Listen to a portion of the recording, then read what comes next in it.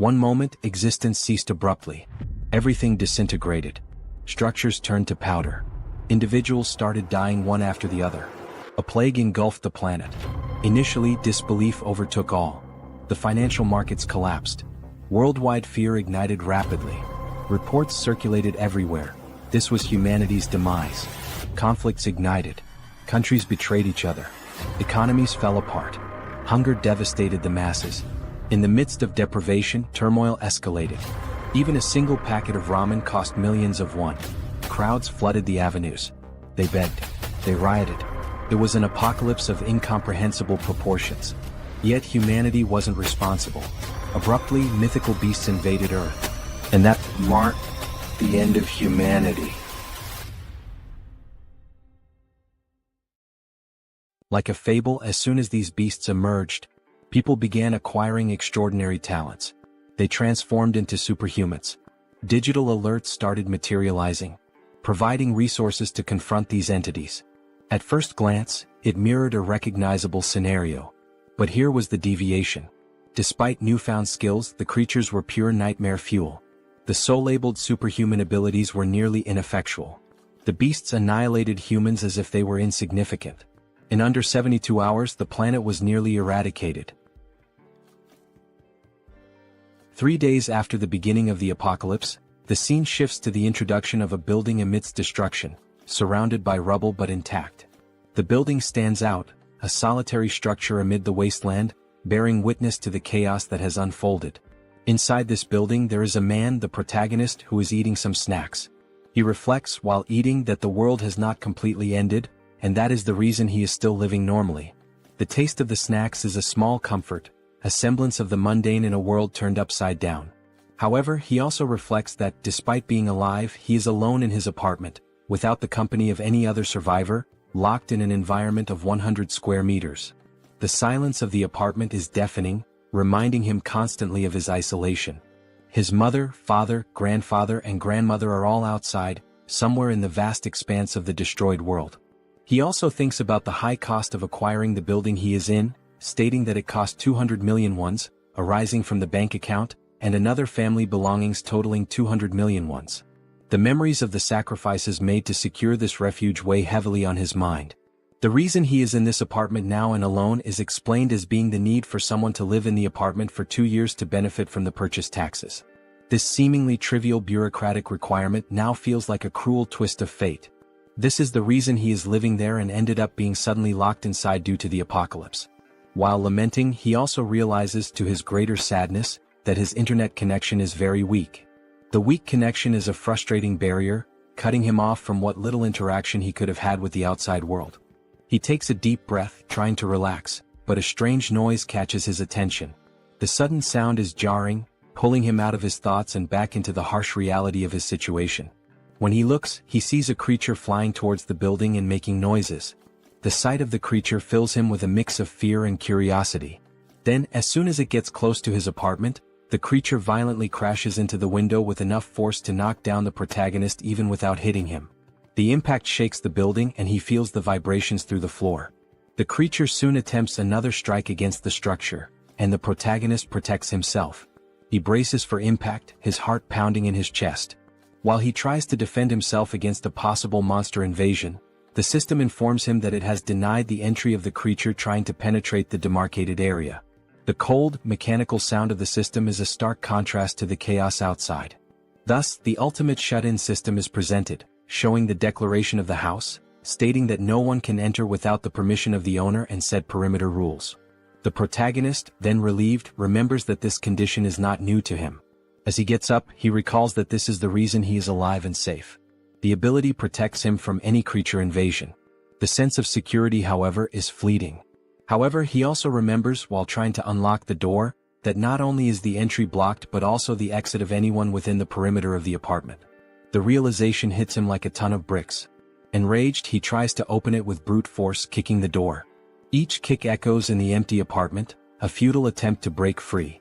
On this third day, where the world succumbs to destruction, he is grateful for the ability protecting him but also laments being completely trapped inside the apartment.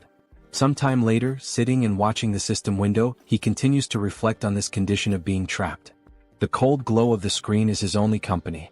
Irritated, he laments not having the power to do anything about it. The feeling of helplessness is overwhelming. As he looks to the side, he notices that all his supplies are running out and that his refrigerator has lost power since the previous day. The ticking clock of his survival is a constant reminder of his predicament. His only source of energy is some food cooked in pans, which will not last much longer. The realization sets in, deepening his sense of urgency. Suddenly, the system shows a new notification. The unexpected beep of the notification is a jarring interruption. He has hunted a Calican, level 23, and gained a significant amount of XP and some new skills have been added. The notification is a glimmer of hope in the darkness. His attention is entirely focused on the system as he analyzes the reason for this unexpected notification. The details on the screen are a puzzle he needs to solve. Looking out the window, he sees the ground floor, where the bird that had hit his window is lying on the ground lifeless and being attacked by goblins. This makes him realize that the death, even not caused by the animal's impact on the window, made him gain experience after the monster's life ended. The macabre scene outside is a grim reminder of the new rules of this world. The system continues to notify him, saying that a new skill has been unlocked, and resources have been acquired from the surroundings, and these resources are being calculated. The protagonist also notices a change in the goblin's behavior and wonders why. The shifting dynamics of the creatures are yet another uncertainty to navigate. Now, in desperation, the goblins face the monster's death, while they desperately try to scavenge something else. The system completes the resource calculation and informs him that 2,203 wands have been deposited in his wallet. The number on the screen seems surreal. This generates confusion about how this should work. The new reality of his resources is a puzzle he needs to piece together. Suddenly, the apartment's power returns, to the protagonist's surprise. The sudden return of power is a shock, a small miracle in a world gone mad. Everything was now working normally, and the house declaration evolved to level 3. The sense of normalcy, however fleeting, is a balm to his frayed nerves.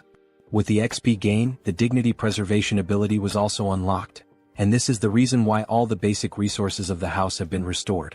The acquired money is now in his wallet, and the protagonist reflects on the return of the house functions with joy.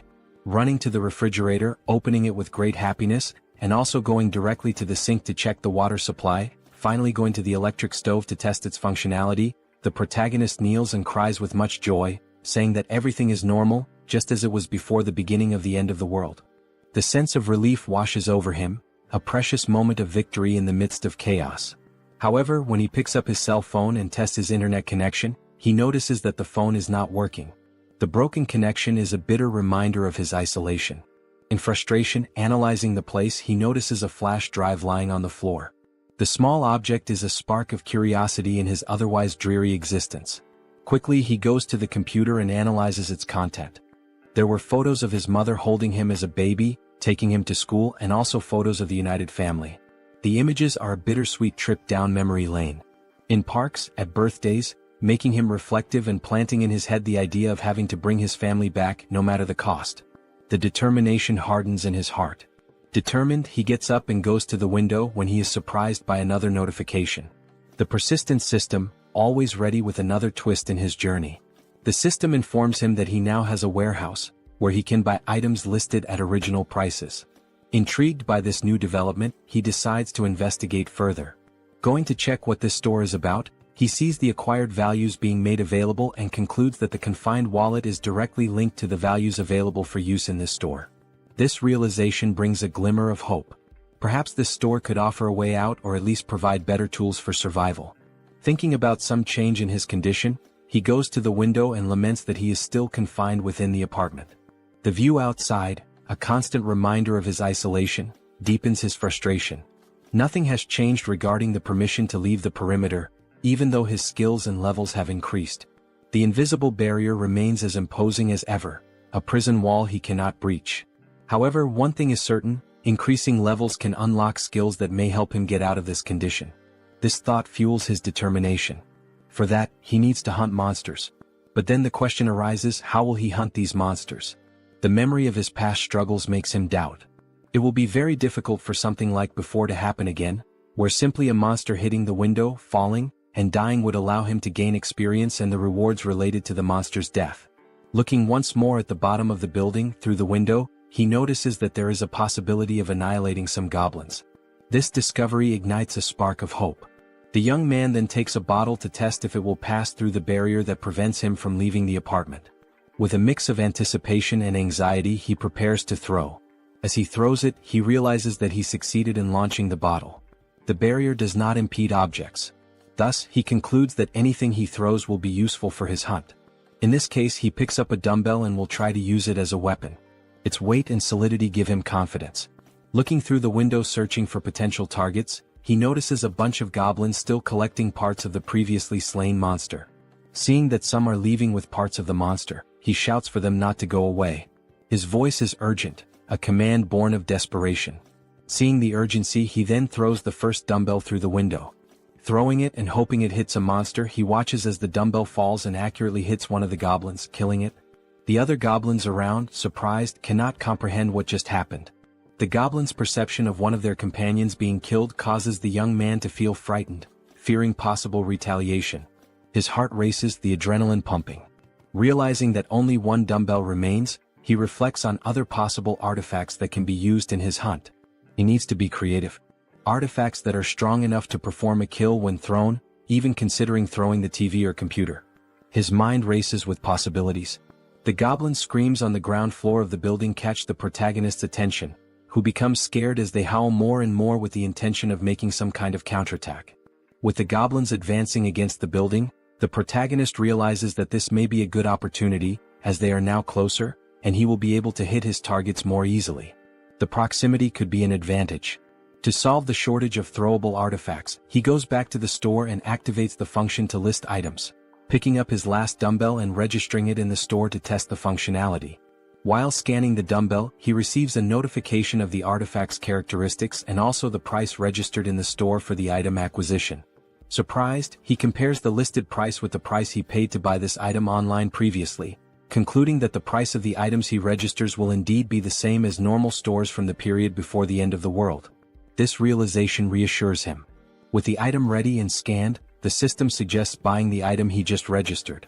Confirming the purchase, the dumbbell is projected and materialized in front of the young man. He now shouts with joy, considering that everything worked as expected. His plan is coming together. Now the second part, testing the purchased items by throwing them through the window to hit more targets. In the first throw, there is already success as the dumbbell hits a goblin. The thrill of the successful hit fills him with confidence. The system confirms the hit by showing the EXP obtained and the ones from the goblin's death. Meanwhile, the group of goblins watch the lifeless body. Not having much time to lament, they are surprised by more dumbbells falling from the sky, literally, a rain of dumbbells.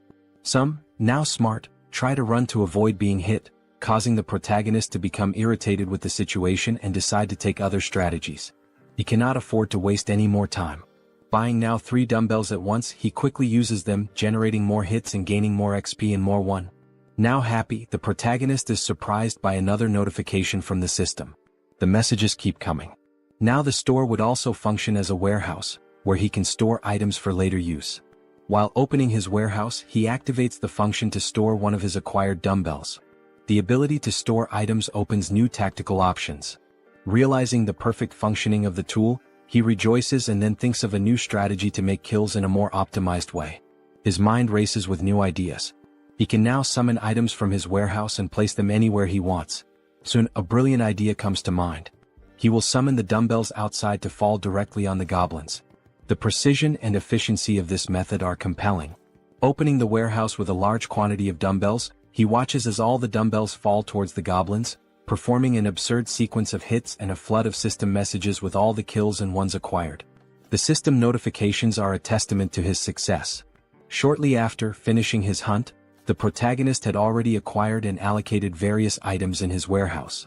Several of them are food and drinks so that he can stay healthy for as long as needed. Ensuring his survival is paramount.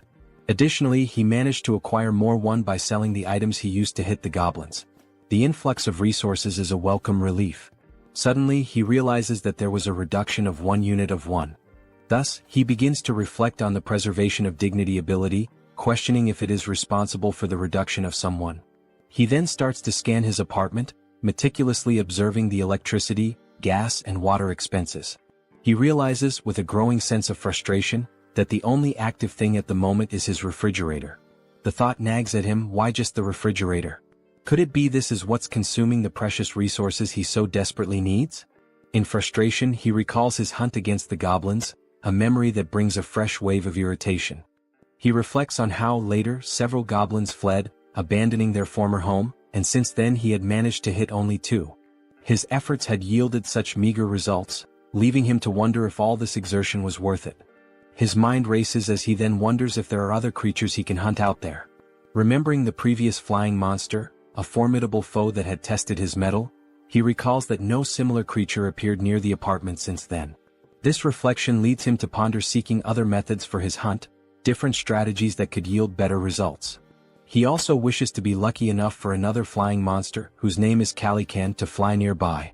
A beast that had once promised a bounty of rewards if only he could master the tactics to bring it down. Then, almost like a miracle, he notices a Calican flying around the area. His heart races with a mixture of fear and excitement.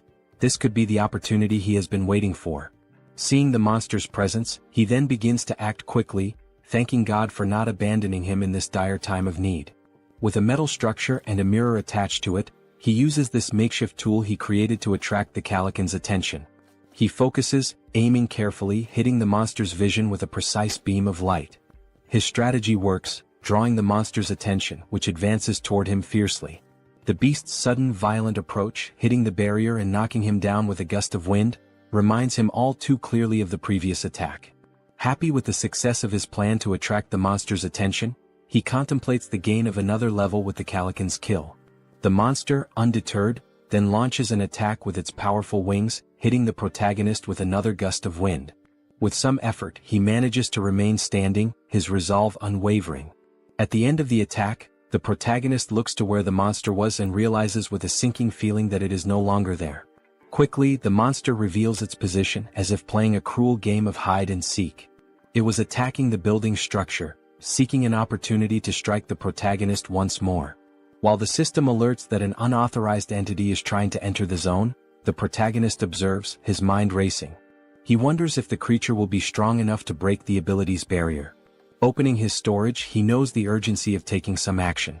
Each second feels like an eternity as he methodically scans his list, reflecting on the calculation of the spoils. He understands that if the spoils are not close enough, they will not be counted. This critical understanding dawns on him, as he recalls how several of the spoils that would come from goblins were not counted. The surviving goblins had removed the bodies of the slain ones to an area beyond where the system could make an accurate count. Leaving the young man extremely frustrated with the thought that this cannot happen again, he makes a determined decision. Reflecting on the possibility of killing the monster with just one strike, he scrutinizes his list of available items and storage. His attention turns to the canola oil, an unconventional choice but one that sparks a cunning plan. He immediately acquires 10 bottles, thinking through each step meticulously. After the system delivers the bottles, he quickly grabs them and heads to the kitchen, his pace quickening with purpose. He picks up a pan and fills it with the liquid from the bottles, setting it to heat. His goal is to heat this oil sufficiently. While that happens, he ties a cloth to a stick, improvising a tool that will serve as part of his plan. Bathing the stick with the cloth in the boiling oil, he then stores the pan with enough heated liquid in the storage. He knows that timing and preparation are crucial.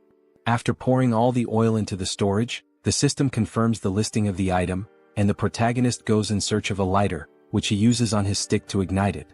His weapon is ready. Now at the window, observing the Calican, the protagonist waits for a good opportunity to invoke the canola oil on the bird. He watches, his pulse quickening as the bird starts flapping its wings against the hot oil. Once it begins to descend, the protagonist sets the monster on fire. The flames engulf the creature almost immediately, a sight that fills the protagonist with a sense of grim satisfaction. The protagonist is pleased with the success of his plan while observing the Calican in its final moments. As the flames do their work and the Calican is indeed dead, the system returns the results to the protagonist. It indicates a level increase in abilities and also the unlocking of a new skill while calculating the spoils. With the calculation complete, an additional 9,347,487 won is directed to the confined person's wallet. He, surprised by the large amount of won, did not expect to receive 10 million in a single kill. This unexpected fortune catches him off guard. Now turning his attention to the gain of the new skill called territory expansion, the protagonist suffers changes in his body, making him wonder what is happening. Now, with black eyes and everything around him being seen differently, almost like an X-ray, he tries to adapt to the change. He notices that his eyes scan the entire building structure, revealing the hidden intricacies and finally leading him to 4 survivors in a room in the building. Clearly a surprise to him, as he did not imagine that there would be surviving neighbors so close. This revelation opens new possibilities and uncertainties, his mind racing with potential outcomes. Attempting to understand the situation, the young man, still with his eyes blackened, is overwhelmed by feelings of despair, confusion, and doubt. Suddenly, his eyes perceive the presence of people inside the building in a strange manner, leading him to a single question. What is happening? How is it possible that there are other survivors inside this building? And how does this ability work? As the effects of the ability fade, and while recovering from the changes it caused, the system emits several notifications. These inform that these individuals meet the requirements to become citizens and present a proposal for their acceptance within his jurisdiction. The individuals introduced are Choi Hyung-jun, referred to as Chubby, a 30-year-old husband, Park Hae-won, his wife, also 30, and their daughters Choi Na-yeon and Choi Seo-yeon, aged 3 and 6. Turning to the system, confused, the protagonist questions what would happen if they were not accepted as citizens. He quickly discovers the answer to the doubt. Those who are not accepted as citizens will be expelled from the residential zone. This would inevitably result in their certain death, as they would have no chance against the monstrous threats outside. With this realization, the young man makes the most obvious decision for someone with a good heart. He accepts these individuals as citizens of his zone. The system then confirms the addition of each inhabitant one by one, and the protagonist speculates about the possibility of unlocking new abilities related to managing these people.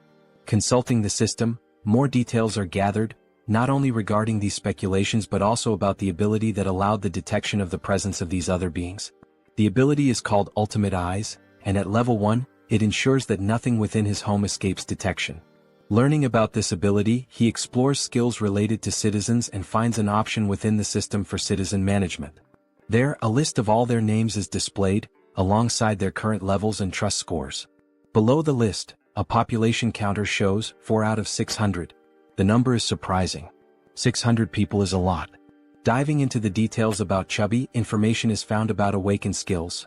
Currently none, XP distribution at 0%, and money distribution also at 0%, with options to assign a mission to Chubby or remove him from the citizen list. Data such as XP and money distribution rates raise questions about the possibility of sharing gains with the host of the house, sparking curiosity about how much control there might be over these rates. Could this also be a way to grow stronger? Returning to the system, under the option to assign a mission to Chubby, the system presents a form requesting details such as description, time limit, mission rewards, and penalties for failure. This detail is surprising, especially the need to specify all these elements. In this case, the mission is described as Goblin Hunt, giving Chubby 168 hours to complete it. The reward is a small amount of XP with no penalties for failure. When confirming the mission, considerations are made to alter the form's details, balancing penalties for failure with the mission's complexity and its rewards, even contemplating imposing elimination as a failure penalty. However, back at the confirmation screen, the assignment is cancelled, deemed too dangerous and unfair to arbitrarily decide the lives of citizens. Reflective, the protagonist wonders what should be done with this ability. Then, an idea arises: use Ultimate Eyes again to check what is happening in the room where the citizens are. Observing everything, the family, sitting around a table, seemingly desolate, begins a dialogue with the wife questioning what they can do now. The reasoning behind her question soon becomes clear. Chubby intends to leave the safe zone to search for basic supplies such as water. Though he wishes to stay with his family and daughters, he knows the necessity of obtaining essentials for their survival. The wife shouts that he cannot do this, emphasizing the extreme danger involved. Chubby understands but, given their circumstances, fears they have no other choice. He wonders aloud if there might be any place with at least water. He answers that even if there isn't, it is necessary to try the nearby convenience stores, mentioning one particularly large store that will surely have something usable. Before much reflection, one of the daughters exclaims, "I'm thirsty." The mother, realizing this is not a good time to voice concerns, tries to hush the child, knowing such a statement would act as a trigger for Chubby's decision. Confident, Chubby takes his wife's hand, asking if she trusts him and assuring her he will definitely return safely with something for their family. Saddened, the wife finds no further arguments to stop him. Back in his room, the protagonist ends the ability and reflects on the family's situation. The decision is then made to open the store and check the list of items. It appears that the maximum item storage capacity is limited, and it is wished that this could be expanded. While navigating the skill window, information is noticed showing storage at level 1, dignity preservation also at level 1, and the store at level 1 as well. Observing the levels of each item, there is a sense of relief. If there are levels, there must be a way to increase them and, consequently, enhance the capacities of these abilities.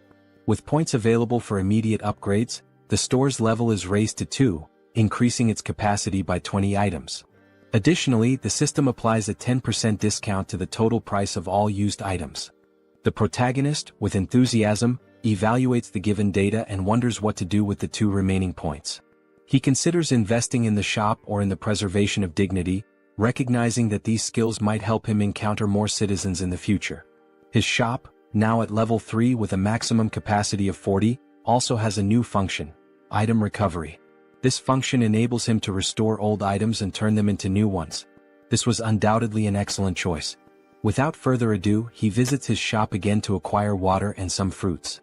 With the remaining points, he decides to allocate them to other skills, particularly the preservation of dignity.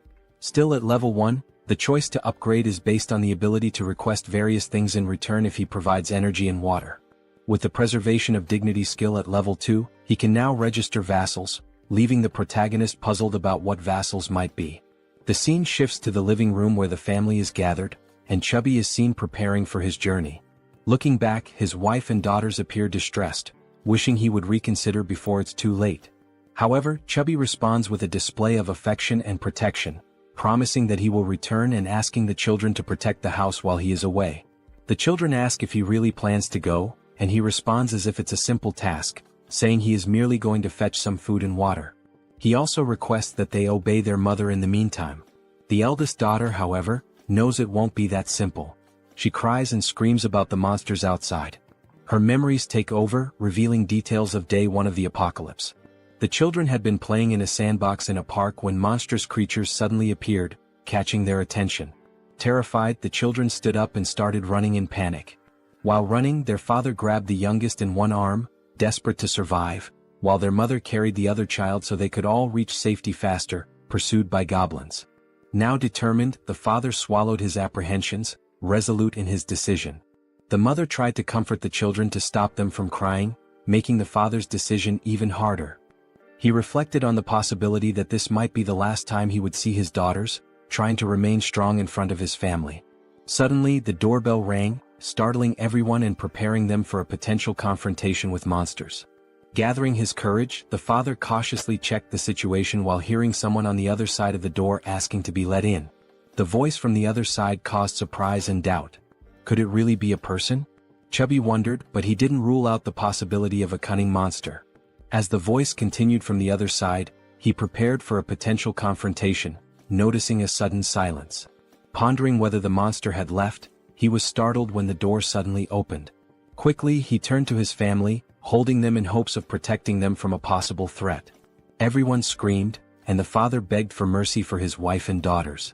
Amid the cries, a calm voice asked for permission, completely breaking the tension and prompting everyone to finally look at the one who had knocked.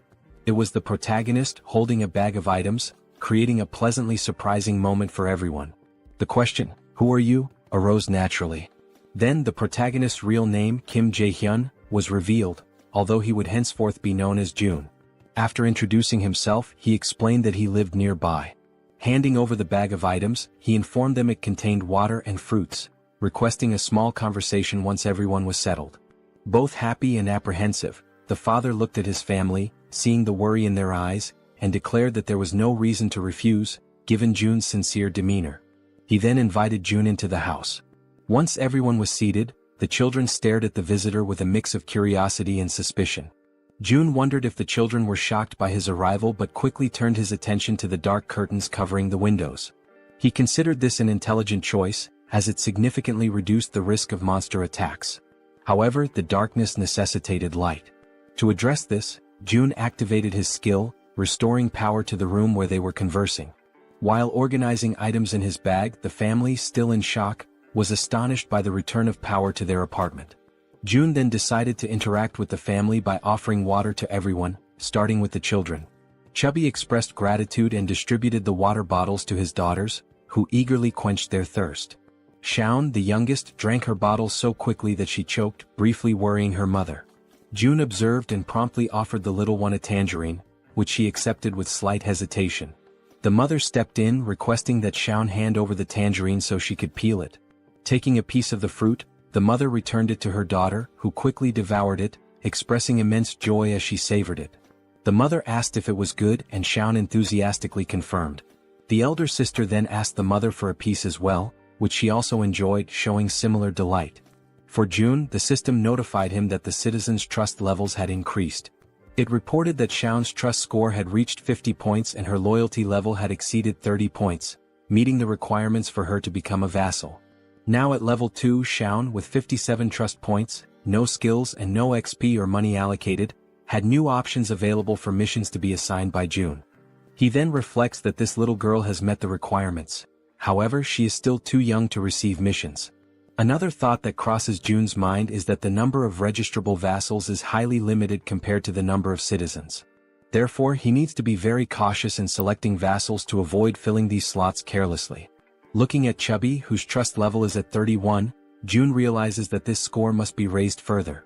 While contemplating, he is interrupted by Chubby, who asks if there is a way to repay June for his actions toward the family. June invites Chubby to talk in the hallway. Surprised, Chubby agrees and both move outside the room. Once outside, June asks Chubby if he received the invitation to become a citizen. Chubby checks his notification window and confirms that the entire family received this notification about 30 minutes ago. June then inquires if anything strange or unusual occurred during that time. Chubby confirms, explaining that they were immobilized for a short period. June understands the situation and assures Chubby that soon his life will return to normal. Shocked by this statement, Chubby questions whether such a thing is possible. June confidently replies that it is entirely possible, thanks to his ability. Chubby processes this information and then remarks that he knows such actions would never come without a cost. He asks what he should do. June explains the possibility that while on the mission given to him, Chubby might lose his life, and he asks if Chubby is truly willing to proceed with what is being asked. After a brief moment of reflection, Chubby firmly confirms his readiness to do whatever is necessary, stating that he had already been considering stepping out of his comfort zone to seek food and water before June's arrival. Chubby declares that he was already prepared to risk his life. Suddenly, June interrupts to ask about the golf club Chubby is carrying, curious about its cost. Confused, Chubby replies that the club cost around 400,000 to 500,000 won. Reflecting on this price, June considers it expensive and realizes the importance of saving money for future acquisitions. Chubby, still puzzled, questions the abrupt inquiry. June dismisses it as unimportant and shifts the conversation, asking if Chubby remembers the day the monsters first appeared. Chubby recalls the weekend when the monsters emerged, chasing them, and recounts the horror of that moment. June reflects that those who stayed inside their homes might have survived the attack. Considering that goblins are not very strong and their conditions are unfavorable compared to those of an adult man, June notes their primary advantage lies in their strategy of always attacking in groups. However, humans also have the strategic capacity to form armies, and an army is precisely what June intends to build from this point forward. Starting with Chubby, who will be the first member and will join June in finding other survivors. Sometime later, back in his apartment, June analyzes the system, which notifies him that his trust level with Chubby has risen further. Checking his list of citizens, the system displays Chubby's trust level at 40 points. Reflecting on having an entire family as citizens, June considers the possibility of his own family being added to this list as he continues to develop the system. Suddenly, a goblin screech catches June's attention. He gets up and goes to the window to investigate the commotion. Looking down, he is surprised to see other people fighting against a large number of goblins. Contemplating how he could assist and how challenging it would be, June formulates a plan while observing the goblins' assault on the group of humans. One individual, armed with a baseball, prepares a powerful throw at one of the attacking goblins. The ball strikes the goblin's face, knocking it out instantly. The attack's force sends the goblin flying, its skull bursting into a fountain of kaiju-like blood. The sheer power of the blow leaves June, watching from above, utterly astonished. Meanwhile, another member of the human group, a young woman, fires 2 arrows simultaneously from her bow, each striking the chest of a different goblin. Beside her, another man wields a baseball bat, targeting the goblin standing between the 2 struck by the young woman. The man leaps and smashes the goblin, reducing its body to a green pulp. The remaining goblins, fearing for their safety, decide to flee, realizing the group's overwhelming strength. The archer, still on alert after the battle, notices something strange moving and quickly aims her bow at the object. She soon realizes it is a food package, causing her confusion.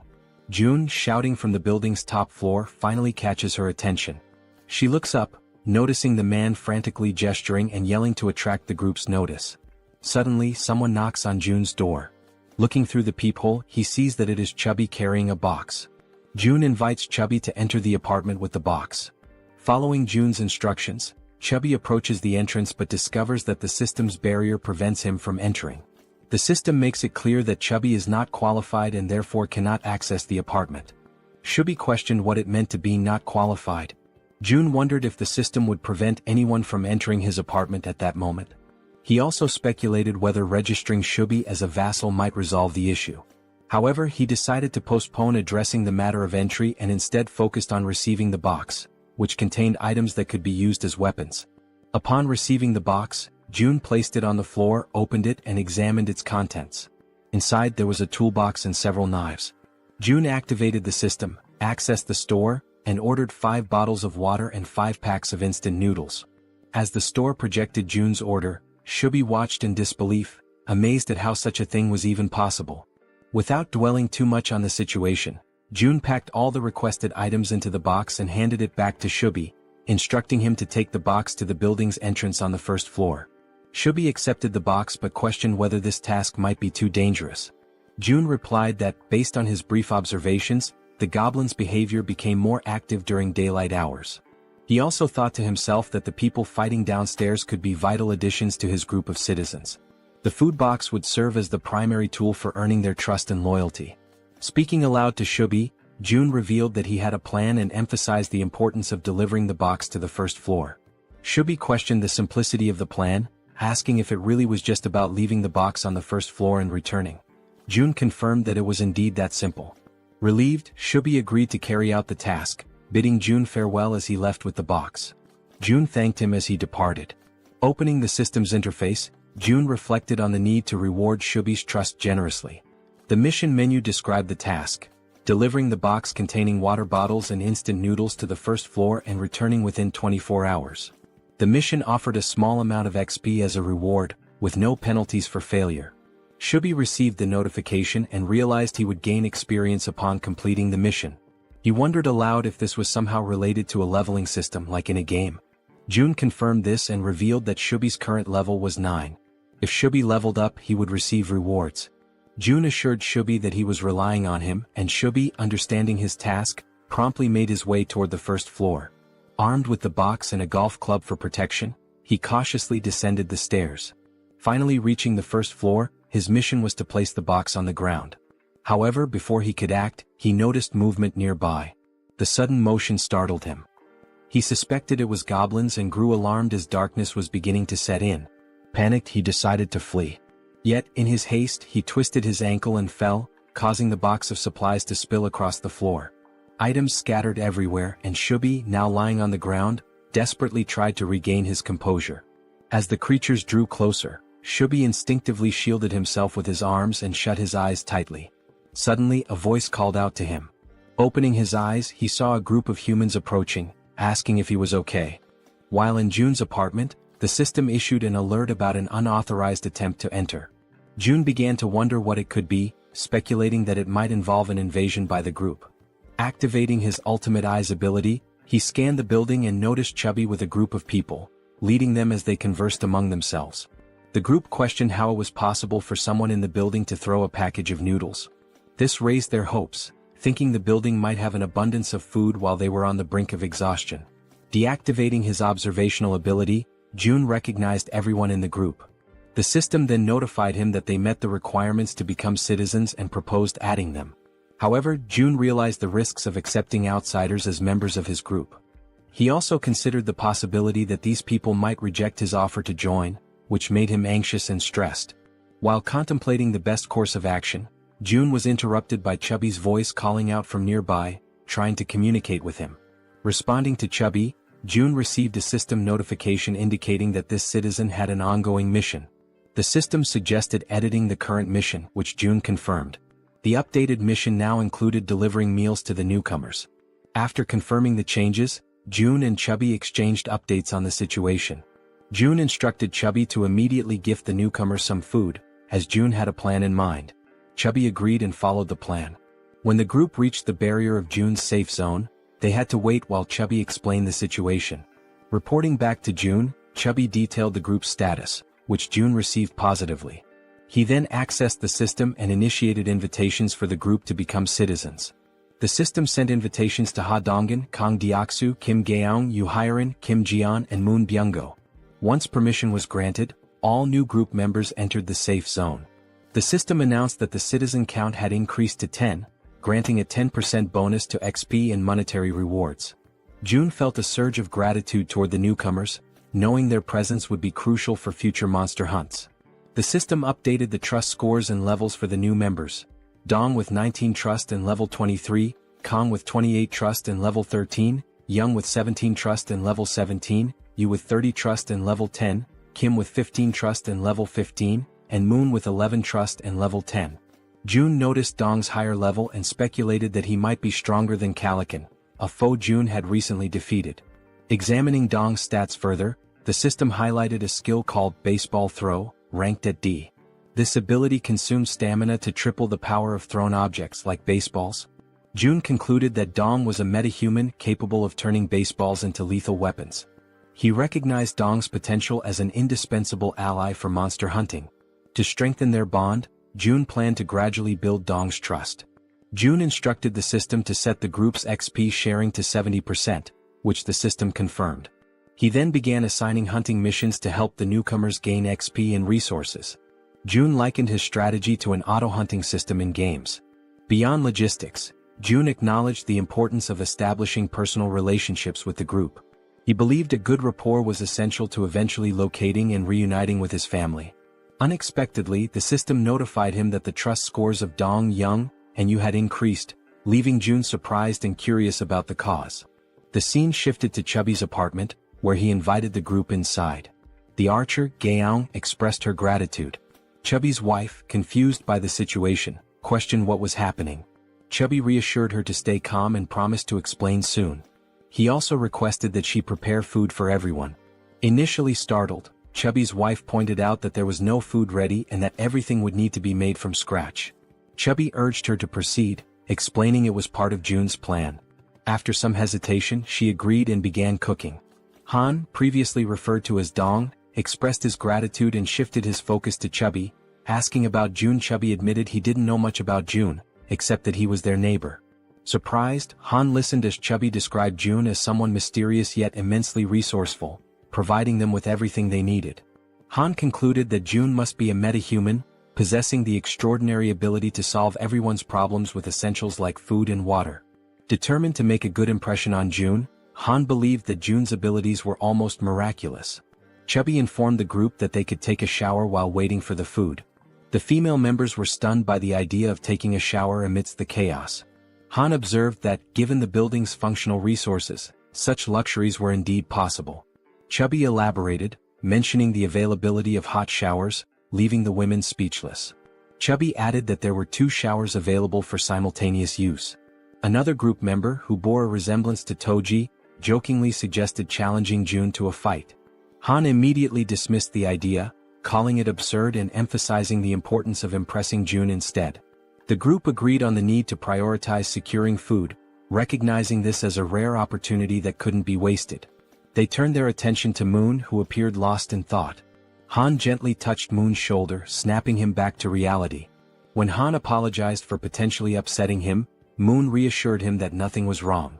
Han began expressing regret over a past decision, but Moon interrupted, affirming that every choice had been consensual and there was no need for remorse. The group collectively strategized about obtaining supplies for Moon's grandmother.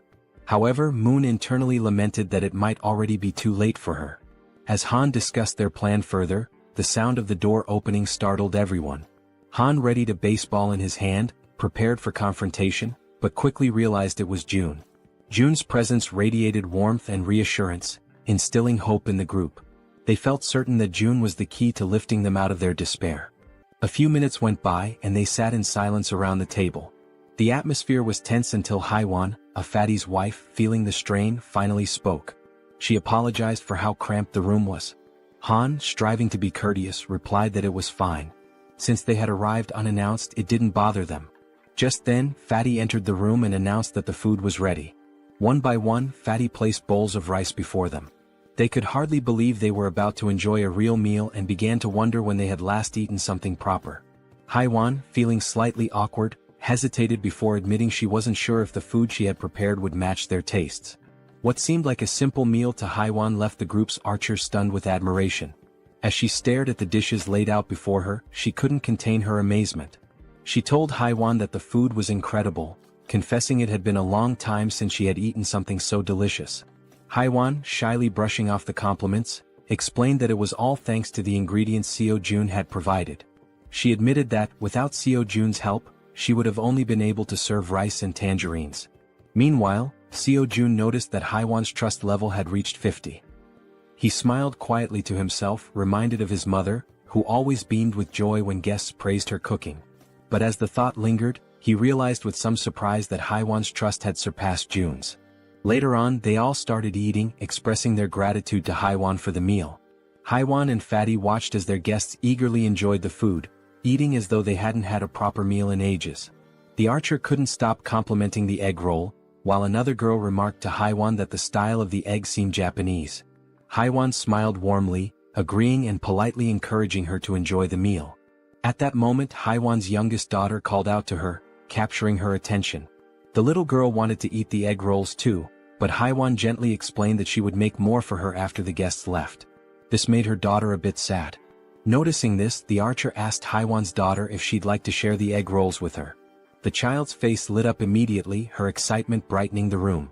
She quickly ran over and climbed onto the archer's lap, her happiness obvious. The archer smiled warmly, delighted by the little girl's enthusiasm. The child eagerly announced she was ready, and the archer picked up a piece of egg roll, softly asking Seoyin to open her mouth. As the archer fed her, Seoyin beamed with joy, her smile lighting up the moment. Seo Jun then suggested that Fatty and Haiwan join them, assuring them there was enough food for everyone. The two exchanged a hesitant glance, unsure at first, but eventually smiled and agreed, happy to join the gathering. As they all shared the meal together, the room filled with laughter and cheerful conversation.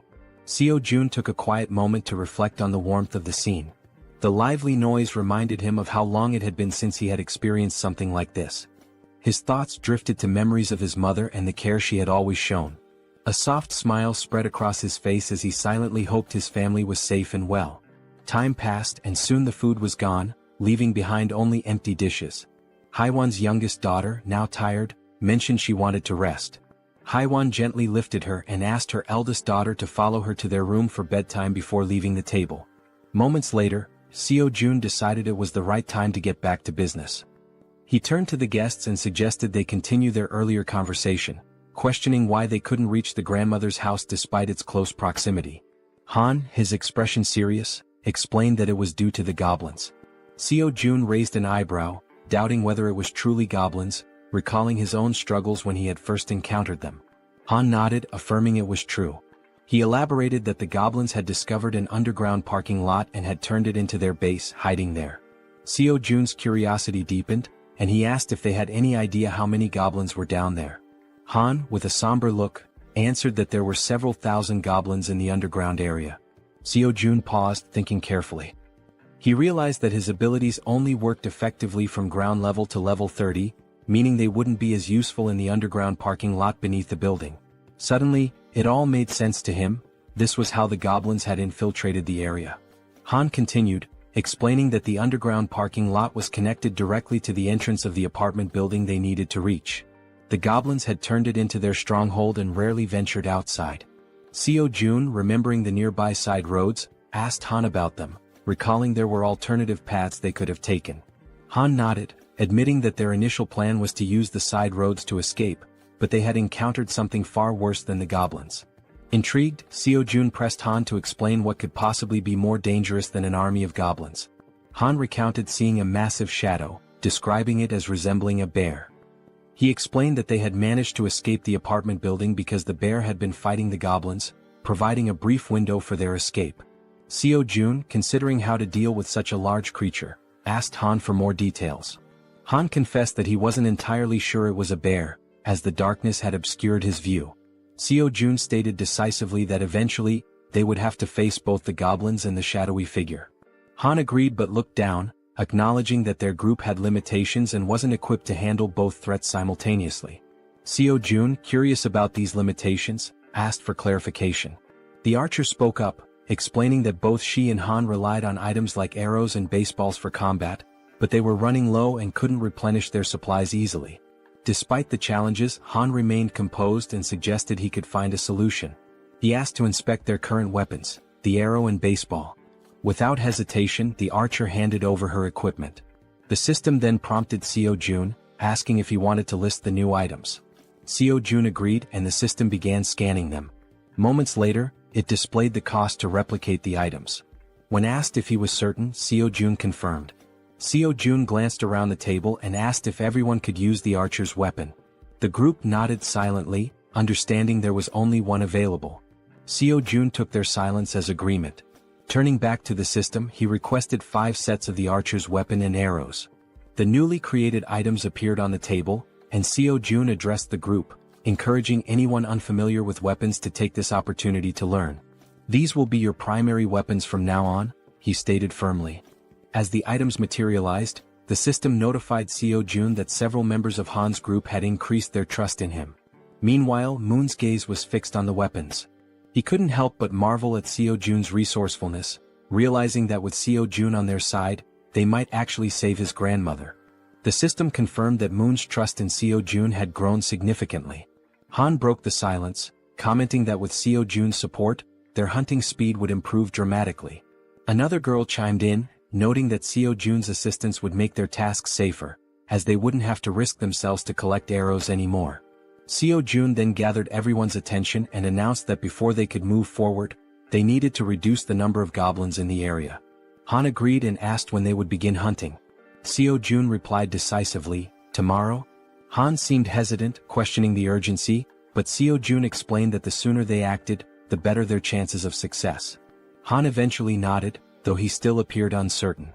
Seo-jun turned to Moon and assured him, "Tomorrow we're going to rescue your grandmother." Moon's face lit up with hope and excitement at the thought of seeing his grandmother again. Han, still wary, voiced his concerns about how they would manage with so many obstacles in their way. Seo-jun smiled confidently and revealed his plan. "We'll use a bait strategy to lure the goblins out." After Seo-jun spoke, everyone at the table turned their attention to him, waiting for more details about his plan. Han and the archer girl remained pensive, wondering if the idea could truly work. The boy with glasses voiced his concern, saying the plan would only succeed if everything went exactly as planned. As they deliberated, the system notified Seo-jun, revealing that the mission previously assigned to Fatty had been completed. Along with the notification came a reward of 30,000 won.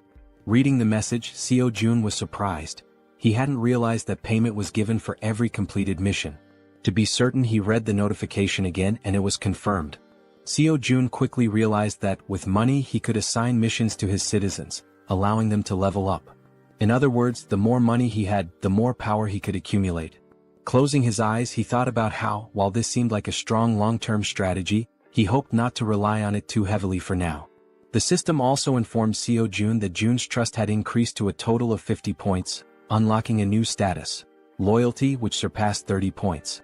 Meeting the minimum requirements, Fatty transitioned from being a simple resident to becoming a vassal. The system displayed Jun's updated stats and attributes. He was now at level 9 with a trust level of 51 points and loyalty at 62. However, he had no awakened skills and 0% shared XP or money. After carefully analyzing the information, Seo-jun decided to register Fatty as his first vassal. As a result, a blue aura began to emanate from Jun, who started feeling sudden changes in his body and broke into a sweat. The system notified that the first vassal registration was successful, unlocking a new skill for Seo-jun called Summon Vassal. This skill allowed Seo-jun to summon the vassal within his house, although it came with a cooldown of 2 hours after use. The system updated Jun's stats again, revealing that he had reached level 20 and gained the title of First Servant. Additionally, he awakened his first skill, Gorilla Strength, a Tier C passive ability that granted him superhuman strength. The system further explained that, thanks to the First Servant title, all XP and gold earned by Fatty through hunting would be shared. Lastly, the system revealed that Seo-jun could use the Ultimate Eyes skill to summon the vassal within a 5-meter radius of his house. Seo-jun noticed a plus symbol beside Jun's level and wondered what it did. Upon pressing it, he discovered it was a feature to increase the vassal's level at the cost of 1 million won. Shocked by the exorbitant cost, Seo-jun exclaimed that it was far too expensive for a single vassal skill. Seeing his expression, the woman at the table asked what was wrong. Seo-jun brushed it off, saying it was nothing, and turned his attention back to Jun, asking how he was feeling. The focus shifted to Jun, who stated that his strength was overflowing, with his veins visibly pulsing. He asked if this transformation was Seo-jun's doing. Seo-jun confirmed with a nod. Jun, looking at his hands, remarked that it felt as though his body had become 10 years younger. Seo-jun smiled proudly and suggested that Fatty join the rescue mission team, handing him a bow. Fatty looked confused by the gesture. Seo-jun explained that the mission was assigned because vassals earned double the rewards of regular citizens. In a commanding tone, Seo-jun instructed Fatty to defeat as many monsters as possible. Fatty nodded in agreement, prompting Seo-jun to smile and express his trust in him. Outside the house, on the first floor, the rescue team began their search for survivors. The boy holding a baseball bat questioned whether it was necessary to search the first floor, but Han reminded him that it was Seo-jun's order. The rescue team embarked on their first mission, to locate all survivors in the building and lead them to the 30th floor. The crucial part of the mission was to draw out a large number of goblins for elimination while rescuing as many survivors as possible. The boy with the baseball bat acknowledged the plan, and the group pressed forward. Han, shouting to keep the team alert, emphasized that goblins could appear at any moment or from any direction. As they continued their search, they had yet to encounter any survivors or goblins. While guiding the team, Han noticed something unusual. Some members of the group couldn't believe their eyes. Several lifeless bodies were sprawled across the floor, victims of the goblins. The sight filled the team with sorrow and rage, intensifying their hatred for the goblins. But they couldn't afford to stop. Determined, they pushed on to the second floor. On the second floor, the situation was catastrophic. Lifeless bodies lay scattered across the ground, leaving the team horrified as they continued to the third floor. Upon reaching the third floor, everything appeared to be calm. The team leader knocked on the doors, calling out to see if anyone was inside. The rest of the team followed suit, hoping to find survivors. After several unsuccessful attempts, the team lowered their heads, burdened by a sense of sadness. However, the boy with the baseball bat refused to give up, encouraging the team to press on to the next floor. On the fourth floor, they resumed knocking on doors, announcing themselves as the rescue team. Suddenly, a door creaked open, revealing a man with a tired expression. He asked if they were truly part of the rescue team, mentioning that he was extremely thirsty and begging for water. Han quickly pulled out a bottle and handed it to him. The man, still skeptical, asked again if they were really from the rescue team. Han reassured him, confirming their purpose and explaining that, as a resident of the building, he was helping to lead all survivors to a safe location. The man seemed surprised to hear this. He closed the door momentarily but reopened it shortly after, revealing 2 others inside the apartment. Introducing himself as Hong Young-soo, he stated that he would rely on the team. Han introduced himself as well, expressing his hope for good cooperation between them. Han then introduced the girls on the team and instructed them to escort Hong Young-soo and his group to the 30th floor before returning to continue the mission. Hong Young-soo hesitated, questioning the safety of the 30th floor and expressing his reluctance to leave. His son, however, admitted he had been hoping for a rescue and suggested there might even be a helicopter waiting for them. The girl clarified there wasn't a helicopter but assured them there was hot food and the chance to take a bath. Hearing this, Hong Jung-soo's daughter became excited, marveling at the idea of taking a bath even in the midst of the apocalypse. The girl chuckled and confirmed it would be a warm bath. The daughter eagerly turned to her father, urging him to stop hesitating and go with them. Reluctantly, the man gave in to his children's wishes. Shortly afterward, The system notified Jaehyeon that the total number of citizens had increased to 40. Along with this, their XP in gold had increased to 90%. Sometime later, it is shown that the mission was a success, and they managed to rescue several people. The elderly and children were taken to Fatty's house, where everyone seemed happy. The younger members stayed in the hallways. Han confidently confirmed that there were now a total of 40 people, with no one missing from the search. Jaehyeon thanked everyone for their excellent work. Jaehyeon then activated his skill, Absolute Eye, causing his eyes to turn black as he carefully observed every movement his citizens were making. He saw them carrying chairs, working with cables on the stairs, hauling ropes, and even climbing the stairs with a very heavy object. After ending the skill, his eyes returned to normal, and smiling he told Han it was time to begin phase 2 of the goblin hunting operation. Now in the hallway, Han, alongside the other members, called for focus and explained the plan and how it would work. Everyone listened patiently as Han detailed how they would lure out all the goblins hiding in the basement. Initially, they would start on the first underground floor, B1. The group would divide into 2 teams with the goal of attracting and clearing out the goblins on B1. Afterward, they would proceed to B2 to eliminate all the goblins there as well. A boy with glasses raised his hand and voiced a question. He asked what they would do if more goblins appeared than anticipated. He also mentioned that if the goblins counterattacked, the bodies on the floor might obstruct their escape. The archer and Han, confident, assured him they could handle all the goblins on their own since they now had plenty of arrows, unlike before. The boy with glasses nodded in agreement and said he trusted them. Suddenly they heard a strange noise. Turning toward the source of the sound, they noticed a small group of 3 goblins ready to attack. Without giving the goblins a chance to make the first move, the archer drew her bow and with 2 quick shots hit the heads of 2 goblins, leaving only one alive. Without hesitation, the man with the bat charged forward and with a single blow, smashed the remaining goblin's head. The 3 goblins now lay lifeless on the ground.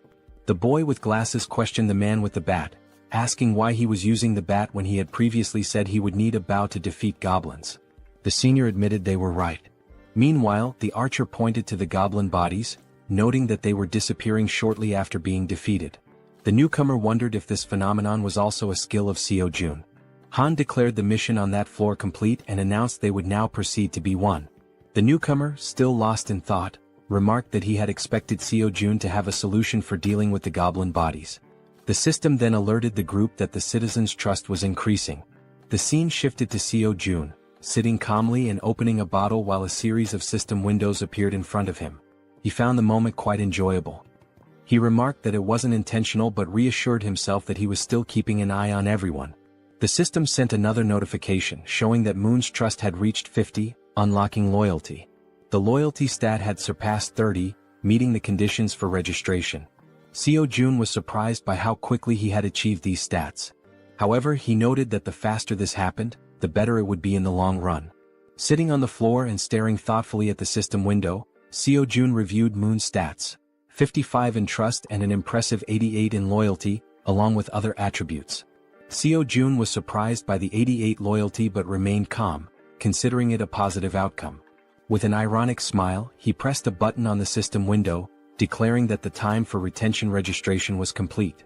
Back in the basement on B1, the entire group was fighting fiercely against the goblins.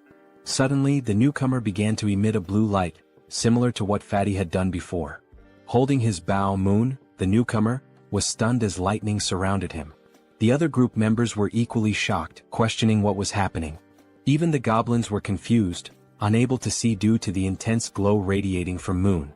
After revealing his red eyes in the darkness, it was also shown that the goblins couldn't withstand the brightness emitted by the newcomer, leaving them momentarily blinded. Han shouted that he didn't know what was happening, but it was an opportunity they couldn't afford to miss. Part of the group quickly ran to create distance, while others stayed behind to eliminate the goblins using their bows from a long distance.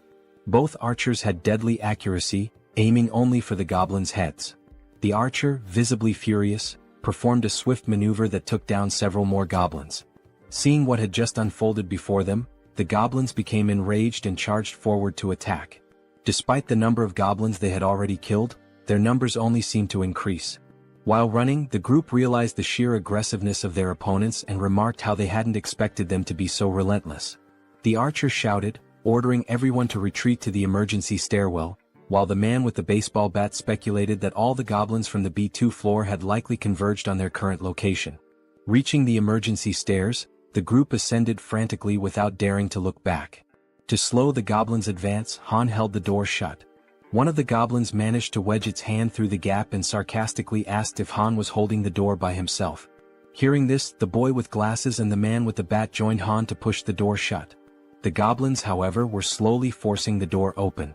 While the group struggled, they admitted it was getting increasingly difficult to hold it shut due to the overwhelming number of goblins. Suddenly, a voice from behind reassured them of help. It was Fatty, using the gorilla strength ability Jaehyeon had granted him earlier. As he channeled the ability, Fatty single-handedly held the door and managed to block the goblins' advance. Han asked if he would be okay and Fatty urged them to hurry up the stairs. Despite his superhuman strength, Fatty was sweating and straining to hold the door with all his might. He focused and declared that it was his duty, one he had to fulfill. Finally, Han called out to him, letting him know everyone was safe and telling him to come up the stairs as well. Without hesitation, Fatty turned his back to the door and began running up the stairs. However, midway up, he tripped on a step and fell to the ground, just as the goblins were about to catch up to him. Lying on the ground and almost within the goblins' reach, Fatty shouted at his friends to leave him behind and continue the evacuation. While Han hesitated, trying to decide what to do, someone suddenly and without hesitation rushed down the stairs to help. It was the boy with the baseball bat who, with a single powerful swing, smashed the goblin threatening Fatty. He called out to June, urging him to hurry, and extended a hand to help. Still on the ground, Fatty tried to crawl closer to his rescuer, but one of the goblins managed to grab his leg. Before he could even react, Fatty vanished without a trace, leaving his savior stunned and speechless, unable to comprehend what had just happened. Looking ahead, however, the goblins continued advancing in an unrelenting horde. Suddenly, one of them leaped toward the boy with the bat, but he swung his weapon and struck it down mid-air. Meanwhile, the other group members provided support with their bows, urging Deok-su, the boy with the bat, to move faster. Running in desperation as the goblins closed in, Han and the archer shouted frantically, pleading with him to hurry. Clutching his bat and without looking back, Deok-su pushed forward, racing up the stairs. Meanwhile, outside, under a full moon, the scene unfolds. A monstrous bear-like creature with glowing red eyes effortlessly devours a goblin, whose agonized screams pierce the night. With every passing second, the creature exudes a sinister aura, finishing its gruesome meal of the small goblin. Its sharp fangs and blazing eyes make it clear that its hunger is far from sated. It growls, declaring it wants more. From behind the beast, eerie screams echo, a sound that should not exist in the stillness of the night. Turning around, the creature notices the noise is coming from a massive building behind it. Coincidentally, the top floor of the building is still illuminated. The creature's bloodlust intensifies as it snarls, proclaiming that it will devour everyone in that building. In a sudden twist, Fatty is seen falling from a swirling purple portal. Don't worry, our Fatty didn't die. Instead, he was teleported to safety using Jaehyeon's ability. Jaehyeon, who had been observing from afar, pulled Fatty out of danger just in time. Fatty lands on the ground in a clumsy hero's pose, feeling relief despite his confusion about what just happened. Jaehyeon, standing nearby, remarks, "That was close." Fatty rubs his eyes to make sure he's not imagining things and sees Jaehyeon offering his hand to help him up. Jaehyeon explains that, just in case, he kept an eye on the situation using his absolute eye ability. He's glad to see that the vassal summoning ability worked perfectly. As Fatty tries to stand, he notices a sharp pain in his leg. It's then that he realizes the goblin had managed to cut him when it grabbed hold of him earlier. He hadn't even noticed how fast it happened, given the brief struggle. Jaehyeon immediately asks if Fatty is okay, but Fatty brushes off his concern, insisting that the wound will heal faster than he thinks.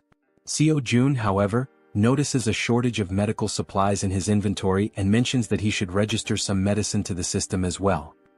He asks Fatty not to overexert himself and to wait for a moment. Though confused, Fatty agrees. Inside, Jaehyeon searches for medical supplies and finds a first aid kit. Looking at it, he recalls how essential medicine is in situations like this. The sight brings back memories of his childhood with his mother, leaving him momentarily deep in thought. Opening the kit, he discovers it contains far more than he expected. Sitting on the floor, he examines the items and mutters that his inventory has only 40 slots left, but there's still so much to register. After a brief moment, he has an idea. He decides to register the entire kit instead of the individual medicines. The system initiates the registration process, scanning the kit. A system notification pops up, confirming that it's a standard first aid kit valued at 77,331. Without hesitation, Seo-jun accepts.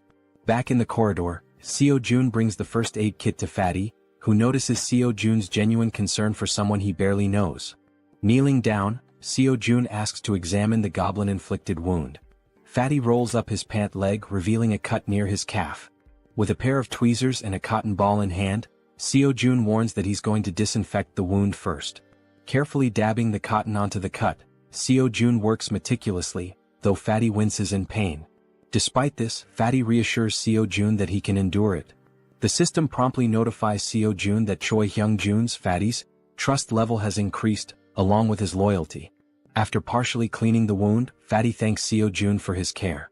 Seo-jun, while packing the first aid supplies back into the kit, expresses his concern for the others.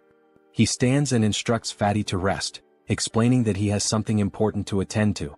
Fatty nods and agrees to follow his boss's orders. Seo-jun closes his eyes, focuses, and activates his ultimate eyes ability. His eyes darken as he scans the building, allowing him to see everything happening within. Back at the emergency stairs, Deoksu, also known as Toji the baseball bat wielder, is desperately fleeing from the relentless goblins. The archer, with her impeccable aim, provides support, taking out goblins with perfect headshots that would make anyone envious.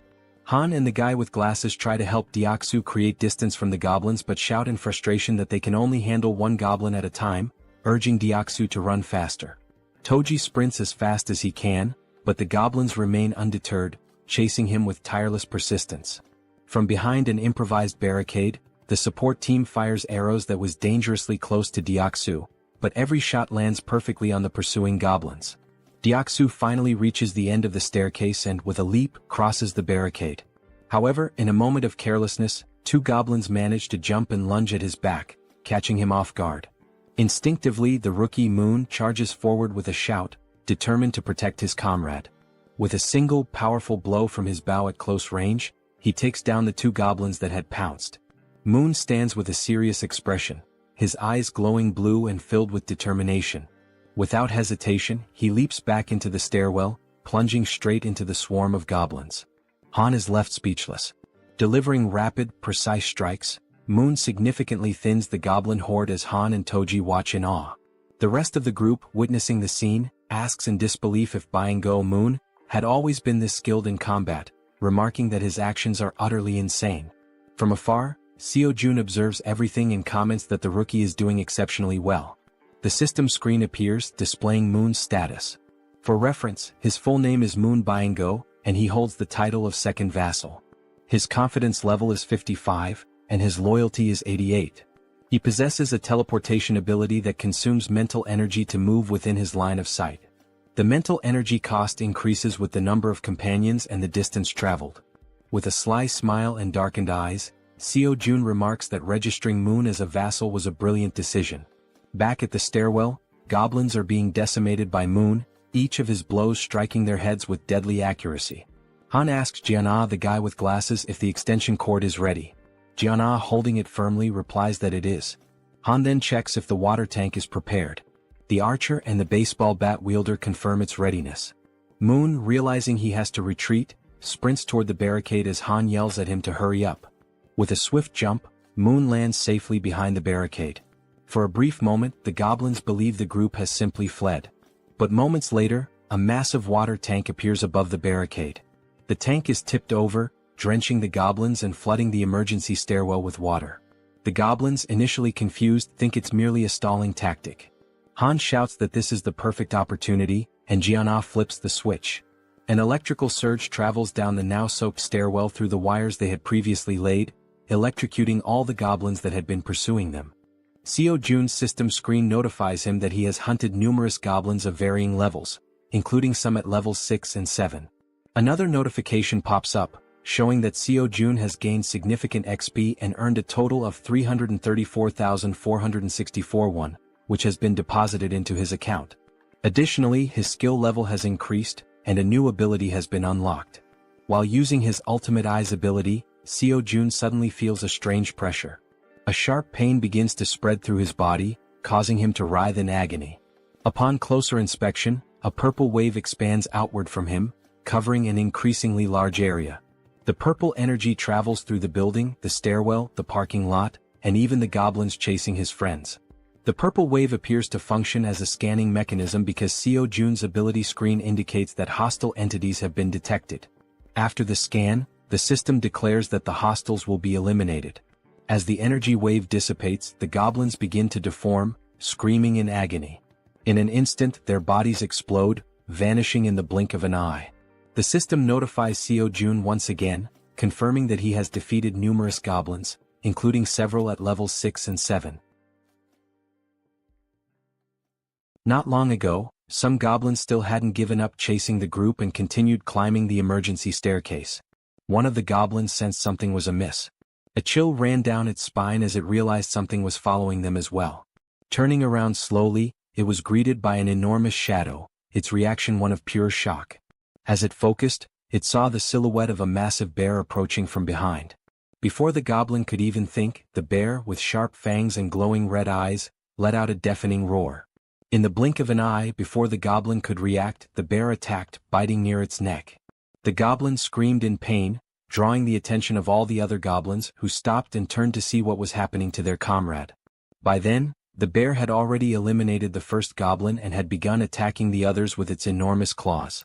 The first goblin was struck down, followed by another and then 2 more. The bear was making effective use of both its claws and teeth. Despite the bear's massive size, the goblins noticed they outnumbered it and decided to fight back. They surrounded the bear and launched their attack. Some jumped onto its back while others distracted it from the front. Quickly, the bear used its claws to knock off the goblins clinging to its back, but this left it vulnerable to more attacks. The goblins lunged at the bear, biting it with their sharp teeth. One managed to grip near its eyes while another bit into its back. The enormous beast tried to resist, striking nearby goblins with heavy blows, but their sheer numbers overwhelmed it, allowing them to attack from all sides. Using their sharp claws, they aimed for the bear's eyes, and just as they were about to blind it, all the goblins' heads suddenly exploded in an instant, likely due to Seo Jun's domain expansion. Now terrified and confused, the bear realized it was safe. At the same time, a system notification appeared, indicating citizenship had been granted. Exhausted from the grueling battle, the bear seemed to shrink in size. It began twisting its neck in an unnatural way, its body contorting strangely. Then it started to transform, revealing a human face emerging from its furry body. Finally, the bear's true form was revealed, a stunning woman with brown hair and eyes. Weakened from the intense fight, she collapsed in the parking lot, surrounded by the bodies of the goblins. Meanwhile, as Seo Jun writhed in pain while using his ultimate eyes ability, like a surveillance camera, he noticed the woman's unconscious body on the ground. He wondered who she was. A system notification identified her as Yeonju, level 33, with 9 trust points and an awakened A-rank ability called Werbear. This ability allowed her to transform into a beast, enhancing all her physical capabilities and granting powerful regenerative properties. Seo Jun's eyes widened as he realized this woman possessed an A-rank ability. Additionally, the system revealed that both Dongin and Hyerin had reached 50 trust points, unlocking their loyalty. The notification also stated that Deoksu's loyalty had reached 30, meeting the requirement to be registered as a vassal. Seo Jun quickly decided to register Deoksu as a vassal. Deoksu, now at level 25 and holding the title of third vassal, had 52 trust points and 31 ability points. Upon awakening, he gained a B-tier ability called Iron Knight, which allowed him to summon full steel armor and a halberd. Seo Jun, deep in thought, deduced that a vassal's level is determined by the rank of their awakened ability. He recalled that Fatty had awakened the strength of the gorilla, a C-rank ability, and was at level 20. Deoksu's Iron Knight was a B-rank ability, placing him at level 25. Moon's A-rank teleportation ability had placed him at level 30. Seo Jun concluded that when a vassal is registered, their level corresponds to the rank of their awakened ability. Yet, one question lingered: is the ability selection random like a roll of the dice? He wonders if Moon received an A-rank ability due to his loyalty.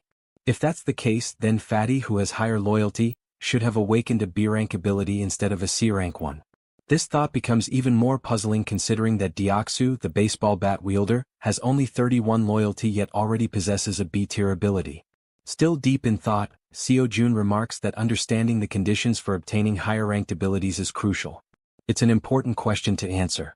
Since the number of vassals is limited to just 10, it's advantageous to select individuals with the highest potential rankings. He then reflects on whether there are any differences in accepting someone who has already awakened as a vassal. The system displays that an awakened individual can move freely through staircases, hallways, and elevators. Seo-jun decides to take action and walks toward the elevator. As he approaches, he activates his ultimate eyes, his gaze darkening. Meanwhile, the woman remains unconscious on the parking lot floor, near the goblins' lifeless bodies. Seo-jun calls Fatty, who arrives quickly, and instructs him to head to the parking lot. He asks Fatty to bring the woman from the second level of the parking structure back to their floor. While this unfolds, the team on the emergency staircase is dismantling and recovering the materials used for the electric trap. Deoksu, feeling relieved by the goblins' sudden defeat, asks his friends if they know why the goblins exploded so suddenly. The bespectacled man speculates that it was likely someone's doing. Han, sweating nervously, realizes that such a powerful skill could only belong to one person. The way the goblins were dealt with so effortlessly leaves no doubt in his mind. It must have been Seo-jun. He recalls that when he first met Fatty, Fatty mentioned that Seo-jun was a bit of an enigma. Han also remembers Fatty talking about hot baths, which amazed the girls, and how the ingredients for their meals had also been thanks to Seo-jun's ability. Reflecting on all this, Han grows more unsettled by Seo-jun's overwhelming power, convinced that the mysterious skill must be his. As Han coils the wires around his arm, he glances at Moon and recalls how he used to be an introvert, someone who changed drastically after meeting Seo-jun. Realizing the terrifying scope of Seo-jun's abilities, Han thinks to himself that being saved by Seo-jun means being chosen by him. Back in the parking lot, as the elevator reaches the ground floor, Fatty dashes toward the unconscious woman. He quickly picks her up and heads to the 30th floor as instructed. All of this is observed by Seo-jun through the surveillance-like view of his ultimate eyes, while Han silently contemplates how being saved in this world seems to hinge on being favored by Seo-jun. A flashback is revealed, showing a small toy car. A child was playing with it in a park while being watched. The boy was filled with joy, calling out to his mother to watch what he could do. The woman from the parking lot, Yeonju, was his mother. She smiled at him genuinely, encouraging him. As the child stood up and waved to his mother, something appeared behind him. The genuine smile on the mother's face turned into an expression of horror. She froze, overcome with terror. A group of 3 vile goblins surrounded the poor boy, who was innocently waving at his mother. She tried to act, summoning all her strength, but she wasn't fast enough. The goblins attacked the boy, leaving her helpless to stop them. All she could do was weep as the sight of her son's final moments was burned into her memory. All that remained was the toy car the boy had been playing with. Trapped in a nightmare, Yeonju suddenly woke up, startled by the painful memories. She looked to her side and saw Seo-jun, who called her by name. He watched her lying down and she sat up on the bed, her head throbbing. Seo-jun extended his hand and introduced himself, saying it was a pleasure to meet her. Ignoring his introduction, she asked him if he was the one who did it. Surprised, Seo-jun hesitated, unsure what she was referring to. Quickly she clarified, saying he knew exactly what she meant, the thing that made the goblins' heads explode. Seo-jun froze in a moment of hesitation, and his hand began to tremble. Gripping his hand to steady himself, he admitted that, yes, he was the one who had done it. Yeonju started thinking, realizing how immensely powerful he must be. Someone with such a neutral expression could wipe out an entire horde of goblins in an instant. Fearful but hopeful, she thought that if he could do something so incredible, then maybe. She began trembling, her thoughts racing. Finally, she begged him, pleading for him to save her child. Through her tears, she cried out, asking him for just one day to bring her son back. As she finished her plea, Seo-jun looked at her, seeing her face soaked with tears, an expression of unbearable pain. It was the face of someone who had their child ripped away. Still crying, she said she missed her beloved son terribly. Seo-jun clenched his teeth, anger boiling within him as he realized she had lost her son to those wretched goblins. Yeonju sobbed so hard, trembling and unable to speak coherently through her hiccups. Seo-jun stood there, frozen, wondering if there was truly nothing he could do. He decided to try issuing a mission through the system. Hunt down 1,000 goblins with no time limit and no penalty for failure. The reward would be the resurrection of her child. Lost in thought, he wondered if such a thing was even possible. The idea filled him with apprehension. But then the system notified him that the mission couldn't be issued. Frustration surged through him as he realized resurrection was beyond his current capabilities, even with his powers. The system explained further, stating that a resurrection required a tremendous amount of power and resources. Then another notification appeared. There weren't enough funds to cover the resurrection mission's reward. It suggested trying again after increasing his funds. Seo-jun was stunned, his jaw dropping in disbelief as he read the message. Resurrecting someone might actually be possible if he had enough money. Overwhelmed with excitement, Seo-jun shouted at the system, demanding confirmation. Could he truly bring someone back to life if he had the funds? Returning to the room, he saw Yeonju still crying. He realized he had no idea how much it might cost to resurrect someone, nor could he even begin to guess. But knowing the possibility existed, he decided to act. He called out to Yeonju, who quickly looked up, wiping her tear-filled eyes.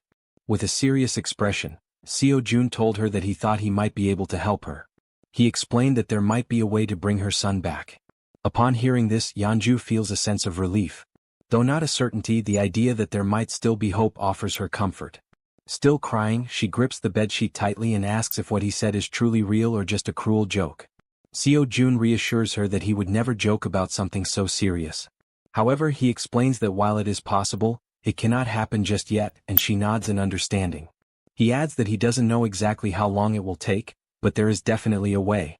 Yeonju turns to him, saying she'll do whatever it takes and asks what she should do to make it possible. Seo-jun considers the situation. With Han's group, which now includes Moon, Toji and Fatty with their awakened abilities, they already have a strong team. Adding Yeonju, a level 33 fighter, would make them capable of handling most monsters. He thinks the best course of action is to transform all 7 of his minions. Changing his expression to a smile, he asks Yeonju to get up, saying he'll introduce her to some people. Shortly after, Han introduces himself, and Yeonju politely returns the greeting. She then asks if he's the one who was throwing baseballs to hunt goblins, which startles Han that she knows about that. Yeonju also turns to the archer, saying she recognizes her too since she was shooting arrows at the goblins, leaving the archer equally surprised. Nervous, the archer asks how Yeonju knows her. Yeonju, growling and mimicking claws with her hands and sharp teeth, asks if they really don't recognize her, saying they've met before. Toji, the archer, and Han look confused about her growling while cute bears appear in the background. Deciding to clarify, Yeonju begins transforming. Gradually, fur starts appearing on her body as she focuses. Her bear form becomes evident, complete with a snout and brown fur. The archer, shocked, points at her and asks if this is actually happening. Now a massive bear stands in the room before the group. Still pointing, the archer exclaims that it's the beast they saw in the alley earlier. Yeonju, laughing awkwardly, corrects her, saying it's actually a bear, not a beast, leaving the archer dumbfounded. The bear woman explains that she had helped them deal with the goblins a few times before, though they hadn't realized it until now. Looking at the giant bear in front of him, Han remarks that their meeting wasn't a coincidence after all. The bear woman confirms this, saying that anyone who opposes the goblins is a friend of hers. At that moment, Seo-jun arrives and interrupts their conversation, stating that it's good they're already acquainted. With a serious expression, he says he has something important to announce. Seo-jun explains that after thinking it through, they'll execute the plan to rescue Moon's grandmother tomorrow. The group listens intently as he informs them that the number of goblins has drastically decreased, making this the perfect opportunity for the mission. He adds that Fatty will sit out this mission due to his injuries and mentions that he borrowed Fatty's room, as Fatty lost his bed to the bear woman. Seo-jun then announces that Yeonju, the bear woman, will join them on the mission. She nervously thanks him for the opportunity and says it's a pleasure to meet everyone. Concluding the meeting, Seo-jun tells them to prepare for tomorrow morning. The group, filled with determination, agrees to the mission without question. Afterward, Seo-jun calls Toji and Moon aside for a private conversation in the hallway, leaving them feeling uneasy. He reassures them not to worry, saying it'll only take a moment. Under the full moon in the hallway, Seo-jun asks if they know why he called them there. Both Toji and Moon look startled, unsure of what he's referring to, though deep down they might have an idea. The two were caught off guard by the sudden question and visibly startled. Toji hesitated and admitted he wasn't sure, while Moon spoke up, asking if it had something to do with the powers they had recently acquired. June smirked sarcastically and replied, "Yes, it's about your powers." He went on to explain that both of them had awakened abilities this time, leaving them shocked at how perceptive their leader was. Seo Jun explained further, revealing that Moon's newly obtained ability was teleportation. This excited Moon, who was eager to learn how to use it. As for Toji, his ability was named Knight of Steel, which left him curious about what it could do. Jun's expression shifted to one of seriousness as he considered the situation. He realized he needed to understand how both their abilities worked before they embarked on the mission the next day. Deep in thought, he opened the system screen to analyze their progress. He issued a mission to both of them: demonstrate their newly awakened abilities within 1 hour. The reward for success was increased strength, while the penalty for failure was having to sleep in the corridor. The system confirmed the mission parameters, and Jun found himself intrigued by these team-oriented challenges. As Jun mulled over the situation, Toji, unable to contain his enthusiasm, called out, asking if it was true that he had awakened a new ability. Jun confirmed with a nod. Toji's excitement was palpable. Snorting with exhilaration, he exclaimed how great it was, but then asked about the Knight of Steel ability, curious about its specific capabilities. Jun explained that it allowed Toji to summon a steel suit of armor and a halberd. Before Toji could ask further questions, since he was used to wielding a baseball bat, a blue light suddenly materialized beside him. The light was Moon's teleportation ability activating. In an instant, Moon vanished, leaving Toji stunned by how quickly he had picked up the skill. For a few seconds, Jun and Toji exchanged wide-eyed, speechless glances, both trying to process what had just happened. Moments later, Moon reappeared in the corridor, slightly wobbly as he landed. Looking down at his hands, Moon's face lit up with excitement as he marveled at the functionality of his power. Clenching his fist, he declared, "With this power, rescuing my grandmother will be a breeze." The system notified Seo Jun that Moon's confidence had increased, along with a rise in his loyalty. Overcome with gratitude, Moon bowed deeply to Jun, thanking him for everything he was doing. The gesture took Jun by surprise. After a moment, Jun urged Moon to pause and carefully assess the situation. "Even though you've managed to use your powers," Jun explained, "going to your grandmother's house right now is impossible." Moon, puzzled, asked why that was the case. Jun patiently elaborated that there was no guarantee he could fully control his ability, even though it had worked once. "It's possible you just got lucky," Jun said, causing Moon to lower his head in disappointment at the realization that rescuing his grandmother would have to wait. Jun reassured him, saying, "For now, we'll figure out the maximum range of your teleportation and determine if there's any penalty for using it multiple times." Moon nodded silently in agreement. As the conversation continued, they noticed something unusual happening down the corridor. Turning to investigate, they saw a knight clad in gleaming steel armor wielding an enormous halberd. Toji's eyes widened in amazement as he realized the sheer magnitude of his power. Ecstatic, he couldn't help but comment on how well the ability suited him. The system then notified Jun that Toji's confidence and loyalty had also increased. While Toji celebrated, swinging the halberd to test its weight, Jun called Moon over. Pointing toward a nearby building, Jun asked if Moon could test his teleportation by attempting to reach it. Moon studied the building carefully, gauging the distance and calculating the effort it would take to make such a leap on only his second try. Finally, he turned to his leader and said, "I'm not sure I can make it, but I'll try." The system presented a new mission: teleport to the rooftop of Building 113 within 3 minutes. The reward was an improvement to Moon's teleportation ability, while the penalty for failure was having to sleep outside. While focusing intensely, Moon positioned his hands in a stance resembling a Kamehameha to channel his energy for teleportation. In the background, Toji cheered him on enthusiastically, offering words of encouragement and telling him he could do it. After aligning his thoughts and gathering his energy, Moon opened his eyes. In that instant he vanished once again, enveloped by a burst of blue light. The force of his ability was so intense that Toji instinctively shielded himself from the shockwave. Moon reappeared on the rooftop of the other building, landing in a dramatic superhero pose. However, his face contorted in pain, and his eyes turned completely white. From his new vantage point, Moon felt a wave of relief knowing the teleportation had worked. Looking across at his friends, he waved to ensure they saw him and shouted that everything went as planned. The system notified Jun, confirming that Moon had successfully completed the mission. Seo Jun let out a sigh of relief and smiled, praising Moon for his impressive and quick mastery of the ability. Moon, still waving happily, basked in the moment. But suddenly, without warning, Moon's strength gave out. His eyes rolled back and he collapsed unconscious on the rooftop, leaving him vulnerable. Both June and Toji froze in shock, their previous excitement quickly replaced by concern. Everything had been going so well, until it hadn't. Acting swiftly, June used his ability to summon a servant, bringing Moon's unconscious body back to their corridor. Moments later, they laid Moon down in one of the beds to let him recover. "Is he going to be okay?" Toji asked anxiously. June, studying the system's readout, reassured him, "Yes, he's just unconscious. The teleportation ability took a lot out of him." He explained that with enough rest, Moon would be fine. The system confirmed that Moon was healthy and in a deep sleep. June added, "This probably happened because he's not used to using the ability yet." Relieved, Toji sighed and said he was glad to hear it. June then shifted the focus. "Now it's your turn," he said, surprising Toji with the sudden declaration. "Wait, my turn?" Toji asked, caught off guard. The system displayed Toji's mission: perform 100 push-ups and 100 squats while wearing the steel armor. The time limit was 10 minutes and the reward was increased strength. The penalty for failure? Sleeping outside.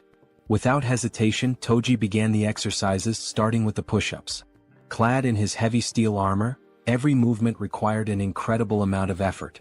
Sweat poured down his face and dripped onto the floor as he pushed himself to the limit. Determined, he moved on to the squats, completing the second half of the mission with gritted teeth and unwavering resolve. When he finished, Toji stood tall, exhausted but triumphant, shouting, "Mission accomplished. I did it." The system confirmed his success, notifying June that Kang Deoksu, Toji, had completed the mission. Breathing heavily, Toji leaned against the wall to catch his breath while June observed him, impressed. With a body like his, so athletic and resilient, it's no wonder he has such endurance, June thought to himself. Suddenly, the system displayed a new message, something June had never seen before. "What's this?" June muttered, his eyes narrowing at the unexpected notification. As he studied the screen, Toji asked, "Is that really all for the mission?" June nodded, smiling warmly. "Yes, great job. You can go rest now." The system finished calculating and displayed a notification. Toji's strength had slightly increased. Turning to June, Toji expressed his gratitude. "Thanks for taking the time to help us. I really appreciate it." June, surprised by the sudden notification and watching Toji feel the changes in his body, noticed a new sense of energy radiating from him. Looking at his own hands, Toji clenched them into fists, feeling the power coursing through his veins. "This reward changes everything," he said with a confident smile. The next day, somewhere in a dark alley in Busan, Han screamed in desperation, urging everyone to run. The group scattered, fleeing for their lives as a ferocious horde of goblins pursued them. Toji, however, stopped running and turned around, his fury evident. Assessing the situation, he decided to act. The goblins, focused on their chase, were suddenly blinded by a brilliant light shining in front of them. As they adjusted their vision, they saw a towering figure clad in a steel suit of armor wielding a massive halberd. Without hesitation, Toji charged forward and struck the nearest goblin, impaling it with his halberd in one swift, powerful motion. Then Toji unleashed a flurry of diagonal strikes in rapid succession, cutting down goblins one after another. But the goblins, fueled by rage, refused to give up and surged forward with a determined attack. Expecting a direct assault, Toji braced himself, but the goblins cunningly outmaneuvered him, slipping past to target the more vulnerable backline. In an instant, arrows struck the goblins' heads in swift succession, ending their rampage permanently. Toji turned to see what had happened and spotted Moon wielding a bow and arrow. "Don't worry," Moon called out confidently. "I'll handle any goblins that get past you. Focus on the ones ahead." Gripping his halberd tightly, Toji turned back to the remaining goblins. A smirk spread across his face as he responded, "Got it?" Seeing Toji's renewed focus, the goblins froze, hesitating in their attack. One by one they began to retreat, turning back to where they came from. Frustrated, Toji yelled at them to come back and face him. As the goblins retreated, terror gripped them when a massive shadow appeared before them. It was the bear girl, her glowing red eyes piercing through the chaos. This was her dramatic first appearance, emerging from an ambush prepared for the retreating goblins. The goblins had no choice but to surrender to their fate, collapsing in despair and lamenting their past misdeeds. The group showed no mercy. Moon's arrows flew with precision, Toji's halberd struck powerfully, and the bear girl slashed through the goblins with her razor-sharp claws. Together they defeated the goblins one by one. Seizing the opportunity, Han shouted to Moon, "Now's your chance. Go." Moon, understanding the urgency, broke into a sprint toward his grandmother's house. "Thank you, Han," he called back as he ran, grateful for the opening created by his comrades. Meanwhile, the system notified Jaehyeon that the citizen Moon had completed his mission.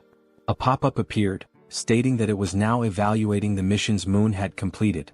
Back in the comfort of his room, Jaehyeon sat with his ultimate eyes ability activated, observing the system screen while slurping on cup noodles. The system pinged again, declaring the evaluation complete and awarding him 132,966 won, which was deposited into his Shutin's wallet. June paused mid-bite, stunned by the reward. This time it was actual money. Returning to his meal, June reflected on the situation. When Toji completed his mission, the reward had been strength, suggesting that additional rewards were now randomized. It makes sense, June thought. The missions are getting harder, so the rewards should scale with the difficulty. The system chimed again, confirming that Moon had completed all the missions available to him for the day. It also announced it would begin evaluating the rewards for Moon's completed tasks. The assessment concluded instantly. Still savoring his noodles, June grinned and said, "All right, let's see what the reward is." The system congratulated him for hitting the jackpot. For those unfamiliar, it clarified that a jackpot is the maximum prize accumulated in games of chance like slot machines or lotteries. Reading this, Jaehyeon froze, momentarily stunned. Paralyzed with anticipation, he stared at the screen, waiting to see what incredible reward the jackpot would bring. Still staring at the system notification, June remained frozen in shock, his cup noodles stuck in his throat as he tried to process what the jackpot could possibly be. Then the system displayed the reward, a skill point granted as part of the jackpot. Upon reading this, Jaehyeon's lips curled into a satisfied smile. This was perfect. He could choose exactly where to use the point.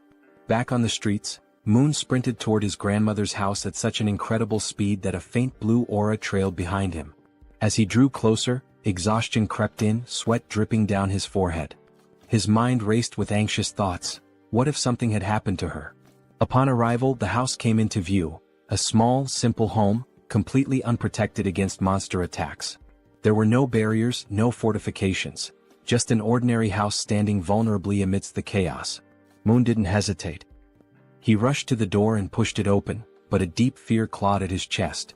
Frantically, he dashed through the house, checking every room as he called out, "Grandma, where are you?" Then he reached the bedroom. His eyes widened in shock. There she was, lying on a futon mattress, peacefully asleep, far calmer than Moon had ever imagined she would be. Cautiously, he approached, gently placing a hand on her shoulder. "Grandma," he whispered, shaking her lightly, hoping for any sign of response. Slowly, her eyelids fluttered open. Her voice was faint and drowsy as she murmured, "Who is there?" She reached out, her frail fingers brushing against his hand. "Moon, is that you?" And at that moment, ninjas cutting onions must have passed through the room, because Moon's vision blurred as he choked up, his chest tightening with overwhelming relief. Tears streamed down his face.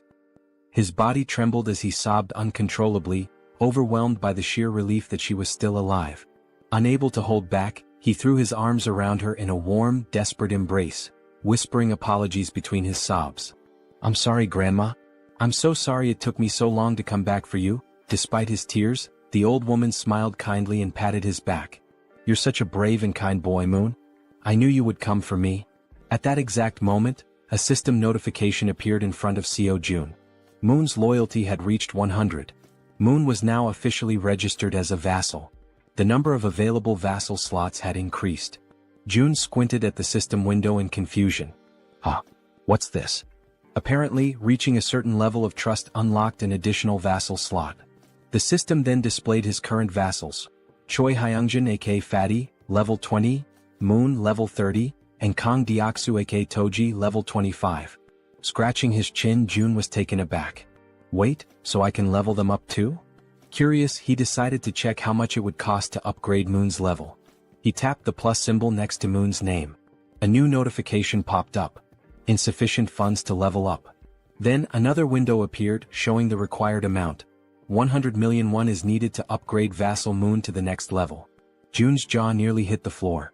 His hands clenched into fists. 100 million won? His face twisted in frustration as he rubbed his temples. That's insane. Just for one vassal? With a sigh, he ran a hand through his hair and lightly punched the table. I'm sorry, Moon, he muttered under his breath. I'll make it up to you by assigning you missions every single day. At that moment, a noise snapped June out of his thoughts, his senses going on high alert. The elevator was moving. His brow furrowed. Who the hell could that be? His comrades were still out in the streets, fighting goblins. Narrowing his eyes, he activated Ultimate Eyes. His pupils darkened as his vision extended, scanning the entire building. Two people stood outside one of the apartment doors. A man and a woman. The man carried a box on his shoulder, while the woman knocked on the door, asking if anyone was inside. Something felt off. Their expressions weren't exactly friendly, and their dark under-eye circles hinted at exhaustion or something more sinister. June immediately recognized the apartment. Inside was Fatty's wife. From the other side of the door, she hesitated.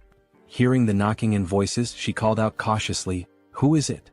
Assuming it was urgent, she made a quick decision and opened the door. Standing there was the young woman, who greeted her with a bright smile. "Hello," she said cheerfully. "I'm Kim Dabin." Then she gestured toward the man beside her. "And this is my younger brother, Kim Miho." She continues, mentioning that they live in unit number 1701. Intrigued, Fatty's wife asks what brings them there. The girl sighs, explaining that she only came because she desperately needed help, leaving Fatty's wife wondering what kind of help she could possibly need. Then, with a sudden burst of desperation, the girl blurts out, practically shouting, "Would it be possible for you to let me take a shower?" Fatty's wife is completely caught off guard. Her jaw drops. Of all the things she had expected to hear, this was the absolute last. Still trying to process it, she blinks in disbelief and asks if she heard correctly. "Did you really just ask to take a shower? And that's all you need?" The girl nods eagerly. "Yes, that's all. I just want a shower." Relieved that the request wasn't anything too complicated, Fatty's wife lets out a small chuckle and waves them inside. "Well, that's easy enough. Come in."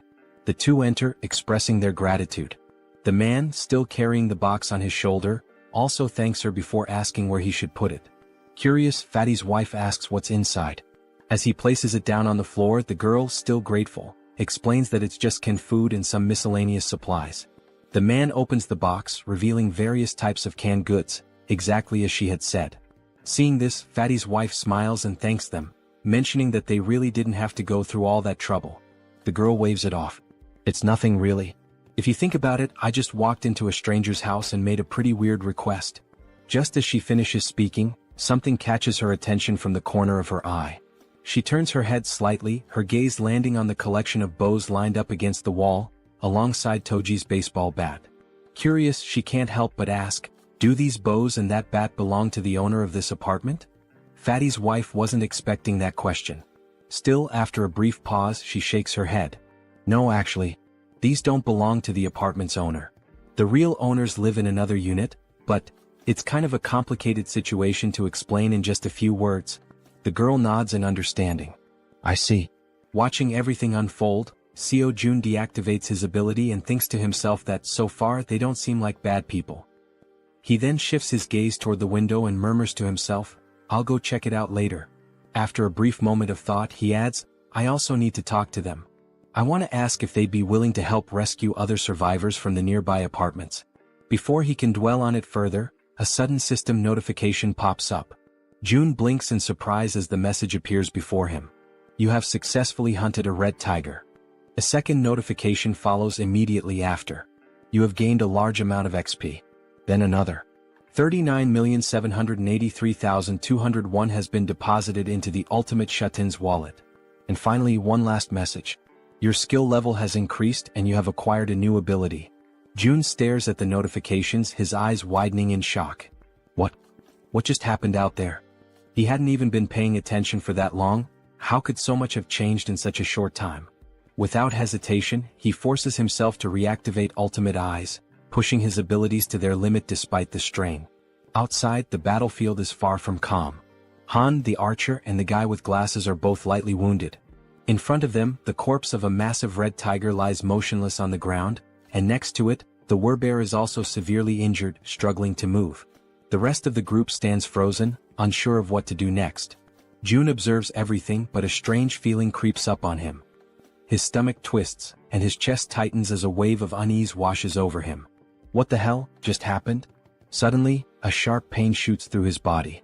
His muscles spasm, cold sweat dripping down his face as an overwhelming pressure grips his chest. He groans in agony, barely able to keep himself upright. Then the system sends another notification. You have discovered individuals who are eligible to receive citizenship. Through the pain, June barely manages to process the message. There are still people who aren't citizens yet? His breathing is ragged, but he forces himself to speak. System, grant them citizenship.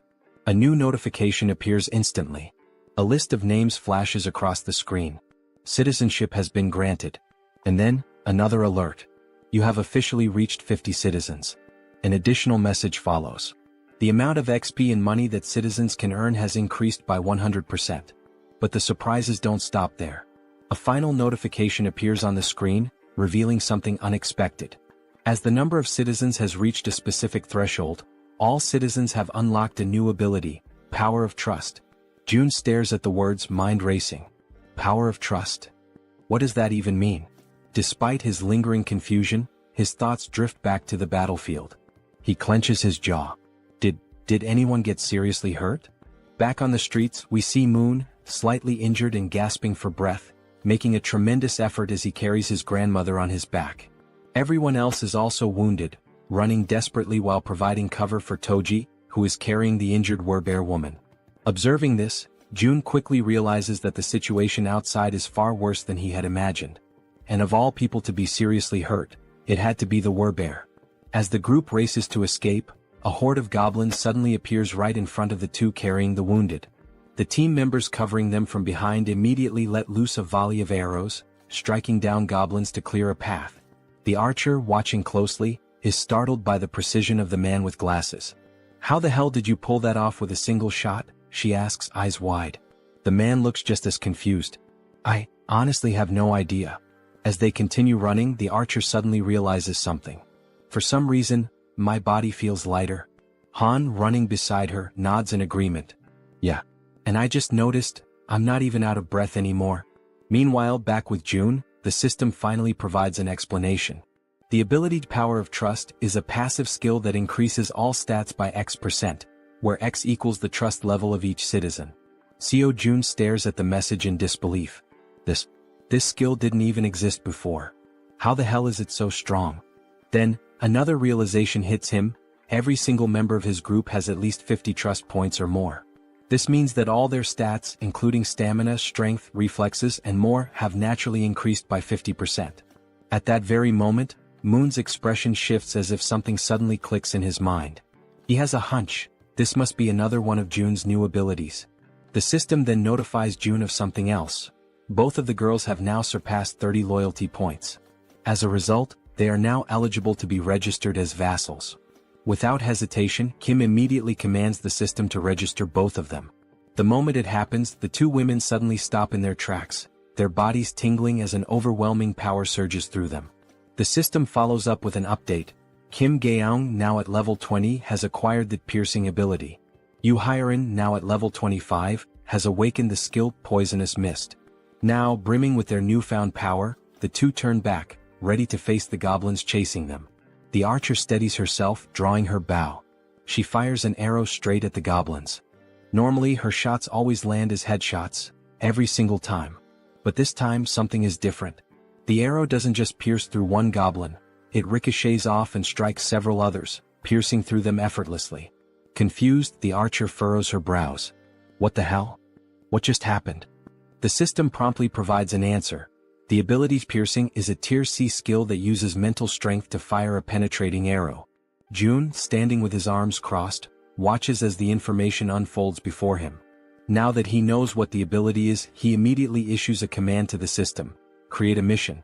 A new quest pops up. The archer must use Piercing to hunt 10 goblins within a 10-minute time limit. Reward: increased piercing proficiency. Penalty for failure: fatigue. As he processes this, June shifts his attention to the other ability. Unlike piercing, this one seems far trickier. Poisonous Mist is a deadly attack, and while it's classified as a B-rank skill, using it incorrectly could endanger the entire team. June exhales sharply, deciding to deal with it later. I'll figure it out when the time comes. Just then, the system sends another notification. The archer has successfully completed the mission. 10 goblins eliminated. A new message follows. The maximum number of missions available for today has been reached. Evaluating. June sighs, unimpressed. The rewards weren't that great this time. But now that the battle outside has settled, he decides it's time to check on the citizens living on the lower floors. Activating ultimate eyes, he scans the corridors. His gaze locks onto the silhouette of a man walking calmly through the halls, his hands tucked into his pockets. June watches as the man heads toward the bathroom, likely to collect water. Smart. June notes that this man has good survival instincts. He's gathering water before supplies run low. Shifting his focus elsewhere, June spots another pair, a man and a woman sitting together, preparing to eat. He observes them for a moment, realizing something important. They're already capable of gathering food and water on their own. Then, in another part of the building, something unexpected catches his eye. A woman. She's lying motionless on the floor inside a room. Without a second thought, June bolts toward her. The system immediately provides an update. Kim De-jung. Trust level, 18. Ability, healing, awakened. June's heart pounds in his chest. Healing? His eyes dart between the system message and the unconscious woman on the floor. He reads the ability description. She can heal wounds. A surge of urgency floods through him. She's the first healer they've found, and they desperately need her. Without hesitation, June sprints forward. He has to help her, no matter what. After sprinting through the hallways, June finally arrives in front of the door to the room where the woman had collapsed. His breathing is still heavy from the run, but he quickly composes himself and reaches for the doorknob.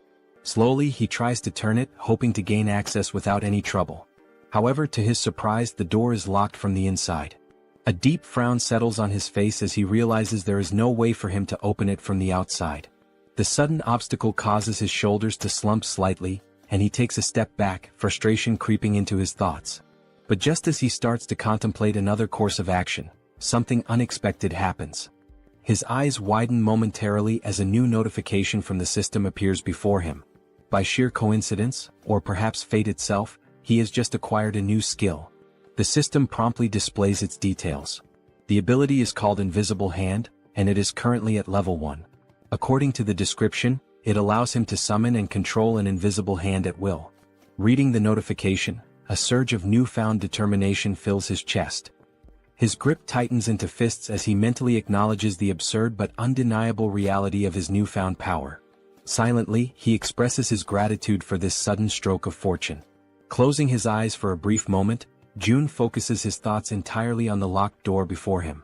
He visualizes himself breaking the lock, willing it to yield under his command. When he finally opens his eyes, he is met with an unexpected yet welcome sight. Right before him, materialized out of shut-in energy, is a lock-breaking tool, a sturdy bolt cutter formed entirely of the same strange energy he has come to rely on. Without hesitation, he reaches forward, taking hold of the newly formed tool. The cold sensation of the manifested object in his grip confirms its existence. Without wasting another second, he positions it against the lock and applies pressure. A sharp snap echoes through the quiet hallway as the lock gives way effortlessly. With a swift motion, he pushes the door open and rushes inside. The moment he steps into the dimly lit room, his gaze immediately lands on the unmoving woman lying on the floor. Now that he is seeing her up close, the eerie stillness of her body makes the entire scene feel unsettling. June quickly kneels beside her, concern evident in his expression. Reaching out, he gently nudges her shoulder, his voice calm yet firm as he speaks. He asks if she can hear him, if she is all right, urging her to wake up. There is no response. A deep sense of unease washes over him. He carefully observes her condition, scanning for any visible injuries. But what he notices instead sends a wave of worry through him. Her face is unnaturally pale, her lips dry and cracked. Severe dehydration. His mind races. Dehydration this extreme could be dangerous. She needs help, immediately. He quickly shifts his attention to the surroundings, searching for anything that might assist in stabilizing her condition. His eyes dart around the room, taking in every detail. Then, something catches his attention, something that makes him pause, confusion flickering across his face. There is water in the room. Yet, despite the presence of water, she is still in this critical state. It makes no sense. The contradiction unsettles him, sending a cold shiver down his spine. Glancing back at the woman, he forces himself to push aside the troubling thoughts. Now is not the time to question the situation. The priority right now is saving her. A sudden idea forms in his mind. Without hesitation, he opens the system interface. There is a chance this might work. June quickly assigns her a mission, a simple yet crucial task. The mission objective: breathe. The reward: immediate recovery from dehydration. The system processes the command, deducting 10,000 won as the cost for activating the mission. Almost instantly, a soft blue aura begins to envelop the woman's body. June watches intently, his pulse quickening as the energy works through her. Then faint sounds escape her lips, a weak, breathy noise, but a clear sign that she is beginning to stir. Relief floods through him. It worked. Slowly, her eyelids flutter open, her gaze hazy and unfocused. A blurred silhouette of a figure stands before her, a voice reaching her ears, asking if she is awake. Her mind struggles to process the situation. Her voice, weak but laced with confusion, manages to form a question. Who is he? And why is he in her room? June straightens slightly, meeting her dazed gaze. He introduces himself, explaining that he lives in a unit just above hers in the building. She blinks, her expression still foggy with exhaustion. The information doesn't seem to register right away. Still lying on the floor, she questions him again, her voice laced with uncertainty. How did he get inside? June, seeing no reason to hide the truth, states it plainly. He tells her that he saw she was unwell and decided to enter, by force breaking the door open to reach her. A moment of silence lingers between them. Then her breath hitches. Her expression shifts as realization dawns. Without warning, tears begin streaming down her face. And yet she does not say a word. She simply cries as if the weight of everything she had been enduring had finally caught up with her. She raises her hands to her face, wiping away the tears in an attempt to hide her crying. Her shoulders tremble slightly as she struggles to compose herself. June, watching her closely, immediately senses that something is wrong. There is an uneasiness in the way she reacts, something beyond just exhaustion or confusion. Taking a deep breath, he calls her name, Kim Dae-jung, his voice firm yet gentle. As she slowly pushes herself up from the floor, still visibly shaken, he speaks again. He apologizes for being so abrupt, for barging into her life so suddenly, but he makes it clear that he needs her help. There is urgency in his tone, something that makes her pause despite her lingering distress. Now sitting upright, her tear-filled eyes meet his, though her expression remains guarded. Her lips, still cracked from dehydration, barely part as she listens to him speak. June wastes no time in explaining, one of his allies is severely injured. The words seem to take a moment to register. Dae-jung slowly turns her body toward him, staring as if trying to process what he just said.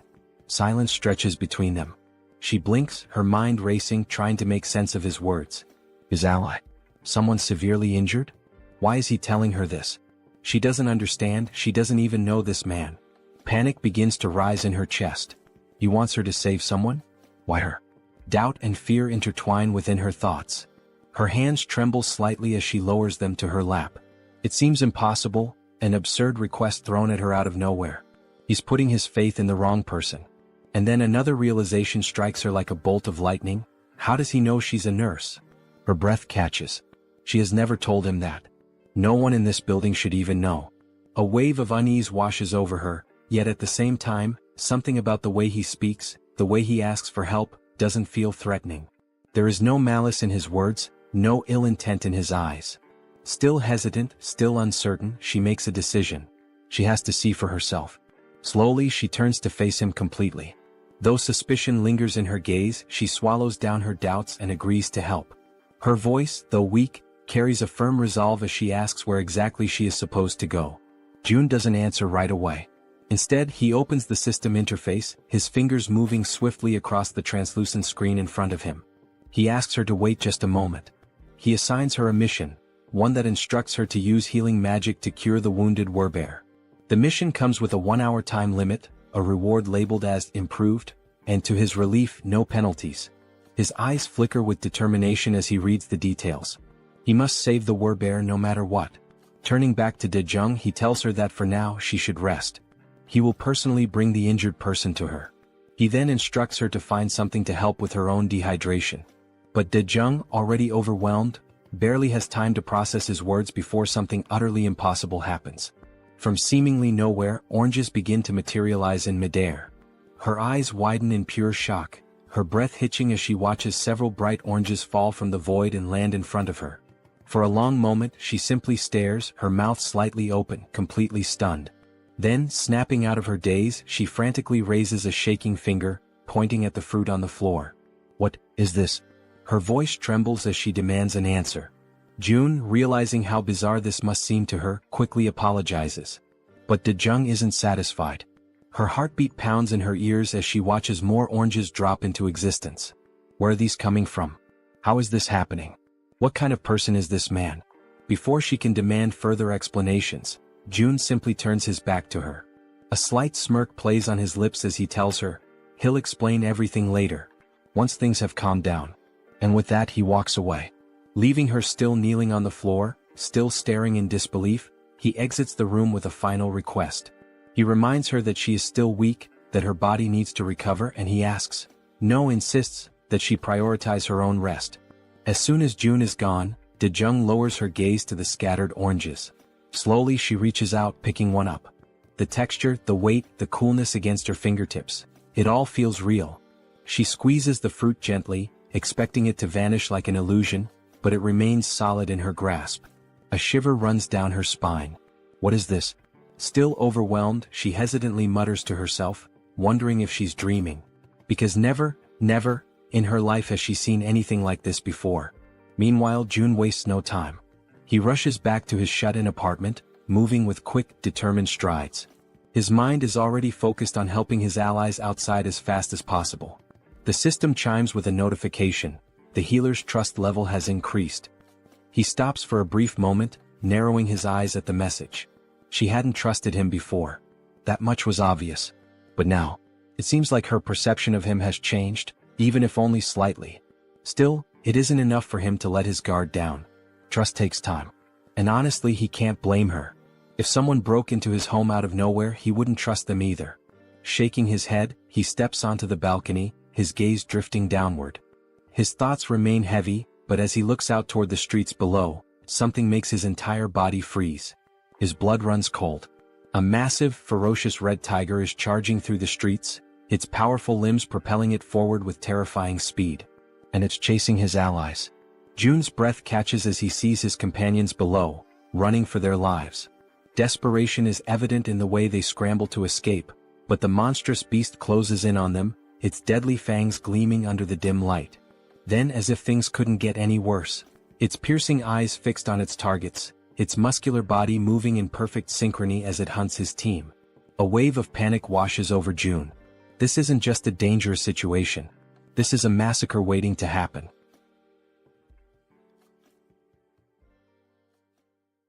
June stood frozen in shock as he took in the sight before him.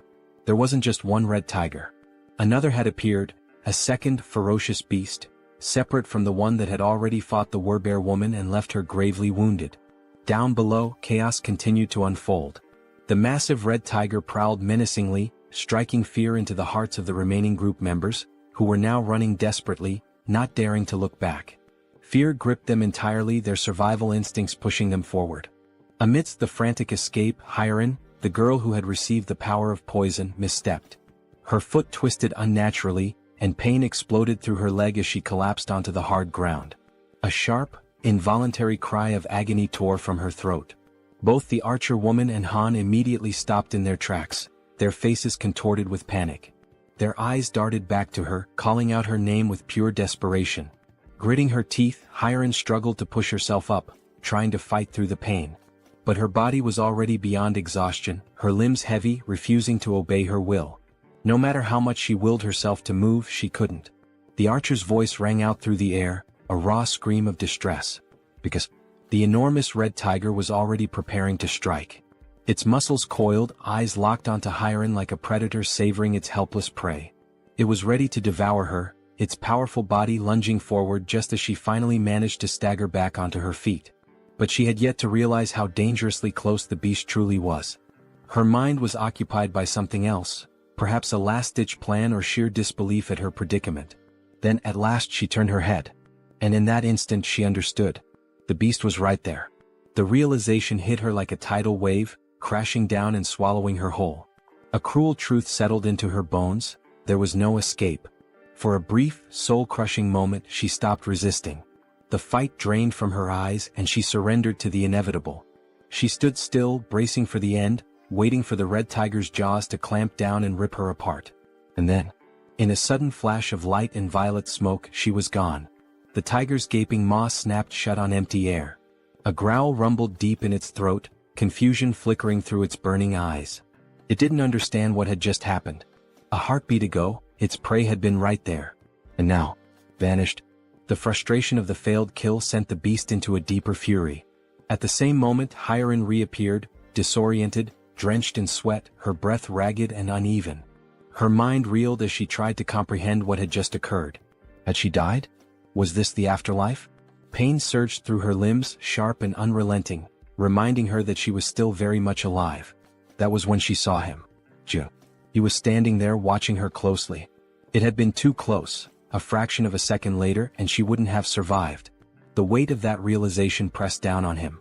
Jaehyeon, still trembling, looked up at him, but no words came. She was too exhausted, too overwhelmed to speak. Meanwhile, outside, the others were still running for their lives. June took a deep breath, his mind racing. At the very least, he had bought them some time. One less person in immediate danger meant the group below had a slightly better chance of escaping. Then his system screen flashed with a new notification. He had discovered individuals who met the criteria to be granted citizenship. The system prompted him: did he wish to approve their citizenship? Before he could process this, another sudden movement caught his eye. Moon appeared, using his teleportation ability to warp into the apartment, carrying his grandmother in his arms. As soon as he landed, he turned to June, his expression frantic. His breathing was unsteady, but his grip on the elderly woman remained firm as he pleaded for June to take care of her. June glanced at Moon, then at the frail woman in his arms. The concern in Moon's eyes was unmistakable, but June's mind was already occupied with something far more urgent. Raising a hand, he told Moon to wait. There was a bigger problem right now. Moon parted his lips, ready to argue, ready to demand an explanation. But then he looked at June's face, at the seriousness in his expression. And he understood. Whatever June was dealing with, it was far worse than he had realized. Without another word, Moon nodded. He could tell that, at this moment, his grandmother was not the priority. Down below, the relentless red tiger was still in pursuit, refusing to let up. It chased the remaining group members without mercy, its predatory instincts fully awakened. June clenched his fists, forcing himself to focus. He needed to act. Activating his new ability, Invisible Hand, he made a decision. That tiger needed to die, and he had to find a way to kill it. Down in the streets, the archer, Han, and Togi, who was still carrying the injured Werbear, kept running. But no matter how hard they pushed themselves, the red tiger was catching up. Han risked a glance over his shoulder, his stomach twisting with dread. If this continued, they were all going to be devoured. He had to do something. Instinct took over. Without a second thought, Han skidded to a stop, planting his foot firmly on the ground. His fingers tightened around one of his baseballs. His heart pounded in his chest as he raised his arm, channeling everything he had into one throw. A faint blue glow began to radiate around him, intensifying with each passing second. He poured everything into it. Then, he hurled the ball with all the force he could muster. It soared through the air, cutting through the night like a bullet. For a moment, hope flickered. Maybe, just maybe, it would hit. But in the blink of an eye, the tiger dodged. The ball shot past it, colliding uselessly with the ground. A low, guttural growl rumbled through the air. Then, the red tiger threw back its head and roared, a deafening sound that reverberated through the city streets, a declaration of its dominance. The archer's voice rang out in terror as she screamed for Han, begging him to run. But it was too late. The red tiger, eyes gleaming with lethal intent, lunged at him. Teeth bared, claws outstretched. Han gritted his teeth, knowing he was out of time. There was nothing he could do to stop it. But there was one thing he could still do. A single desperate choice. He turned his head and shouted for his friends to keep running. Then, without hesitation, he broke into a full sprint in the opposite direction. If he could lead the tiger away, even if it cost him his life, then at least the others might make it out alive. His chest heaved. His legs burned. Every step was fueled by sheer willpower. But deep down he knew. This could be the end for him. And still he ran. As he approached a parking lot, hoping against all odds that goblins or some other kind of monster would appear to distract the red tiger. Han continued to run with all the strength he had left. But once again the relentless beast was far too close behind him. It was undeniable now, this was truly the end for him.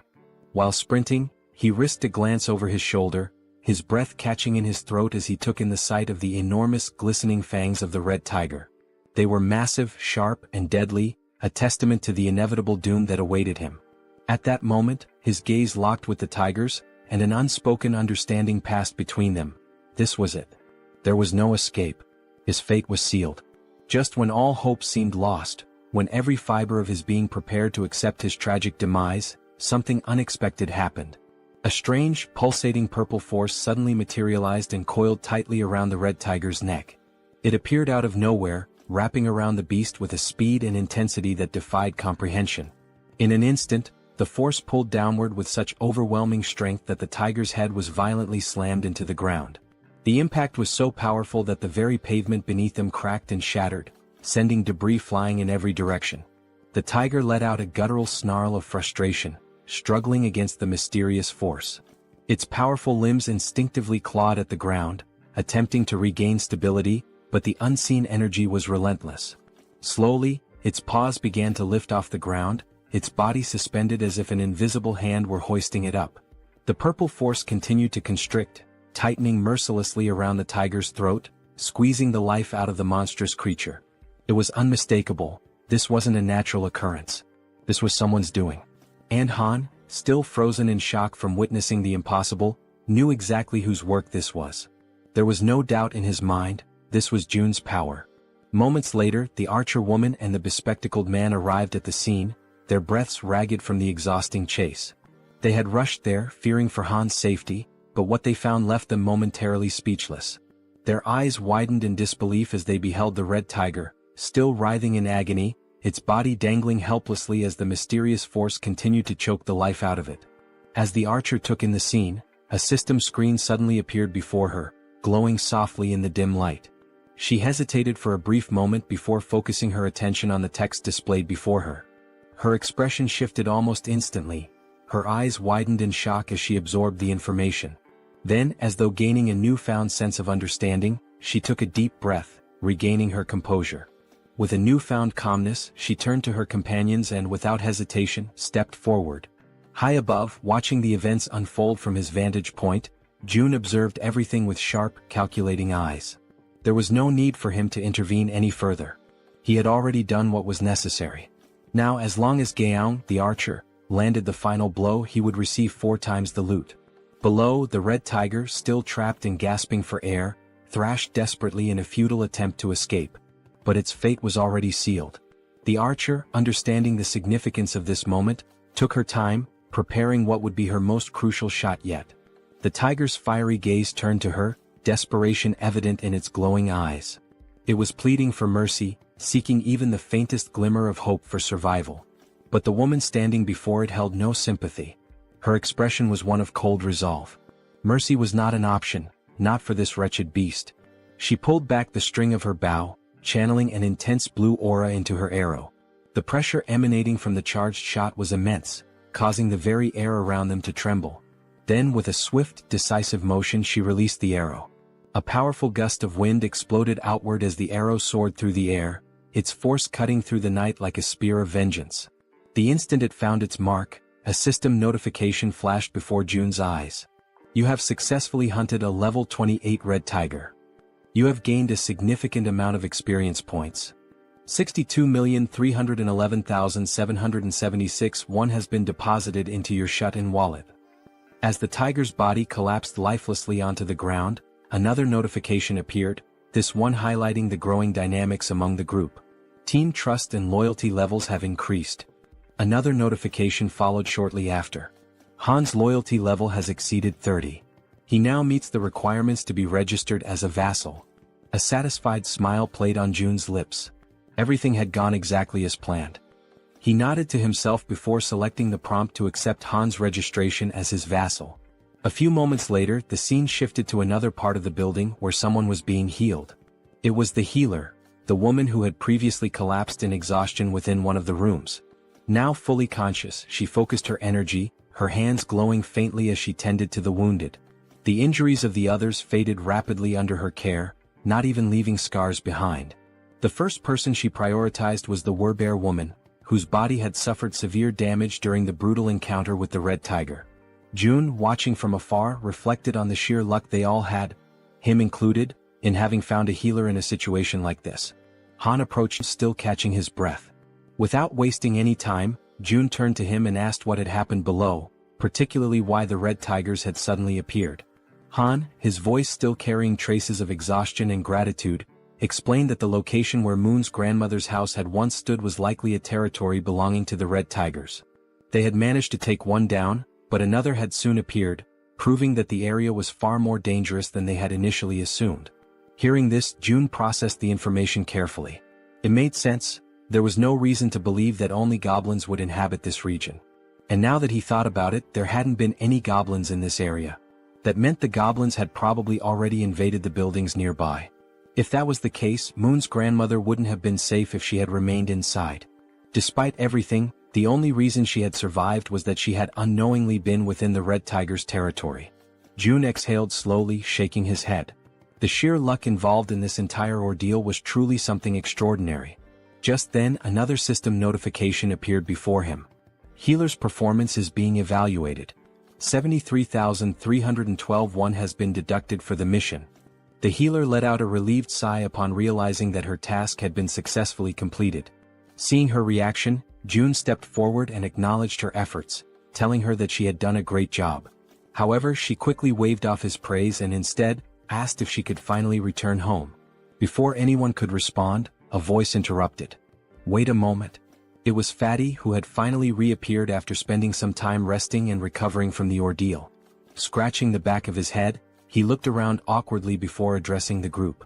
I know this might not be the best time to bring this up, but are you guys seriously planning on gathering in my apartment all the time? June turned his attention to Fatty and, for the first time, truly took in the number of people currently occupying the space. The realization dawned on him, and at that moment, everyone around them wore equally amused and sheepish expressions. With a small chuckle, June reassured him. There was no need to worry, he had already made arrangements. Unit 2901 was currently unoccupied. Electricity, water, and every other necessity for daily life would be provided, and they were free to live there. Upon hearing this, the entire group erupted in joy.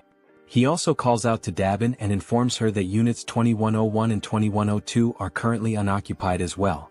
June states that he will ensure that electricity is supplied to those units and requests that she notify the other survivors, letting them know they can use the bathrooms and showers in those apartments. Upon hearing this, Dabin and her brother exchange glances before nodding in agreement, assuring him that they will take care of it. June then adds that out of the two available units, Dabin and her brother are welcome to claim one for themselves. The unexpected offer leaves both of them stunned, their jaws practically dropping in disbelief. June, however, remains composed and instructs them to inform the other survivors that they may take the remaining unit. After settling that, June shifts the conversation to another matter, saying that he has a favor to ask. Dabin, still somewhat taken aback, encourages him to go ahead and say what he needs. Without hesitation, June states that he wants her to become the messenger between himself and the rest of the survivors. The moment those words leave his mouth, Dabin pauses, furrowing her brows in confusion. She repeats his request, asking if she heard him correctly. Did he really mean messenger? June, completely serious, confirms it. He then lays out the details of his plan, instructing her to inform everyone that whichever team manages to eliminate 100 goblins the fastest will be rewarded with an empty unit of their own. Furthermore, he emphasizes that in addition to securing a place to live, the winning team will also receive essential supplies, unlimited electricity, running water, gas, and food, ensuring their survival and comfort. But there's more. June goes on to clarify that if the team agrees to take in 10 additional survivors, those individuals will also be granted access to the same benefits. For a brief moment, the atmosphere in the room grows heavy with tension.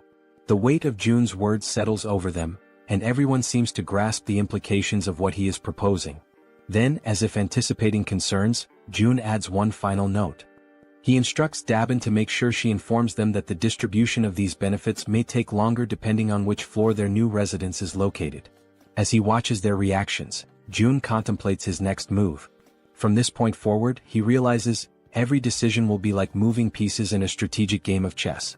Only those who prove their worth will receive the resources they need. At that moment, a system notification appears before him. A new quest materializes, an official mission to hunt down goblins.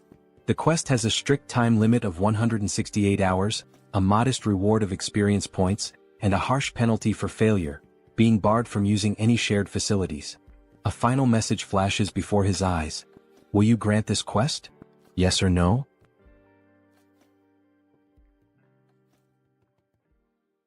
After that, all the residents that June had helped began hunting the goblins. Outside, one of them was desperately running for his life, being chased by an enormous horde of goblins. His breath was ragged and his legs burned with exhaustion, but he had no choice but to keep moving forward. The goblins were enraged, shrieking as they pursued him, their eyes glowing with a savage hunger. The young man in the red jacket was already drained from all the running, and regret started creeping in. He cursed himself for getting into this situation but kept repeating in his mind that he just needed to endure a little longer. As he continued sprinting, his eyes locked onto a door ahead, leading into the parking lot. His last hope of survival. Behind him, the goblins, with their sharp claws outstretched, were closing in rapidly, almost managing to grasp him. But at the last second, the young man threw himself forward, sliding across the ground as if making a desperate soccer tackle. His body barely squeezed through the doorway just before the goblins could reach him. With whatever breath he had left, he screamed in desperation, urging the others to attack immediately. His voice rang with panic as he warned them that the whole thing had been a trap. 3 other members of the group, armed with spears, stepped forward, assessing the situation with calm determination. They acknowledged the red-jacketed man's efforts, commending him for doing a great job in luring in even more goblins than they had initially expected. Without wasting a second, the spear-wielding men began their assault. Their weapons thrust forward in swift, practiced movements, piercing through the goblins before they could force their way through the door.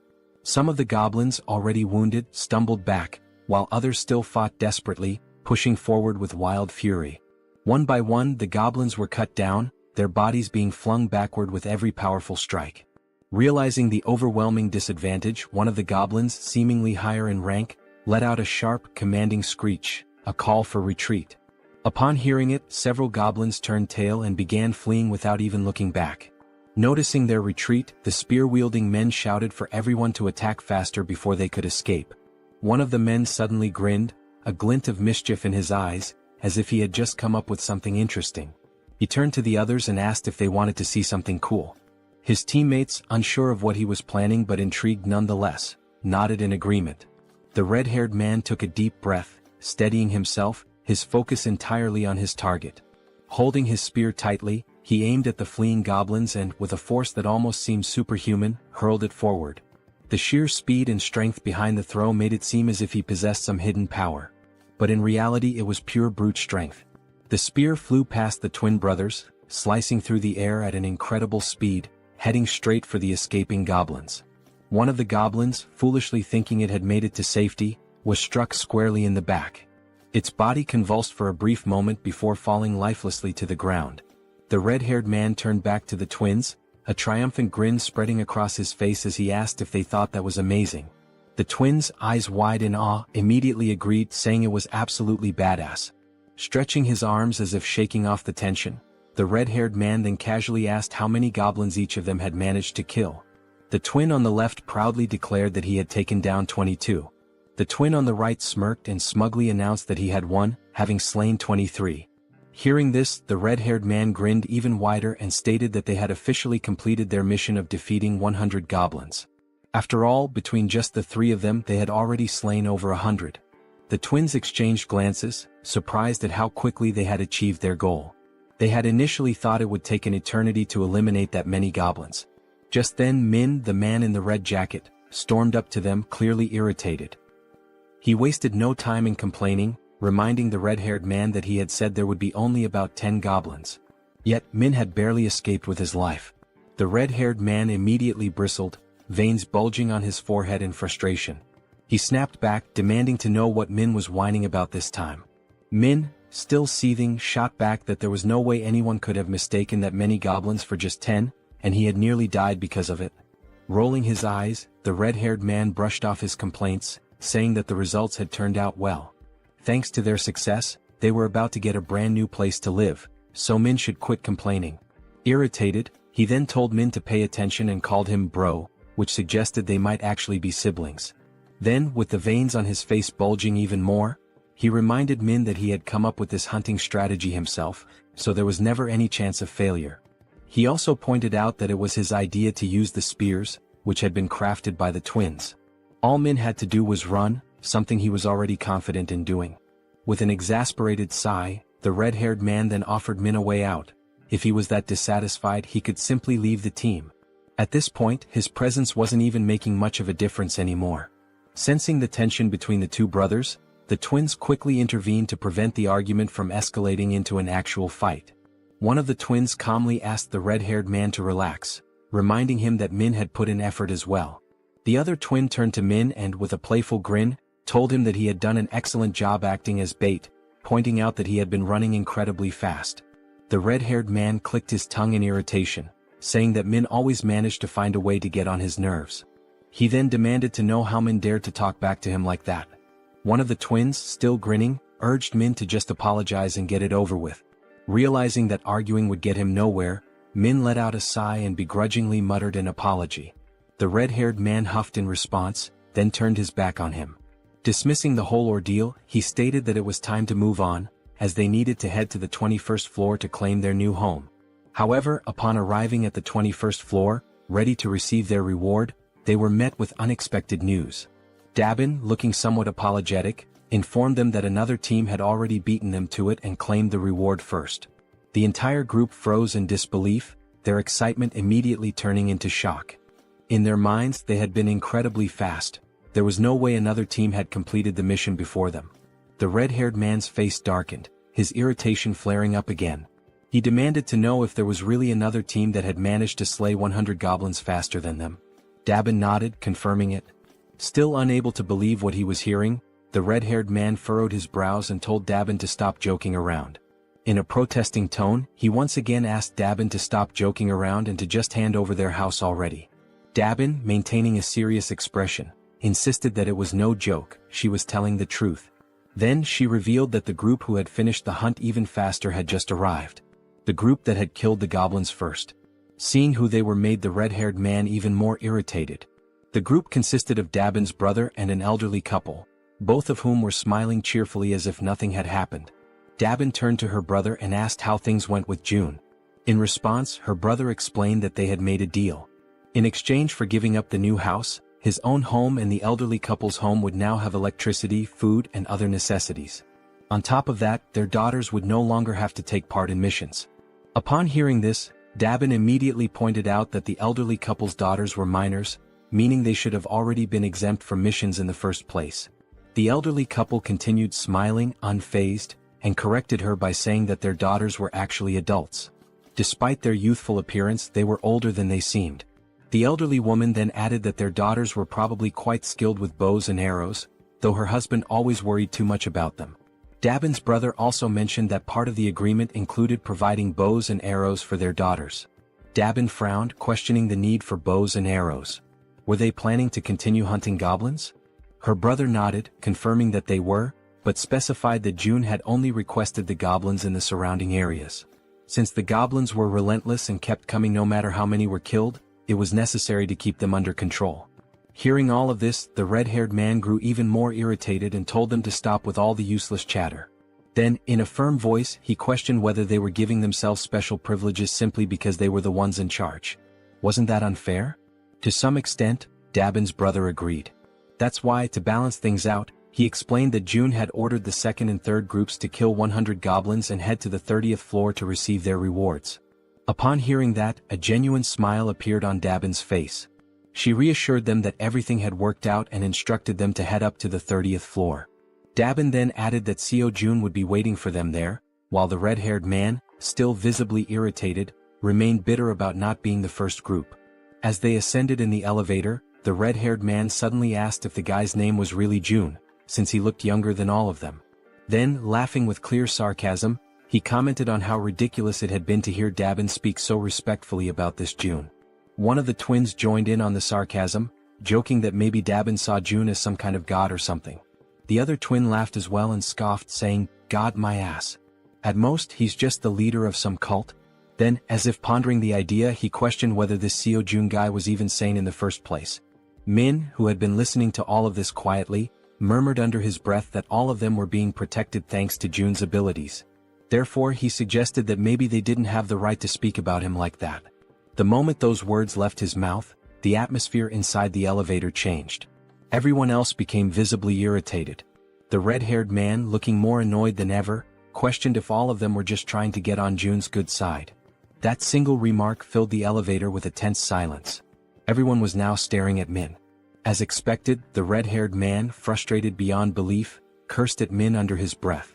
Then, glancing over his shoulder with a menacing expression, he warned Min that they would have a little talk later. At that moment the twins noticed something strange. Jun was approaching, walking at a calm and leisurely pace, one hand tucked casually into his pocket. As he neared them, he gave them a small, relaxed smile and simply said, "Hello." That simple greeting, combined with the way Jun carried himself, sent a wave of shock through all four members of the group. Feeling a sudden nervousness creeping over him, the red-haired man extended his hand hesitantly, introducing himself as Baek Sunjeob. Jun shook his hand in a firm yet casual manner, acknowledging him before commenting that he had observed how Sunjeob and his team had hunted. He noted that they had made excellent use of the barrier and that their strategy had been quite effective. Hearing that sent another chill down Sunjeob's spine. His voice slightly unsteady, he asked how Jun could possibly know that. Jun completely ignored the question. Instead, he simply smiled and stated that from now on, he would be providing electricity, water and gas to units 1301 and 1502. Sunjeob, still trying to make sense of what was happening, managed to thank him but couldn't hold back another question. How was any of this possible? Once again, Sunjeob asked how Jun was doing all of this, how exactly he was making it happen. And yet, for the second time, Jun ignored him. Instead, he casually reminded them that since they had successfully hunted 100 goblins, they were now qualified for these benefits. Then, as if the entire situation wasn't unsettling enough, Jun's expression shifted into a disturbingly eerie smile. With a tone that sent chills down their spines, he added, "By the way, I'm not some cult leader." His eyes glinted with amusement as he continued, "And I certainly don't have any intention of becoming a god." The weight of those words left the entire group frozen in place, completely paralyzed with fear and unable to react. Then, with that same eerie and slightly devilish smile, Jun raised his hand near his mouth, as if about to share a secret. "There's just one more thing." His voice carried an unsettling undertone as he announced that he had a request to make of them. Sometime after that, the new group is seen running at full speed, desperately fleeing from something. When the scene shifts to a front view, the four members are revealed to be escaping, but this time, it's not from goblins, it's from massive, bloodthirsty orcs. Their feet move swiftly as they turn a corner, frantically trying to put more distance between themselves and the monsters. As they round another street, they shout desperately for someone to hurry up and throw things at the orcs. Standing in front of them is Han, holding several spears in his hands. With a subtle smirk, Han tells them they did a good job. As the orcs remain distracted by the fleeing group, Han channels his energy into one of his spears, causing a blue aura to radiate from its blade. A system notification appears, displaying Han's stats.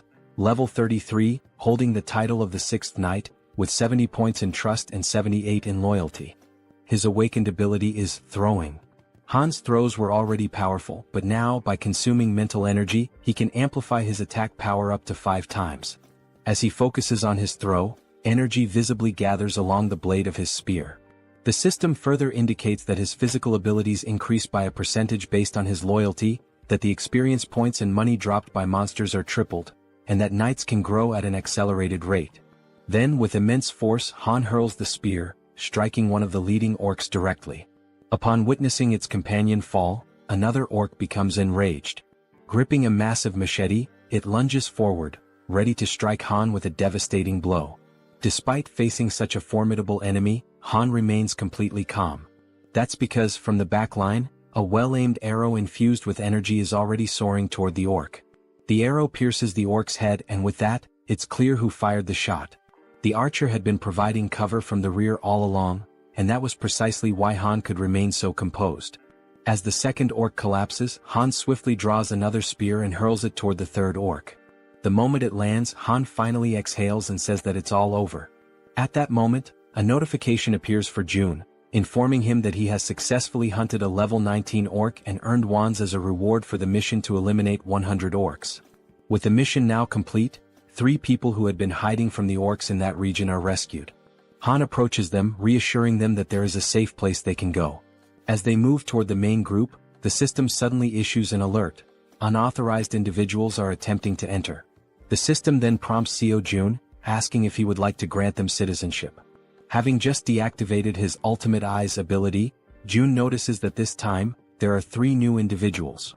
When he looks at the system's interface, he realizes that by accepting them, the total number of citizens under his care has now reached 200.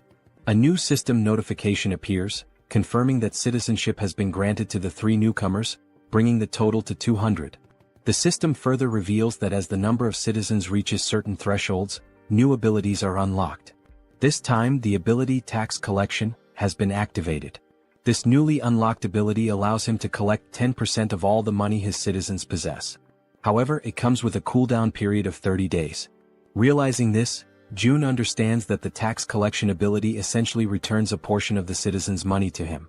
As he contemplates it, he notes that these kinds of actions are not something he can freely reverse whenever he wants. Biting his finger anxiously, he acknowledges that he will have to wait for a long time before he can actually benefit from it. But time is a luxury he does not have. He is running out of time to save his parents and must send Han's team to where they are as soon as possible. Scrolling through the system, Jun considers redistributing only 30% of the collected funds, seeing it as an investment. Upon executing this command, the system notifies him that the ability's level has increased, reaching level 10 and granting him 3 additional skill points. At that moment, Jun feels a sharp tightness in his chest, accompanied by an intense pain. A deep purple domain expansion begins spreading beyond the building. Another system notification appears, displaying a congratulatory message. It states that with this expansion, an official declaration has been made across every corner of the apartment complex. Additionally, a fund of 1 billion wands has been deposited into his wallet.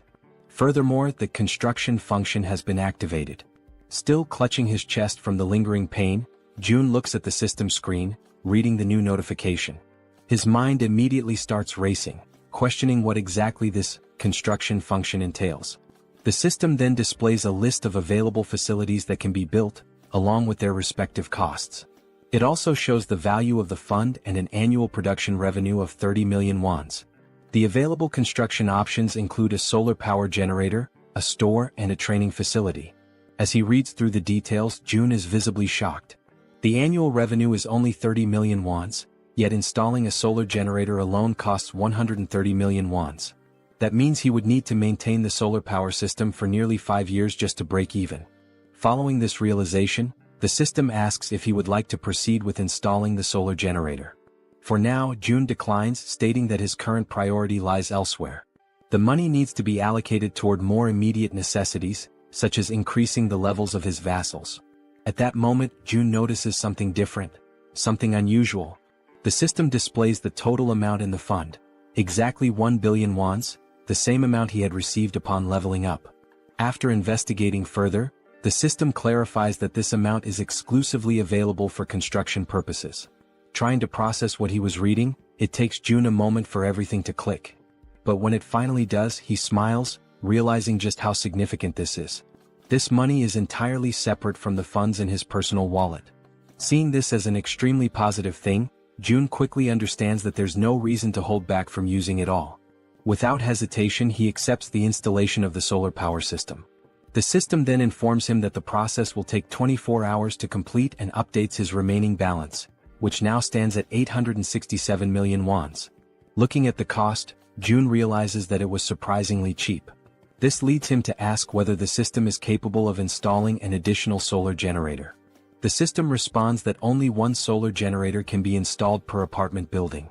With that in mind, Jun shifts his attention to the store option. As he selects it, he is met with an unexpected but pleasant surprise. The feature is far more impressive than he had initially thought. This store is directly linked to the one he already owns, allowing him to sell registered items to his citizens. However, what truly makes this ability unique is that it is not a physical store. Instead, the system produces items in real time, and as long as there are funds available, the system itself will handle the transactions. Up until recently, managing and distributing supplies had been a tedious and time-consuming task, with Dabin having to handle most of the distribution. But now, with a system-operated store in place, the citizens will be able to purchase what they need on their own. As he reflects on this, Jun realizes that he can personally set the prices, increasing overall liquidation rates even further. Without hesitation, he issues the command to install the store immediately. The system prompts him to select a location for the store's installation. He carefully considers the available locations before deciding to place it on the 101st floor. The system then displays the remaining construction time, 48 hours until completion. Finally, the third option, the training facility. The system notifies him that this training facility will allow citizens to improve their strength and endurance through basic training exercises, with a 200% efficiency boost. Additionally, for those below level 15, an extra 300% efficiency bonus will apply. Reading this, Jun feels a surge of excitement. He already knew that leveling up through training was possible, but with these additional boosts, progress would be significantly faster, making it even easier to reap mission rewards. The system also prompts him to choose a location for the training facility. Jun decides to install it across the entire second floor, converting the entire level into a dedicated training center. The system then updates, displaying a 72-hour countdown for its completion. Lastly, there are also the 3 skill points he had acquired. However, something new has also been unlocked, the itemization feature. This allows registered products to be purchased in different sizes and quantities.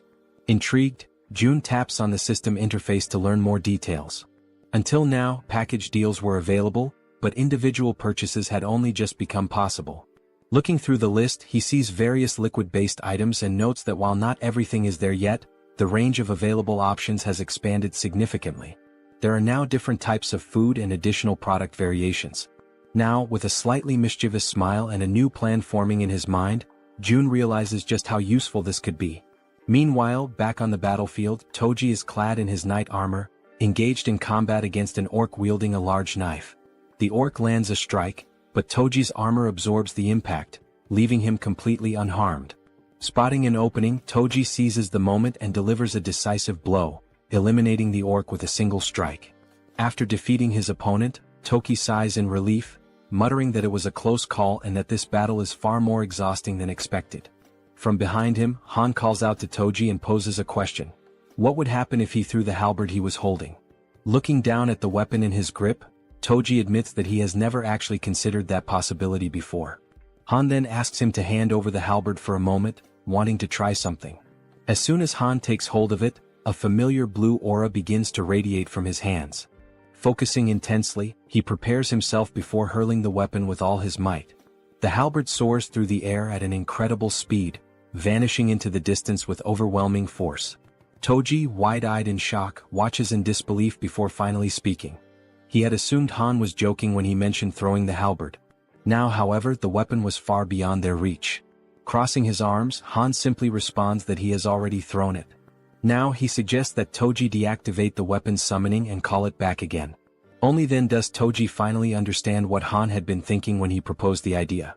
Focusing, Toji channels his energy and cancels the summoning of the halberd before reactivating it. Instantly, another halberd materializes in his hands. Toji stares at the weapon in awe, his surprise quickly turning into exhilaration. Overcome with excitement, he turns to Han, calling him a genius. Han, however, remains modest and tells him not to exaggerate. Just then, the female archer arrives, looking somewhat tense. She informs them that they need to leave as her supply of arrows is running low.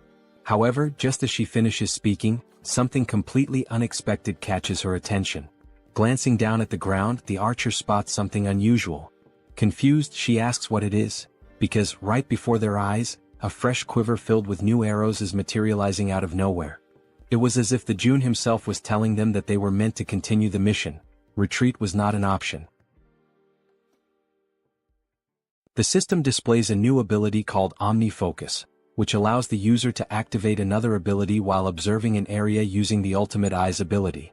After collecting the new arrows, the archer continues hunting creatures alongside the group. The system keeps notifying them of the orc kills, showing that the last one was level 19 and the amount of one deposited into the shut-in wallet.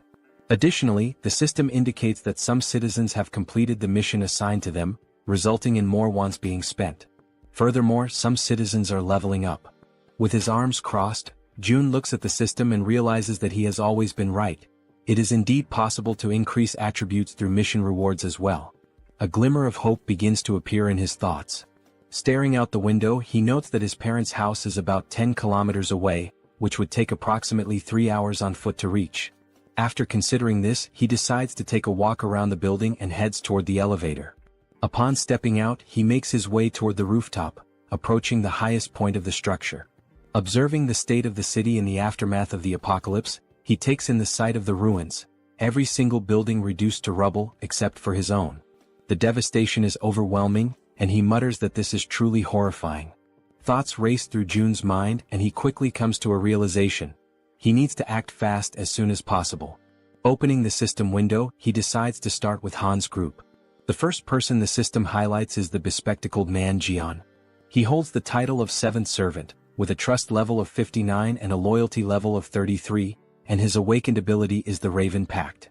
Seeing this, Jun realizes that as long as Jaehyeon's ability is being effectively utilized for reconnaissance, it would be best for him to team up with the Warbear and the healer.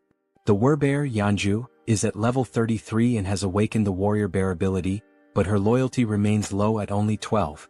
Meanwhile, the healer, Kim Dae-jung, is at level 30 and has the awakened abilities of healing, blessing, and magic armor. Examining the details, Jun notes that unlike the healer, who is already registered as a vassal, the Warbear does not yet possess the necessary trust to qualify for vassal status. Beyond her healing ability, the healer also possesses an A-tier blessing, which enhances physical abilities by 70%. Additionally, she has a B-tier magic armor, which generates a magical barrier that protects a chosen target. Kim recognizes that those who had an awakened ability from the beginning hold a tremendous advantage and begins to wonder how he could gain the Warbear woman's trust. Recalling her desperate goal of resurrecting her son, Jun questions whether that might be the only way. He opens the system's resurrection tab and immediately, the system informs him that he does not have enough money to grant the reward, instructing him to acquire more funds. Kim clenches his fists in frustration, irritated that he still lacks the necessary amount. An idea sparks in his mind, to drastically increase the difficulty of the missions to the highest level possible. He then declares that he will set up a mission to hunt a level 40 monster, knowing that such a monster must be incredibly powerful, which in turn would yield a far greater reward. With a serious expression, he sets the time limit to 24 hours. The penalty? Yet, once again the system notifies him that he does not have enough money to provide the resurrection reward. Despite the harsh penalty of death upon failure, Jun is infuriated that the system still deems it insufficient. Then, another notification appears, momentarily catching him off guard. The system announces that he has slain a level 18 orc. An idea suddenly takes root in his mind, perhaps a group mission might work. Without hesitation, he reopens the system and attempts to issue a mission to hunt a level 40 or higher monster, with the same 24-hour time limit and the same penalty of death upon failure. However, this time the reward is modified. The Werebear's son will be resurrected, but only for 1 day. Jun accepts the mission, determining that for now, he must ensure the Werebear woman fully commits to his cause. Back in his room, Seo Jun hears desperate knocking at his door. A frantic voice from the other side pleads for him to open it. Seo Jun moves toward the door, and as he cracks it open, he barely has time to react. The Werebear woman barges in without waiting for him to open it fully. She had already been informed of the mission's reward and the possibility of resurrecting her son, which explained why she looked completely exhausted. Her eyes brim with tears as she declares, with a trembling voice, that she will do anything, anything at all, and she is willing to start immediately. Jun tells her that it is indeed possible, but there is a strict time limit, 24 hours to complete the mission and 24 hours for the resurrection itself. Upon hearing this, the Werebear woman collapses into uncontrollable sobs, overwhelmed by the mere possibility of something she had long believed to be impossible. Tears stream down her face as she expresses her heartfelt gratitude to Jun, telling him that she is truly happy, ecstatic, to have even just 1 day with her son. With unwavering determination, she promises that she will do whatever it takes to make it happen. After that, the system notifies that she has surpassed 30 loyalty points and can now be registered as a vassal. Sometime later, Jun is seen lying in his room, staring at the ceiling. And with nothing but the power of his mind, he manages to turn on the light. Realizing that he succeeded, he shifts his focus to the faucet and attempts to do the same. He concentrates, directing his thoughts toward opening the faucet until water begins to flow. At first, only a few droplets trickle out, barely noticeable. He concentrates a little harder, and this time he manages to fully open the faucet, allowing water to gush out at maximum flow. Feeling somewhat relieved, June comments that this is pretty cool, but at the same time he has already grown somewhat accustomed to it. Now he feels as if he has become a mage, like something straight out of Harry Potter, wielding a wand and controlling electricity, water and gas with precise mastery. The system then displays an update, indicating that the store's earnings are being calculated. A total of 320,981 wons has been deposited into the shut-in wallet. Glancing at the system, June does some quick calculations and realizes that a profit of 320,000 wons suggests that today's total sales have exceeded 1.5 million won. He activates the ultimate eye's ability to check on the people within the building, observing what they are doing on the different floors. On another floor, a man asks how much they need to save. Another man, holding a bow, responds that the bow itself cost 150,000 won, and today they only earn 10,000 won, meaning it will take roughly 15 days. The first man calls the other an idiot, pointing out that he didn't even factor in the cost of water and food for the next 15 days. Frustrated, the man with the bow turns his back and says that since the other is so smart, he should calculate everything on his own. Observing the interactions and dynamics between the people, June notes how much the atmosphere has shifted ever since he started distributing the reward money. He also realizes that ever since the mysterious place known as the store appeared on the first floor of the building, the small amount of money earned from hunting goblins has begun to ignite a growing desire among the people to hunt even more. And now that there are no longer enough goblins left within the apartment complex, people are being forced to venture outside in search of prey. Looking at the system, he feels a certain satisfaction, as level-ups are progressing steadily, and the number of new citizens has grown significantly. The system shows that the current population is 789, with XP and money bonuses now at 100%. Fixated on the system screen, Seo Jun realizes that things are about to expand exponentially from this point forward. Then once again another notification appears. Another level 18 orc has been slain. Sometime later, down below, the Werbear woman, with her immense superhuman strength, is tearing through wave after wave of goblins, crushing them without hesitation. Now she is emitting a golden aura, striking fear into the goblins before they even have a chance to fight back. Without wasting a single second, her thoughts consumed by the possibility of seeing her son again, she charges forward, completely obliterating the remaining goblins. Once no more goblins are left standing, she begins to revert to her human form. The exhaustion catches up with her, and she breathes heavily, struggling to steady herself. From a distance, the healer calls out to her, asking if she is okay and whether she is injured anywhere. The Werbear reassures her that she is fine, stating that even if she were hurt, it wouldn't be enough to stop her. The healer, concerned, urges her not to push herself too hard, mentioning that she is eliminating all the monsters before anyone else even has a chance to fight them. The Werbear apologizes, insisting that she isn't trying to steal anyone's kills. The archer, curious, asks why she is apologizing in the first place, pointing out that by taking down the monsters so quickly, she is making things much easier for everyone. Hearing this, the Werbear feels a sense of relief. Her companions are not upset with her after all. Watching from afar using the ultimate eyes, June acknowledges that forming this team was indeed a good decision. The system then updates, displaying the Werbear woman's status. Her name is Yun, and she has now reached level 40, with her trust and loyalty both rising to 66. She has also acquired new abilities beyond just her Werbear transformation. The newly awakened abilities are Ancestral Vital Blood and Primal Frenzy. These new abilities grant her a 50% boost to melee attack damage. Additionally, whenever she sustains wounds, Vital Blood drastically increases her regeneration. Furthermore, her eyes turn crimson upon witnessing blood, triggering an effect that amplifies her physical abilities by an astonishing 300%. Before she has a chance to process these new developments, the women suddenly hear a terrifying, unfamiliar roar echoing through the air, immediately putting them on high alert. The growls grow louder and closer, signaling that whatever is coming is approaching fast. Then, out of the shadows, a monstrous figure appears, stopping just a short distance in front of them. Without hesitation, the archer swiftly pulls back her bowstring, while the Werbear instructs the healer to fall back slightly. Standing before them is an orc, its presence alone exuding an overwhelming aura of menace. Its crimson eyes gleam ominously, and its body is riddled with deep scars, evidence of countless battles. In its massive hands, it grips a weapon resembling a giant club, and it begins to speak in a language that none of them can understand. Faced with the imminent threat before her, the Werbear woman does not hesitate for a single second and immediately begins her transformation. In an instant she completes the shift into her full beastly form, her massive figure standing in a battle stance directly in front of the orc. Now, enveloped by her golden aura, she lunges forward to attack the enemy, while in the background both the archer and the healer call out, urging her to be careful. As she charges, she lets out a deafening roar in an attempt to intimidate the orc, but he remains unfazed, standing his ground and locking eyes with her.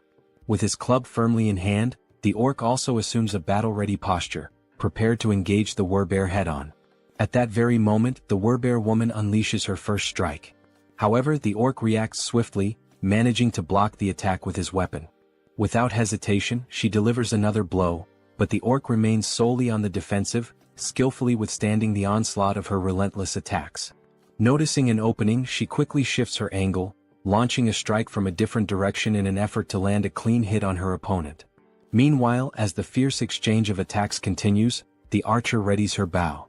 With unwavering determination in her eyes, she focuses intensely on her target, and a brilliant blue aura begins to radiate from the arrow. Observing the battle closely, she notices a brief moment when the orc becomes slightly distracted while fending off the Werbear's strikes. Seizing the opportunity, she releases her powerful shot with impeccable precision. Catching sight of the incoming arrow, the Werbear woman swiftly retreats a few steps to avoid being hit. The orc, displaying impressive reflexes, swiftly swings his club to deflect the projectile, narrowly avoiding the attack. However, this movement momentarily exposes a weakness, and without wasting a second, the Werbear, fueled by raw fury, surges forward with overwhelming force.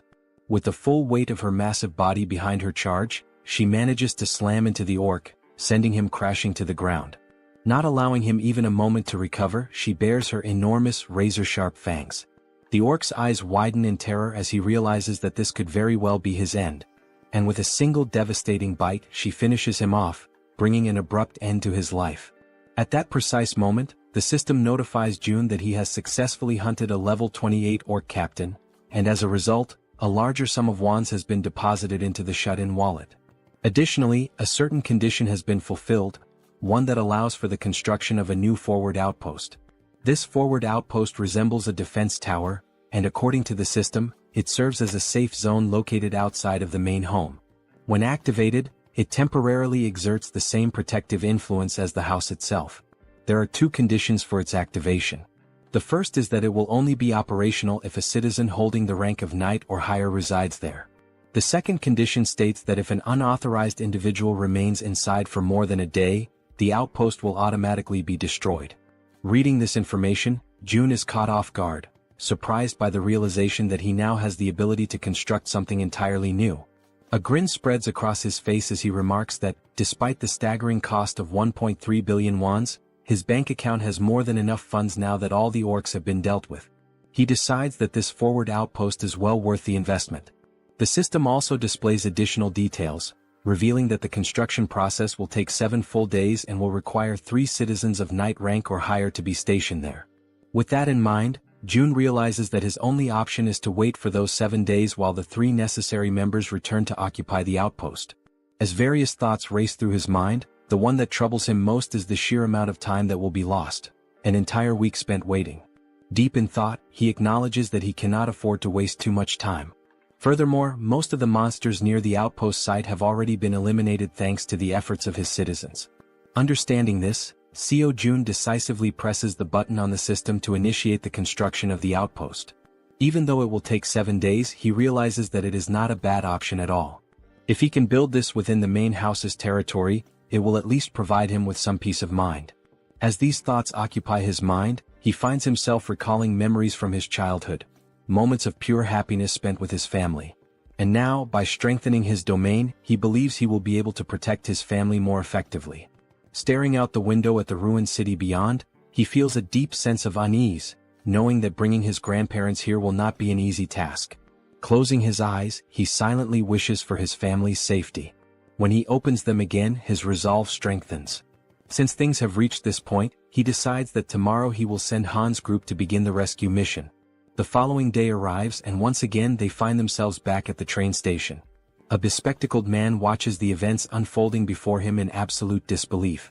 At the front lines, the Werbear woman is tearing through enemies, completely unstoppable, while he observes in utter shock from the sidelines. Witnessing her eliminate the monsters one by one, he struggles to comprehend how a single person could possibly be capable of taking down an orc with nothing but her bare hands. With every orc she slaughters, the realization dawns on him: she is no ordinary human. She is a Werbear. Even though he is still overwhelmed by everything happening before his eyes, he acknowledges that it all makes sense. After all, she was already incredibly powerful even before receiving Jun's blessing. As she continues her relentless rampage, crushing orcs with ease, one thought refuses to leave the bespectacled man's mind. How the hell did Jun manage to win her over? After all, not too long ago this Werbear woman was utterly obsessed with hunting goblins. The bespectacled man then considers the possibility that she may have acquired new abilities, despite already being incredibly strong. At that moment, the system displays a notification indicating that there is a mission with a strict time limit of 1 hour. They must complete the mission and return home within this time frame, though there is no penalty in case of failure. Back at the station, the bespectacled man takes position at the front to scout the area, carefully scanning his surroundings. Not far from him, he spots the rest of the group who had accompanied him on this mission. Han calls out to him, suggesting that it would be best to head back home. The bespectacled man turns around, briefly considering the suggestion, and ultimately nods in agreement. As he waits, his raven, an extension of his newly acquired ability, returns from its reconnaissance flight. The bird lands gracefully on his arm, having completed its task, and the bespectacled man gazes at it with pride. Gently stroking the raven's sleek feathers, he decides to name it Black and expresses his gratitude for its good work. Han steps closer, placing a firm hand on his shoulder before asking if he can now take the lead in patrolling ahead, given his new ability. The bespectacled man turns to Black, instructing it to be cautious before sending it forward on a new scouting mission. The raven, its dark eyes filled with an eerie intelligence, silently observes its surroundings before taking flight once more. With a powerful beat of its wings, Black soars high above the station, climbing as high as possible among the towering buildings to gain a broad vantage point of the area. It moves in calculated circles, carefully surveying the entire perimeter. Thanks to the bespectacled man's new ability, he is able to access everything the raven sees as if their visions are linked, distance proving to be no obstacle to their connection. Once he fully processes the information relayed by Black, the bespectacled man turns to Han and reports that the area outside appears to be clear, confirming that it is safe to proceed. Han acknowledges the report with a nod and promptly signals the rest of the group. Upon receiving the order, everyone quickly moves into formation, positioning the strongest members at the outer edges while the healer remains securely in the center. As they march forward, the bespectacled man suddenly senses an unusual presence near his back. His instincts kick in and without hesitation he whirls around to check for any threats. A faint rustling sound reaches his ears and after a brief moment he identifies the source, a small rat scurrying along the path. Since he is positioned at the back line, the bespectacled man swiftly climbs onto the platform, stepping away from the train tracks to avoid obstructing the others. His companions continue moving ahead, yet an uneasy feeling lingers. Unable to shake it off, he turns once more to scan the area behind them, double-checking to ensure that they are not being followed. In the dimly lit tunnel, just beyond the tracks, something catches his attention, a pair of gleaming eyes watching from the shadows. The eyes belong to a rat. Without hesitation, the small creature leaps forward, mirroring the group's path with uncanny precision. Relentlessly, despite its diminutive size, the rat pursues them, its glowing eyes locked onto their trail. Carefully and persistently, it follows their every move, all the way to the station's exit.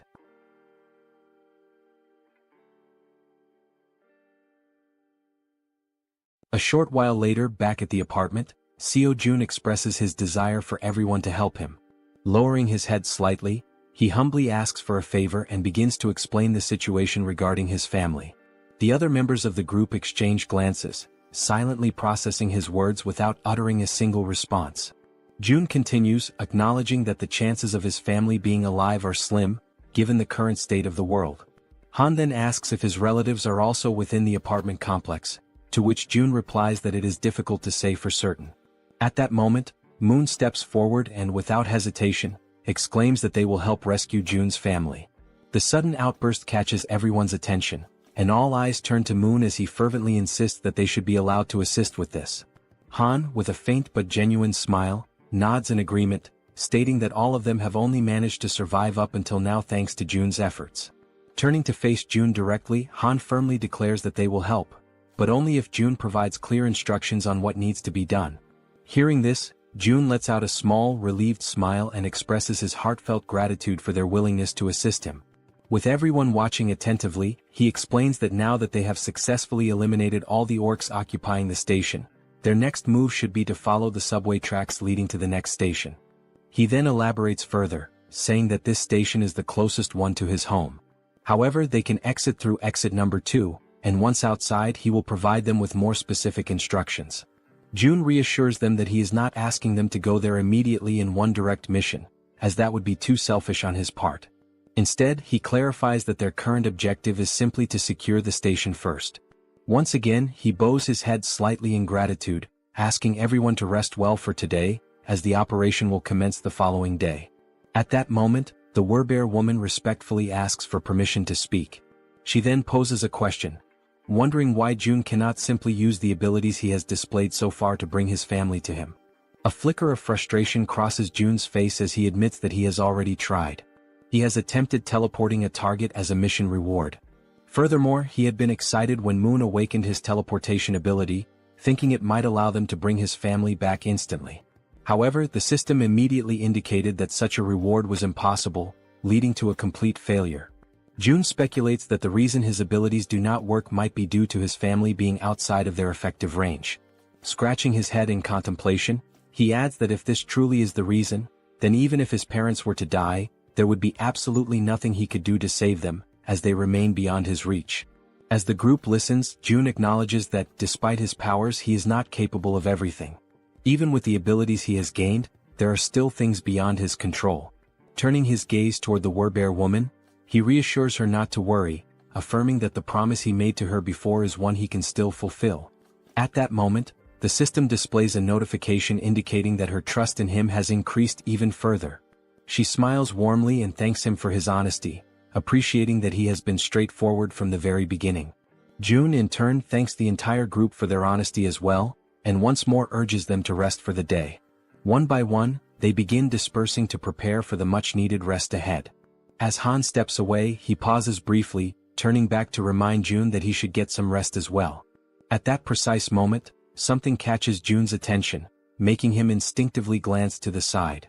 The system suddenly notifies him that someone is attempting to enter, and that this individual meets the necessary requirements, prompting the system to ask whether he wishes to grant them citizenship. Without hesitation, Jun activates his Ultimate Eyes ability and commands the system to approve the citizenship request. The system displays the name of the individual as Yi Jin, a level 31 being with an awakened ability titled Queen of Rats. Upon using his ability to verify the identity of the applicant, Jun's eyes widen in shock, a wave of disbelief washing over him as he realizes that the one he had just granted citizenship to was, in fact, a rat. 1 hour earlier, while they were still inside the subway station, the rat had been observing the group closely, curiously wondering who these people were. These individuals were so powerful that they had managed to eliminate the orcs with remarkable ease. As the group ascended the stairs, the rat pondered whether their strength was due to the fact that they all had awakened abilities. But at the same time, it questioned if such a thing was even possible. Hiding in the corner of the wall, the rat considered the best course of action. Perhaps it would be wise to simply follow them for now and attempt to make contact later. The thought lingered in its mind that such an endeavor might be challenging, but with its abilities, it should be much easier. Determined, the rat took off in pursuit of the group. Now outside the station, amidst the city's ruined streets, the rat continued tailing them, convincing itself that it was only taking a quick look around. Upon arriving at their destination, the rat's ears twitched as it picked up the sound of human voices, children's laughter and other noises that were incredibly unusual in this world. Looking ahead, it saw children playing carefree, as if untouched by the devastation that plagued the rest of the world. The sight left the rat in complete shock. In a post-apocalyptic world, such a scene was simply unnatural. Turning its gaze to the other side, the rat found itself questioning why so many people were gathered inside that particular building. Fixating on the only structure that remained completely intact, it wondered what in the world that place was. With a deep sense of curiosity, it decided to take a closer look. However, as it attempted to leap up the steps and enter, it slammed its head into something invisible. A dull ache surged through its skull, and a large lump immediately began forming on its tiny head. The sudden pain caused the little rat to let out a pitiful cry. It had collided with a system-generated window that displayed a message stating that entry was prohibited. While rubbing its sore head and trying to make sense of what had just happened, another system window appeared before it, asking whether it wished to acquire citizenship. Still slightly irritated from the unexpected collision, the rat, without much thought, accepted the citizenship offer. Yet, despite agreeing, the system window stubbornly remained in front of it. A flicker of frustration crossed the rat's face as it muttered that such a thing was probably impossible for a mere rat. But in the very next instant, the system confirmed that citizenship had indeed been granted. Overwhelmed with excitement, the rat raised its tiny fist triumphantly, as if celebrating a great victory. A part of it still wondered if this had actually worked. Stepping forward, it entered the building, reassuring itself that everything was fine now. However, the moment it crossed the threshold, panic erupted. The sight of a rat inside sent the people into a frenzy. Instantly, several individuals reacted, attempting to stomp on the small creature to eliminate it. The rat, realizing the danger, frantically dodged their feet, twisting and leaping in desperate evasive maneuvers. It barely managed to escape the chaotic scene, but in the process, it lost its balance, tumbled forward, and ended up rolling into another area entirely. The new location was a training facility, where the group's members were actively working out. Han and Togi were lifting dumbbells, training their biceps. Moon and the glasses-wearing man were performing bench presses. The archer and the poison-wielding woman were working out on the other side of the room. Meanwhile, the healer and the werbear woman were taking turns using the lat pull-down machine. Observing the sheer intensity of the training, the little rat found itself in awe, its tiny mind racing as it marveled at the sight. What kind of place was this? At that very moment, elsewhere, a new figure appeared. A woman, clutching her head, muttered that she was experiencing pain. She had been inside that very subway station earlier, and now she was suffering from a splitting headache. Perhaps this pain was a lingering effect of when the rat had collided headfirst into the system's invisible barrier. Bringing her hand to her mouth, she let out a smile, one that gradually morphed into something filled with twisted excitement. She spoke softly to herself, claiming that now, at long last, an opportunity had presented itself. A low chuckle escaped her lips and soon she was grinning almost maniacally. She had finally found a way to survive. However, she quickly realized that the real challenge was how to actually reach that place. For now, she only needed to make her way to the station where the group had been. As she gnawed at her nails, she considered the possibilities. Perhaps the only viable method would be to traverse the subway tracks. But there was a major obstacle in the way, the monster that currently occupied the station, blocking the path forward. And yet, instead of despairing, she clenched her fists with determination. That was precisely why she still had a chance. There was nowhere in this world that she could not reach. At her command, a swarm of rats began to emerge, flooding the entire area. At that moment, a system notification appeared, indicating that he had hunted a trained level 2 rat and had gained a small amount of XP. The woman's ability was called Queen of Rats, a skill that compelled any rat she encountered to swear loyalty to her, allowing her to share their senses. Observing the notification, June, deep in thought, quickly realized that this woman was controlling the rat's spirit. Without hesitation, he activated his ability, Ultimate Eyes. Someone with an awakened Tirei ability had arrived on their own, so no matter the circumstances, he had to accept them. He carefully examined each room, searching for any sign of her, but there was nothing to be found. Turning his gaze outside, he scanned the surroundings, yet there was no trace of her there either. June then considered summoning her through a mission, as she had already been accepted as a citizen. The mission he devised was simple: visit the apartment within a 48-hour time limit, with a reward of cola and a choco bar. However, just before confirming the mission, June paused, realizing he was forgetting something. A memory resurfaced, the conversation he had with the werbear woman, where she had asked if he simply couldn't bring someone there using his abilities. June had tried multiple times before and had never succeeded. But perhaps that was because those people had been outside his sphere of influence at the time. Now, however, things were different. Everyone who had obtained citizenship was undoubtedly under his influence. No matter how far away they were, the system still registered the bodies of the monsters they hunted, calculating them accordingly. This proved Jun's theory. With this realization, he ordered the system to modify the mission. The new objective remained the same: visit the apartment. However, the time limit was now only 10 seconds, and the penalty for failure was immediate summoning to the location. After confirming the changes, Jun felt a hint of surprise that the system had allowed it to proceed without imposing any restrictions or additional penalties. Deep in thought, he considered that this was a worthwhile attempt. If he could successfully summon a citizen from the outside just once, then he could safely bring his own family there in the future. Once the forward base was activated, he would temporarily gain the same authority as his original territory. Only then would Han's group be dispatched. The forward base would be constructed, citizenship would be granted to his entire family, and using the mission system he would finally be able to summon them there. Jun realized that this plan had a real chance of working. However, the real issue was how much it would cost. But ultimately, the cost didn't matter as long as he could save his family. With unwavering determination, he declared that he would begin, pressing the button to start the mission.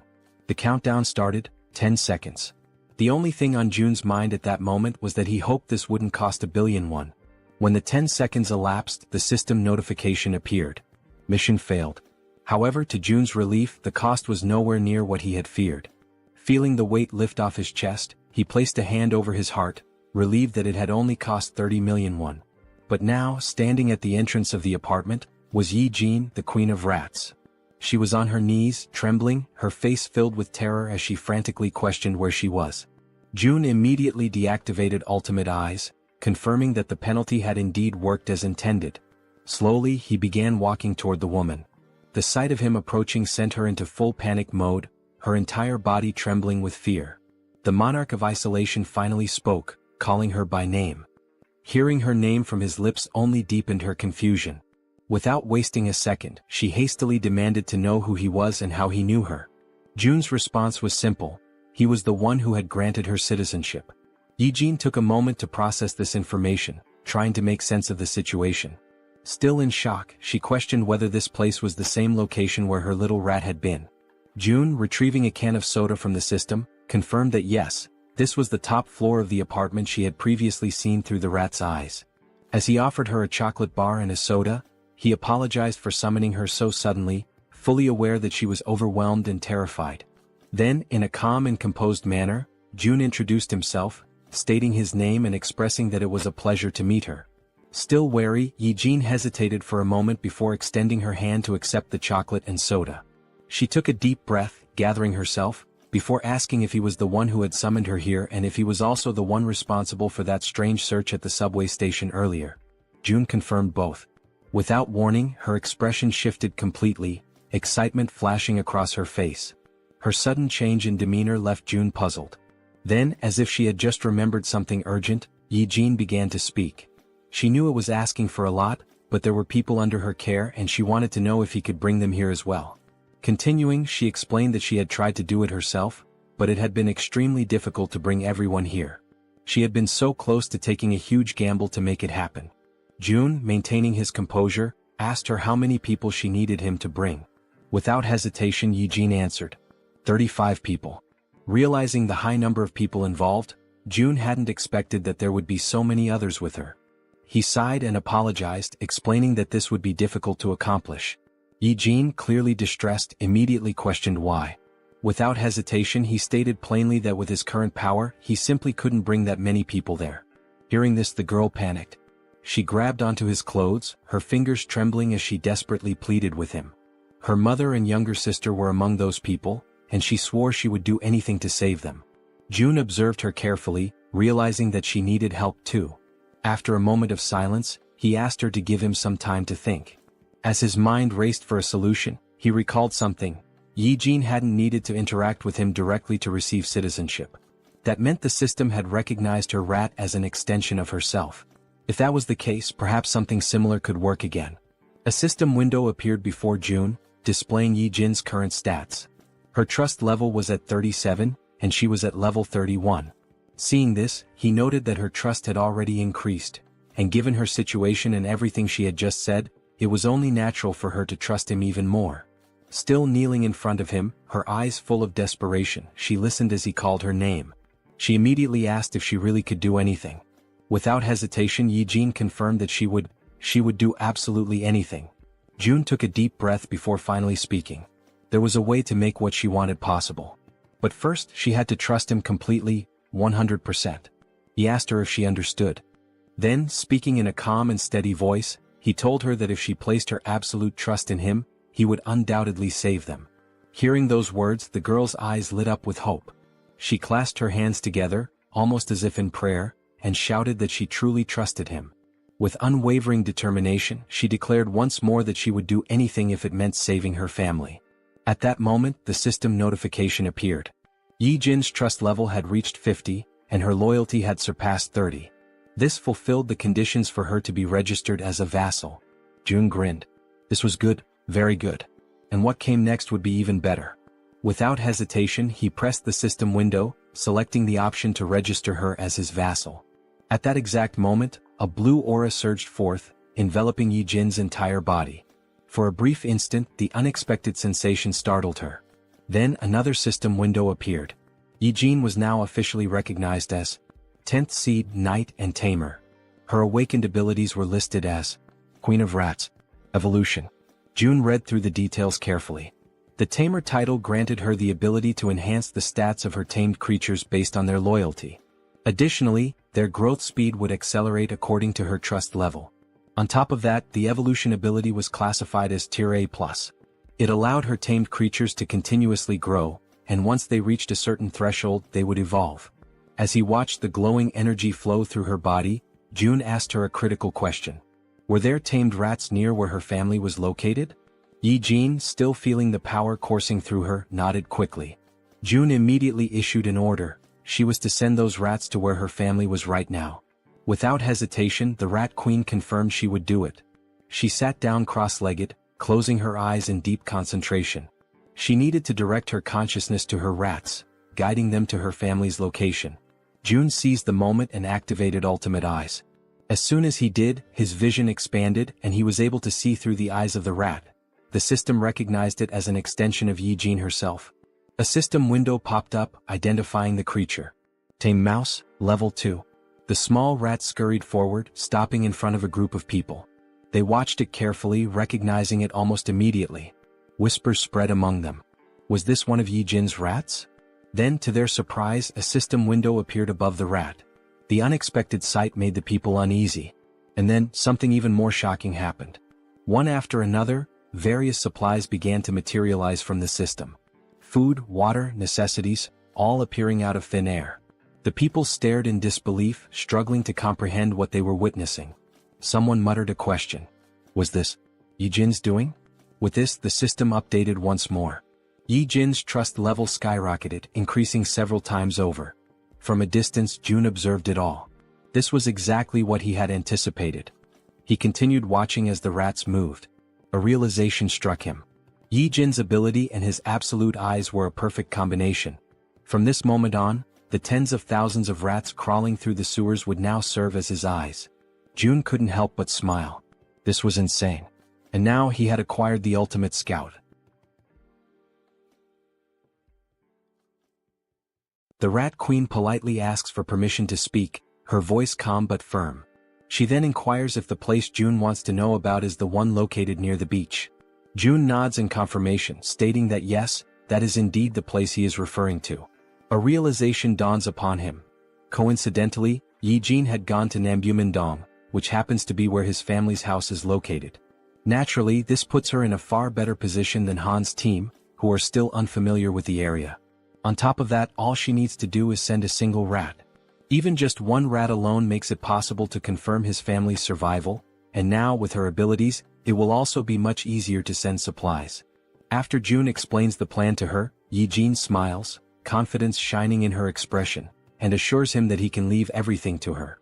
Right at that moment, the system notifies that both her loyalty and trust have increased. Not wanting to waste any more time, June immediately asks if she can go right now. Yi-jin, still smiling playfully as she absent-mindedly plays with one of her rats, confirms without hesitation that she can. June then gives her a specific request. He asks if she could follow the subway tracks on her way. Her expression shifts slightly, and she asks if he is seriously suggesting that. June confirms without hesitation. His plan is to use that route for the rescue mission later. However, Yijin's expression changes drastically. A look of sheer panic washes over her face as she quickly exclaims that this will not work. June is momentarily taken aback by her sudden reaction and questions why his plan would fail.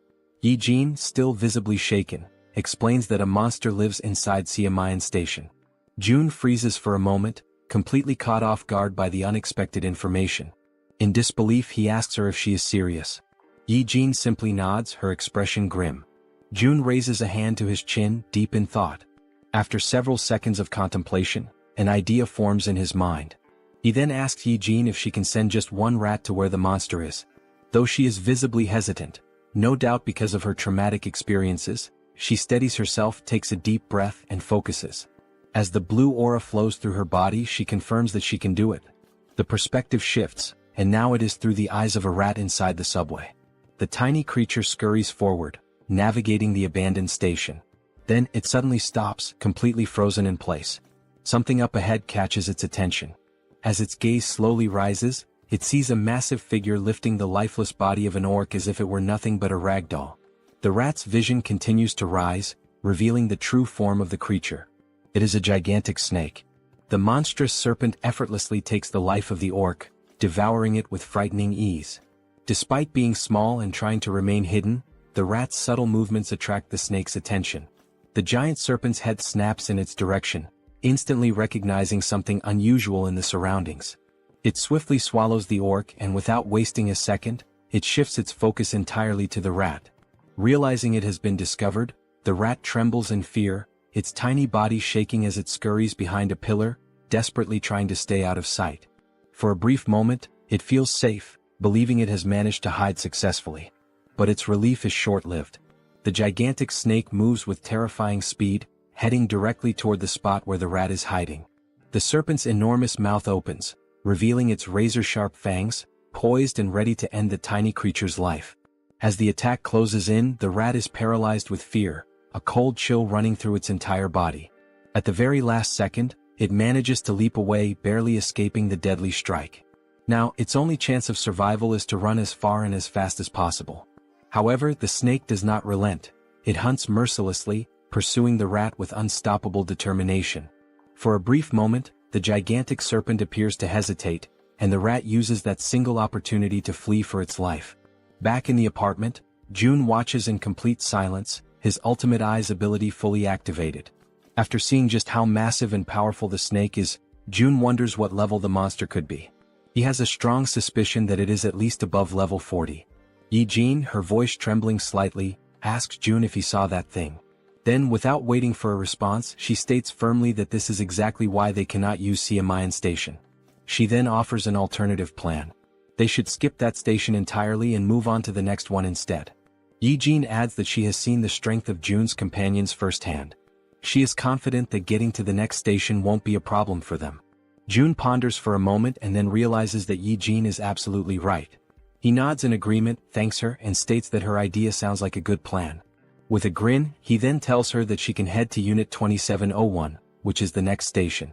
From today onward, that will be her base. However, she will need to do some cleaning up first. Yijin nods in understanding, then stands up and expresses her gratitude. She asks for permission to leave and informs him that she is heading out now. June reminds her to be careful. As Yijin walks away, June finds himself lost in thought. Had it been before he met her, this would have likely been his exact plan. A small smile plays on his lips as he acknowledges this fact. With that, he opens the system interface and gives the command to install solar power generators. The system confirms that the installation process will take 24 hours to complete.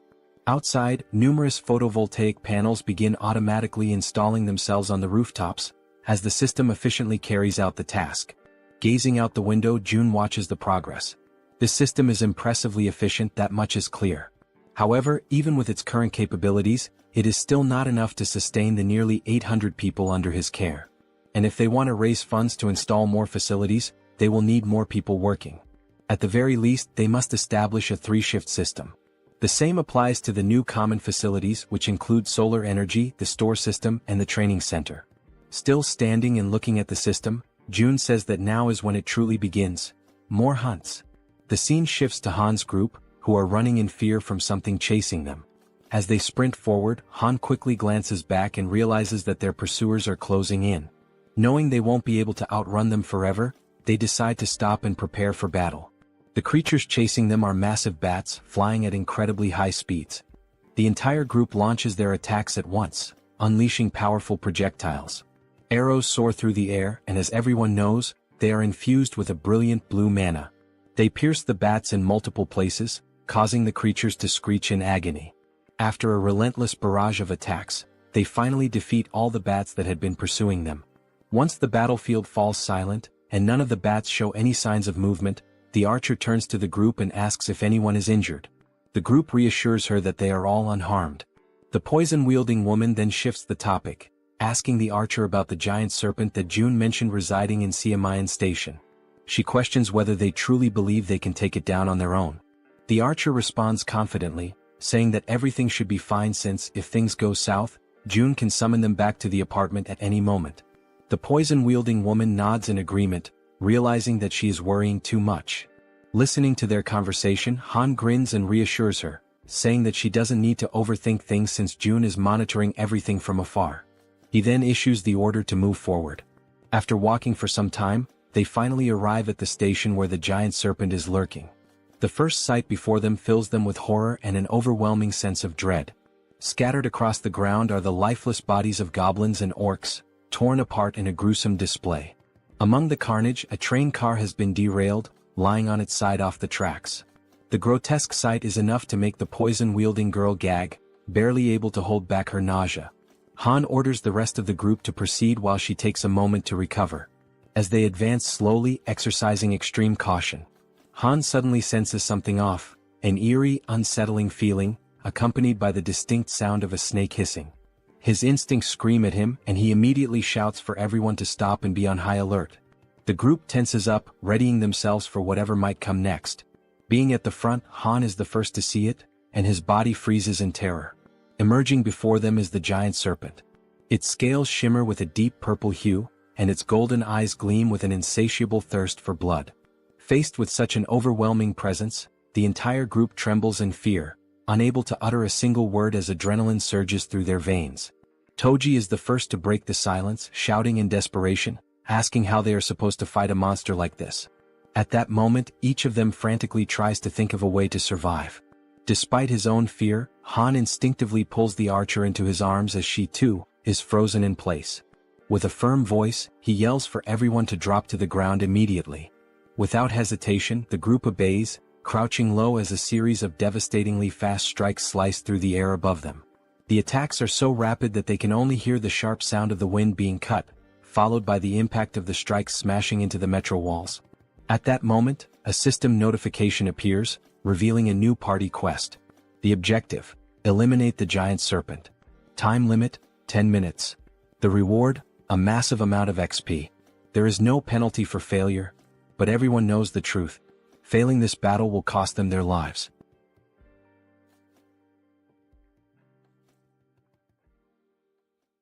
After the possible attack, while still shielding the archer with his body, Han realizes, deep down and with absolute certainty, that this might truly be the end for them.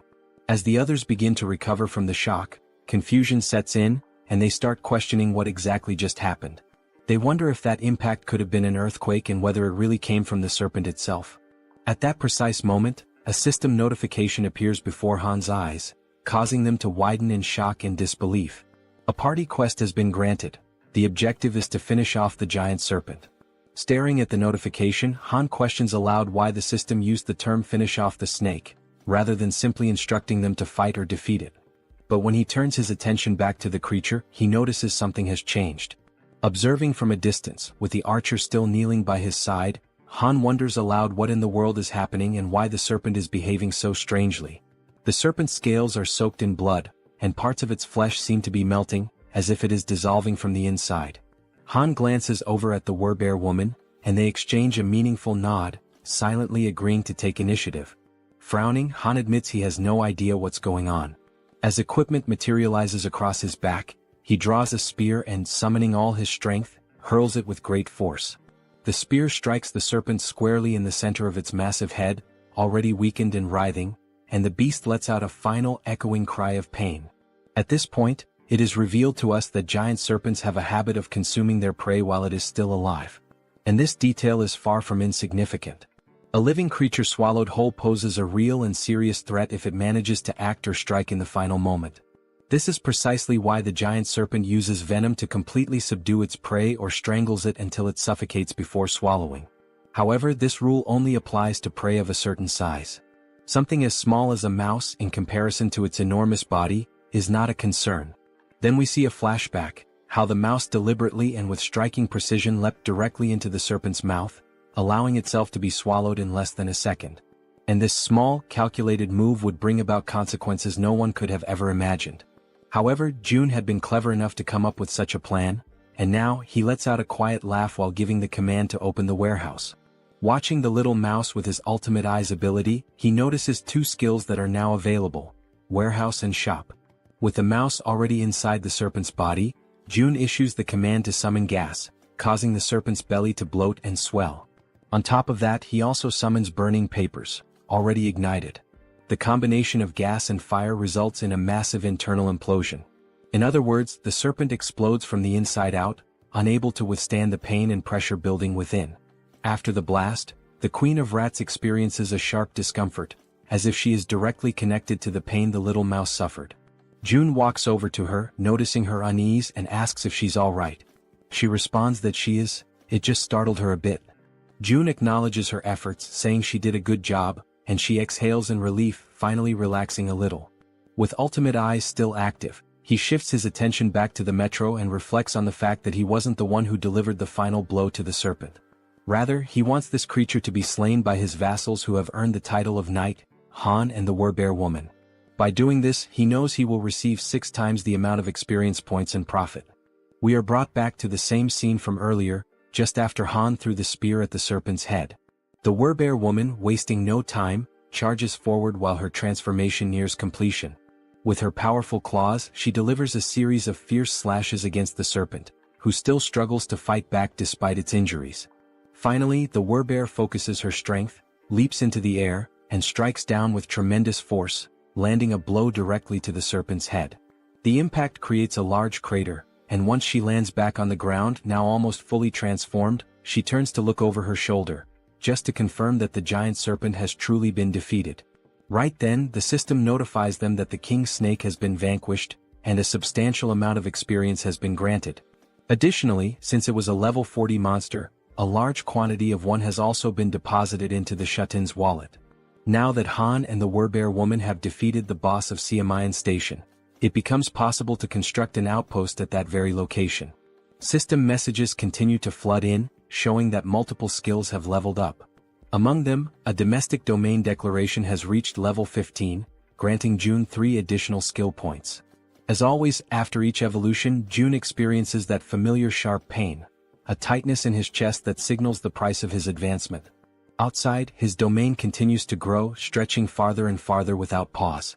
The system then alerts that a being has been discovered that meets the citizenship requirements, asking whether June would like to grant it. Still clutching his chest in pain, June gives the command to grant citizenship to the candidate. The system reports that the total number of citizens has now reached 1,000, and as the citizen count reaches that milestone, every citizen unlocks a new passive ability called Base Salary. This Base Salary skill is a passive ability that grants every citizen an additional 100% XP and profit bonus.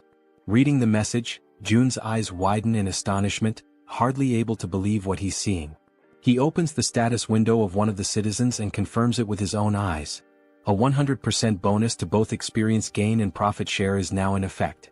Then June becomes thoughtful, allowing himself a moment to process everything. He realizes that this is actually quite a fascinating feature. He now fully understands what the Base Salary ability truly means. Even if he sets their profit participation at 0%, the citizens still receive the additional 100% bonus in both experience and profits. But before he can dwell on that thought any further, his concentration is broken. The Queen of Rats calls out to him, gently pulling him out of his reflections. He turns around and asks what she needs. She apologizes for asking this at such a moment but proceeds to make a request. She wants to know if it would be possible for him to bring her group to that place as well. June takes a moment to consider her words, going quiet for a few seconds as he thinks. Then a soft smile forms on his face and he answers that of course he will make that happen. The Queen of Rats lights up with excitement the moment she hears his response.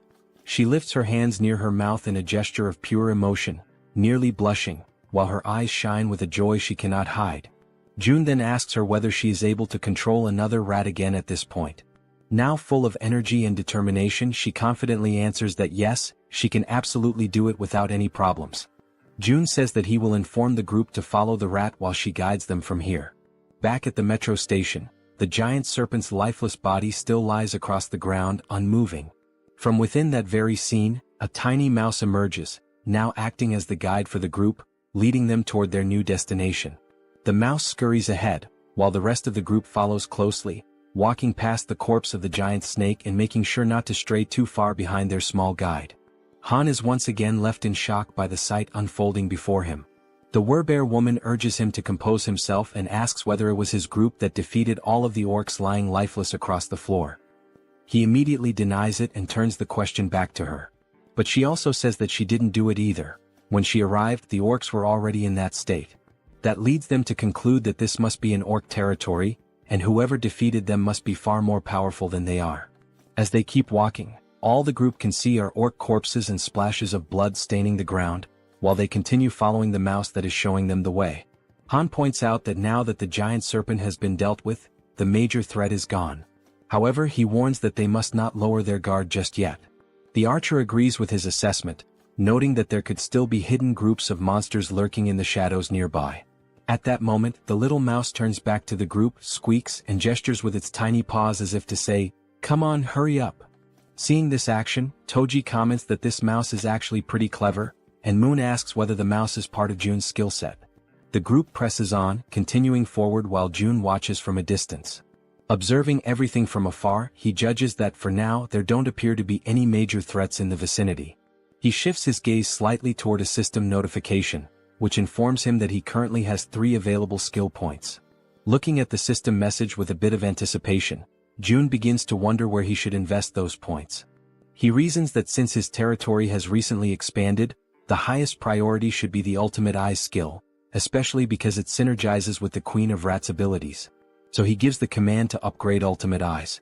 Once again, as always, he feels the painful consequences of evolving his skill.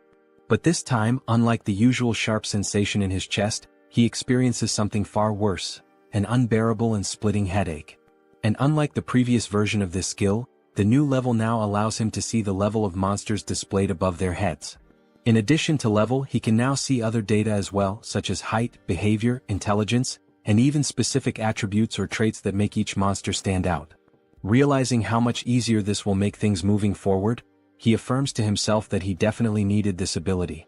Because first, he needs to identify monsters of the correct level in order to assign suitable quests to people. This way he can reduce the cost of resurrection. Already aware of how useful this tool will be, he decides to use his remaining points. The next skill he chooses is dignity maintenance because now that he is meeting and managing more people, trust and loyalty are becoming increasingly important. He gives the command to level up that skill as well. However, just at that moment, right in the middle of his planning, something interrupts Seo Jun, throwing him completely off balance and into a state of panic. A deafening sound crashes through the area, abruptly ending his moment of reflection. That's when he realizes that the noises he just heard were similar to gunshots, sharp, loud, and unmistakably threatening. Since June had his Ultimate Eyes skill activated at that moment, he was able to quickly realize that the gunshots had not originated from the apartment complex, but rather from the metro station. He immediately redirects his gaze back toward the metro and sees several goblins wielding revolvers in their hands. The goblins wear malicious, twisted smiles, clearly aware of the immense power they now hold with such weapons. Watching the scene unfold before him, the only question running through June's mind is why on earth goblins have firearms, and more importantly, how they managed to get their hands on them. Because it wasn't just one goblin with a gun, there were several of them, causing chaos and panic as they wildly fired their revolvers, spreading terror through the metro. Han and his group had already faced countless formidable enemies in the past, but never had they encountered a threat that escalated in danger so quickly and so unexpectedly. The suddenness of it put the entire group on high alert. Realizing the goblins were opening fire, Han immediately shouts out, commanding the group to run for cover and hide behind whatever protection they can find. The gunfire continued echoing throughout the metro station as the entire group managed to temporarily hide. From their cover, Han and the archer peek out cautiously, watching the scene unfold. Clearly frightened, the archer asks how the hell those damned goblins got their hands on firearms. Han responds grimly, saying the only thing he knows for certain is that it's not possible to fight them head-on under these conditions. But then Han allows a small smile to appear on his face, because he suddenly remembers, Moon is on their team. Without hesitation, Moon uses his teleportation ability, aiming to catch the goblins completely off guard and not give them a single second to react. His expression is fierce, filled with anger, and his eyes radiate pure determination. Without the slightest bit of remorse, he pierces the back of one of the armed goblins with his spear, driving it through the creature and silencing it with one final scream. That agonized cry is enough to alert the rest of the goblins, who immediately turn their attention to Moon, now fully aware that he's standing in the middle of them. But Moon is far from weak, certainly not as weak as the goblins had imagined. Using his close-range combat skills, he manages to decapitate every single goblin that tries to strike him, cutting them down one by one in rapid succession. Watching this from a distance, the goblins still wielding revolvers quickly realize that this is their best chance to shoot the boy before he closes in. But just as they prepare to pull the trigger, arrows suddenly strike their hands, forcing them to drop their guns in pain. The shots had come from the archer, who had been carefully observing the fight and saw the perfect opportunity to act. And she wasn't the only one. Toji, dressed in his heavy knight's armor, and the Werbear woman also launched themselves into the fray, charging forward to eliminate the remaining goblins. Both of them begin to attack fiercely, not giving the goblins a single moment to breathe or retaliate. From a distance, the man with glasses and the poison-wielding woman watch everything unfold in disbelief, clearly impressed by the strength and coordination of their companions. Toji and the Werbear continue pushing forward, relentlessly attacking the goblins, while in the background the archer and Moon provide cover from a distance to ensure their success. After the battle, Jun shifts his attention back to the revolver and ammunition, inspecting them carefully with the help of his ultimate eyes ability. He then gives the system the command to register both items. The system promptly displays a confirmation that the revolver and its specific ammunition have now been successfully registered. Realizing what he just did, Jun stands silent for a moment, stunned by the fact that he has now added a firearm to the system's inventory. He quickly recognizes that he cannot display this item in the store for the general public to purchase. On the other hand, offering firearms in the shop would come with clear advantages. People would instantly become more active in hunting monsters, and even ordinary individuals below level 10 might start regularly hunting orcs. That means the citizens would bring in significantly more XP and profits overall. However, Jun is also aware of one major problem. He cannot trust all the citizens yet. At this point, he's still welcoming people indiscriminately. In other words, there's no real standard, no vetting process. He's been accepting everyone and providing them with supplies without screening them first, operating under the belief that he can control everyone, no matter what might happen. Of course, the rapid growth of the citizen population has brought many benefits. But everyone knows that things change drastically when firearms are involved. There's no guarantee that someone among this growing crowd won't turn out to be a serious problem. Beyond the obvious issue of supply shortages in the midst of an apocalypse, there are also the feelings of envy, resentment, and jealousy that could easily escalate into something dangerous once firearms are introduced into the equation. Regardless of motive, accidents happen, and in the worst-case scenario, someone could die.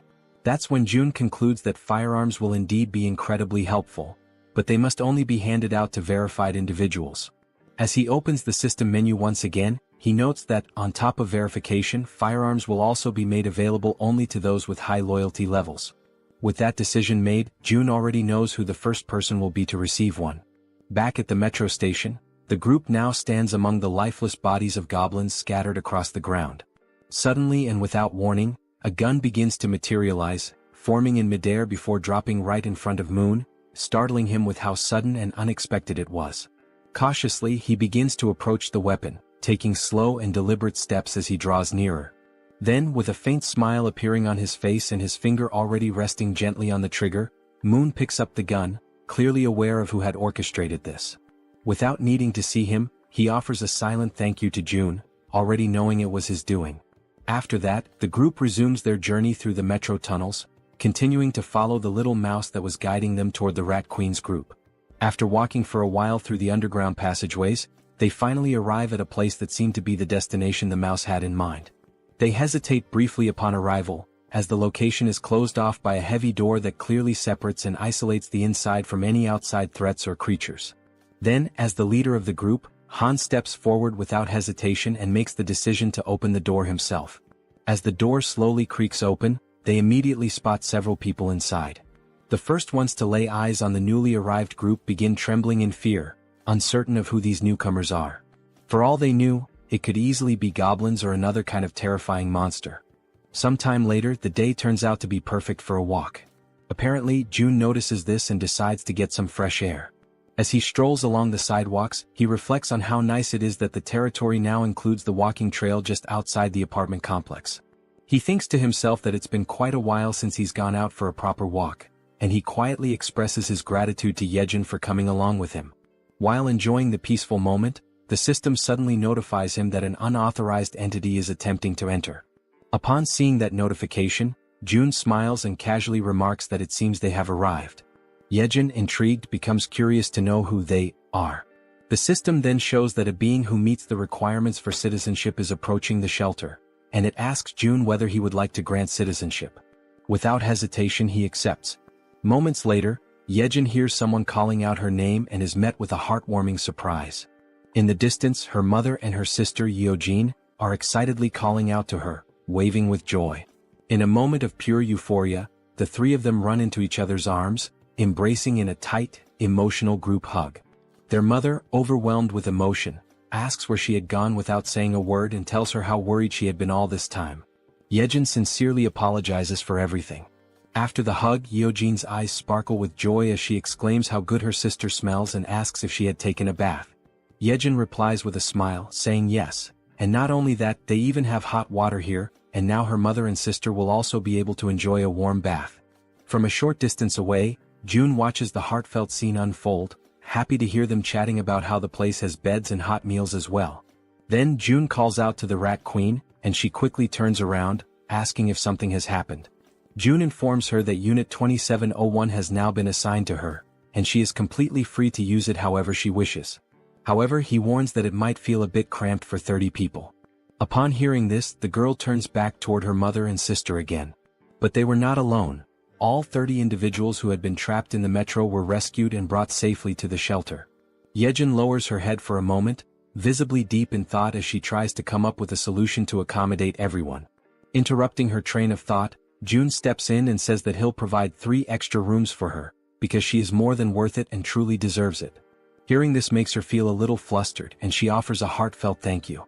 June adds that she can also use units 2402, 2301, and 1902, all within the same building. Hearing that causes her eyes to fill with tears, and in the background her mother and sister smile with happiness and relief. Jaehyeon expresses her gratitude and says she will always do her best. After this emotional moment, the system displays a notification showing that the loyalty and trust levels of many citizens have significantly increased in an instant. Seeing this on the interface, June feels a small spark of excitement, pleased with the outcome. However, something soon catches his attention. He remembers a system feature that was unlocked when he leveled up, but he had never taken the time to check it. The feature is called Guardian Beast Management, and it has a usage limit of 10 times. Just from the name alone, June gets a vague idea of what this skill might involve. But when he finally checks the cost of activating it, he is completely stunned. The cost is 1 billion, and the number leaves his jaw hanging in disbelief. Still trying to process this, someone suddenly calls his name and asks if he has a moment to talk in private. They head toward a nearby room and June opens the door, motioning for the person to come in. The person in question is none other than Jaehyeon, the girl known for using poisons, and she appears hesitant, clearly uncomfortable about what she's about to say. June gently asks her what she would like to talk about. With an anxious expression and a hint of fear in her voice, she says that there's something she needs to confess to him. Noticing her fear, June smiles softly and tells her to take a deep breath and feel free to speak comfortably, assuring her there's no pressure. Seeing his kind and calm reaction, Jaehyeon gathers the courage to finally speak her mind. She bows slightly and thanks him before saying, with visible difficulty, that she's truly sorry, but she wants to leave the team.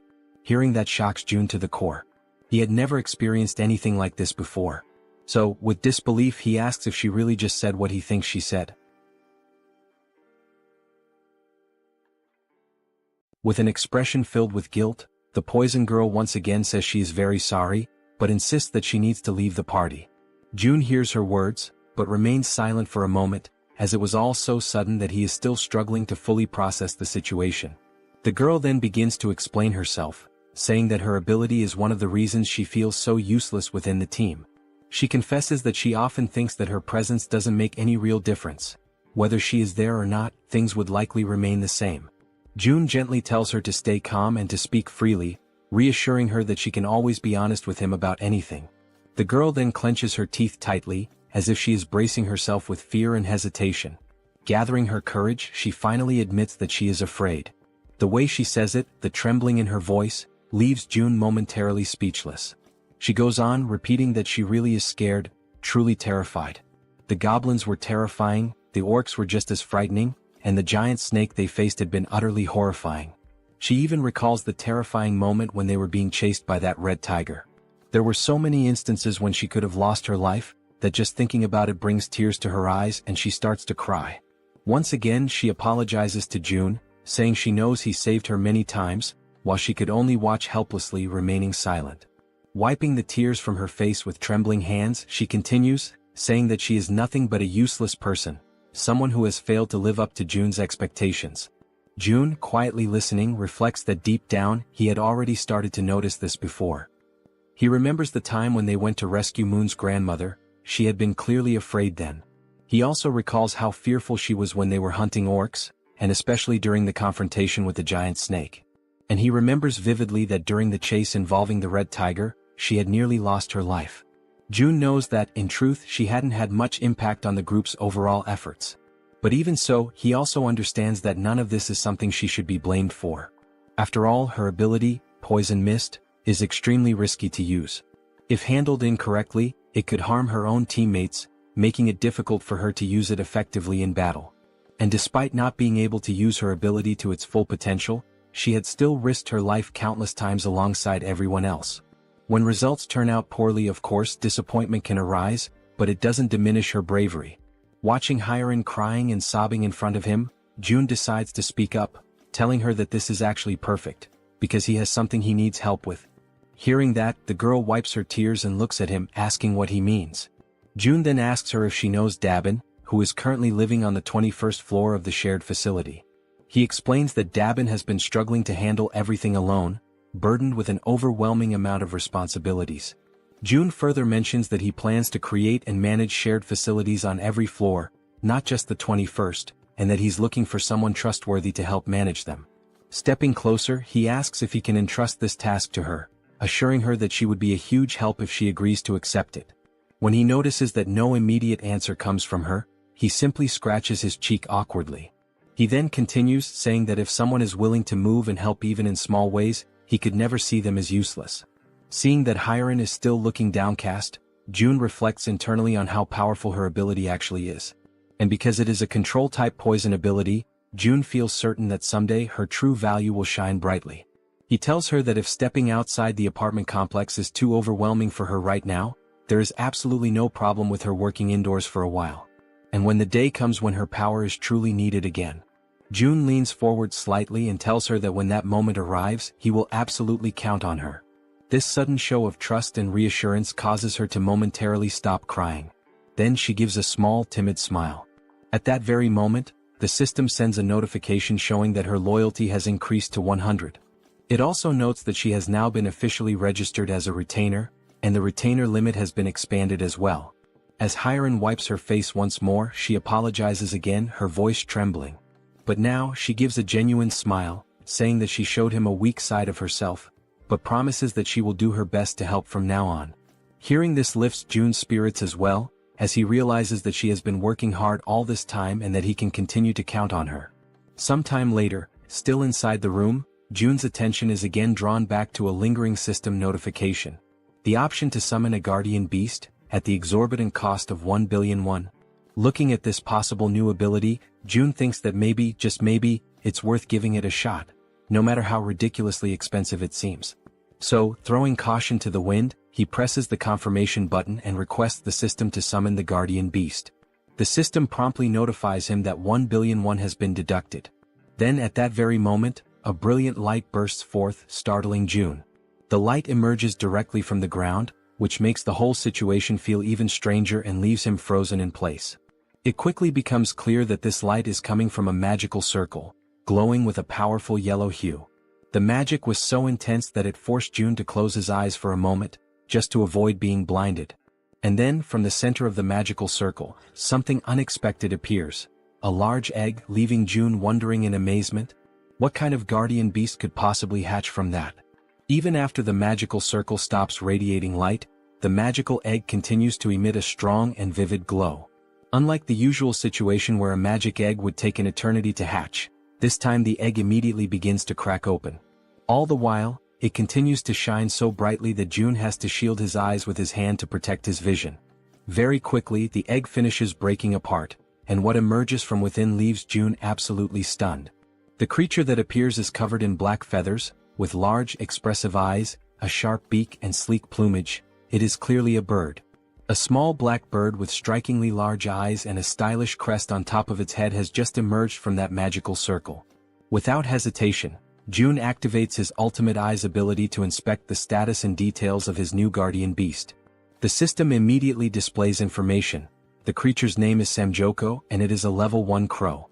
The system further explains that this crow is a divine beast with 3 legs, born with the power of the sun itself.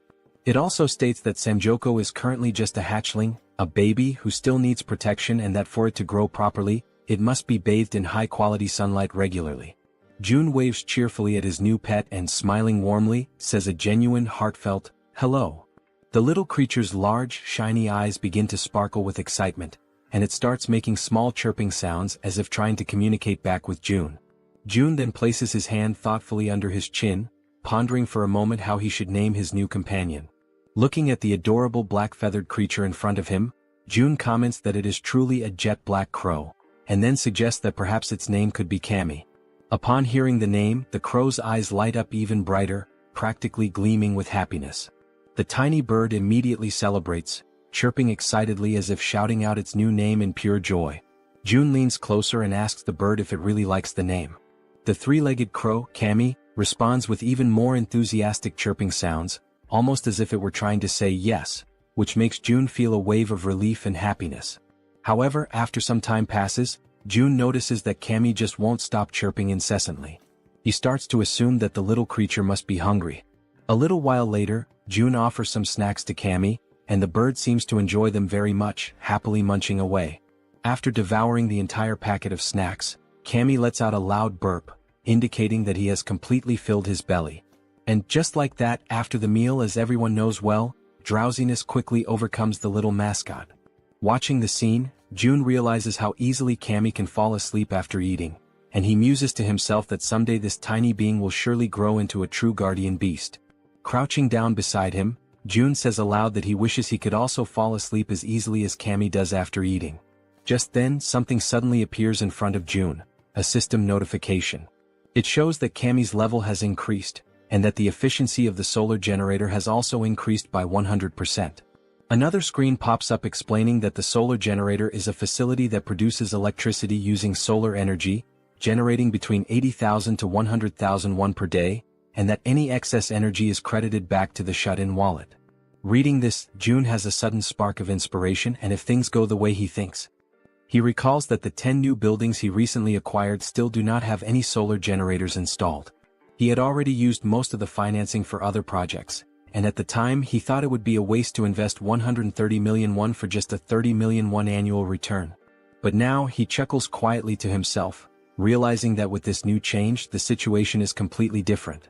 As more time passes, the system continues to notify him that Cami's level keeps increasing, and along with it, the efficiency of the solar generator continues to rise. Reading the latest notification, June realizes that the generator's efficiency has tripled almost instantly, going from a 30 million won annual return to 90 million won per year. With a broad smile spreading across his face, June understands that there is no reason to hesitate any longer. Without wasting a second, he gives the command to the system to install solar generators in all 10 of the new buildings. The system promptly displays that the installation will be completed within 24 hours. Sometime later in room 3001, someone rings the doorbell of that room. It is June. From inside, the occupant asks who it is, and June calmly replies that it's him. The door swings open quickly and Fatty appears, asking if something is wrong. June replies with a serious expression that he needs to ask a favor. Still looking surprised, Fatty asks what kind of favor June could possibly need. With a stern, resolute face, June explains that he needs Fatty to safeguard his money. They exchange a few words that the narration doesn't reveal to us, and shortly after that, Fatty is left standing there, completely in shock by what he has just heard. Before all of that, the conclusion that June came to while thinking carefully about the tax collection ability was as follows. If he entrusts a sum of money to a trustworthy citizen and simply lets it sit idle, it will generate profit for him over time. There is an initial 10% tax fee when he donates the money for the first time, but after that, the money starts to produce a 10% profit every month. So, June began to consider carefully whom he could trust enough to handle that money. He went through the status screens of various citizens and then stopped when he reached Choi, also known as Fatty, and noticed the 89 points in trust and 98 points in loyalty. It became absolutely clear to June that it had to be Fatty. His level of trust and loyalty were on an entirely different scale, significantly higher than that of any other citizen. Immediately, the system notified June that he had successfully donated 1 billion won to Fatty, with a 10% fee deducted from the total amount. Right after the donation, the system also showed that Fatty's loyalty and trust had increased even further.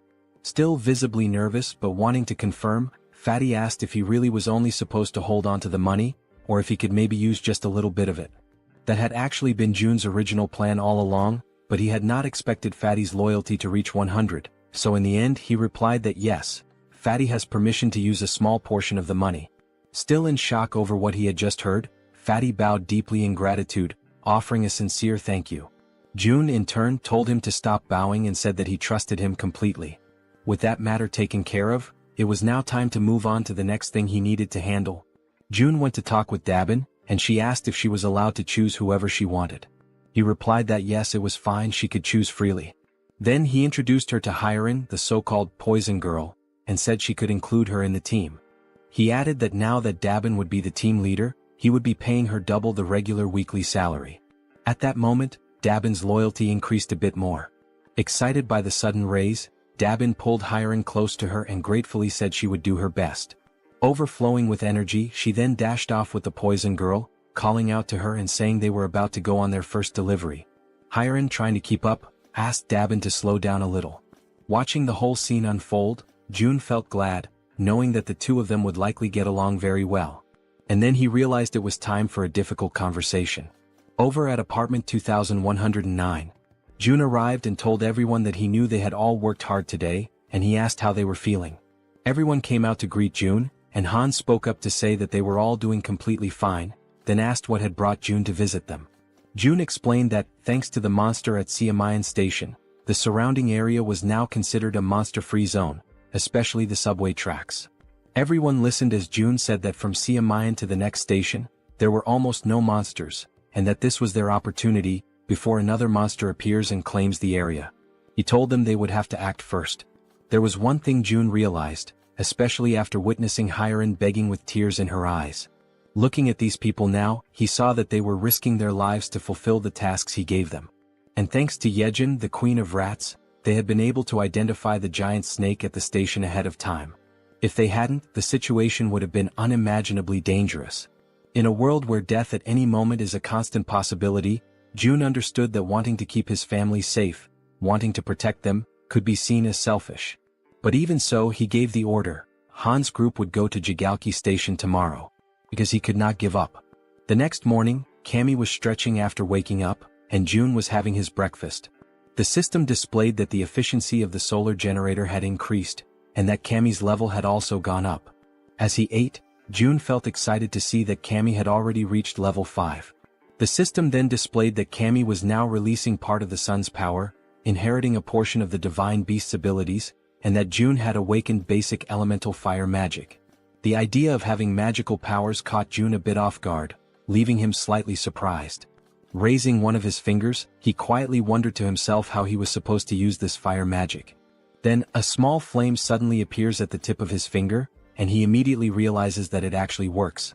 While the flame continues flowing gently from his fingertip, he notices that the sensation feels oddly familiar, and it doesn't take long for him to remember. It is quite similar to the feeling he experiences when he uses the dignity maintenance ability. And if that's really the case, Jun decides to go for a walk outside to test things more freely.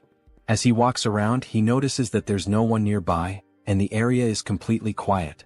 He closes his eyes slowly and begins to use his imagination. He starts to picture a massive flame, one so powerful that it could engulf and burn the entire area around him. Soon, a flame begins to form and grow in the palm of his hand. The flame starts expanding and he can feel the power coursing through his body, spreading from his hand to the rest of him. Then, with a determined movement, he throws the fireball forward. However, this action leaves him disappointed, to the point that all of Jun's earlier enthusiasm seems to vanish in an instant.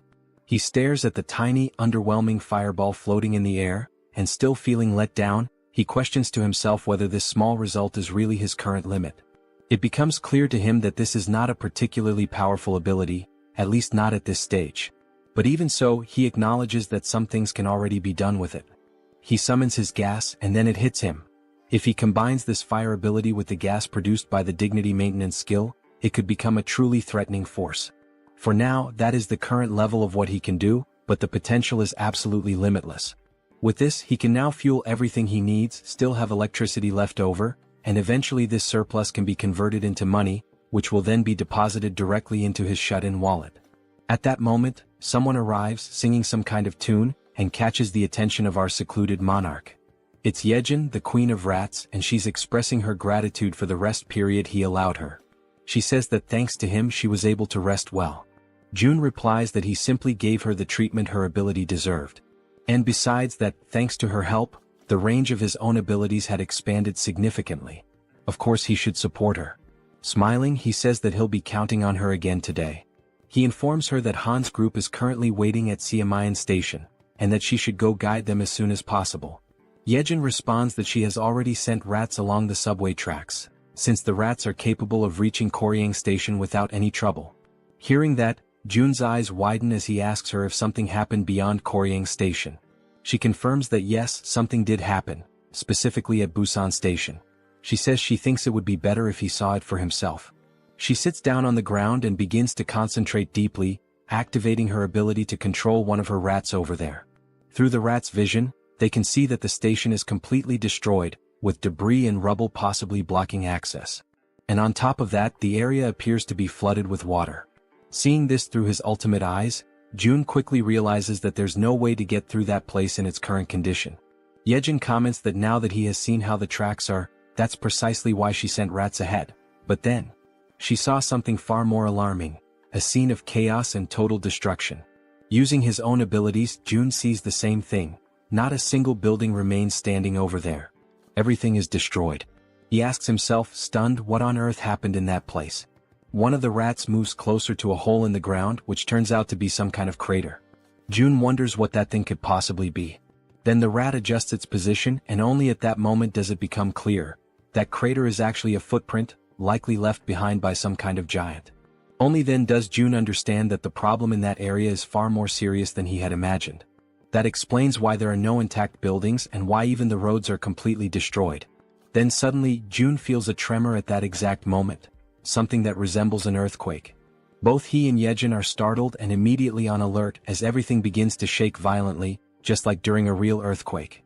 The Queen of Rats drops to the ground, crouching in fear and screaming from terror. Jun quickly moves closer, trying to reach her in order to calm her down. But at that moment he begins to feel deep discomfort, realizing that if this continues with the tremors growing stronger, all the buildings will eventually collapse. The earthquake continues to grow stronger, shaking the buildings more violently with each passing moment. Still visibly shaken, Jun turns to Jaehyeon and asks if she is all right. Jaehyeon reassures him that she is, but then with a worried expression, she asks what is really happening. Jun starts to explain that it is a tremor, but before he can finish, he is interrupted by a loud, booming voice shouting his name. Both Jun and Jaehyeon, still caught in a state of panic, hear that they need to go check what is going on. After a moment, Jaehyeon glances at her companion, and he gestures for her to follow him outside. Meanwhile, Fatty, visibly shaken and fearful, mutters in disbelief, questioning what all this chaos could be about. He adds that June needs to head to his house first. Without a second thought, both of them dash towards Fatty's house, despite the obvious danger all around. As they run, Fatty explains that from his place in Jaehyeon, they can get a clear view of the station area and assess the situation better. As they move swiftly through the quaking streets, June can't help but recall the loud crash from earlier, wondering why Fatty is dragging him to his place with such urgency. After some time they finally reach the destination. Upon opening the door, June is met with the sight of Fatty and his wife, both overwhelmed with fear and anxiety. Fatty quickly points towards the balcony, urging June to take a look. As June steps out onto the balcony and takes in the view, he becomes utterly shocked and paralyzed, his mind racing as he wonders why it always has to be some kind of madness. Outside, a gigantic, fearsome cyclops looms over the city, with sharp fangs and imposing horns, mercilessly destroying everything in its path. As the monstrous creature continues to demolish buildings with sheer brute force, June, still in a state of disbelief, summons everyone back to regroup. The group, now gathered, looks at one another in confusion, uncertain about the reason behind June's sudden call. When they reach Fatty's house, Han and Moon speculate about whether the earthquake from earlier might be linked to what's happening now. But suddenly when they glance ahead, they are all left frozen in terror as they spot the terrifying Cyclops approaching. While they helplessly watch the giant creature crush and topple massive buildings, the group can only question in disbelief what that monstrous being in front of them could possibly be. The Cyclops, consumed by unbridled rage, continues to smash and pulverize everything in its vicinity with its powerful fists. Then Han shouts out, desperately wondering what on earth is going on, while Fatty points out that the Cyclops is moving closer to their location, urging June to take a look. Feeling overwhelmed, June, in a state of panic, acknowledges that they have to do something, but he has no idea where to even begin. From the balcony, June glances down at his hands, unsure whether his abilities would be enough to withstand the Cyclops' attack. Nervous and trembling, June clenches his teeth, trying to keep his composure despite the dread creeping in. Suddenly, June hears someone calling his name and he freezes. Turning around, he sees the Werbear woman, her expression resolute and unwavering. With fierce determination, she requests a chance to take on the Cyclops. Hearing her words, June is initially taken aback and a bit fearful, unsure of what to think. However, the Werbear woman remains focused, her fiery resolve to battle the gigantic beast evident in her eyes. June, still anxious, manages to muster a faint smile after hearing her confident plea. Then he turns to her and asks if she is truly willing to confront the Cyclops. With unwavering courage, the Werbear woman firmly declares that she will make it happen right away. Just then, the system interface pops up, displaying that a mission has been granted. The objective is to hunt the Cyclops within a 24-hour time limit. If the mission succeeds, the reward will be 1 day of resurrection for the sun. However, if they fail, the penalty will be a full day of excruciating pain. June immediately calls for the group to assemble, stating that he will give a quick rundown of the plan. Standing before them, June asks everyone to pay close attention. To begin, he divides the group into 3 teams. The first team consists of Han, the Werbear woman, the healer, and Toji. The second team includes Moon, the archer woman, and Jaehyeon, the guy with glasses. The third team consists of June himself and Jaehyeon. June states that he will take charge of their current area, while the others must quickly move to their designated positions, emphasizing that he is counting on their effort and bravery. Following this, the group members race through the streets, each heading to their respective locations with a determined focus. Somewhere else, June hears his name being called again. When he turns around, he sees Jaehyeon, who, after surveying the area, confirms that June was right. The individuals with military experience are positioned at the main gate, while the other residents are gathered in the underground parking lot. Smiling in relief, June thanks her for the efficient work and suggests that she move to the underground parking lot as well to continue assisting the others.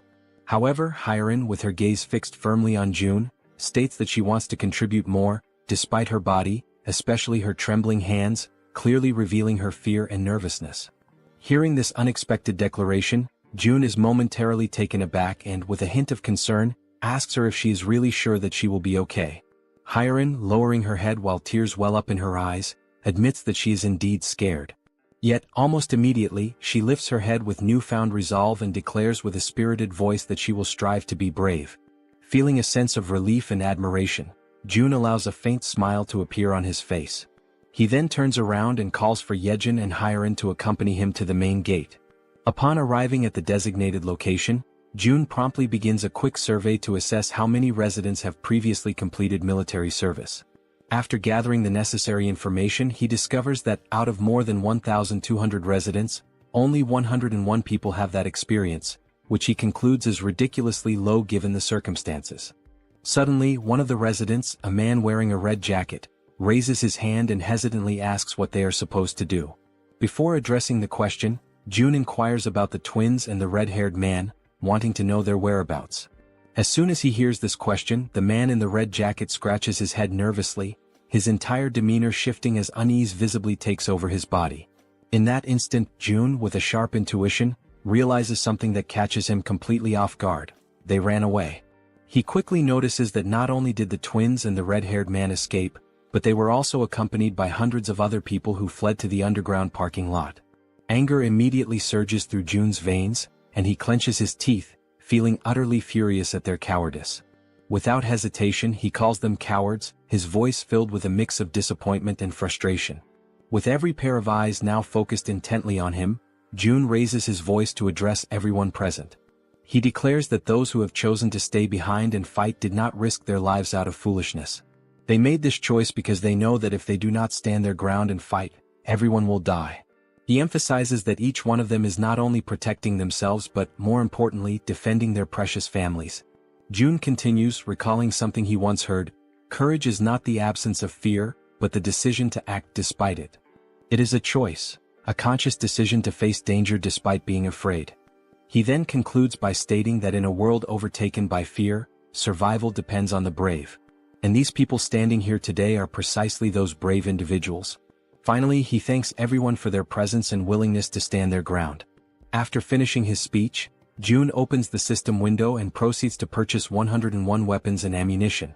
As soon as the transaction is completed, the weapons and ammo begin to materialize right in front of everyone, leaving the crowd stunned and wide-eyed with disbelief.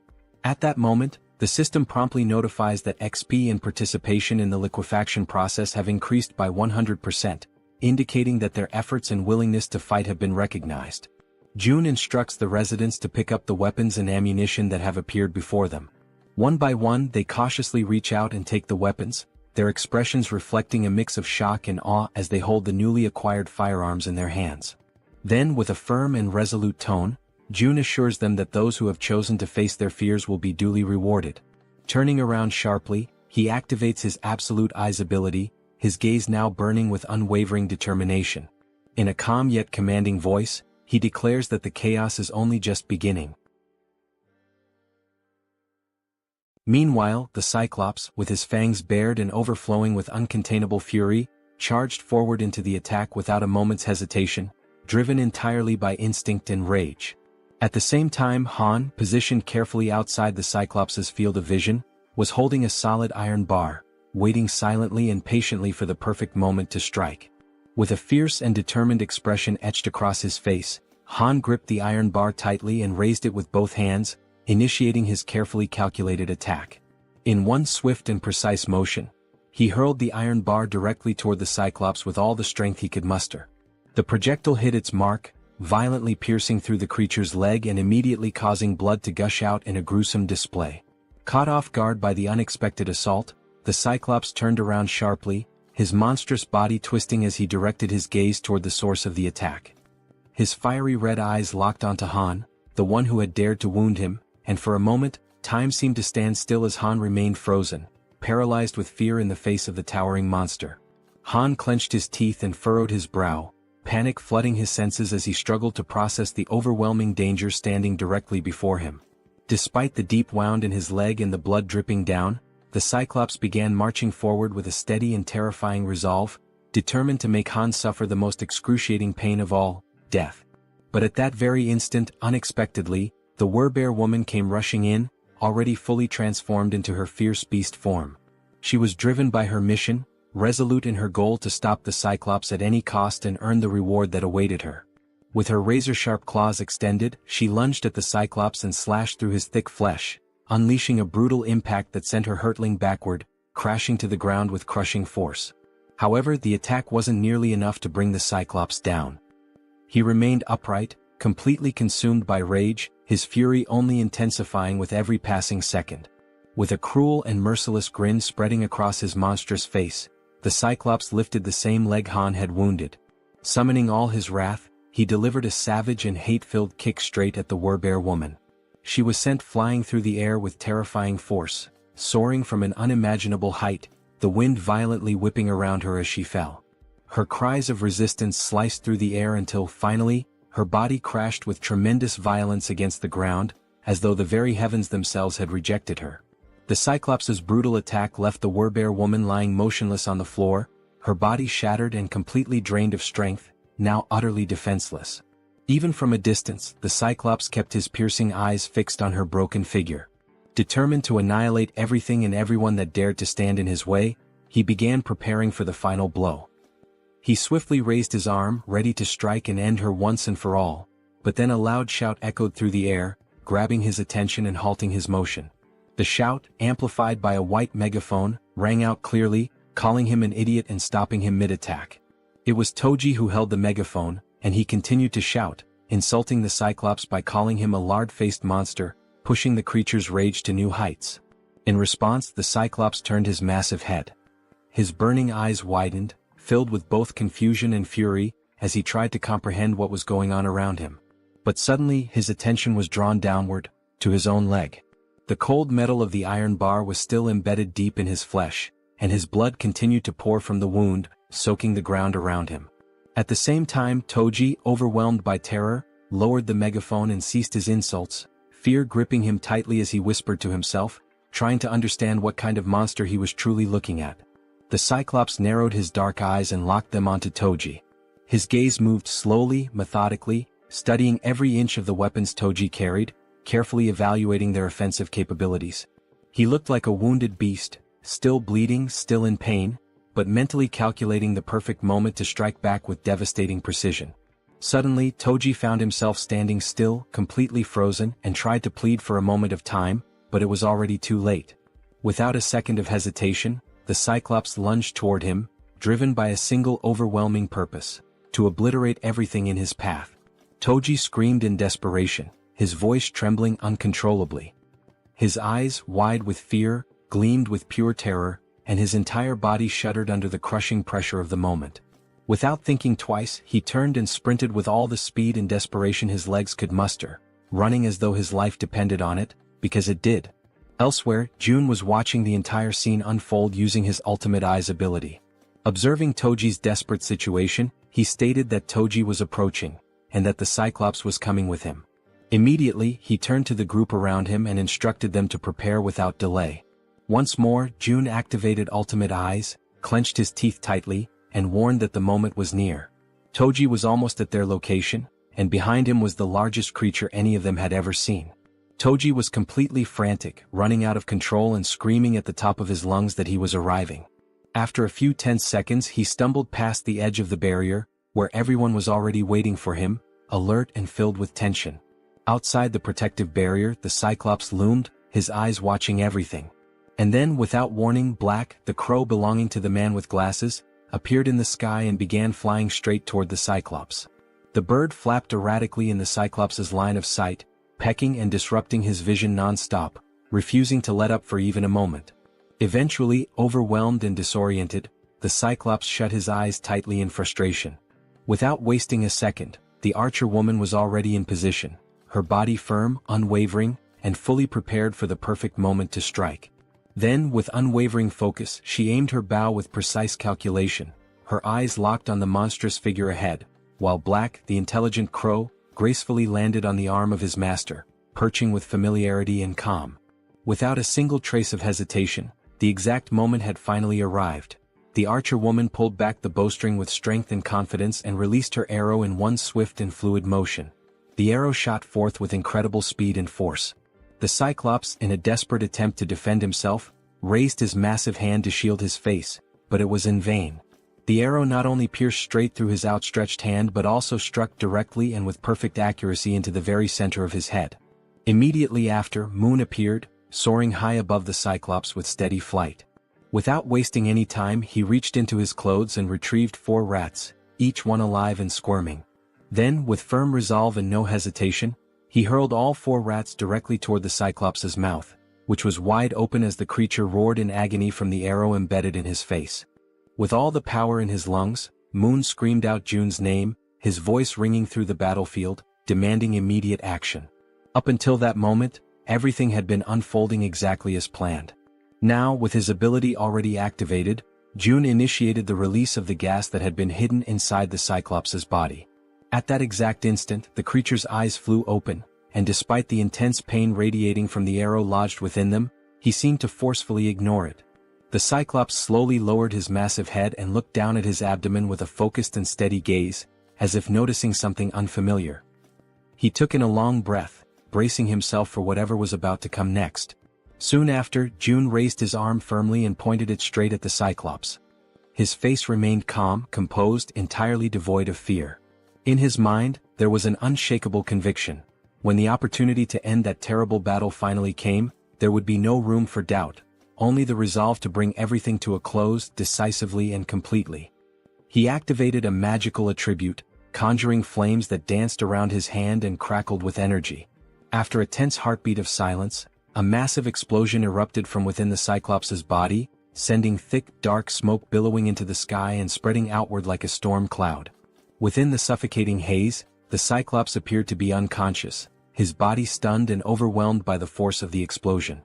His gigantic form remained completely still, unmoving, while the entire atmosphere became heavy with tension and anticipation. The townspeople stood frozen, stunned, their mouths hanging open in disbelief, until one among them noticed that the towering giant was beginning to lean more and more over the barrier. Meanwhile, Jun stood his ground and insisted, with a strong and commanding voice, that everyone remain in position. He encouraged them to hold on to hope, even as the danger loomed right before them.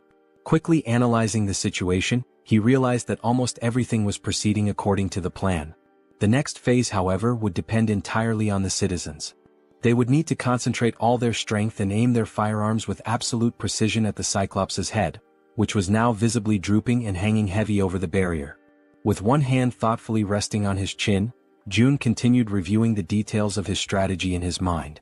Deep down, he wished that, if possible, the final blow could be delivered by one of his loyal subordinates. His train of thought, however, was abruptly interrupted when Fatty approached, visibly nervous and trembling all over. Unable to speak a single word, Fatty simply pointed frantically behind Jun, urging him with urgency to look. Trying to calm him down, Jun replied that the Cyclops was going to fall onto the barrier no matter what. But when Jun turned fully around and saw for himself, his entire expression changed in an instant. To his shock and horror, the explosion had not been powerful enough to bring the Cyclops down. The massive creature was still standing, firm and steady, his terrifying eyes locked directly onto Jun. Paralyzed by fear, Jun struggled to comprehend the horrifying reality unfolding before him. His wide eyes were filled with pure panic, unable to believe what he was seeing.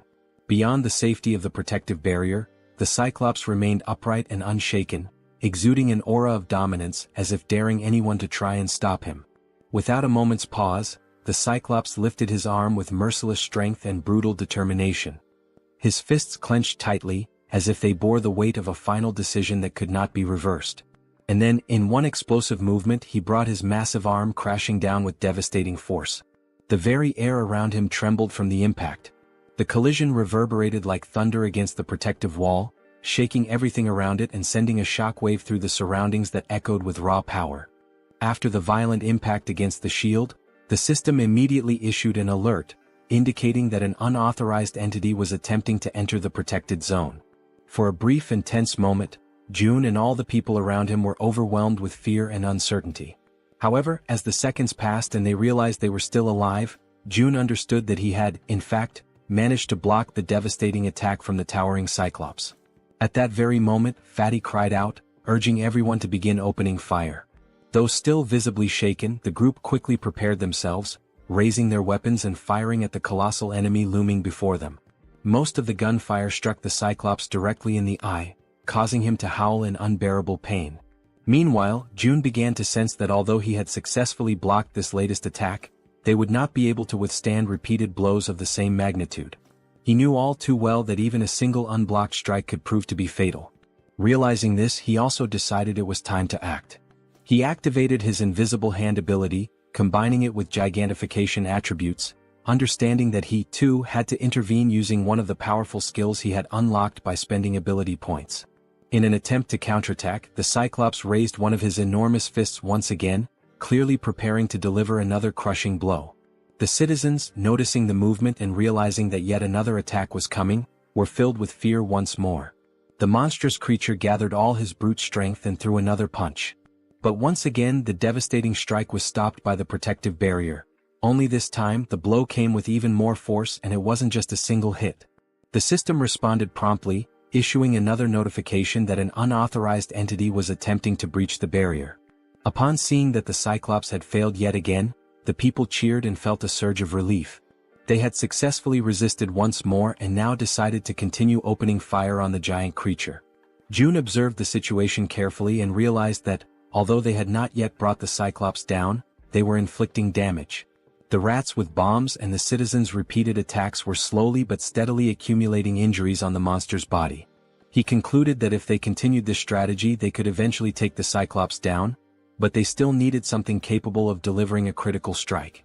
Then, a spear was launched with that very intention.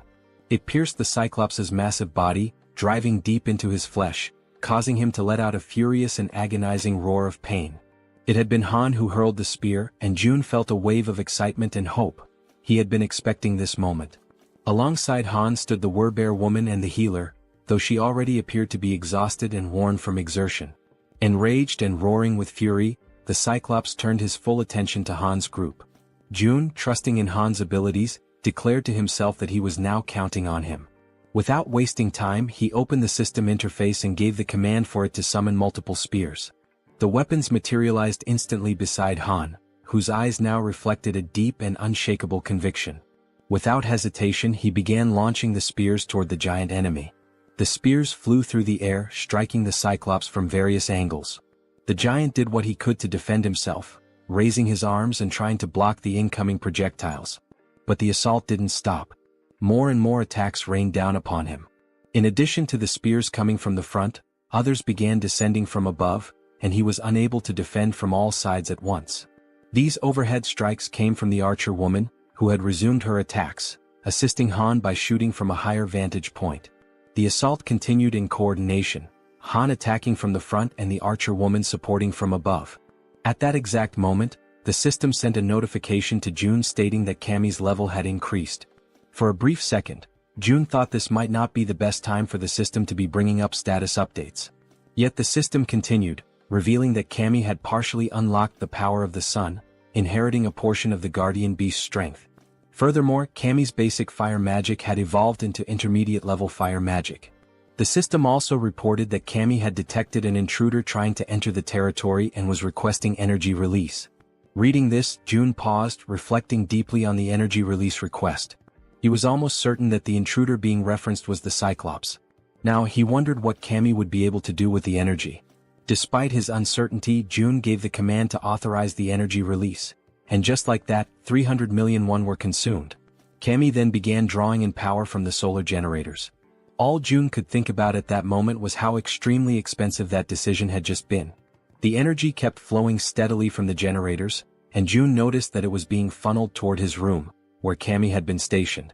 After a moment, the transfer of energy finally stopped. And when June turned to look behind him, he saw something he hadn't expected. It was Cammy, his three-legged crow. But the creature no longer looked the same. This time, Cammy appeared transformed, with a sharper beak, larger wings, and a presence that radiated power and majesty. He was no longer the small, cute bird he used to be. Now he was larger, had 3 glowing eyes, and emitted an aura of a true guardian. Then Cammy began to concentrate a powerful fire attack in his beak.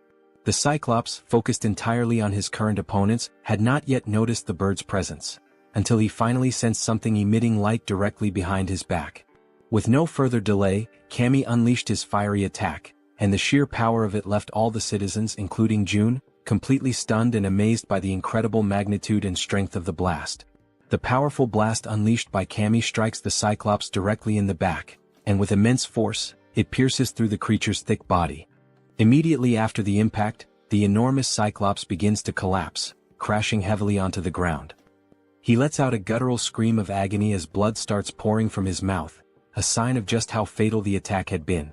While Han stands still, watching everything unfold without any visible reaction, someone else takes the initiative and moves forward without hesitation.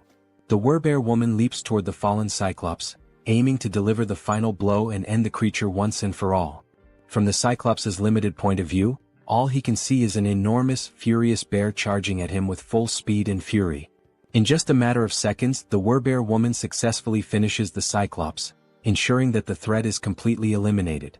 The system then sends out a notification: a level 51 Cyclops has been hunted down.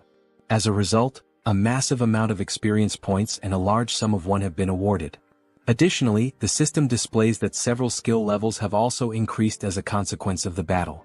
Seeing this, Jun is immediately reminded of what always happens to him whenever his skill levels increase like this. As expected, he begins to feel the familiar and agonizing pain that always accompanies the evolution of his abilities. The effective range of his skills expands even further, now reaching much farther than it did before, giving him more influence and control. The system then flashes another message on the screen, congratulating Jun for successfully declaring the entire apartment complex as a unified refuge, and confirming that a large deposit of one has been transferred to his account. Unable to bear the overwhelming pain, Jun falls to his knees on the ground, clutching his body as the surge of new power courses through him. At that moment, Cammy lands right beside him, having returned to his normal, small form. The three-legged crow begins to emit a series of proud, chirping sounds, clearly boasting about his role in defeating such a ferocious enemy.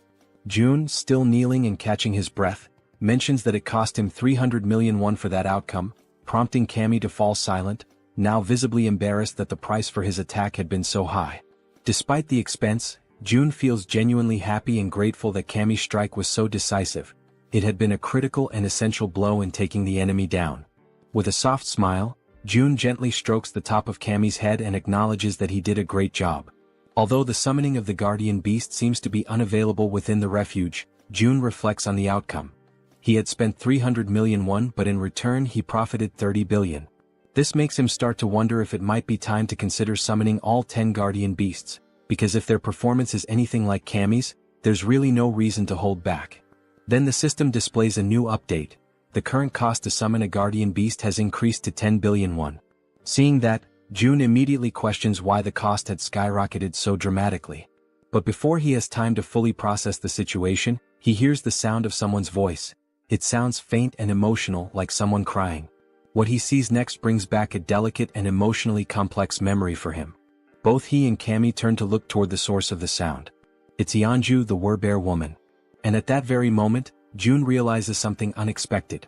Just for a brief instant, the faint alert sound from the system window transforms into something else entirely, the very sound that Yeonju had long been wishing to hear. A little while before all of that unfolded, inside a certain abandoned building, someone was quietly using his special ability to fill a small bottle with water. The people around him were deeply grateful, genuinely thankful, to finally have clean water to drink. The man with the ability stood there, silently thinking to himself, troubled by the fact that they were now completely out of food. He had carefully formed a line, allowing the people to come forward and receive the precious water he was able to generate, but there was no denying it. Their food supply was nearly gone. And that, he understood clearly, was the absolute limit of what they could achieve with just these few resources they had managed to gather. The man felt a deep, growing sense of unease because at the end of the day, it seemed they would have no choice but to leave that place. A place that had seemed, until now, relatively safe.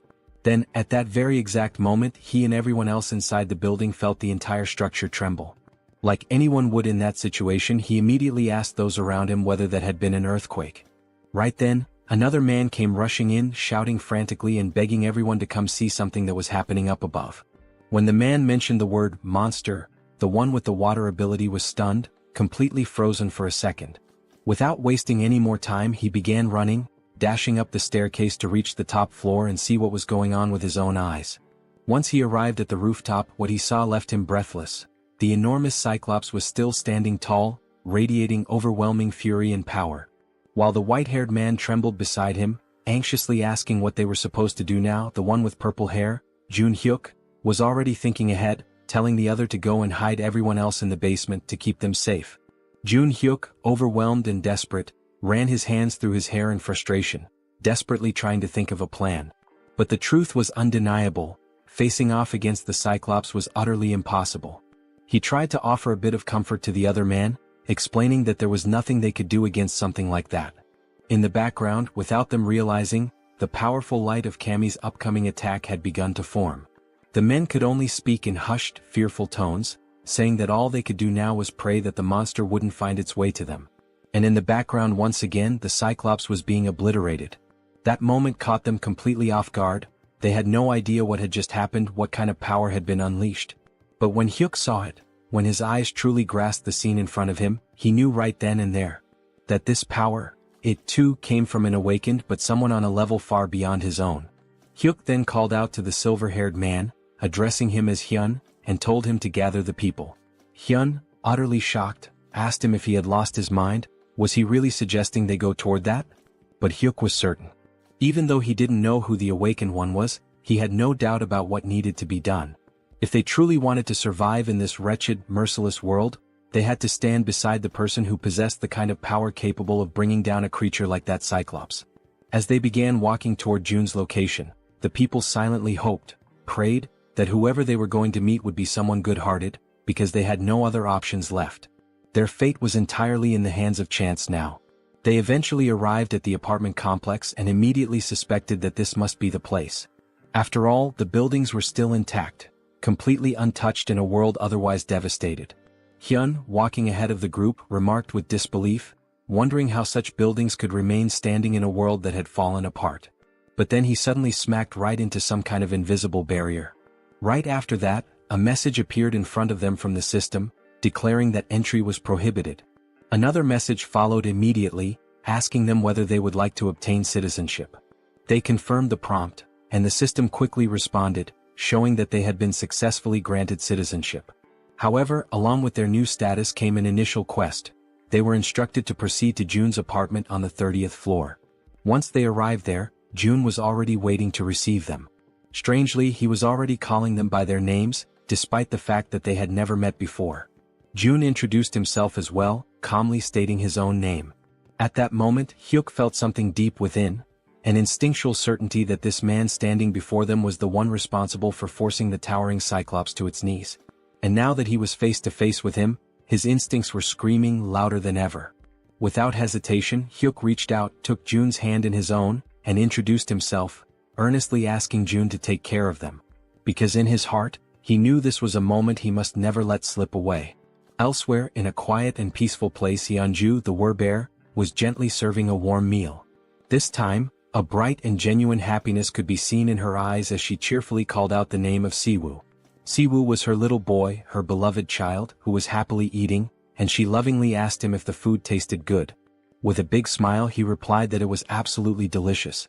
The small boy then turned to his mother with innocent curiosity and asked whose birthday it was, because they were having seaweed soup, a dish traditionally served on birthdays. She responded with a warm and affectionate embrace, hugging him tightly while he told her how much he loved that particular food. At that very moment someone opened the door. It was Jun. Upon seeing him, the little boy excitedly called him Wizard Uncle. Yeonju asked Jun whether everything went smoothly with the new residents, and he confirmed that it did. He had already provided them with food and a place to stay. Then Jun apologized for something and Yeonju, curious, asked why he was suddenly saying sorry. He explained that the newcomers wouldn't be able to leave the house, and that he hadn't expected that restriction to be in place. However, Yeonju didn't seem the least bit concerned about that detail. She calmly replied that just being there, together like that with her little boy, was more than enough for her. Holding her son even more tightly in her arms, she said with sincerity that she was truly content now. Right after that, the system displayed a message stating that her loyalty had increased significantly, officially registering her as a retainer. But even if the system had said nothing, Jun could already tell, through her expression, her voice and her gentle actions, that her heart was full. He could feel Yeonju's emotions clearly, without any need for confirmation. More time passed in peace. Mother and son continued enjoying their time together, now watching television side by side, smiling and sharing laughter. And during that simple, tranquil moment, Jun found himself reflecting deeply on his own family, on how long it had been since he had last seen them. He wondered how they were doing, if they were eating well or if they were possibly sick. He closed his eyes and imagined the worst, thinking that something terrible might have happened to them in this chaotic world. Right then Cammy appeared, making a bit of noise. The small creature began playing and having fun alongside the werbear and her son. Watching them all together like that, June felt a quiet realization settle in. There was no need to rush. It was just one day. One peaceful, ordinary day. And he understood how hard Yeonju had worked for this day to finally come. At the same time, he also thought about how Yijin's rats were at that very moment heading toward the main house. When the rat reached the house, he would be able to deliver whatever his family needed. So today, looking at mother and child, smiling and content, June made a choice. He would focus only on taking care of them. Because this was the moment when Yeonju's one and only dream was finally shining brightly. Then June suggested that they sleep in the master bedroom. However, with her child still wrapped around her body in a loving embrace, Yeonju gently declined, saying that they could settle down in another room instead. Even so, June insisted that they stay in the master bedroom, emphasizing that it was the coziest and most comfortable place for them to rest. With a warm and reassuring smile on his face, he added that it was an order. Without hesitation, Yeonju lovingly stroked her son's hair, and together, they expressed their gratitude to June for his kindness and thoughtfulness. Soon after, they headed toward the room, wished him a good night, and the little boy waved sweetly at June before going in. June, watching them go with a deep sense of fulfillment in his heart, allowed a faint, content smile to appear on his face. The lights in the house slowly dimmed, and a gentle lullaby began to softly echo through the home, drifting from the bedroom as the child, still awake, listened in silence. Meanwhile, in the living room, June lay on the sofa, quietly listening to the sweet lullaby that continued for a long while, tenderly sung by Yeonju's voice. It had been a very long time since he had heard a melody like that. Yet somehow, just by hearing it, his body began to relax and his eyes gently closed, just like a child falling asleep in their mother's lap. A new day dawned quietly and peacefully. June began the morning enjoying a breakfast lovingly prepared by Yeonju and her little boy. Afterward, they all settled comfortably in the living room to watch the boy's favorite cartoons. The child could barely contain his excitement, laughing at every scene as if he were seeing it all for the very first time. Soon, Saiwa began chasing after Cammy, who had been peacefully basking in the sunlight, until being abruptly interrupted, which clearly did not please the creature. Later, after exploring every new toy they had, Yeonju, her son, and June laid down on the floor together for a brief nap. Between colorful scribbles and laughter, they drew pictures, and every second of the day was filled with joy and cherished with genuine happiness. But time waits for no one. With Cammy perched on his shoulder, June quietly wept, consumed by the silent grief of having only been able to offer a single day of life to Yeonju's beloved son. Soon after, Yeonju knelt down on the floor, saying her final goodbyes while holding her son tightly, pouring all her love and strength into that embrace. Still too young to fully understand the intensity of that moment, the boy asked innocently if she was crying. With tears already streaming down her face, she struggled to keep her voice steady and calmly whispered that she wasn't crying. But with his tiny hand resting gently against her cheek, he could feel the tears slipping down her face. So softly, Saiwa began wiping away her tears, doing his best to comfort her and asking her, ever so kindly, not to cry. Yeonju held him tightly again, and in a trembling voice she finally admitted that she was afraid of the world, because a world without him was far too terrifying. Then, filled with the innocence of a child, the boy simply called her Mom, and assured her, with unwavering confidence, that he was right there beside her.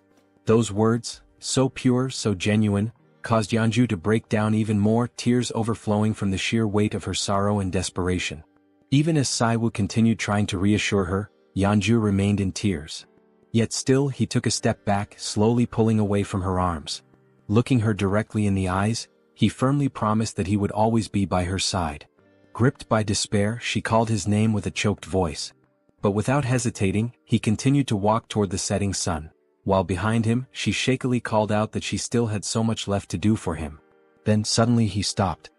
He turned around slowly, and with a gentle smile full of warmth and joy, he said that he loved her, just as his body began to dissolve into the light. At that exact moment, upon hearing those words, she froze. Still kneeling on the ground, her body began to tremble, and the overwhelming pain made it almost impossible for her to respond. But as all mothers do, even in the midst of unimaginable pain, she smiled through the tears and managed to whisper back a quiet, "I love you." And with those final words, Saiwa said goodbye with a peaceful smile on his face. In the blink of an eye, his body vanished completely, and Yeonju's hand, overtaken by the unbearable pain of saying farewell, collapsed limply to the floor, while June watched her silently, deeply concerned and heartbroken by her side.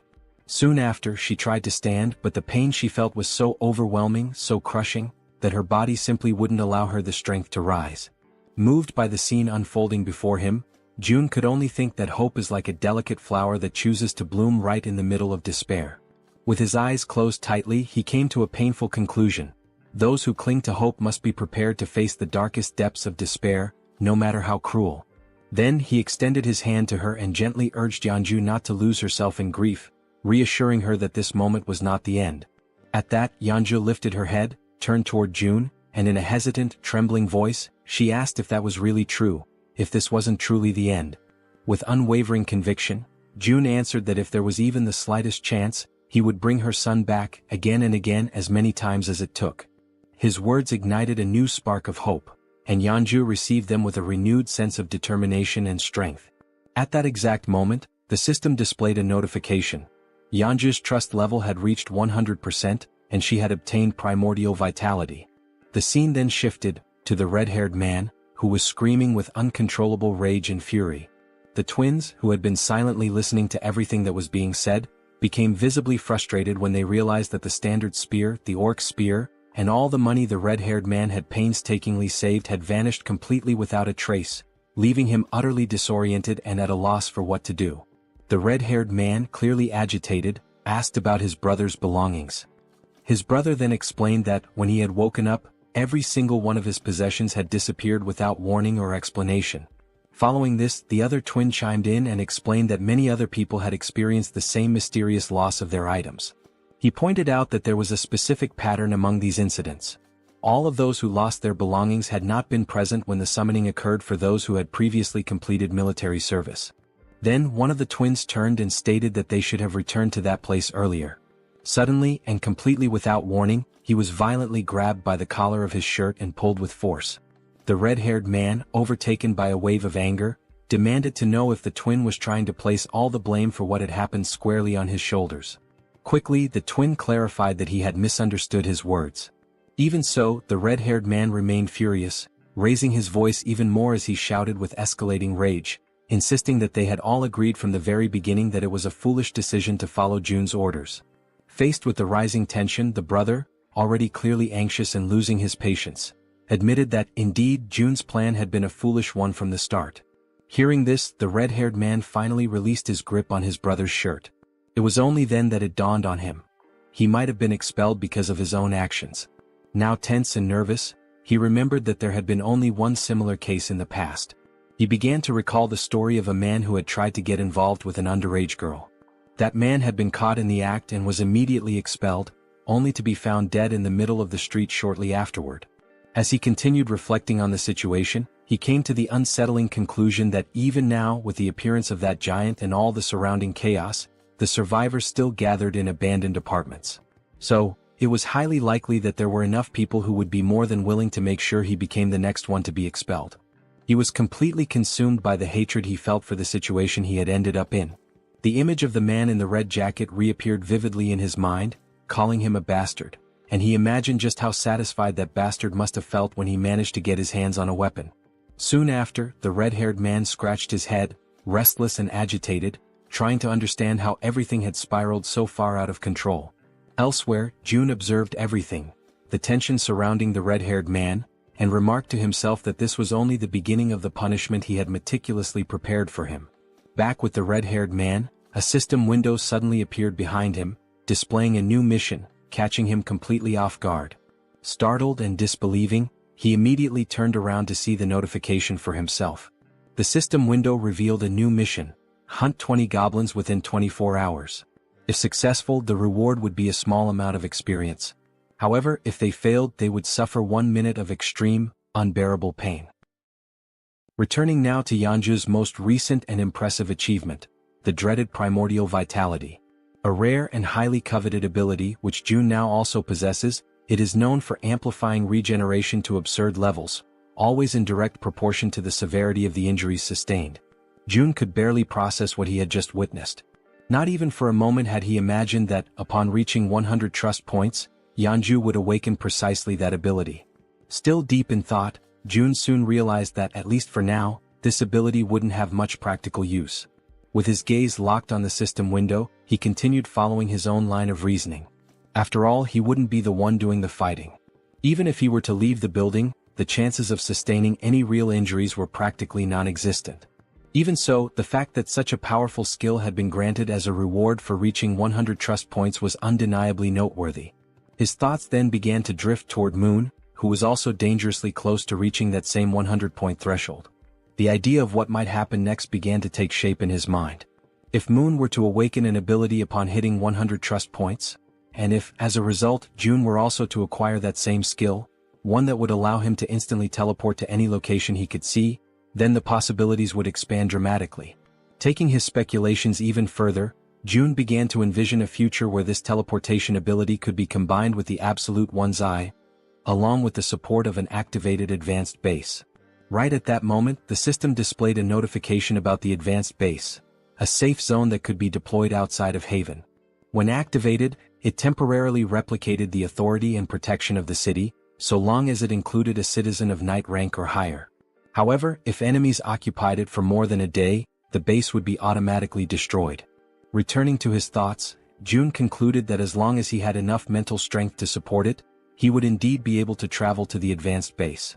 With that clarity, June made a firm decision. From that moment onward, his main priority would be to strengthen his mental fortitude.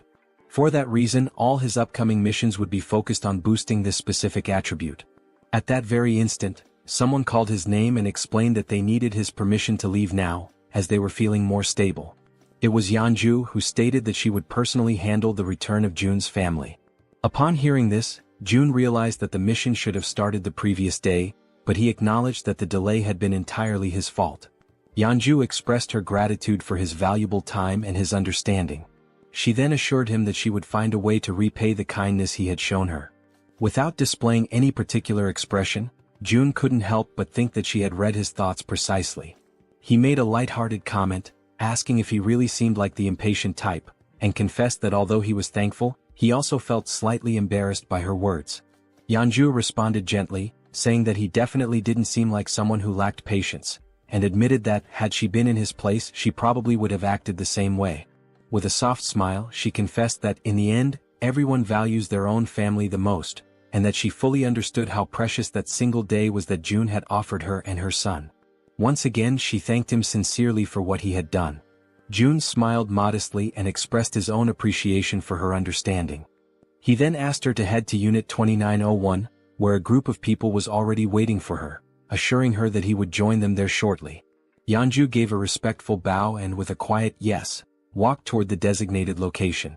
Sometime later, it was explained why June had not sent the group directly to Siamayan Station. Due to the Cyclops attack, a large portion of the tracks near the station had collapsed. Not only the tracks, but the station itself had suffered massive damage and had been rendered almost entirely unusable. Faced with this situation, June declared that new routes would need to be opened. To that end, it had already been 24 hours since Jaehyeon had begun sending her rats to search for a viable path. Apparently, it seemed she had finally managed to find a new route of access. June activated his absolute one's eye skill, seeking full control and awareness of the situation. At that very moment, something unexpected caught his attention. The system displayed a notification about a level 7 tamed giant rat. Immediately, a wave of nervousness surged through June's body as he grasped what this meant. Jaehyeon had evolved. Still stunned, June wondered if this was the result of the new ability Jaehyeon had unlocked after being officially registered as his retainer. In addition to this, June noticed that something was following the rat, but no matter how hard he tried, he couldn't identify exactly what it was.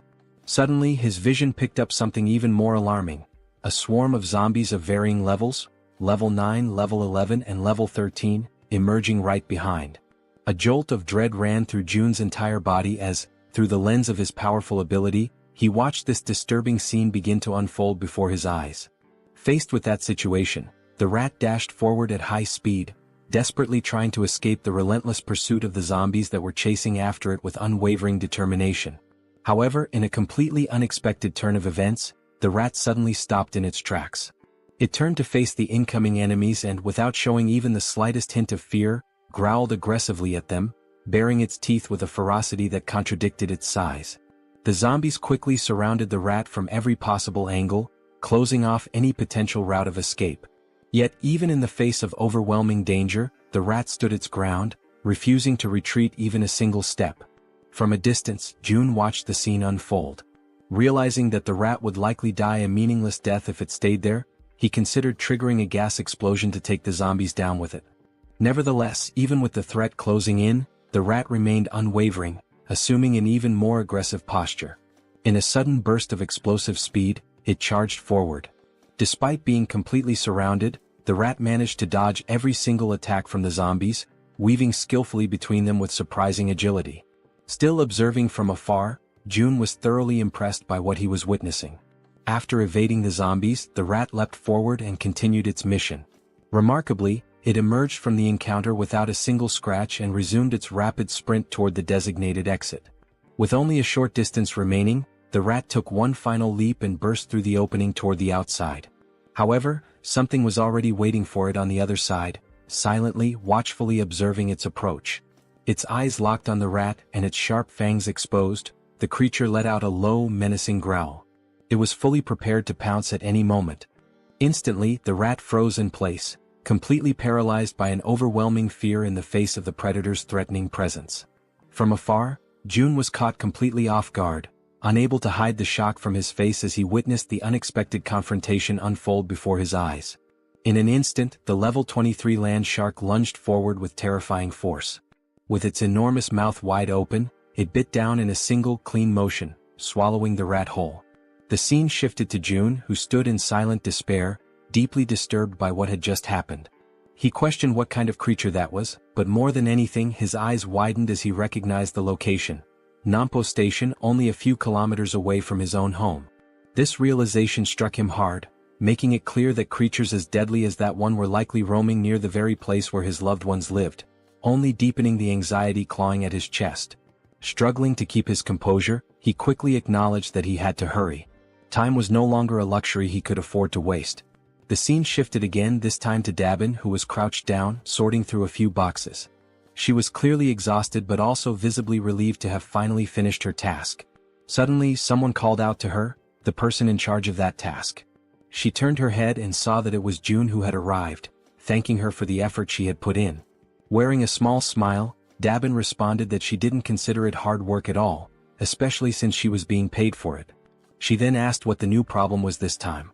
June, slightly uncomfortable, averted his eyes as he tried to collect his thoughts and figure out how best to explain the new situation to her. Immediately picking up on his hesitation, Dabin grew visibly concerned. Now sounding tense and increasingly anxious, she urged him to speak up and just say what was going on already. With a measured and careful tone, June explained that he wanted to request the assistance of Jaehyeon for a specific task over the next couple of days and that he hoped Dabin could manage things in the meantime. Caught off guard by the sudden and unexpected request, Dabin forced a smile in an attempt to mask her nervousness. With her voice slightly unsteady, she asked if he expected her to take full responsibility for everything on her own. June then replied that he would be leaving it in her hands for just 2 days. She already knew that this meant a significant amount of work and responsibility. With a skeptical look, she asked if she would be paid extra for the overtime hours she would inevitably have to put in during those 2 days as the acting lead. Upon hearing her question, June offered a subtle smile. Then, with an enthusiastic tone, he confirmed that he would pay her double for the overtime. The moment he gave his answer, Dabin's face lit up with joy. She could barely contain her excitement, now completely energized and ready to handle whatever came next.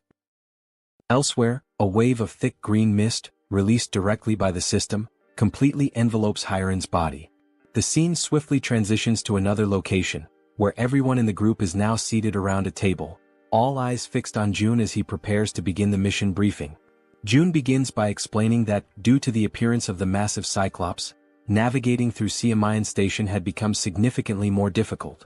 He expresses regret, saying it would be a shame to abandon the use of the subway line altogether. Soon after, Jaehyeon steps in to clarify that the section between Jaehyeon Station and Byumnaegol, all the way through to Koryang Station, is still fully intact. According to her, there are no monsters positioned along that part of the route, so the group can cross it without much concern. She then places a sheet of paper on the table, which outlines the first main objective of the mission: to secure the route to Byumnagal Station. The man with glasses, visibly uneasy, starts thinking that the best way to get through the current route would be by flying over it. Suddenly and somewhat unexpectedly, Toji interrupts the discussion, not to contribute anything urgent, but merely to compliment Jaehyeon on her impressive talent for drawing maps. June quickly cuts through the mood and brings the conversation back to focus. He recaps Yeon's explanation and then points to a specific area on the map, noting that they must proceed with extreme caution before reaching their final destination. He then informs the group that approximately 500 orcs are currently active in the vicinity of a large supermarket complex. Upon hearing this, Han immediately asks whether they'll have to engage in direct combat with the orcs. Jaehyeon responds clearly, stating that fighting the orcs is not part of the plan. They only need to reach Byumnagal Station and use the underground subway line. She assures them that she has identified a route completely free of orcs, with only a few lower-level monsters needing to be cleared along the way. Silently, June recalls just how much he had invested prior to the mission to ensure that nearly everyone in the group reached at least level 30, with only Fatty and Hiren falling short. Against goblins, he believed that would be more than enough. June continues by explaining that they should reach Koryang Station without any significant trouble. However, he then immediately points out the real obstacle that lies ahead: Busan Station. The moment he mentions Busan, Toji panics, fearing there might be another giant creature stationed there. But Jaehyeon quickly denies it. Her concern isn't about another giant, she says, but rather the condition of the railway tracks between Koryang and Busan. She then reveals that this particular area is swarming with an enormous horde of zombies. And unless someone in the group possesses an ability capable of wiping out monsters in extremely tight spaces, using that route would pose a serious and dangerous challenge. Everyone is left stunned by the revelation, especially Hiren. Trying to remain composed, Hiren focuses and slowly gathers the courage to speak. Still nervous, she calls Jaehyeon by name and, with trembling hands, says that she believes her ability might be able to help in this situation. Sometime later, the system displays a notification stating that the 100,000 weight limit of her poisonous mist had just been exceeded. Seeing this notification, Hiren feels a deep frustration that her contribution has already reached its limit. She opens a nearby door where June and Jaehyeon are waiting. Both immediately begin praising her efforts, telling her that she did exceptionally well. June asks if she's feeling okay. Hiren confirms that she is.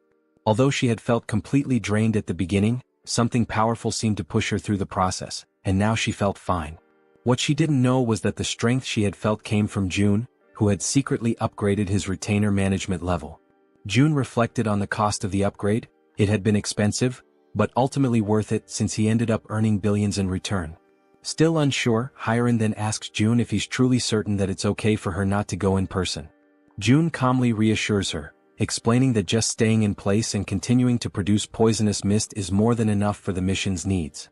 With all preparations now complete, June activates his Ultimate Eyes ability and officially declares the beginning of the operation. Immediately, through his ability, he sees an enormous swarm of zombies located exactly where they had anticipated. Suddenly, something catches the attention of the zombies, and they all turn simultaneously to face whatever is approaching them. It's a level 3 rat charging rapidly toward them at full speed. The zombies are momentarily stunned the instant they realize what, or rather who, is approaching them. Following the plan with careful precision, June opens his inventory within the system. A dense and toxic green mist is released, spreading swiftly over the horde of undead. In perfect coordination, the rat dashes forward at high speed, weaving through the crowd of bodies and leaving the zombies behind in its wake. Hiren's poisonous mist, upon being inhaled, induces paralysis by targeting muscles such as the diaphragm, ultimately causing suffocation. However, the targets this time are zombies, creatures that are already dead and no longer require breathing to function. That is why June had already anticipated this limitation and had prepared a contingency, Plan B. He had instructed Jaehyeon in advance to take over the operation when necessary. Soon, amid the group of undead, several rats waited patiently, alert for Jaehyeon's command. As soon as the order was given, one of the rats lunged toward a fallen zombie. Through the reflection in the zombie's still open eye, the system captured the exact moment the rat bared its fangs and sank them mercilessly into the creature. At that precise instant, a system notification appeared. A level 11 zombie had been successfully hunted. Along with the experience gained, a deposit of 120,085 won was transferred directly to the digital wallet. But the momentum is quickly interrupted when Jaehyeon suddenly calls out to June in distress. With urgency in her voice, she informs him that something seems to be wrong with the rats. In that exact moment, the system displays a troubling notification. A rat has reached level 9. This revelation sets June instantly on edge. He quickly realizes the potential danger. If that rat were to come into contact with zombie blood, it might become infected and transform into one of them. Even more alarming is a far more terrifying thought. Jaehyeon herself may have been exposed to contamination through bites or claw wounds during the battle.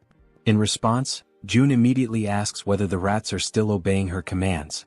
Jaehyeon confirms that they are, although she notes they have become noticeably more aggressive. Relieved, June lets out a soft breath and remarks that everything seems to be going well, at least for now. Internally, he begins to reflect on what's ahead. If they can make it safely to Jaehyeon Station, then maybe, just maybe, he'll finally have the chance to reunite with his family. But just as this thought forms in his mind, it is abruptly interrupted by a system notification. An unauthorized individual is attempting to access the shelter through the main entrance. Baffled and alarmed, June stares at the message, struggling to grasp what is happening. Before he has time to act, a second notification appears. The system states that a group of 157 individuals meets the requirements for citizenship and asks if he wishes to grant it. Relying on his instincts, June gives his confirmation. Immediately, another system message is displayed. The total population has now reached 3,000 residents. As a result, a new ability has been unlocked, Economic Activity Subsidy. Reading this new development, June feels a brief moment of apprehension, uncertain of what the implications might be. But then gradually, a small smile forms on his lips. After all, this might actually turn out to be a good thing. The system continues to display new information, this time announcing that salaries will now be paid to citizens, with the amount determined by the titles or positions they hold. The wages will be disbursed separately from the chief's wallet, depending solely on the person's assigned role within the community.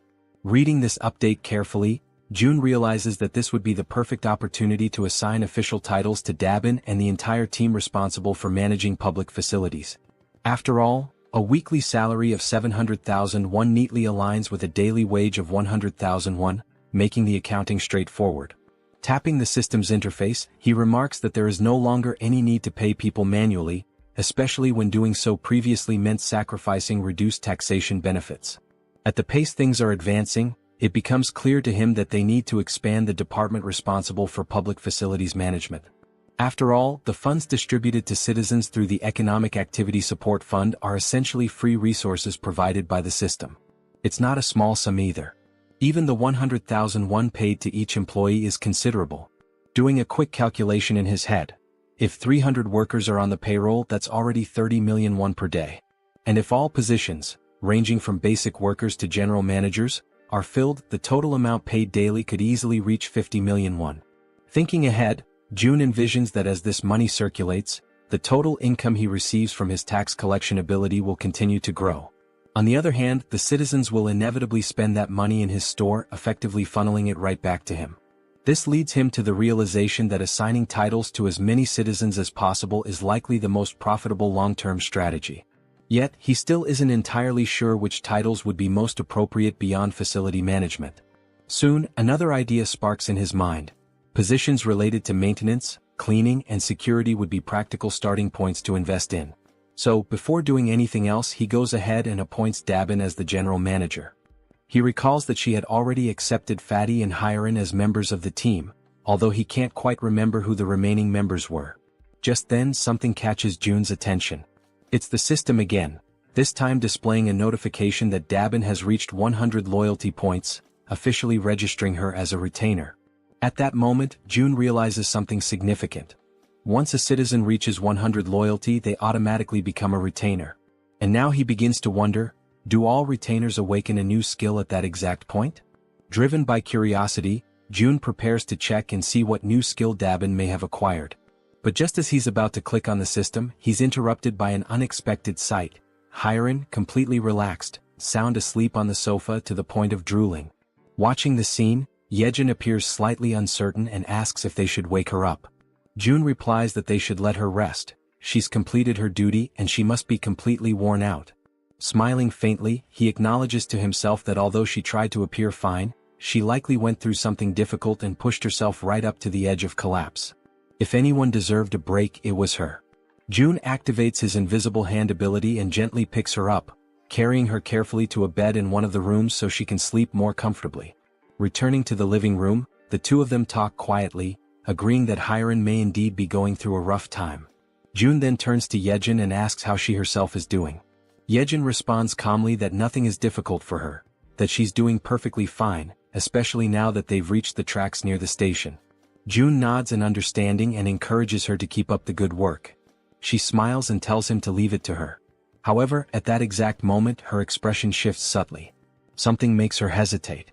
June, immediately picking up on the change, asks her if something's wrong.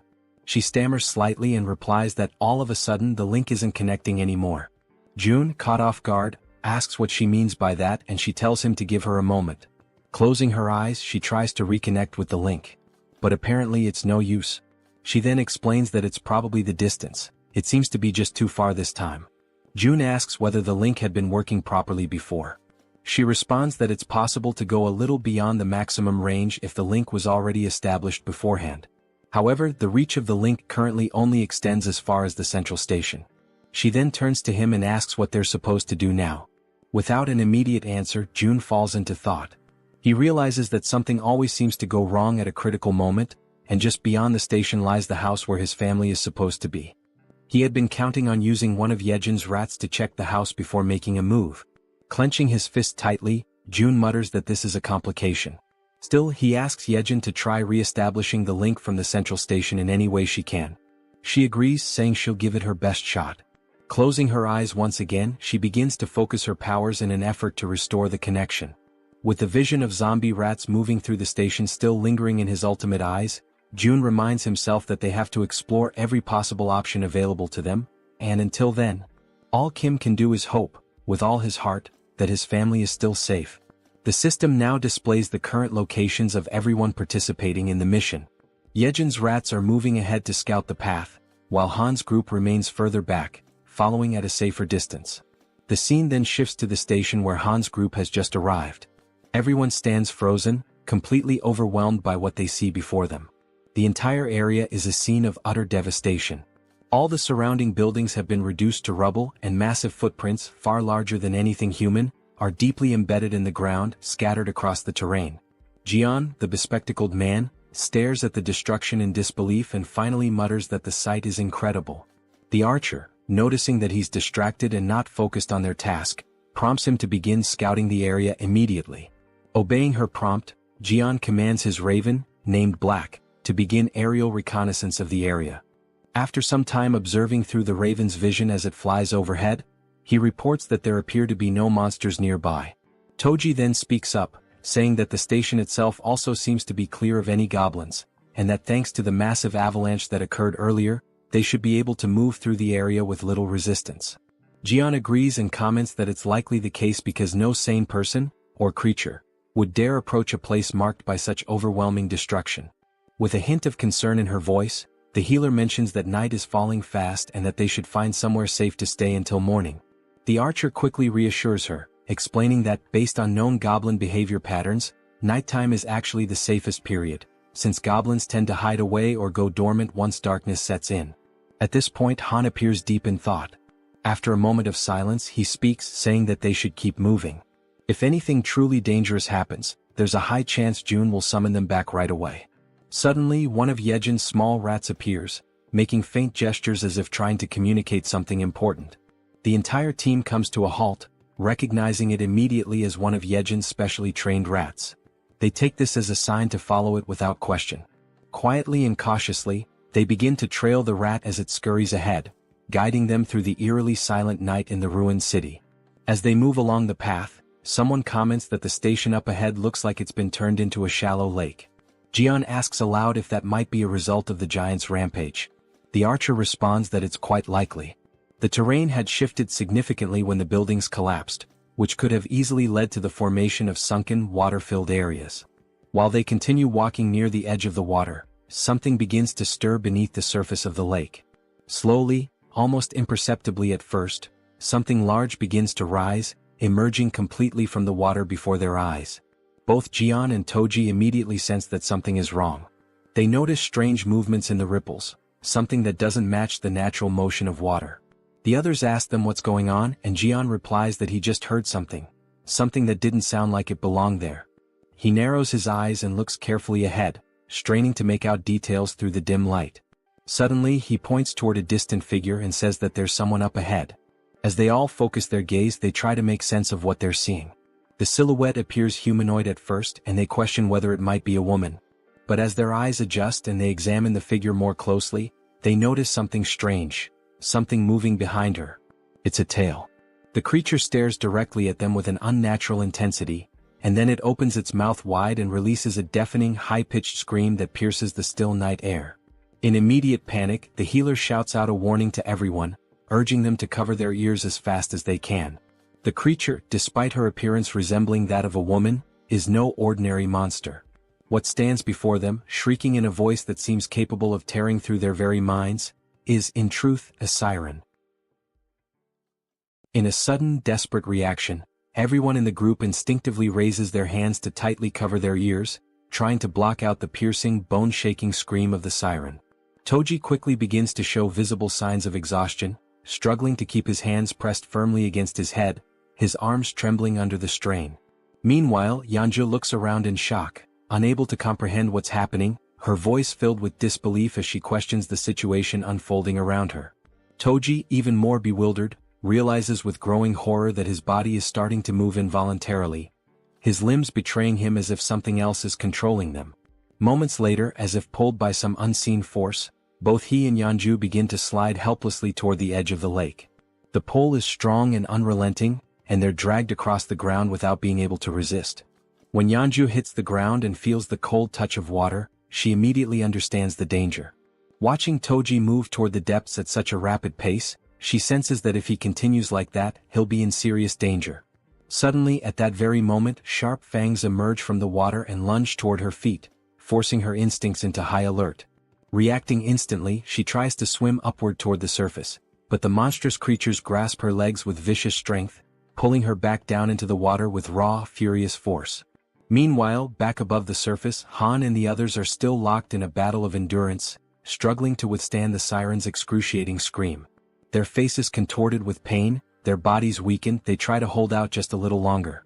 Amid the chaos and panic, the healer closes her eyes and focuses, summoning all her remaining strength.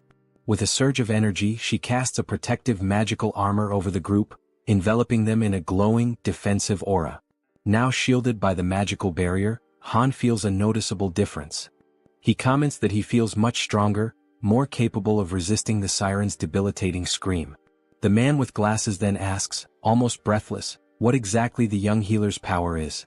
Exhausted and barely able to stay on her feet, she pleads with them to hurry and save Toji and Yeonju before it's too late. But just as she finishes speaking, something in the water catches her eye. A dreadful blue creature, barely visible beneath the surface, begins to emerge from the depths of the lake. From a distance, the rest of the group watches the movement and begins to question, what are those bastards? Before anyone can respond, the creatures launch a sudden, brutal assault, moving with terrifying speed and aggression. Sensing the incoming clash, Han immediately calls out to everyone, urging them to prepare themselves for battle. He warns them that the creatures are closing in fast. Without a moment of hesitation, the monsters leap through the air, aiming directly at the group. Han quickly raises a steel rod in both hands, bracing for impact, ready to counterattack. With powerful force, his weapon collides with the creature's strike, sending shockwaves through the air. Just as the creature begins to recover, it's struck by a well-aimed arrow, finally going down. However, only one of the monsters is defeated, while several others continue to emerge from the shadows. The female archer, clearly frustrated, mutters under her breath about the relentless, never-ending wave of creatures. Without delay, the monsters reach the surface, surrounding the group from all sides with terrifying speed. In growing distress, Han insists that they can't afford to waste time, they have to save Toji and Yeonju now. Meanwhile, from the opposite side of the lake, something begins to draw the creature's attention. It's the werbear woman returning from the depths, carrying Toji in her strong arms. As she surfaces, Toji gasps and coughs, expelling the water from his lungs. He mutters that he genuinely believed he was going to die. Overcome with relief, the group's faces light up with joy at the sight of their safe return. Toji then turns to Yeonju and, with deep sincerity, thanks her for saving him. But their moment of reunion is abruptly interrupted. The bastards resume their relentless assault without giving the group a second to breathe. The team quickly realizes the creatures aren't going to let up, not even for a moment. Toji immediately activates his magical armor, his body lighting up with protective energy. As the monsters continue charging forward, he yells to the group that they'll hold the line and fight until the very end. In that moment, the Werbear woman plants her feet firmly and prepares to strike. As one of the creatures lunges forward, she throws a heavy punch that lands squarely on its face, sending it flying backward through the air. The creature crashes violently into a thick wooden pillar, splintering it with the force of impact. Atop that very pillar, a goblin's body had been suspended, tied in place. At that instant, both Han and Toji glance upward and shout for everyone to move away quickly. Without hesitation, the group leaps back just in time as the place they had been standing is struck. Moon immediately turns and asks Han if he's okay. Han replies that he's fine and asks what just happened. As he sees the wreckage more clearly, Toji freezes in place, unable to speak. It was the body of the goblin, still tied to the broken pillar, that had fallen from above. As the group stares at the unsettling sight, the man with glasses urges everyone to look up. When they do, they are horrified by what they see: numerous goblins, their bodies bound and suspended high above, arranged in the shape of a massive cross. Han comments that the group had been so focused on the danger below that they hadn't even noticed what was above them. And in that moment he comes to a terrifying realization. These bastards don't care whether their victims are monsters or humans. Just then the female archer's bow slips from her hand and falls to the ground. Her body begins to tremble uncontrollably, and she becomes completely speechless. She simply can't believe what's in front of her eyes. In complete silence she wonders to herself, could that man really be her father? Suddenly one of the creatures charges forward at full speed. Han watches in horror as the beast sprints directly toward the defenseless archer, who remains frozen, completely unaware of the incoming attack. Without hesitation he desperately screams her name. At that very moment, a loud gunshot echoes through the air. The bullet hits the creature midair, striking it down and sending it crashing to the ground. Holding the weapon was Moon, who immediately turns to ask the archer woman if she's all right. Han commends him for his quick reflexes in such a dire situation, but soon notices something is terribly wrong. The archer is now kneeling on the ground, visibly shaken, her expression distant and broken. Suddenly the man with glasses appears, urgently calling out to Han. He says he may have found a way to deal with the situation they're trapped in. He explains that, through Black, he has been able to observe the surroundings from above, and that's how he discovered something crucial. The agonizing sound that's been tormenting them is also what's commanding the creatures. Han is taken aback by the revelation. The man in glasses adds that he still can't fully understand what the siren is saying, but he noticed that every time she opens her mouth, the fish-faced creatures react and begin to move. He then states that if they can find a way to cut off the sound, it's highly likely that the creatures will lose their coordination and retreat due to the lack of command. In the midst of this tense and increasingly hopeless situation, Han agrees that the idea is worth trying. However, he expresses concern that the creatures won't give them the opportunity to make it happen.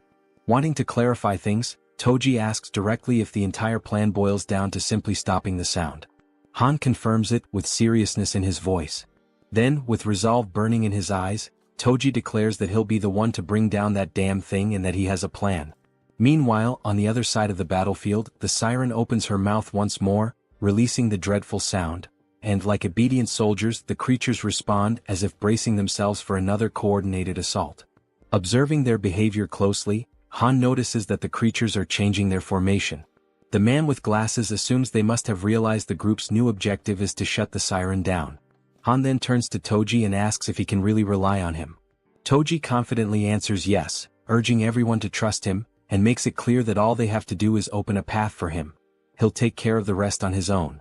Without hesitation, Healer affirms that she will stay behind to protect the archer.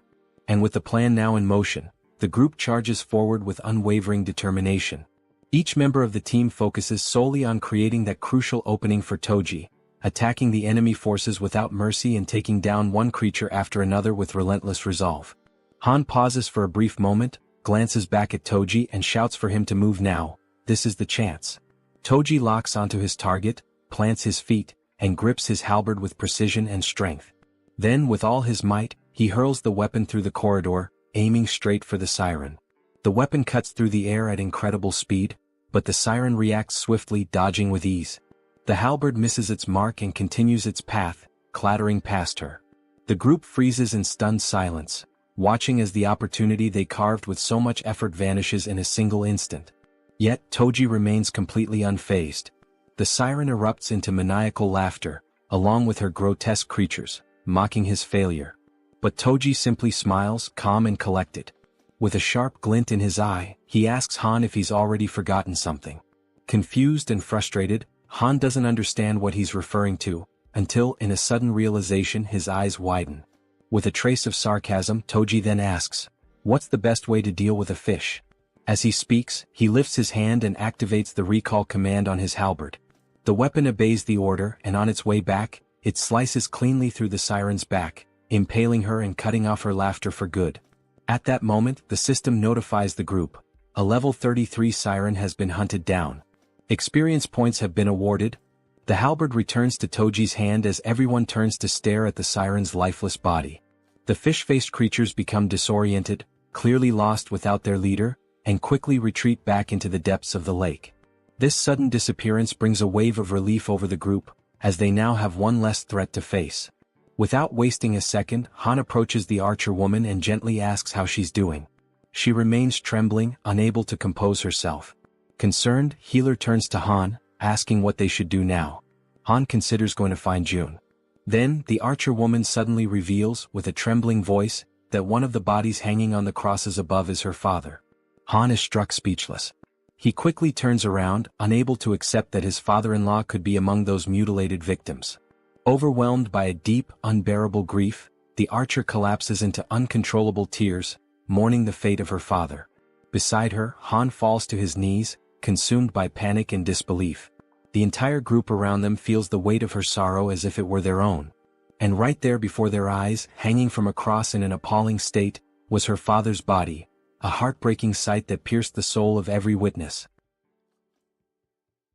At that very moment, the system displays a mission reconstruction screen, this time with the archer as the target. The reward, to bring her father back to life. However, the system clearly warns that resurrection is only possible within the boundaries of the absolute domain. Staring at the screen in a mixture of urgency and desperation, June taps rapidly on the system window, trying to complete the reconstruction process. Jaehyeon, seeing him in such a state of despair, is left absolutely stunned by his behavior. But then all of a sudden June stops. He begins to reflect more deeply on the situation and on the trust the group had placed in him. He knew that if things had escalated to a point where lives were truly in danger, he would have been summoned without delay. With that in mind, he tried to convince himself that this meant there was no real danger, no other option, no action to take. But even as he tried to settle his thoughts, a lingering doubt echoed persistently in his mind. Was it really true that there was no other choice? Being dragged underwater, surrounded by a group of armed fishmen, didn't feel like something that could be brushed off or ignored. It was clearly a serious threat. June couldn't help but worry about his own family, filled with a desire to see them again as soon as possible. But he also recognized that this longing wasn't his alone. The others had their loved ones and personal stakes too. Even so, he tried to suppress that reality, convincing himself that saving his own family had to come first, above everything and everyone else. His hands trembling, he finally selects an option from the system window. A new mission is created for the group. The goal is to build a tomb within a 1-hour limit. The reward is a small amount of experience and the mission comes with no penalties. When the archer reads the notification, she becomes even more shaken. A sense of hopelessness and deep grief takes over her body, weighing down her spirit. Meanwhile, from afar, June watches silently, filled with regret, observing the entire painful scene through the lens of his ultimate eyes ability. Eventually the tomb is completed. The entire group now stands in front of it, solemn and silent. Han turns to the archer and gently asks if she's truly okay with all of this. She replies firmly that her father would have wanted it this way. She explains that he was obsessed with his job, constantly speaking of how he wanted to be buried near the railway tracks when he died. Then, holding a metal plate with her father's name engraved on it, she remembers how, as a child, she thought that wish was ridiculous. But now she's fulfilled it, He is resting exactly where he always said he wanted to be. And the metal plate bearing his name marks the place. From a distance, June finds himself struck by a sudden, unsettling thought. Maybe one day this same pain might become his own. He can only hope that their sorrow never becomes his. It's precisely because of that fear that he makes a decision, to protect them no matter what. Looking back at the system screen, he realizes something. To do that, he's going to need stronger people by his side. And so, in that moment he makes up his mind, the person who matters most now is... But the scene shifts before the thought is completed. Somewhere else, a goblin is struck by a man who possesses the power of water. At that instant, the system displays a notification. The loyalty of citizen Jun Hyuk has surpassed 30, and he now qualifies for registration as a vassal. Immediately afterward, another notification confirms his successful registration. A woman appears behind him, catching his attention and informing him that his body is glowing. He quickly glances down at his hands and is astonished by what he sees. He becomes completely intrigued, wondering what on earth it all could mean. At that moment, the system notifies that he has reached level 40 and obtained the titles of 12th Bell, Knight and Mage. He now has 59 trust and 51 loyalty points, and his awakened skills are related to water manipulation. Shortly after that, a new mission appears. The power of mage abilities has been increased by 100%. One of his new skills, Water Bomb A rank, allows him to summon high-temperature compressed water that explodes with force proportional to the amount of mana used. The other skill, Water Control S rank, grants him the ability to freely manipulate water using mental energy. The system then sets the objective. Use these skills within 10 minutes. The reward is an increase in mental power. The penalty for failure is mental fatigue. Standing at the location, Jun Hyuk is stunned by what he sees before him. The mission notification appears once again. As he reads it, someone nearby asks if he's okay, but he responds by asking for a moment. A smile slowly spreads across his face as he begins to understand the nature of the mission. He quickly realizes there are more than enough enemies nearby to use his powers on. Without delay, water begins to materialize around him, initiating the execution of his challenge. A massive sphere of water forms before everyone's eyes, leaving the goblins completely shocked and unprepared. Then with confidence, Jun Hyuk utters the command, Water Bomb. He hurls it forward, striking the group of goblins mercilessly. The resulting explosion creates a crater in the ground, leaving every single one of them dead, as Jun Hyuk stands watching in silence. He extends his hand again, activating the water control ability. With unwavering concentration, he begins to lift the droplets of water into the air. What happens next surprises two men who are silently watching everything unfold. The man wearing a black coat asks in complete disbelief if it is truly Jun Hyuk who is doing all of that. The other man confirms it, emphasizing that what they are witnessing is indeed Jun Hyuk's power. With a smile on his face, Jun Hyuk lets the tiny droplets fall slowly, like gentle rain, still under his full control. Immediately after, he falls to his knees on the ground, lifts his arms upward, and begins to give thanks for the kindness he just experienced. The two men, now even more confused, begin to wonder aloud whether he might be losing control of himself. At that exact moment, the system displays a notification stating that both his trust and loyalty have increased, that the mission has been successfully completed, and that 70,251 won have been consumed. Witnessing all of this, Jun is completely taken aback. He truly didn't expect a skill of rank S to be awakened in that way. With this event, Jun Hyuk becomes the second person to hold a rank S skill, following after Yeonju. Jun begins to reflect, considering how surprising it is, especially given that Jun Hyuk's original ability was merely rank B, a skill that used mental energy to produce water. He hadn't imagined it would develop so impressively. Now he wonders if this significant growth is because of Jun Hyuk's high level. Standing in front of the system window, he admits to himself that this outcome was unexpected, but he feels content with the result he has achieved. Internally he recalls that, back when the ability was still at rank B, he would use mental energy to generate water in any form. Now he questions how this type of use fits into the overall strategy, the metaphorical board of pieces. He notes that in Han's group, there's no need to add a new piece, since the team is already well balanced. As he considers what his next move should be, Jun continues to stare at the system window. The screen now displays a notification about a goblin hunt. Level 6 goblins are being eliminated one by one, and both experience points and one are being accumulated into the account. Reading this message leaves Jun in shock. It's already late, yet there are still people out there hunting. Suddenly, the system shows another notification. The skill level has increased, and the declaration of return to home has now reached level 20. With this, 3 additional skill points have been gained, along with the acquisition of a brand new ability.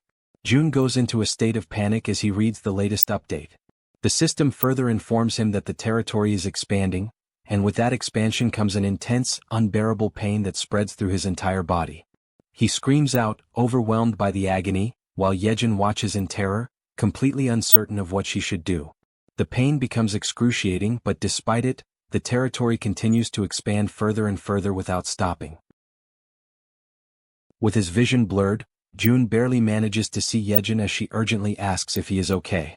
Jun is overwhelmed by a pain far greater than any he has ever felt before. It feels as though enormous needles are tearing through his entire body, ripping him apart from the inside out. Jaehyeon persists, her voice filled with desperation, commanding him to breathe.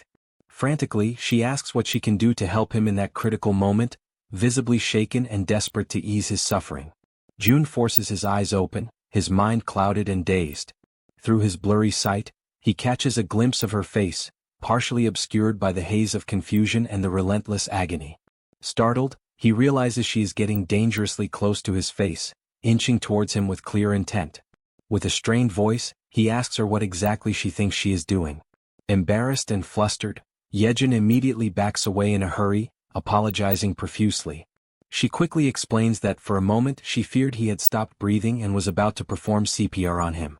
But before she can continue, Jun cuts her off, assuring her firmly that he is fine. Behind him, Cammy is crying, visibly distressed and filled with concern. Jun reaches out, gently stroking Cammy to calm him down, softly repeating that everything is going to be all right. Still in the process of recovering his composure, Jun activates his ability, Ultimate Eyes. Through the lens of his awakened power, he observes the expansion taking place, and is immediately taken aback by the sheer magnitude of its scale. The zone has spread both to the west and to the north, engulfing streets within a full kilometer radius surrounding the complex. Lying on the ground, he finally understands the true cause behind the overwhelming pain he just endured. The territory has expanded to its largest size yet. Turning his attention to the system screen, Jun reflects that no matter how exhausted and drained he feels, now is certainly not the time to rest. The system displays a message indicating he has earned 3 skill points for reaching level 20. Jun has already decided which ability he will upgrade next. He chooses to enhance the skill he considers the most vital for the current operation, Ultimate Eyes. Immediately after making his selection, the system notifies him that Ultimate Eyes has reached level 4. Soon after, a new message appears on the screen, informing him that a multivision function has been unlocked and added to the ability. With this newly acquired attribute, Jun feels his field of vision expand dramatically, as though he is now surrounded by countless CCTV monitors, each displaying different angles. However, he quickly notices that maintaining this expanded vision places a significant strain on his focus. He realizes that handling 3 simultaneous views is his current limit. Once again, Jun checks the system and sees that he still has 2 remaining skill points to allocate. He decides to invest them in enhancing the skill known as Preservation of Dignity. Moments later, the system displays an update stating that the skill has now reached level 5 and that a new feature called Mystic Draw has been activated. In addition, he is granted a reward of 300 crystals, which catches him completely by surprise. Shortly after, the system clarifies that it was through this Mystic Draw feature that he has received those 300 crystals. Jun finds no reason to reject the unexpected gift, so he clicks on the notification to accept them. As soon as he does, a bright circle forms on the ground beneath him. The circle emits a radiant light so intense that it causes discomfort to Jaehyeon, Cammy, and even Jun himself, forcing them to shield their eyes. After a few moments, the circle of light vanishes, yet a concentrated, powerful glow remains suspended in the air. From within this brilliant light, an object begins to materialize. It is a ring. The system promptly notifies him that this is a communication ring, designed specifically to transmit Jun's voice directly to his vassals. Jun slides the ring onto his finger, still uncertain about its practical use. As he considers its function, it becomes clear to him that its ability to project his voice could be perfectly suited for Dabin. But then he remembers that Dabin has already been officially registered as one of his vassals. He accesses the vassal management interface within the system, which displays detailed information about Dabin. Level 25, holding the title of 11th servant, trust at 77, loyalty at 100, and a newly awakened skill, telepathy.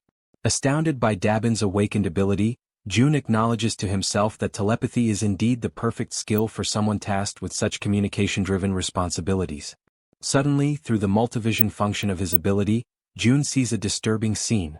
50 people are crammed together, sharing a single housing unit to sleep in. Inside that crowded unit, Dabin tries to explain to the agitated group that the situation is only temporary. However, her words are met with anger and indignation, as if she were treating them like they were insignificant, like they were nothing.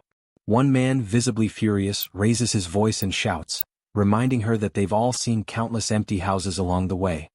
He demands to know what she's even talking about, as though her excuses were entirely unreasonable. Clenching their fists in frustration, several others step forward, insisting that at least the children should be allowed to sleep comfortably. They demand that some of the vacant rooms be opened up so everyone can rest properly after enduring so much.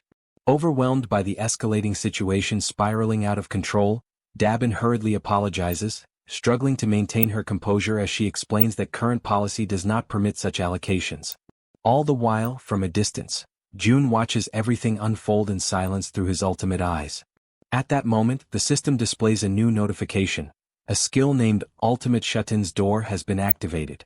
With this, June is now able to connect to and control all doors within the territory he has declared as his own domain. Back inside the unit, just as Dabin desperately tries to regain control of the situation, a door suddenly swings open on its own. Annoyed and suspicious, one of the men immediately questions the audacity of barging into someone else's home during an emergency. He reminds everyone that in times like these, people should be helping each other, not creating pointless conflicts and divisions. He demands to know why so much unnecessary resistance is being put up against such a basic request. At that precise moment, June steps through the open door, catching Dabin completely by surprise.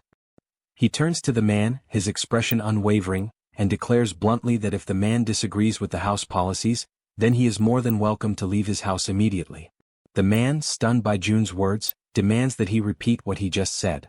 But June, without the slightest hesitation, simply proceeds to evict him on the spot. Witnessing this abrupt and firm action, the rest of the group begins murmuring among themselves, remarking how things have suddenly calmed down. June then turns to face them all and poses a sharp question, asking if anyone else has complaints they wish to bring up. With a cold and resolute tone, he announces that from that moment onward the electricity, water, and gas supply to that entire unit will be cut off. Hearing this, a young woman, visibly alarmed, questions whether he is being serious about such an extreme measure. June locks eyes with her and responds curtly that, in fact, that's exactly the question he wanted to ask them. With an unwavering gaze, he states that it's no coincidence they appeared right after the fall of the giant. He then asks if they came because they judged this place as being capable, just like so many others who arrive every single day with the exact same mindset and expectations. His words strike the group like a bolt of harsh reality, leaving them momentarily speechless. But June doesn't stop there. He continues, explaining that giving in to such demands would lead to three major problems. First, all the empty rooms would eventually be exhausted, making it impossible to accommodate new arrivals who genuinely need shelter.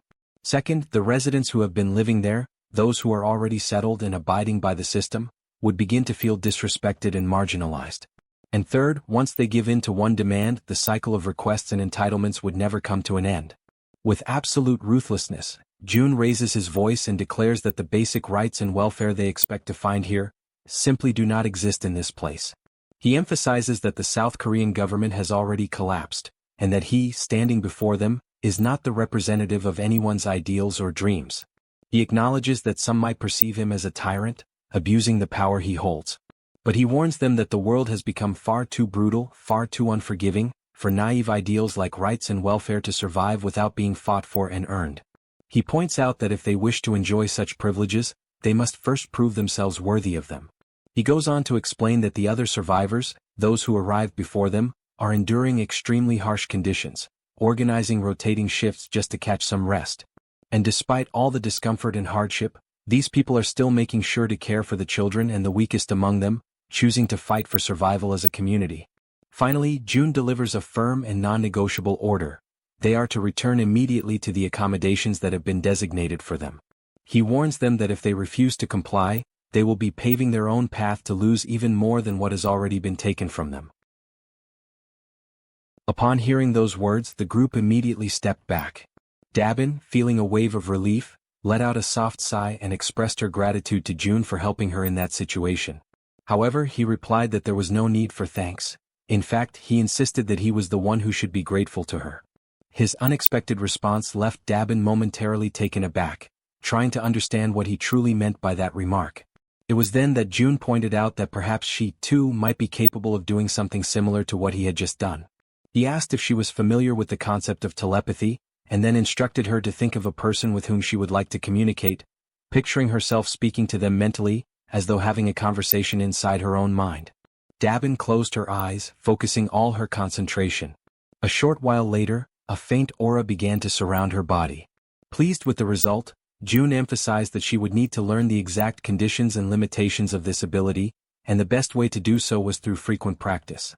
At that moment, someone with trembling hands gave a small wave and called out for June. Both he and Dabin turned to see a figure who appeared nervous, standing with his head lowered. June asked if the man still had something he wished to say. The man, clearly frustrated yet determined, admitted that he knew he was being bold, but he needed to ask if June might consider forgiving the friend who had been expelled earlier. June questioned why he would do such a thing. The man explained that Yoon-sik, the one who had been expelled, was the only person who dared to speak aloud what everyone else was already thinking, and he didn't think it was fair for Yoon-sik to be the only one punished. He then leaned forward respectfully and stated that he would accept any punishment himself, but begged June to show mercy toward Yoon-sik. June silently considered whether it was time to bring Sung Yoon-sik back, knowing deep down that it was not right to take someone's life simply to serve as an example to others. Resolute in his decision, he opened the system and noticed that the man was still standing in front of the door, having gone nowhere at all. Looking directly at him, June asked for his name. The man answered that he was called Kyung-hoon. June then informed him that he would grant Yoon-sik his citizenship back. Kyung-hoon was taken aback when June went on to say that he would also restore electricity and water service, though not the gas supply. Before Kyung-hoon could respond, June added that he was doing this out of respect for the man's sincerity, but warned that there would be no second chances, and everyone needed to understand that clearly. Right after, the system issued a notification that Yoon-sik's citizenship had been officially restored. Kyung-hoon, visibly relieved, hurried back to his quarters. Soon afterward, another notification appeared, informing June that Kyung-hoon's trust in him had increased. For a moment, June considered restoring the gas supply as well, but he knew that if he did, the punishment for what had happened would lose its intended effect. His thoughts were interrupted when Dabin remarked that he seemed to be a warm-hearted person. June asked if she was truly giving him a compliment, to which she confirmed with a smile. He thanked her, but she playfully teased that he seemed to be getting embarrassed. Changing the subject, June asked her to inspect the facilities in 3 buildings, adding that he intended to have one in each of the 25 buildings. The idea left Dabin utterly surprised. Without hesitation, she asked how many members he currently had. June explained that if it became possible to expand to 100 people, he could assign 4 to manage each building.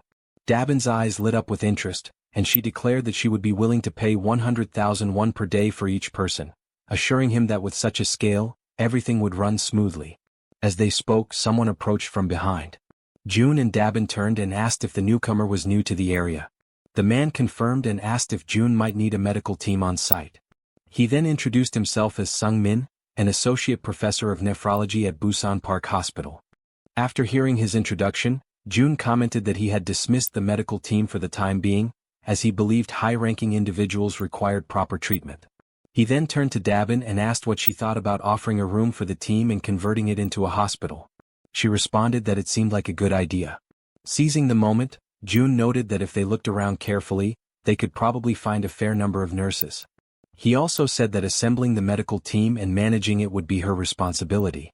Dabin, clearly enthusiastic, assured him that he could count on her for that. Afterward, June opened the door and returned to where Jaehyeon was waiting. She asked if he had managed to solve the problem, and with a smile he confirmed that he had. Without wasting any time, he activated his Eyes of the Absolute ability. When Jaehyeon saw the Han group, she asked if they had already left.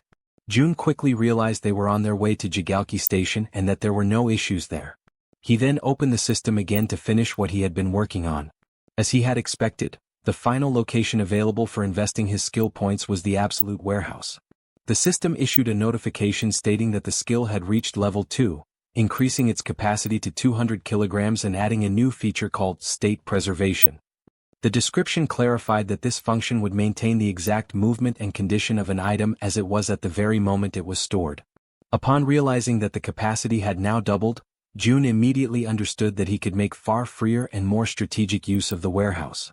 His thoughts quickly drifted toward the true potential of this newly acquired function. It did not take long for him to realize that, if used correctly, it could become something extremely powerful.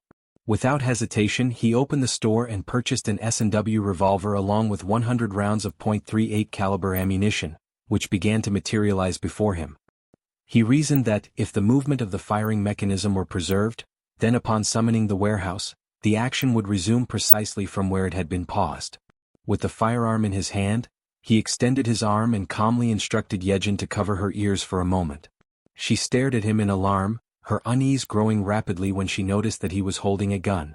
Jun reassured her that it would be over quickly, and with his finger on the trigger, he gave the command, "Store in the warehouse." Immediately afterward he pulled the trigger. The gunshot cracked loudly through the room, reverberating with force, but almost instantly, the system confirmed that the bullet had been successfully stored. It worked exactly as he had envisioned. Flawless. Feeling a surge of excitement, Jun stepped out onto the balcony of the building, his mind already testing the possibilities of his prediction, while Jaehyeon remained frozen in shock at what she had just witnessed. Extending his hand, he focused intently and issued the command, "Summon." From the system's storage window, a stream of bullets began to pour out at remarkable speed. Jun watched, impressed, as his idea came to life exactly as planned. This, after all, was an absolutely foolproof way to provide support to Han's group, who were locked in battle at Jaehyeon Station. There, goblins were being struck one after another by the incoming bullets, collapsing to the ground in rapid succession. Those that survived the initial barrage turned and fled in terror, leaving Han's group finally unharassed. Now, with renewed conviction and confidence, Han declared that they had at last arrived at Jaehyeon Station. On the other side, Jun attempts to establish communication with the group, asking if they are able to hear his voice. Han is caught off guard, genuinely surprised to hear him so clearly. Observing Han's startled reaction, Jun quickly deduces that everyone in the group must be hearing his voice without difficulty. With that in mind, he explains that communication will continue in that manner from now on, and he instructs them all to proceed toward exit number 2. When they finally reach the indicated exit, Han casts a sharp and cautious look around, carefully observing the surroundings, which are now completely deteriorated and consumed by ruin. From a distance, Jun reflects silently on the fact that from this moment forward, they are stepping into truly unknown territory, where every path could hide a threat. Meanwhile, Jaehyeon is still struggling to re-establish the lost connection with the rats stationed at the central hub, but despite her efforts she has not managed to succeed. Without that crucial link, the group advances blindly, entirely unprepared for whatever might await them ahead. In the midst of this uncertainty, Han breaks the silence, voicing the question that weighs heavily on everyone's mind: where should they go now? Jun provides direction with calm determination, guiding them toward the large road that stretches to the left. He explains that if they follow it for about 1 kilometer, it should bring them closer to their intended destination. At that very moment, suddenly, something unexpected appears, drawing Han's immediate attention. Through the gleaming reflection in the eyes of the approaching creatures, it becomes clear that the group has fallen into panic. They scramble desperately, trying to put distance between themselves and the vicious fangs of the beast. Han, overwhelmed by discouragement, recalls how exhausting and perilous it had been to face the fishmen earlier, and how narrowly they had managed to escape alive.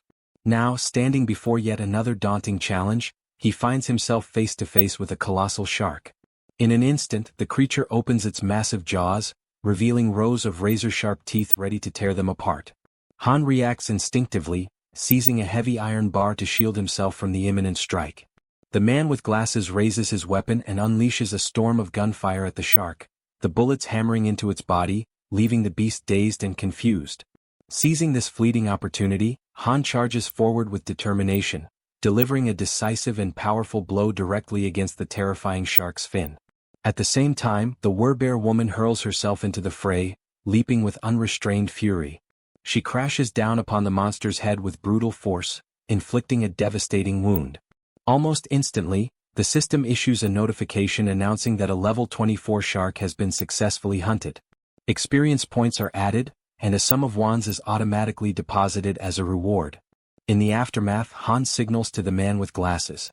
She focuses intently, linking her consciousness to her raven, Black, and immediately gains a sweeping aerial view of the area. The man with glasses freezes, stunned by what he witnesses through the shared vision. Without hesitation, he alerts the group that the entire surrounding area seems to be overrun by fish. At that tense moment, yet another figure suddenly emerges, and the entire group finds themselves staring directly at an overwhelming presence. Almost simultaneously as Toji looks upward, he notices movement above them. It is not a single creature, but countless blue figures resembling swordfish swiftly closing in from the sky. The group steels themselves for yet another imminent clash. As the creatures approach dangerously close, Han calls upon Toji. He raises his halberd high, focusing his energy, and his armor activates with a flash of power. In the precise instant Toji strikes with deadly accuracy, his blow landing true. The system immediately notifies the successful hunt of a sky blue marlin, rewarding them with additional experience points and wands. Without a moment's pause, the archer woman unleashes a flurry of arrows, her shots rapid and unrelenting, cutting down the creatures that stubbornly linger in the air. Her voice rings out with unwavering conviction, declaring that the group will not move an inch until every last one of these enemies is eliminated. But suddenly something unexpected catches her attention. It is the healer. Despite firing directly at one of the sky blue marlins, the massive creature continues advancing steadily and unshaken, heading straight toward her. Her ammunition eventually runs out, and she realizes with growing dread that the creature continues to approach, drawing nearer with every passing second. At that precise moment, the system issues a notification announcing the summoning of storage. Immediately, bullets materialize and strike the creature with sharp precision. The system then reports that a level 17 sky blue marlin has been successfully hunted, awarding experience points and depositing the amount of 231,733 won into the account. Upon reading the notification, Jun notices with frustration that whenever he personally fires the weapon, the payment turns out to be lower than expected. With determination he calls out to Jaehyeon. He demands that she stop trying to connect with the rats and instead focus her efforts on shooting in his place. Without hesitation, he places the weapon firmly into her hands, though she instantly feels insecure and uncertain, nervously questioning where exactly she should aim. Rising to her feet, she hesitates, but Jun calmly remarks that anywhere she points will be good enough. Gathering her courage, Jaehyeon fires her very first shot, and immediately the system notifies the deposit into storage. Seizing the moment, Jun concentrates intensely and commands that the bullets fired by her be redirected into the ongoing battle. Right after his command, countless system windows open before them, acting as gateways through which the bullets travel, passing directly into the battlefield and striking their intended targets. The system then notifies that another level 17 sky blue marlin has been hunted, granting additional experience points and depositing more wands. Amid the unfolding situation, Jaehyeon urgently warns Jun to step aside and reload quickly so that the assault can continue without delay. Absorbing the urgency of the moment, Jun reflects silently that the overall efficiency of the operation has now increased for the 6th time. Even though he feels genuine pity for Jaehyeon, who is clearly overwhelmed, he knows deep down that this approach is absolutely necessary. At that instant the door swings open. Hyerin, known as the Poison Girl, enters the scene, her expression filled with intrigue as she takes in the chaotic sight before her. Upon noticing Jaehyeon firing repeatedly, she questions the reason behind the gunfire, trying to discern whether what she is witnessing is reality or merely some kind of dreamlike illusion. In the middle of the chaos, a massive creature suddenly attempts to strike at them. However, both Han and the werbear react swiftly, dodging the violent attack just in time. The creature reveals itself to be red in color, with the enormous and terrifying form of a monstrous crab. Distressed and exasperated, Han asks aloud whether this is some kind of twisted joke and desperately questions if they are truly expected to try and defeat such a horrifying monstrosity. The giant crab prepares to attack, raising its massive limbs with a menacing weight. It strikes down with such force that the surface itself trembles violently, but Han and the werbear woman manage to dodge in time, narrowly escaping the devastating blow. Her eyes remain fixed firmly on the target, burning with determination. The werbear woman lets out a powerful cry, calling for the healer. He immediately understands the signal, raises his hand and envelopes her in a radiant aura. Wrapped in that energy, her body surges forward with explosive speed. With ferocity, she grabs hold of part of the creature's massive structure, opens her mouth wide, and seized by fury, sinks her fangs deep into its flesh. At the same time, Han charges toward the monstrous adversary, gripping a long iron rod with both hands. At just the right moment, he halts his sprint and hurls the weapon with precise strength, sending it flying straight into the target and piercing the very center of its head. From behind the crab, the Werbear woman emerges once again, moving relentlessly, her determination unshaken and fixed entirely on her goal. She unleashes a decisive strike upon the creature and quickly withdraws. To her shock, however, she realizes that the beast remains completely unharmed, its thick shell impervious to her attack. Then Moon shouts for everyone to fall back. From above, he lifts his weapon, holds it firmly, and focuses his entire attention on the monstrous crab. Without pause, he begins firing, unleashing a relentless storm of bullets that rain down upon the creature's dreadful body. Amid that chaos, Han comments on the insane durability of the enemy, his voice heavy with frustration, and he questions aloud what they should possibly do now. His eyes remain locked on the beast, and for a fleeting moment, doubt takes hold of him as he wonders if there truly is no chance of victory. At a certain distance, carefully observing everything, June notices something crucial. He realizes that this creature is not like the ordinary projectiles they have faced before. What they need is not just sharp strikes but a blow of overwhelming impact, something heavy and crushing like a hammer. Accepting this realization, he begins to search frantically for an object capable of delivering that kind of force. His gaze scans every corner until, finally, he discovers a gem. A satisfied smile spreads across his face, for he has found exactly what he was searching for. The system promptly notifies him of an item being stored in the deposit. Through his ability of communication, June instructs the Werbear woman that when he gives the signal, she must leap onto the crab's shell, because he has found something that can break through it. Soon after, June raises his hand and summons a heavy barbell, which begins to materialize right before him. Inwardly, he apologizes to the boy who used to own it, silently promising that he will buy a new one for him later. His plan is clear. First, he allows the heavy bar to fall freely, letting gravity build up its full kinetic energy, and only then does he store it in the deposit. Immediately afterward, June invokes the bar again. It shoots forth through the system's window and hurtles toward the center of the crab's head. At that exact moment, he uses his communication skill and gives the long-awaited signal to the Werbear woman. The bar pierces the target with brutal force, splitting open its head and sending streams of blood spurting outward. Without hesitation, the Werbear woman launches herself straight at the point of impact. Her claws are ready, sharpened and gleaming, her body fueled entirely by determination and fury. She closes the distance with fierce speed and strikes with lethal precision, delivering the finishing blow that successfully ends the beast. The system immediately registers the successful hunt of the giant crab, level 35, granting experience points and depositing one into their account. Yet even after their victory, the path home resembles nothing less than a chaotic marketplace of sea monsters. Every kind of fish and crustacean-like abomination continues to attack mercilessly, without pause or mercy. June understands that without his support, the group would have faced countless situations that could have ended in tragedy. He accepts, with heavy resignation, that this place is simply too much to handle, even for Han's group. He reflects on how, despite everyone being awakened and armed, they still struggle just to advance a single kilometer. Now he must finally admit to himself that the chances of his family being alive are almost non-existent. The closer he gets to his home, the stronger the fear grows inside him. Still, even if there is just a 1% chance, he knows he cannot allow himself to lose faith. Using his ability, he surveys the surroundings and notices a ruined but familiar street. He reflects that just beyond the narrow alley lies his home. But suddenly, something unusual captures his attention: a tree. Through his communication skill, he commands the group to stop immediately. He knows this city well. It is the place where he was born and raised, and he is certain of what belongs here and what does not. Observing carefully, he realizes that there has never been a tree like that on the main road, and even if there had been, the city would never have left it standing there.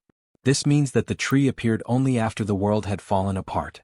Calling upon his ability once more, June draws everyone's attention to the anomaly.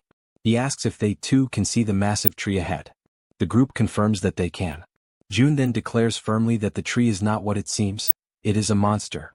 He directs them to prepare for an attack. At that very moment, something strange happens. A single, Enormous eye opens upon the trunk of the tree. Before the group, the figure awakens and everything around them begins to tremble as if the world itself recoils from its presence. The archer remained firm, her gaze fixed upward. A shot was released, flying toward the monster and piercing part of its trunk. Yet that was not enough to stop it. With each passing instant, it rose higher, lifting itself from the ground as though abandoning the very surface that once held it. Faced with that overwhelming threat, Han, gathering all his focus, hurled an iron bar against the tree, striking the target with perfect precision. But even then the colossal creature endured, resisting the blows and continuing to advance, drawing ever closer. Its extraordinary resilience astonished Han, who could hardly believe what he was witnessing. Meanwhile, Moon teleported behind the tree and swiftly raised his weapon, unleashing a barrage of shots that struck the monster in rapid succession.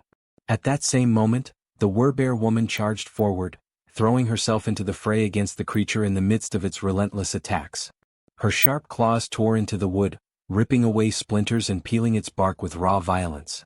The tree, however, responded by summoning from its depths a living mass of trunks and roots, twisting and writhing as they surged toward the Werbear. The branches coiled around her body, lifting her into the air and immobilizing her with a crushing force. Han and the others, horrified by the dreadful sight, cried out to her. But the tree held her fast, suspended high above them all, like a living trophy captured within its dominion. Without hesitation, it began to release branches sharpened like spears, twisting menacingly as they thrust toward the Werbear. Overcome with despair, she let out a cry, her voice laden with anguish. At that instant, Moon appeared before her, placing himself as a shield in her defense. The Werbear woman begged him to step back, pleading for him not to endanger himself. Yet he stood his ground, unwavering, prepared to face the piercing tip of the branch that drew ever nearer. But to his surprise the monster stopped. Its branches retracted, pulling back into the surface. On the other side, June too was taken aback by the tree's sudden withdrawal. The unexpected pause forced him to reflect on what could have provoked such a change. Through his ability of communication, June ordered Han to have Yeonju retreat, while the others pressed forward against the creature. Han hesitated, questioning if it truly should be only Yeonju who withdrew, but June confirmed without faltering. Thus Han relayed the command. While the companions readied themselves to resume the attack, she obeyed and stepped back as instructed. From a distance, June observed carefully, analyzing the scene and wondering if the reason behind the creature's withdrawal was indeed what he suspected. Toji, on his side, prepared himself, double-checking that everything remained under control. At that moment, the great tree began to move once more, and as everyone braced for combat, confusion spread among them as they asked themselves what was truly happening. Then, the monster slowly returned to its original place as though nothing had occurred. June, watchful, began to contemplate, could it be that the creature did not attack humans at all? He noticed that ever since Jaehyeon had taken on her Werbear form, the monster had directed its aggression solely at her. Gradually, the conclusion took shape in his mind. Perhaps it was specifically the form of the Werbear that stirred the creature's wrath. June continued to observe closely, but suddenly the massive tree rose once again. From the other side, a shark appeared, charging fiercely toward the tree with its teeth bared wide. The branches erupted once more, striking the shark deep. From this, June felt certain, the tree did not attack humans. With this realization, he commanded the group to ignore the creature and continue advancing, since it showed no hostility toward them. Han accepted the order and the group moved on, step by step, until something halted their progress. Han immediately signaled June, who silently prayed that the exact location of the tree would not be revealed. The group stood before the gigantic tree, questioning whether they had arrived at the wrong place. With trembling hands, June confirmed there was no mistake. This was indeed the place where his father, mother, grandfather and grandmother were meant to be. Rage overtook him, and he became convinced that this monstrous tree had no right to occupy that sacred space. Resolute, he decided it had to be destroyed immediately. His plan was to surround it with gasoline and set it ablaze, certain that only by reducing it to ashes would he find satisfaction. He realized that Han's group could be summoned not only by his own hand but also through his vassals, which meant the destruction could proceed without delay. At that moment, a system notification revealed the presence of one of June's blood relatives nearby. Suddenly, a voice rang out, shouting to know who was there. A blinding light shone upon the group, forcing them to shield their eyes. An old man emerged, scrutinizing each of them carefully, accompanied by two other figures. With stern authority, he demanded to understand how they dared to intimidate his little proppy. The elders approached the tree and begin to wonder what they should do about the deep holes that had been inflicted upon it. They start speaking to the tree itself, commenting that such a wound must have been terribly painful, and they even ask if the proppy, the tree, is doing well after enduring such harm. Han's group feels awkward and somewhat embarrassed when the elders remark that if the leader were to hear about this, his heart would surely break from sorrow. Then one of the elders suddenly raises his voice, demanding to know if this was their doing, and the group immediately admits that it was. The elder presses further, questioning how they could bring themselves to commit such an act against a defenseless child, leaving everyone in Han's group apologizing profusely for their mistake. At that moment, another man arrives and calls for everyone to look over there. He then explains that the proppy has done something once again, and this new revelation causes the elders' anger to slowly dissolve. The men then begin walking toward the location being pointed out. When they arrive, they see the shark that the tree had previously defeated, and several of the men are already busy cutting it apart in order to secure meat from its body. Astonished by the sight, one of the elders remarks that the flesh of the shark has grown plump, although he admits that the taste of shark meat is not particularly delicious. Immediately, another elder retorts that this is no time to be picky about food, stating bluntly that if someone does not like it, then they simply should not eat it. This pragmatic reaction surprises Han's group even more, leaving them somewhat speechless. From a distance, June quietly observes everything, and he feels as though his perception is sharpening, as if a veil has been lifted and everything suddenly makes sense.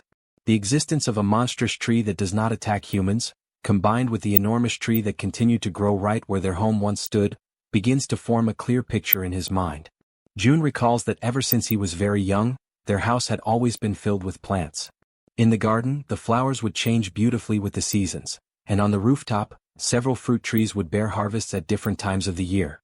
All of this had started after his grandfather retired, when he built a rooftop garden, and at times those very vegetables would appear on the dinner table, much to young June's delight.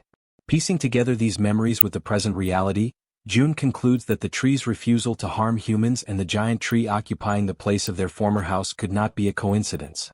He becomes convinced that these phenomena are the awakened abilities of someone, very likely powers on the same level as his own. An idea strikes him with sudden clarity. His grandfather must have finally awakened.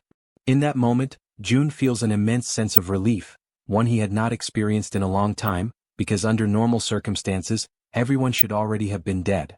After all, monsters roam freely through the streets, and in the skies above, other monsters move in organized groups, threatening humans from every direction. He cannot help but wonder how ordinary people have managed to survive in such an environment. Overwhelmed by this sudden realization, he begins to laugh, not with mockery but with pure relief. Jaehyeon approaches him, concerned by his unexpected reaction, and asks if something is wrong. June turns to her, still smiling, and reassures her that nothing is wrong at all, emphasizing instead that everyone is safe. Yet even as he says this, he realizes that he still needs to confirm a few things. Back at the location of the tree, pieces of shark meat are scattered about while one of the men comments on how wonderful youth truly is. Han, who is in the process of cutting up sections of the shark, asks if the amount they have gathered will be enough.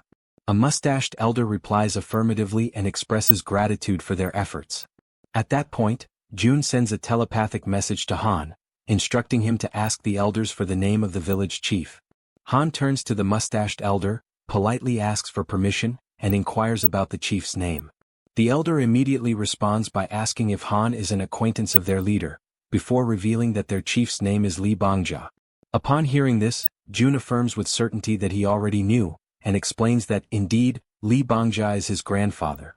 After some time, the group follows the mustached elder, who informs them that before they go to meet the chief, they should stop at a certain place. It is an area where everyone works together to prepare meals and distribute the meat from the fish. The presence of such an organized communal space leaves Han's group impressed and a little taken aback. Observing from a distance, June notices that the place is crowded, filled with a large number of people, around 100 in total.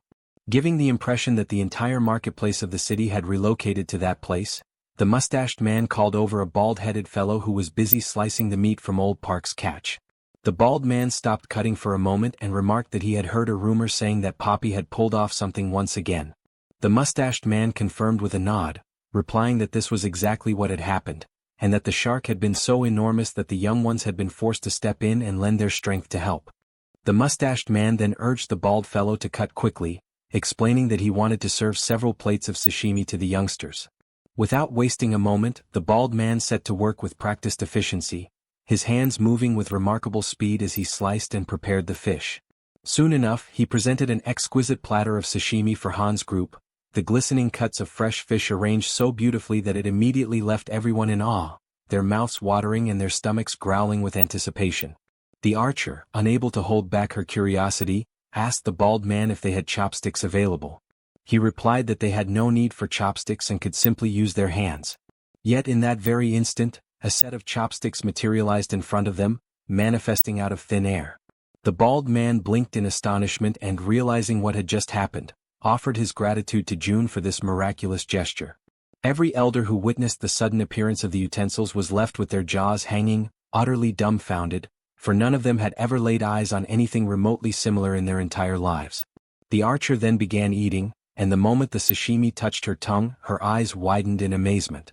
The taste was so exquisite, so overwhelmingly delicious, that she quickly realized she could not stop herself from eating more. Soon, everyone joined in, devouring the sashimi until their bellies were completely full, all the while remarking that it had been centuries since they had last tasted a dish as fine as sashimi. Watching from a distance, June observed this moment of peace and contentment shared by the group, and an idea suddenly struck him. With a thought, he caused bottles of soda to appear, neatly arranged to complement the meal. Once again, both the bald man and the mustached man were caught completely off guard, their expressions filled with disbelief at the sight. Han, noticing their surprise, asked kindly if they would like to have some as well. Almost at that same moment, several packages of food and provisions began to materialize one after another, stacking neatly in the area as though delivered by invisible hands. The elders, unable to contain their amazement, asked if all of that was truly meant for them. Han confirmed with a smile that it was, explaining that June must have taken a liking to them and was offering these gifts as a gesture of goodwill. From above, someone who had been silently observing all along finally spoke, wondering aloud whether this June, whom they kept mentioning, was something akin to a god. The mustached man turned to his companions, uncertain, and even asked if they should bow in reverence before such a being. But before the conversation could go any further, a voice rang out, demanding to know why the place had grown so noisy. All eyes turned toward the source, and there, standing high upon the massive root of a towering tree, was their chief, who had just arrived. At that moment, June's heart trembled, for he immediately recognized that figure. It was his grandfather, the very man he had not laid eyes on for what felt like an eternity. Then, as though to confirm this revelation, the system displayed information about his grandfather. It revealed that he possessed a mythical passive ability known as Guardian of the World Tree. The very name alone radiated power and grandeur, leaving no doubt in June's mind that it was an ability of overwhelming strength, one that could easily be described as overpowered. The grandfather observed the group intently from high atop the tree. At that same moment, the system issued a notification declaring that the servants had discovered June's blood relative, thereby unlocking the power of his lineage. His name was revealed as Li Bang Yeol, level 55, bearing the titles of lineage, relative, druid, with a trust rating of 88, and the awakening ability known as Guardian of the Tree and of the World. From his elevated position, he continued to watch in silence until, all of a sudden, he leapt gracefully down from the branches. When his feet touched the ground, June immediately noticed that his grandfather appeared far healthier than before. He recalled vividly how frail and aged the old man had once been, weakened by the toll of his declining body and the struggles caused by his cerebral condition. Yet now, before his eyes, there was a renewed vigor and vitality that could only have come from the awakening of such a powerful ability.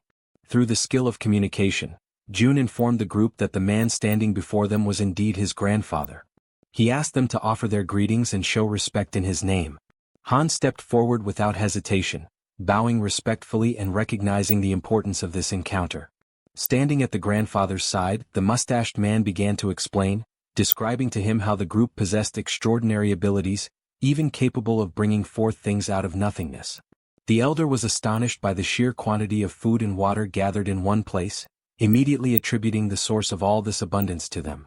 Moved to the point of deep emotion, he expressed his gratitude for their presence, recalling the difficult times of the past when even water had been a constant struggle. Yet Han, maintaining honesty, clarified that these resources were not the work of their group. Startled, the chief demanded to know where all of it originated. Han then revealed that every bit of the abundance came directly from Jun himself, and that their group had come here at his request. The grandfather was shaken by the revelation, his eyes widening as he comprehended that the source of such miraculous creation was none other than his own grandson. Han further explained that his grandson now lived in the Siamayan apartments. Faced with this truth, the chief wasted no time. He summoned everyone present, calling them to follow him as he began to ascend the massive tree step by step, leading the way upward. Watching this unfold, Jun reflected that his entire family must be somewhere up above. A flood of emotions filled him at the thought that very soon he might finally be able to see them again. Yet deep within, he acknowledged that the moment for such a reunion had not yet arrived. Still, he believed firmly that once he completed the outpost, he would be able to use the gate of the Absolute Seal to return directly to his home. As these thoughts passed through his mind, he shifted his focus back to the system's window, recalling how, at the very moment he first encountered his grandfather, a new constructible item had been added. Soon after, the system confirmed this with a notification. An annex had been added to the list of available items. The description detailed that this annex functioned as a safe zone located outside the refuge, with an area that would expand alongside the territory of the refuge itself. However, it could only operate in places where one of Jun's blood relatives resided. Reading carefully, Jun reflected that the price of the annex was indeed higher than that of an ordinary outpost. Yet he quickly noted that there was no mention of the annex being susceptible to destruction. His mind returned to the 10 billion won he had received as a subsidy for the construction of the apartment complex. Even after equipping every building with solar generators, more than 7 billion still remained. The decision became obvious. He calculated that investing only 3 billion in the installation would be sufficient, and compared to the vast sum he had at his disposal, that expense no longer seemed significant. Without hesitation, he issued the command to initiate construction. Immediately, the ground beneath his feet began to shift, and a structure started to take form. Watching the process with keen eyes, Jun wondered if the system was showing him a preview of what the annex would ultimately become, for its size and shape seemed to mirror almost exactly the space where he was now standing. He concluded that the annex's expansion must directly follow the growth of the territory itself. When comparing the overall cost, he realized that the 10 billion price tag made the annex far more advantageous than a simple outpost with its limited reach. Then, another notification appeared. The annex required the presence of a blood relative for a duration of 7 full days. Jun confirmed and authorized the construction, prompting the system to update the timeline. The projected completion was set at 167 hours and 11 minutes. Quietly, Jun reflected that while the annex was being built, he should ask his grandfather not to leave the country. Yet before he could dwell on the thought for long, his focus was abruptly pulled away by another system notification. Another blood relative of Jun was revealed. The name disclosed was Kim In-sim, level 21, bearing the title of lineage with a trust rating of 99, but without any sign of an awakening ability. Inside the vast tree, an elderly woman lay upon a bed. The grandfather held her hand with firm gentleness and asked her to listen carefully to the words being spoken by the group. A faint aura spread over the connection formed by their joined hands, and he softly informed her that their grandson Jun was still alive, and that these people had been sent there directly by him. At that very moment, Jun communicated with his companions and instructed them to ask his grandfather what had happened to his grandmother. Jaehyeon faithfully conveyed the question in Jun's name. Yet the elder turned abruptly, his expression tense, and demanded to know how Jun could possibly be aware of his grandmother's condition. Soon, however, it was explained that Jun was sharing his vision through them, perceiving everything they saw with his own eyes. Reassured, the grandfather tried to soothe their worry, explaining that the woman was not gravely ill but merely in a state of shock. Still, they pressed him further, asking since when the grandmother had failed to awaken. With a heavy and sorrowful face, he recalled that it had been since the very day the monsters appeared and the world itself began to collapse into chaos. From that moment onward, she had remained in a deep, unbroken sleep. Jun, watching through their perspective, noticed the expression etched onto his grandfather's face. It struck him powerfully, for it was the first time he had ever seen his grandfather like that, so burdened, so utterly weighed down by grief. The sight pierced him with an even deeper sense of the gravity of their situation. Tears welled up in his heart as he reflected that, despite everything, he felt an immense relief knowing his grandmother still lived, even though she had been in a coma for nearly a month.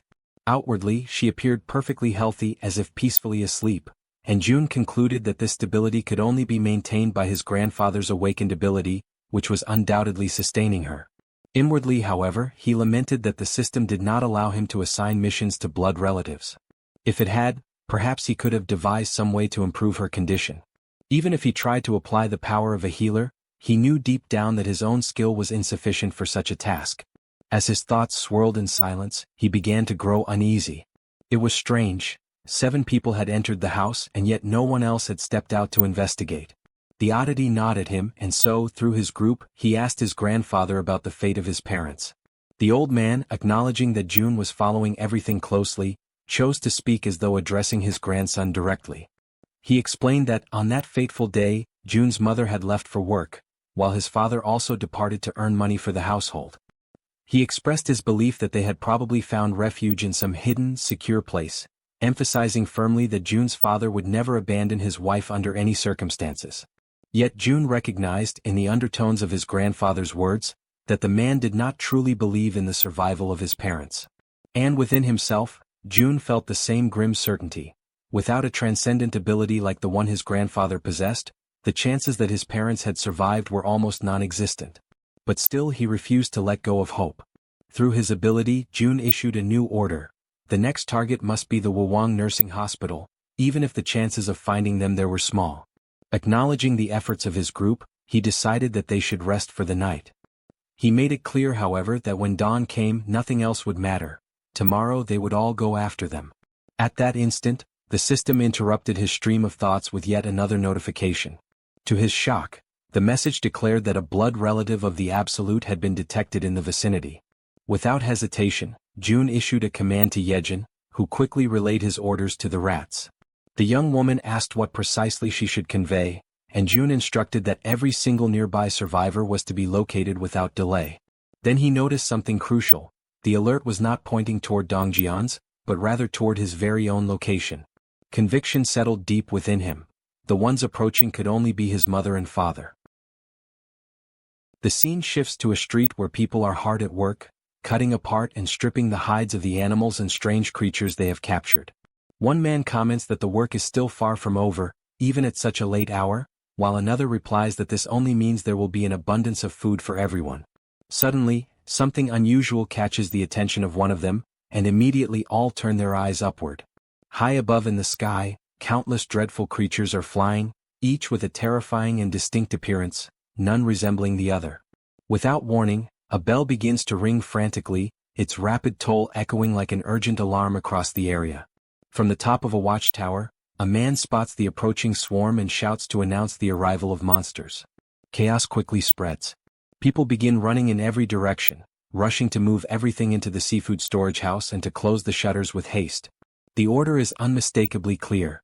Everyone must move as fast as possible. The panic intensifies when one of the men shouts for the village chief to come out immediately. The group accompanying June's grandfather turns toward him for guidance, and he promptly informs them that a massive horde of monsters is approaching. From a distance, the grandfather and the group gaze upon the advancing scene, watching in silence as the creatures flood across the horizon. Han, overwhelmed by the sight, questions aloud whether all those beings can truly be considered monsters. The grandfather raises his hand and confirms, his voice grave, while simultaneously giving the command for the trees to move. The command is obeyed without hesitation, the forest itself responding to his will. Meanwhile, Han recognizes the gravity of the situation and volunteers to join the fight. However, the grandfather firmly instructs them to stay back, explaining that the monsters are not targeting humans. He adds, with a grim tone, that everything suggests these creatures are actually fleeing from something far greater and far more dangerous than themselves. Yet he warns that even so, they will not pass without leaving destruction in their wake. A radiant green aura begins to envelop his body, spreading outward in waves of power. At that moment he connects with the surrounding forest, and numerous trees shift together, intertwining and forming a massive living barrier meant to shield them from harm. Inside the protective wall of trees, the group watches in astonishment as the winged creatures soar above them, passing over without striking. It becomes clear that the group was never their intended target. Still, those advancing by land charge relentlessly toward the barrier, forced to confront the trees that now stand as their obstacle. The pressure mounts, and once again Han offers his assistance, but the elder sternly refuses, demanding that they remain within the safety of the barrier.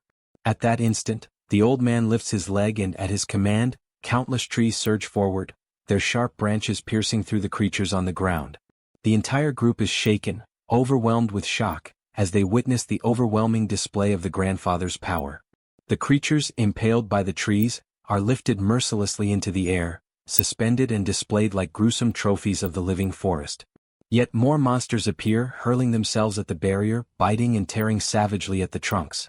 But the grandfather remains steadfast, his control unyielding, forcing the trees to strike again and again, driving their sharpened limbs into the new enemies without pause. The system begins to flood with notifications, marking each victory. A message appears, declaring that a level 24 land shark has been hunted. Shortly after, another states that a level 23 saw ray has been slain. Then comes a level 29 blue crab. The list continues endlessly, with each notification announcing new experience points and rewards. Another message informs that all attributes of the group increase in trust. Their gained experience is multiplied tenfold and evenly shared, although the ascent rewards remain monopolized by the hunter himself. Inside the building, June observes the entire scene with his mouth agape, stunned by the cascade of notifications piling up before his eyes.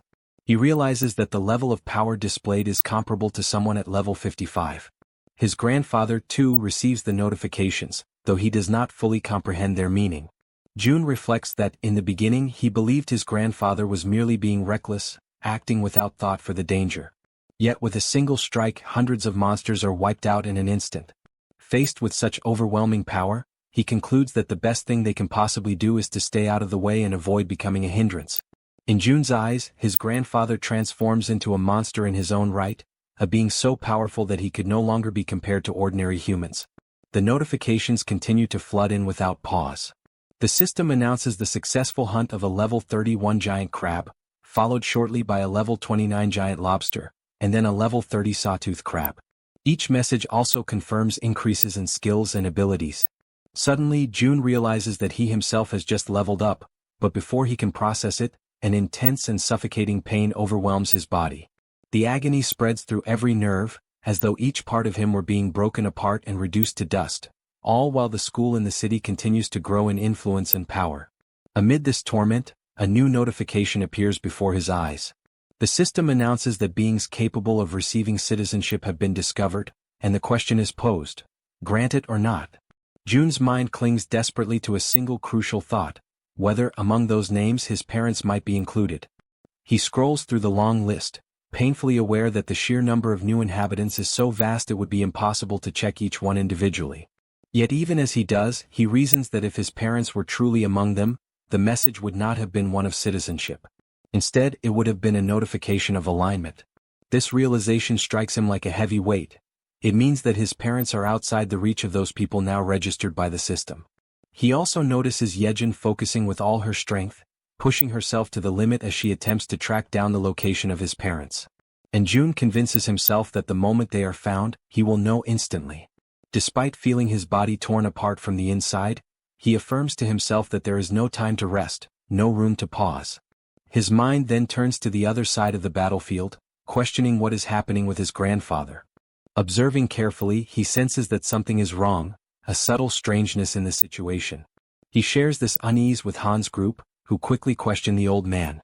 The grandfather realizes the difference. Before, the monsters would leave remains scattered across the ground, but now they vanish completely, not even bones left behind. Han explains that this change is due to June's influence. Ever since the system manifested, the corpses no longer remain after death. Intrigued, the grandfather acknowledges that even the mysterious glowing letters appearing in the air are also the work of his grandson. With the immediate threat apparently under control, the old man decides to go to the warehouse to bring out some of the people hiding there. He explains that if they intend to consume the flesh of the monsters, the creatures must be slaughtered in the proper way, ensuring the meat stays fresh and edible. The group agrees, but June internally is struck with surprise at this detail. Never before had he thought of monsters as a source of food, and for the first time he begins to truly consider the possibility. He extends his hand and issues the order to register the item. Before him, a creature begins to materialize, its form gradually solidifying until its outlines are clear and distinct. The system then notifies the success of the registration, categorizing the item as fish. Pleased, June realizes that his attempt has worked, and that this could indeed feed hundreds of people. Jaehyeon suddenly gasps, her eyes widening in shock as she locates someone of immense importance. Without delay, she quickly announces her discovery. June turns at once, his entire body trembling with expectation. The system confirms it. Jaehyeon has found a blood relative, and the power of blood begins to unlock. Outside, amidst the rows of buildings, someone points toward a distant structure. A man and a woman are identified. The system reveals their names. Lin Jisuk, level 50, bearing the title of relative, with trust at 97 and the awakened ability of governance. Beside her stands Kim Donghyuk, level 42, also carrying the title of relative, with trust at 93 and the awakened ability of enhanced defensive aura. June recognizes them instantly, and his vision blurs with tears. After all this time, there can be no mistake, they are his father and his mother. The system notifies that citizenship has been granted to 23 individuals connected to the blood relative Lee. The announcement causes a wave of astonishment, yet June feels a surge of joy as he realizes that his parents are now very close to the newly expanded territory. By observing their movements, he concludes that it is only a matter of time before they step fully into the protected zone. Since the power of the bloodline has already been unlocked, he firmly believes that they will not be stopped by the invisible barrier that holds others back. After such a long and painful wait, his eyes finally fall upon his parents once again. The long-awaited reunion radiates through his smile, overflowing into every part of his being. At that very moment, his parents catch sight of him, and shock flashes across their faces as they recognize him.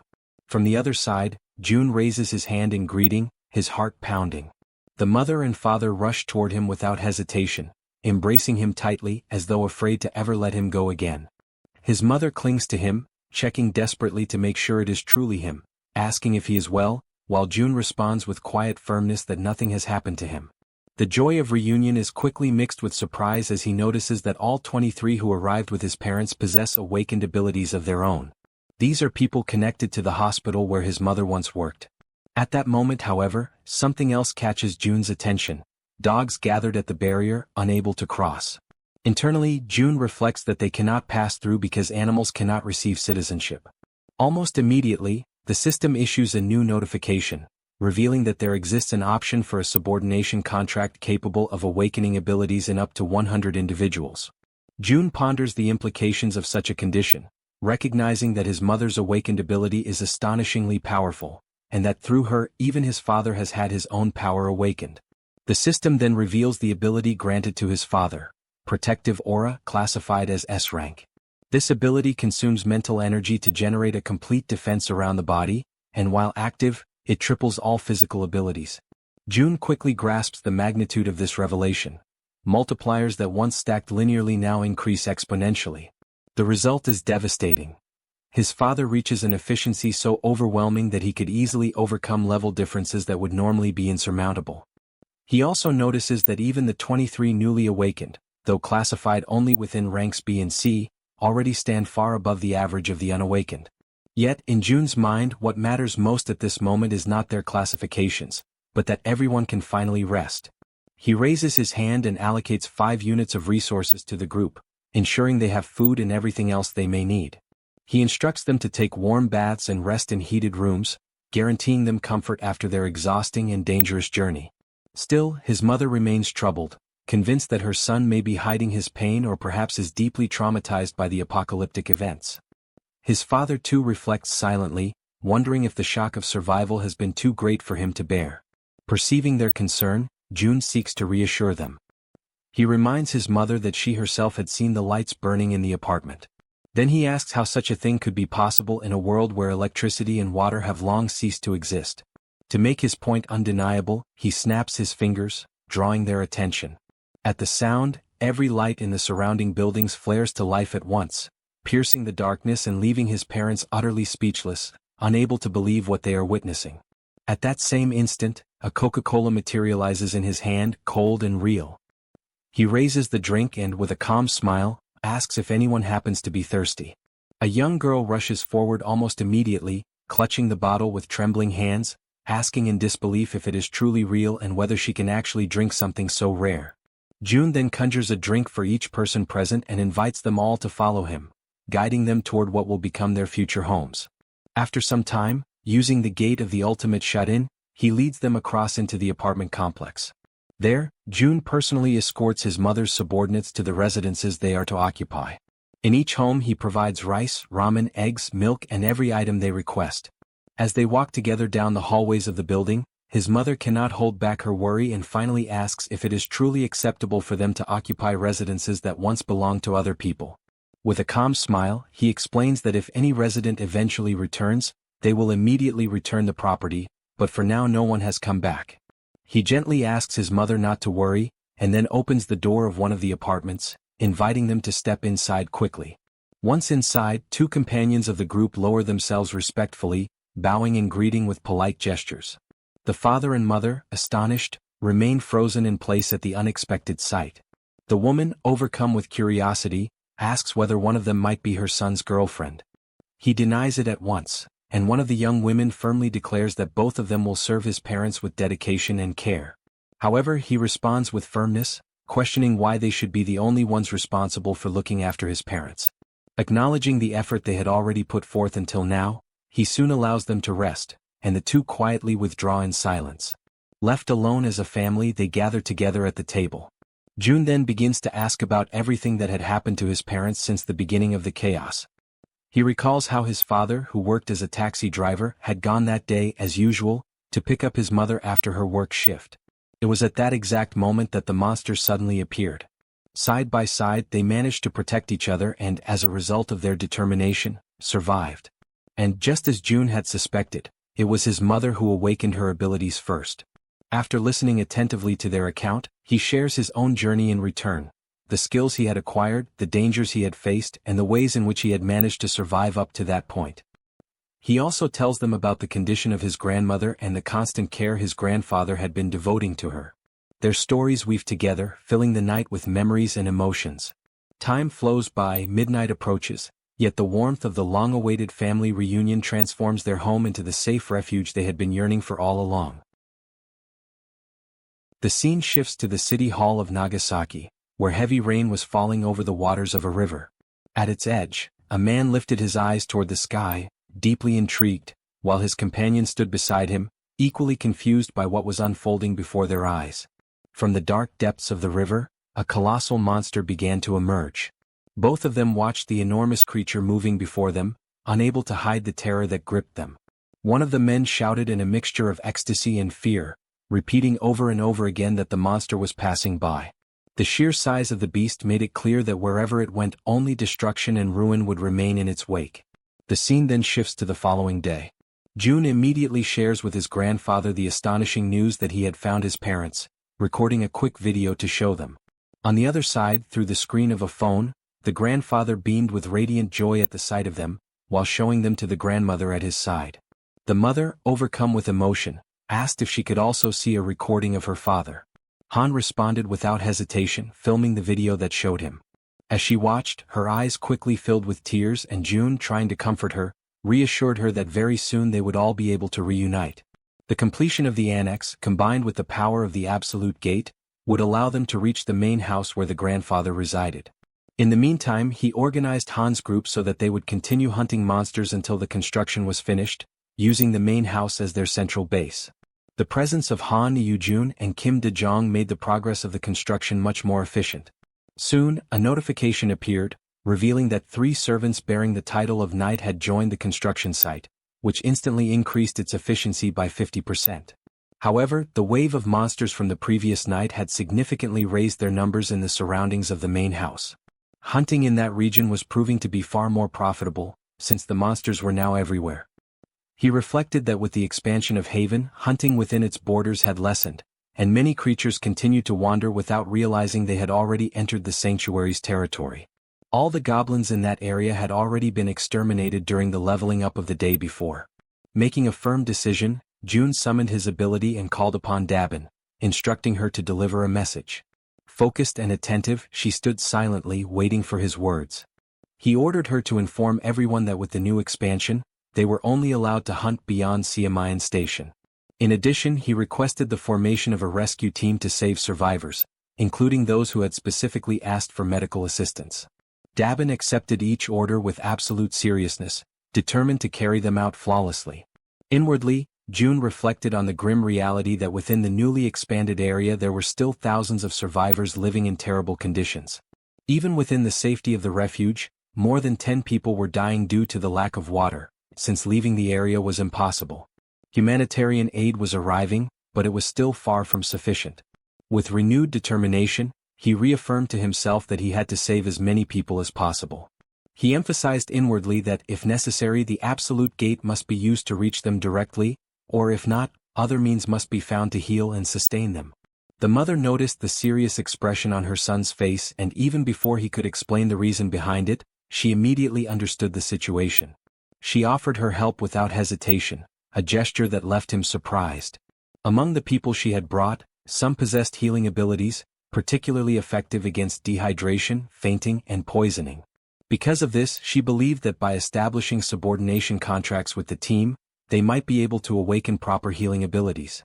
Her intuition soon proved correct. More than 80% of the new subordinates manifested healing gifts, even if only at a basic or low level. Although they lacked significant offensive power, the rescue team quickly calmed the chaos, stabilizing those in distress with remarkable efficiency. For 3 full days and 3 long nights of continuous effort, they moved tirelessly from house to house, saving countless lives in the process. Only after this relentless work was completed did he finally throw himself onto the sofa, utterly exhausted, reflecting on how each day had been so overwhelming and filled with urgent demands that there was hardly even time to breathe. But the relief was short-lived.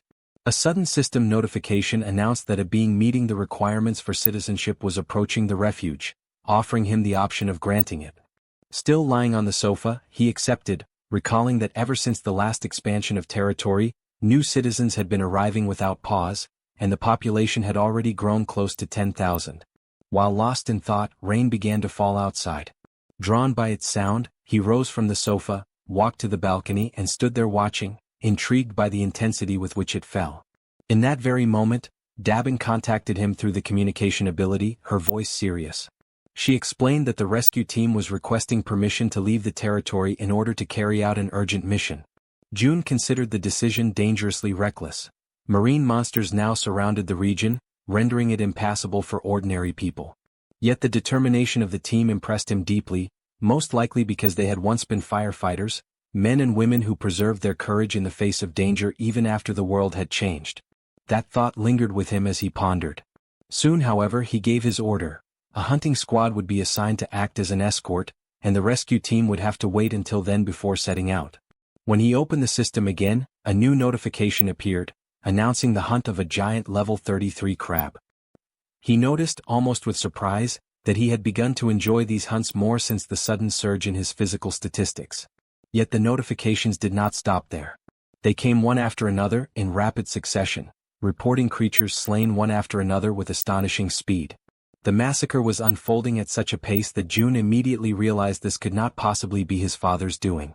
Alarmed, he activated the eyes of the Absolute, and the truth was revealed before him. It was his grandfather, advancing with unshaken resolve, destroying everything that stood in his way. Concerned, June sought immediate contact with Han's group, only to hear their report that a new wave of monsters had risen in the region. The news unsettled him, for the proportion of marine creatures was increasing at an alarming rate, and this time on a scale far greater than usual. On the other side, his grandfather observed the strange situation unfolding. He remarked that even now, something about it seemed unnervingly unusual. What troubled him most was the way the creatures were fleeing in desperation, driven not by instinct but seemingly guided by a deeper fear, as if trying to escape from something far worse. He asked himself, from what exactly could they be running? Elsewhere, June followed every detail through his ability, and the same haunting question tormented his thoughts. Fear of what, precisely? Before the answer could surface, a colossal marine monster suddenly rose before Han's group and his grandfather, leaving them paralyzed in horror. From afar, June watched the scene unfold in desperation, his heart racing with dread, as the same question echoed within him with greater force than ever before. What in the end could this terrifying thing that emerged possibly be? The creature before them was a white dragon, a colossal being of level 63. Everyone stared upward, their necks strained, their faces pale with dread, as fear and despair took hold of their hearts. The group questioned among themselves whether what they were seeing was truly a dragon, or something even more terrifying, something that defied understanding. From a distance, June observed the scene in tense silence. He knew that if he were to use the vassal summoning, he might be able to save Han's group from certain death. However, as the guardian of the world tree, he could not stray far from it. To do so would expose him, leaving both himself and the sacred tree vulnerable. Even so, he couldn't bring himself to order them to fight a white dragon. Doing so would be the same as sending them to their deaths. As doubt consumed him, the system emitted a notification. The remaining time until the completion of the annex construction was 38 hours. June reflected that, once the annex was finished, the territory would expand enough to drive away those monstrous creatures.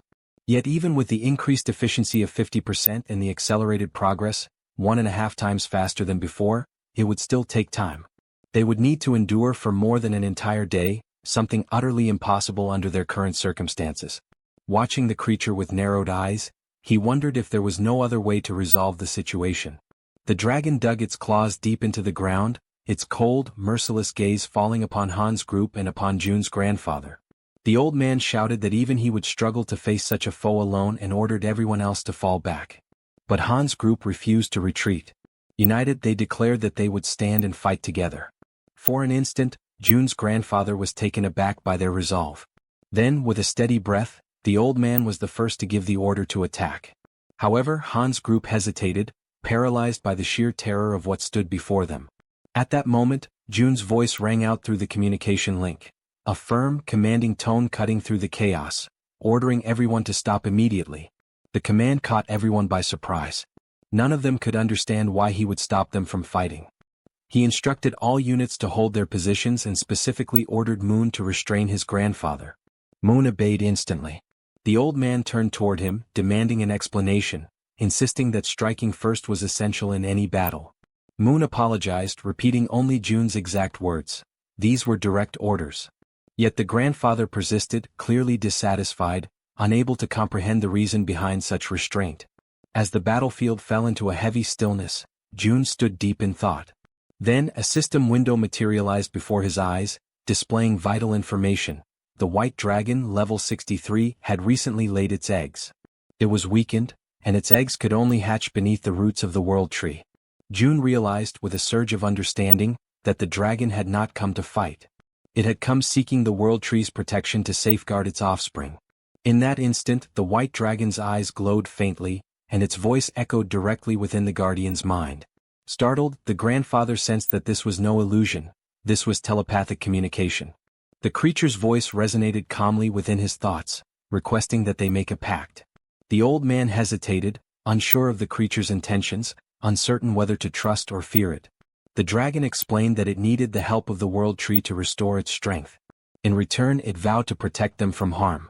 A glowing symbol appeared upon the old man's hand, a mark that could be used to summon the dragon whenever its aid was required. Slowly, the majestic creature stepped forward, its immense presence radiating both power and serenity, extending something toward the old man. The light from its body condensed, transferring into his hands. Along with it came a solemn request, that he take care of its child. Then, spreading its great wings, the dragon lifted itself into the air and disappeared into the thick clouds above. The group stood in silence, watching the magnificent creature vanish into the heavens, the echo of its presence still lingering in the air. Toji was the first to break the silence, remarking that if they had attacked, they all would have perished without question. Moon agreed, adding that they had survived only because they had obeyed June's command in time. Suddenly, the system displays a flood of notifications. The loyalty of several members reaches 100, and all of them are officially registered as vassals. June watches the notifications closely, reflecting on what has just happened. With Kang Deoksu and Kim Gaeong both reaching the maximum level of loyalty at the same time, his total vassal capacity instantly triples. Now he commands 18 subordinates directly bound to him. He wonders whether it would be possible to register the people his mother had turned into awakened as well. However, he soon discovers it is impossible. Those who serve his mother remain strictly under her command, unable to be transferred. Still, he cannot help but wonder if there might be a way to create or awaken more natural awakened beings. At that moment, a new notification interrupts his thoughts. The system announces that the trust level of the citizen Moon has reached 100%. A new message follows. New ability acquired, teleportation. Before June can even react, another window pops up, congratulating him for obtaining a rare item. Awakening pill, teleportation. The description explains that the item can grant the power of teleportation, the same ability possessed by Moon.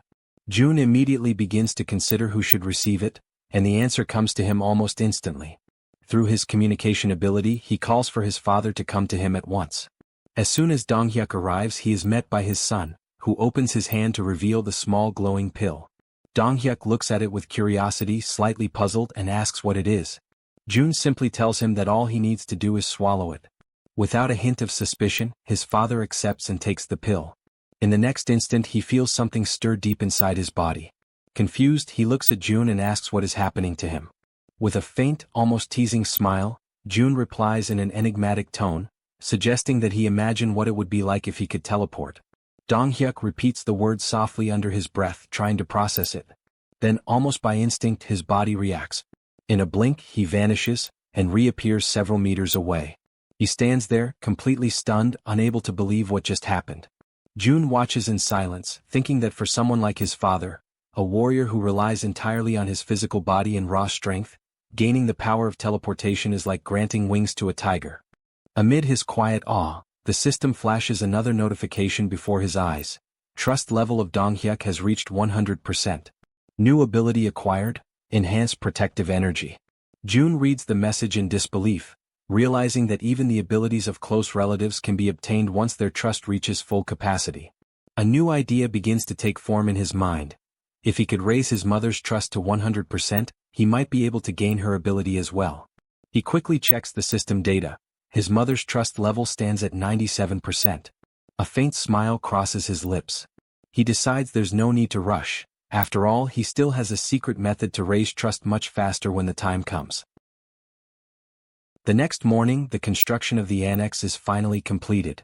Shortly after, the system emits a notification, alerting June to the detection of hostile entities in the surrounding area. It then reports that several sea creatures, including sharks and swordfish, have been successfully hunted down. With this increase in activity, the territory begins to expand once more, and a sharp, excruciating pain surges through June's entire body as the process unfolds. Completely exhausted, he realizes that even though he now gains less experience for victories achieved under his leadership, the total accumulated value remains immense. At that exact moment, something unexpected catches his attention. The system notifies him that an entity compatible with the requirements for citizenship has been detected. Without hesitation, June decides to accept it. Moments later, another notification appears, announcing that the total number of citizens has officially reached 10,000. As a result, the system unlocks a new feature, the Institute of Professions, allowing the inhabitants to finally obtain jobs and specialize in their respective fields. Although every one of these messages holds great importance, June feels that something even more urgent requires his attention. He opens the door to his room and calls for his mother. Concerned, she immediately appears and asks what happened, wondering if her son has something important to tell her. June thanks her for her patience and announces, with a warm and emotional tone, that they will finally be able to visit his grandfather together. The words strike deeply within her heart. Overcome with emotion, Jae-suk's eyes fill with tears. She can barely believe what she has just heard. At that moment, from the trunk of the great tree, where his grandparents reside, a door begins to glow with a radiant, golden light. June approaches it, places his hand gently on the handle and opens it. Beyond the threshold, he sees his grandfather sitting beside his grandmother, as if they had been waiting for him all this time. The old man, startled by the sudden appearance, asks who is there. When he recognizes his grandson, his face lights up with indescribable joy. He asks, trembling, if the person standing before him is truly his June. The young man confirms it, his voice trembling with emotion. Unable to contain herself, Jae-suk runs toward Lee Bangja, her father. The elderly man, still in shock, murmurs that what he is seeing cannot possibly be real. Yet, as they embrace tightly, time itself seems to stop. Their tears blend together, tears of loss, relief, and reunion. Amid sobs, Jae-suk apologizes for taking so long to return, for not having come back sooner. Lee Bangja holds her close, comforting her with gentle words, telling her that she has worked hard, just as her husband has. He thanks them both for surviving, for carrying on with their lives, and for a fleeting moment the air fills with peace and quiet warmth. Then a new notification appears before Jun's eyes. Trust level of Lee Jae-suk has reached maximum. Lineage contract obtained. He takes a silent breath, realizing that his father is currently out rescuing people alongside the relief team, which is why he couldn't bring him along this time. But that's fine, he thinks. The priority was to bring his mother first. For now that was enough. The scene shifts. Lee Bangja is watering the plants, moving with slow and careful motions. His grandson approaches him, curious, and asks whether the world tree had grown around the house naturally. The old man nods, saying that even he had been astonished when he first saw it. Jun then asks about the water and electricity, wondering how they managed to live since the massive tree has altered the entire structure. The grandfather explains that they have been surviving using the generator's power and water from the tank. However, he adds with a weary sigh that their resources are running out, and the gas in particular had already been depleted not long ago. Jun, filled with quiet confidence, replies that he can fix that. He stands up, focuses his mind and channels his power, and right before his grandfather's eyes, the water reservoir begins to refill on its own. The sight leaves the old man completely speechless. Jun calmly tells him that he personally restored the water supply and also recharged both the generator and the gas system.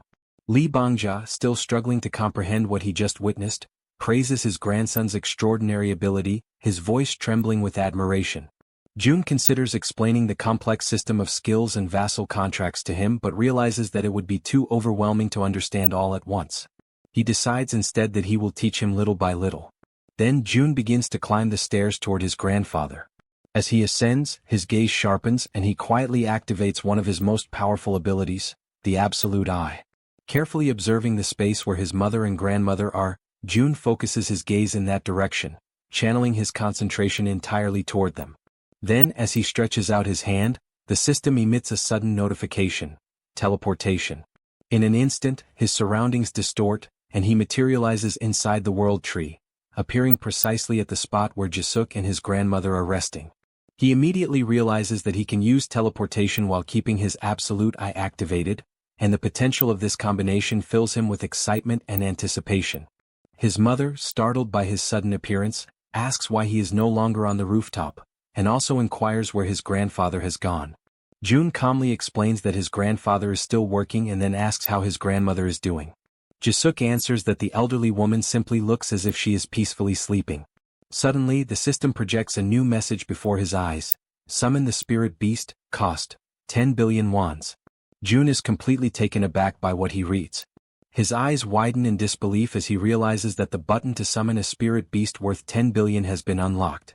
A powerful wave of excitement and disbelief washes over him. Without hesitation, driven by pure instinct, he presses the button. The system immediately confirms his action. 10 billion wons have been spent for the summoning of the spirit beast.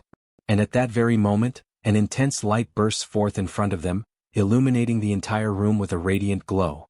Jun, maintaining a steady and reassuring voice, tells his mother to remain calm and not be afraid. At the center of that blinding light, a shape begins to emerge. Jun narrows his eyes and observes as a delicate figure slowly takes form. It is a sleeping fairy. Her body shimmers faintly, and after a few moments she gently opens her eyes, as though awakening from a deep slumber. Jae-suk, still bewildered by what she is seeing, asks what that creature is. Jun explains patiently that it is a spiritual being, a creature he has just summoned, one of the unique powers granted to him by the system. At that exact moment, Lee Bangja enters the room. Jae-suk turns to him in surprise and asks why he came back so soon. The old man replies that Jun has already resolved all the problems. Then he approaches his sleeping wife and extends his trembling hand toward her, wanting to touch her face. The fairy, noticing his movement, slips gently from Jun's arms and flies forward, positioning herself right in front of the old man. Concentrating deeply, she spreads her wings, and a radiant aura begins to glow around Lee Bangja's hand. The light expands, surrounding the fairy's small body, as if drawing the old man's power into her own. A new notification immediately appears before Jun. Fairy's level has increased. Natural regeneration rate of the territory, plus 100%. Lee Bangja, however, is overcome with anger when he realizes that the creature has absorbed part of his energy. He clenches his fists, his voice trembling with frustration. But before he can speak, something extraordinary happens. His wife begins to stir. Slowly, the grandmother opens her eyes. The old man freezes completely, his anger dissolving into sheer disbelief. He stands motionless, unable to comprehend what he is witnessing. Yet, the elderly woman gazes at him with calmness and warmth. With a faint, gentle smile, she asks why he is looking at her as if he has just seen a ghost. The grandmother raises a trembling hand to her mouth, utterly confused and unable to comprehend what is happening around her. Exhaustion quickly overtakes her frail body, and she lies back down upon the bed, her eyes fluttering as her strength fades once more. The grandfather, overwhelmed by panic and despair, cries out her name in disbelief, his voice breaking as he pleads for her to regain consciousness. Convinced that the little fairy is somehow responsible for what has just happened, he turns his gaze toward the small creature and demands that she try again, that she use her power to reverse whatever she has done. The tiny fairy, however, closes her eyes in silence, unmoving, her glowing wings dimming slightly. Her quiet refusal only deepens his desperation, and he shouts once more, ordering her to attempt it again. At that moment, June steps forward and intervenes, speaking in a calm but firm tone as he asks his grandfather to steady himself. The old man takes a deep breath, lowers his head and after a brief pause, admits that he lost control of his emotions. With a trembling voice he apologizes. June approaches him slowly and explains that the fairy's energy level is still very low. He advises his grandfather to provide her with vitality regularly so that as she continues to absorb energy, she will gradually evolve and her power will increase over time. The stronger she becomes, the longer his grandmother will be able to remain awake and conscious. The old man listens attentively, his face softening as relief slowly replaces his anguish. As June observes the scene, his thoughts drift. He begins to reflect that the summoning of magical creatures might not be entirely random. After all, the fairy seems deeply connected to the world tree. If that connection truly exists, then each summoning must serve a specific purpose and follow its own hidden conditions. Even though he cannot yet discern what those conditions are, he finds comfort in knowing that for now the important thing is that his grandmother can awaken again, even if only for short periods. Soon after, he grows restless and tells his grandfather that he is going to rest for a while in his room. The old man simply nods in understanding, asking him to call if he needs anything. June walks away quietly and once inside his room, he sits down and opens the system interface. A new notification materializes before his eyes. Citizen Shim Take Jaehyeon has died. June's expression darkens. He immediately assumes that the message refers to one of the citizens recently relocated to the new annex built near the apartment complexes. Despite the relentless efforts of the rescue teams, hundreds of people have already perished, and many more will soon follow. Inwardly, June reflects that he wishes he could move all those people to a safer place, but everyone is exhausted, stretched to their absolute limit, without a single moment of rest. People are dying everywhere, some torn apart by monsters, others trapped inside their own homes, fighting desperately for survival. A few manage to endure thanks to rare and powerful abilities awakened by chance, while countless others perish without ever receiving a single gift from fate. He wonders if the old saying is true, that great power truly does come with great responsibility. June doesn't know why the monsters appeared, nor why only his family was granted such immense strength. The world has never offered him any explanations, so he resolves to find them himself. In that moment of solitude, he reaches his own conclusion. Responsibility belongs to those who possess power. And he decides to embrace it fully. He silently vows that he will save his country, at least as much of it as he possibly can. As he reviews the system data, he notices that the total number of people to whom he can grant citizenship reaches 220,000, yet only 10 have been officially registered so far. Sitting cross-legged on the floor, June makes a quiet but determined decision. He will continue to expand his reach until that number is filled to its very limit. And while he contemplates all of this, he recalls that the negotiations had been halted once the number of citizens reached 10,000. The inhabitants are allowed to acquire professions, yet nothing has changed in the administration window. With this realization, he concludes that the first step must be the construction of a professional training institute. The system indicates that the Institute of Professions costs 2.5 billion wons and grants citizens the ability to develop commercial skills after researching their chosen occupations. He notices, however, that the structure requires a vast and isolated plot of land, and he plans to build it on the very ground the giants had leveled earlier. The system informs him that the institute requires 30 citizens working for 7 days, each receiving a payment of 200,000 wons, and asks if he wishes to begin the installation.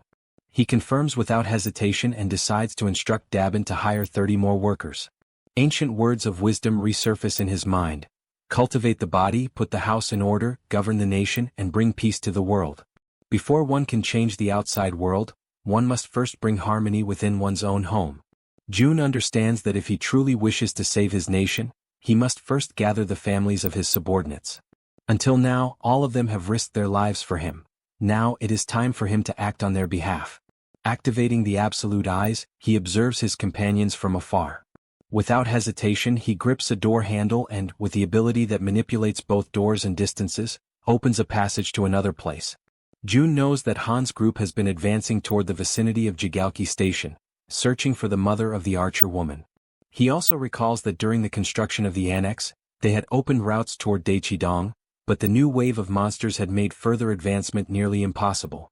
Nevertheless, he soon realizes that he cannot move beyond that point. Even so, he decides to take action. He activates the communication ability and summons everyone to gather. Moments later, Moon appears running toward him, surprised to see him there. It is their first meeting after a long time. Jun smiles, and Moon immediately understands that the power which annihilated the monsters had indeed been his. Soon after, Han approaches, surveying the surroundings carefully. She asks if that place now belongs to Jun's territory, to which he calmly confirms, but adds that this is not the only reason the group has gathered there. He explains that the monstrous wave has made travel to Daechidong extremely dangerous. However, now that the new annex is complete, everything has changed. He assures them that they will be able to reach Daechidong, the place where the archer woman's family lives, before the day is over. Upon hearing this, she hesitates, her expression showing doubt that such a thing could be possible. Yet Jun answers her with composure, stating that he possesses a method. Soon, he extends his hand toward her and reveals that there is something he wishes to propose, causing the air around them to grow heavy with tension. When the construction of the annexed house finally comes to an end, the territory expands all the way to the front of Jaehyeon Station, granting direct access to the subway. Jun begins planning to take Jaehyeon there so that they can once again employ the poisonous gas strategy against the swarming rats. He also notes that he will ask Dabin to strengthen the workforce at the Professional Institute's laboratory. Soon, all the preparations are completed. The only thing left is to put the plan into motion. Jaehyeon then focuses her mind, forming a connection with the rats and sending them to explore the passageways between Jaehyeon Station and Siadeskim. As she observes the tunnels through their senses, she realizes that if she had been sent there alone, the result would have been disastrous. Jun contemplates the situation and concludes that it is far worse than he anticipated, as he initially believed that with the monster waves gathering mostly on the surface, the underground area would be nearly empty. Yet it no longer matters. In an enclosed space, everything will eventually be consumed by Hiren's poisonous mist. At that moment, the system begins to emit notifications announcing successful hunts, depositing wands as rewards into their account. Another notification follows shortly after, confirming the extermination of a dark race, with additional funds credited as compensation. Jun feels a deep sense of satisfaction, for the amount is significant. The bounties earned from monsters slain by Hiren's toxic mist are steadily increasing, largely due to the power she inherited from her mother, the ability known as poisonous mist. The system displays that Hiren has now reached level 34, possessing 94 points of trust and 100 of loyalty. Upon signing the Oath of Allegiance, she earns the title of Knight, which in turn enhances the rewards she receives. But Hiren is not the only one to undergo transformation. Jaehyeon's title of Knight evolves into that of Baroness. Although the experience multipliers and general conditions remain the same, the effect of loyalty on her overall statistics grows immensely. What once influenced only her physical strength now extends to all attributes, and with twice the magnitude. Moreover, Jaehyeon acquires a new ability called Enhancement, through which her improved rats now move at a much faster pace and become significantly harder to destroy. By the time their operation through the tunnel concludes, Hiren announces that the entire subway line has been successfully cleared. Observing their progress, Jun realizes that he should not limit his loyalty contracts to just those two. Instead, he should extend the proposal to everyone. With that in mind, he turns toward Han's team and presents his idea. They listen carefully and after some consideration, all agree to his terms. As a result, Han, the female archer, and Riller each obtain the title of Baron, while Yeonju ascends to a higher rank, that of Viscountess. The difference between a Baron and a Viscount is of great importance. Vassals who attain the title of Viscount gain an additional 3 slots for follower registration. Consequently, the number of vassals under Yeonju's command rises to 21. At that very moment, the system issues another notification. Toji has awakened a skill with 100% efficiency, Legion of Steel, an evolved ability derived from his title as knight. He can now summon not only enchanted armor but also steel golems, entities that follow his commands without hesitation, advancing mercilessly against the enemy. With the golems clearing a path ahead and the allies maintaining formation, Toji decides to seize the opportunity and push forward. The offensive begins in earnest as the group charges ahead, confronting the monsters that appear in their way. Amid a flurry of coordinated attacks and fierce defenses, they continue their advance until Han finally announces that they have reached Exit 2 of Jigalki Station. From a distance, Jun monitors the operation and reports that the path ahead is clear. He directs the group to proceed straight toward Seedishin, and everyone promptly follows his instructions. Jun reflects that the distance to the station is approximately 3 kilometers, but thanks to their enhanced physical abilities, they are able to cover the distance in just 10 minutes. After some time, upon reaching their destination, the female archer notes with satisfaction that they managed to arrive within a single day. The man with glasses, curious, asks what their next step will be. She replies that they should exit through Gate 2, as her family's condominium is located just beyond it. However, that very exit is overrun with hungry goblins lying in wait for them. Han, ever vigilant, warns his companions about their presence. Amid the growing tension, the archer steps forward and commands the monsters to clear the way. She then releases a spear of light with devastating force and precision. The weapon's energy splits into dozens of radiant beams that scatter in every direction, piercing through the surrounding enemies. The system notifies them of a series of successful kills. The goblins are eliminated one after another. On the other side, Jun observes the archer's newly revealed ability in action, known as Light Arrow.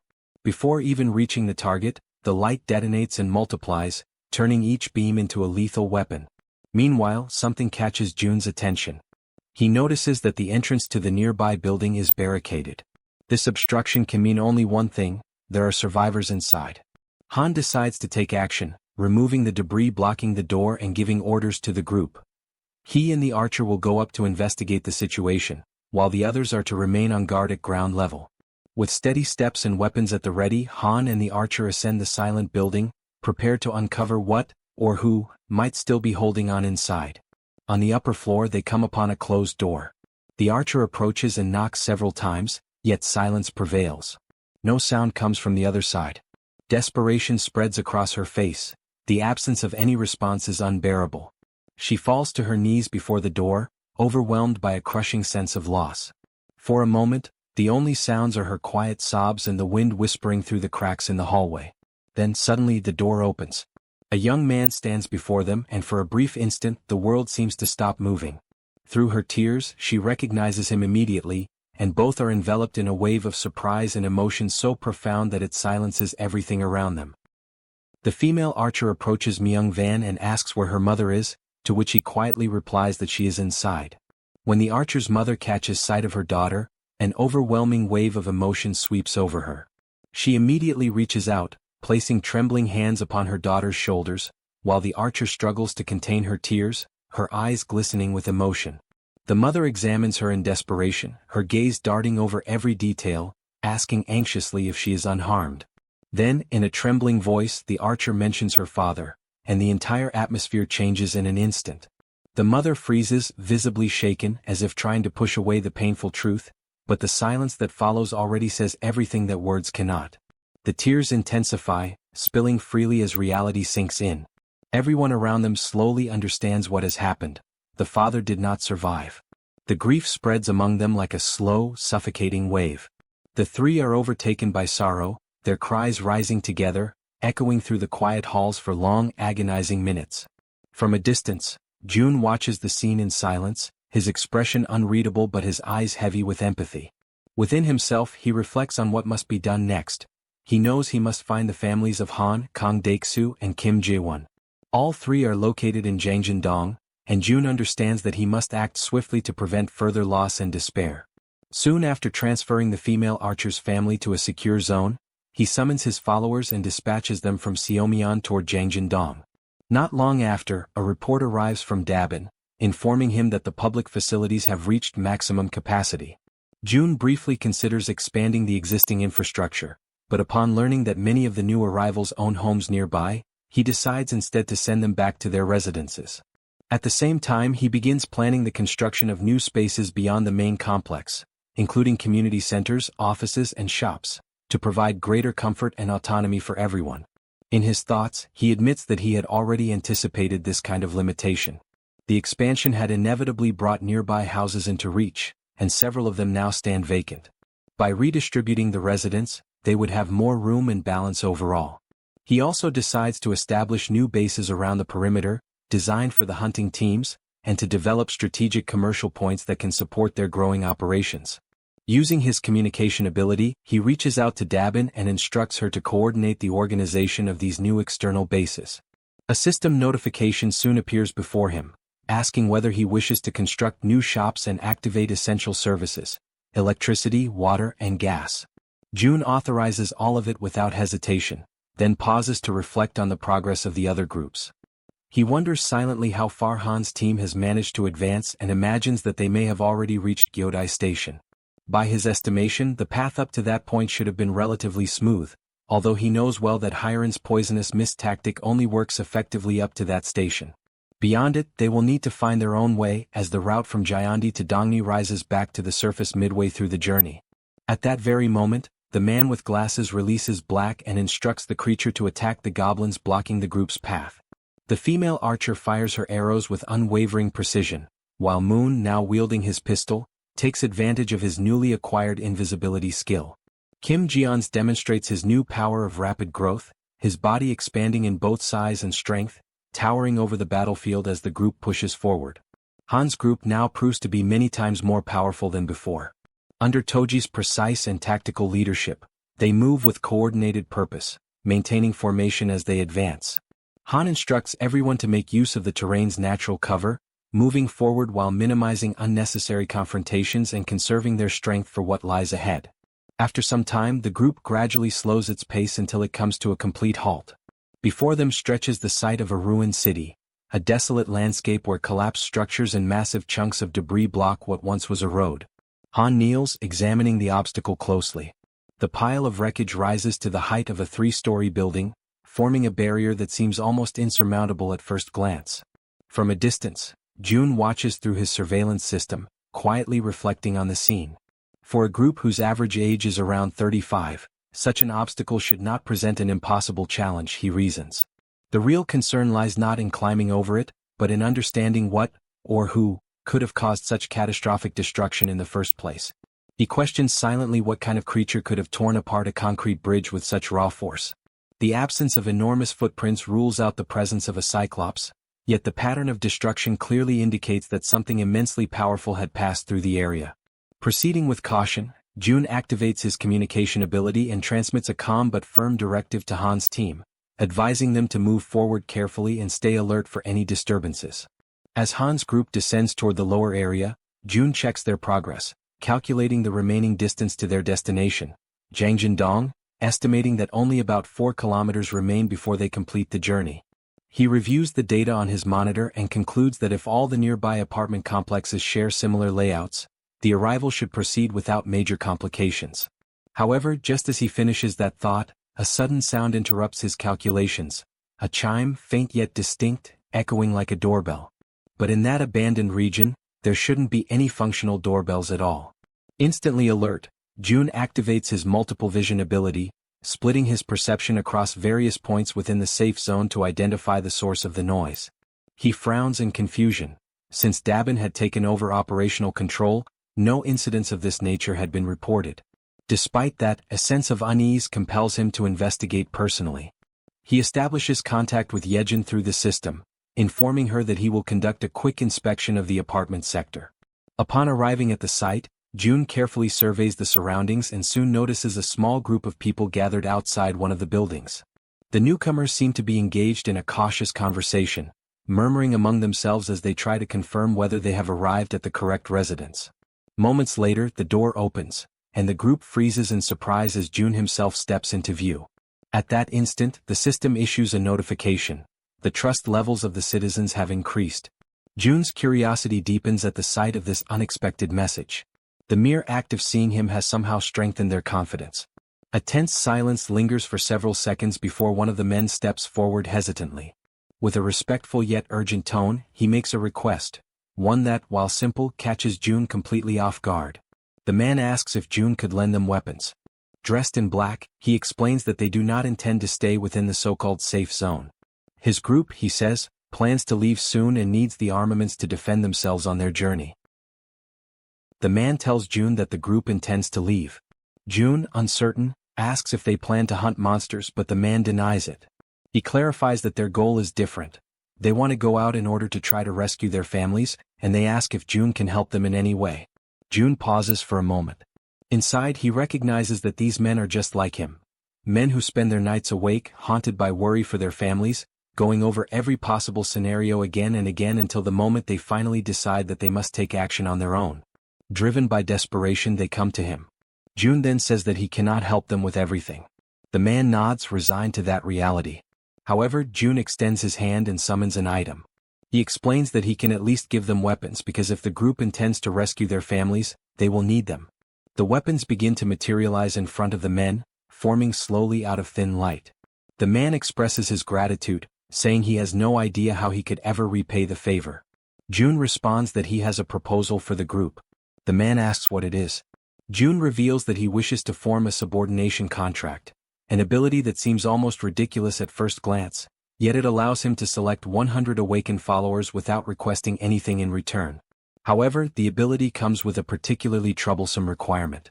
The man asks what they must do. June explains that the reason his mother never filled all 100 slots, even with such a powerful ability, is simple. With a tone heavy with authority, he declares that they all must kneel. The men are startled, shocked by how authoritative June suddenly seems.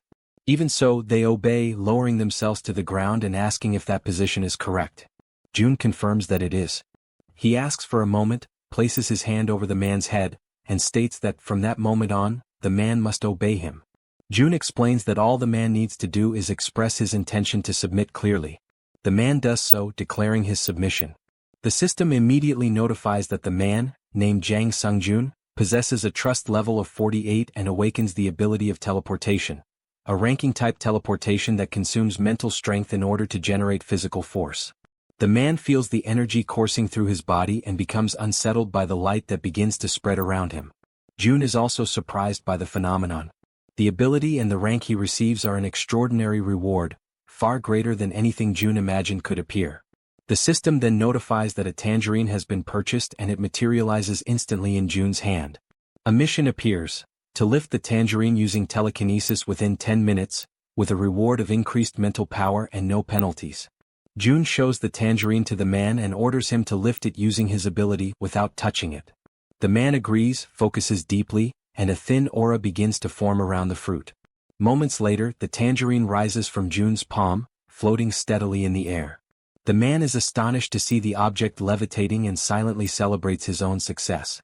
Suddenly, the tangerine bursts open and explodes into juice, sending pulp splattering over everyone including June. Embarrassed, the man apologizes, saying he lost control, but June tells him that everything is fine. He explains that this is the nature of the power granted by the contract and calls the next person forward to continue the process. The system displays a new notification. The citizen's trust rises to 50, and his loyalty surpasses 30, unlocking the attribute. He now fulfills the requirements for vassal registration. June asks the others if those accompanying Jang Sungjun also wish to establish the same type of contract. After Sungjun is officially registered as a vassal, his assistants complete their own contracts as well. The remaining 5 awaken medium-level abilities, rank between D and C, and stumble over their answers while responding to the questionnaires, but June does not consider that important. For him, obtaining Sungjun alone is already more than enough.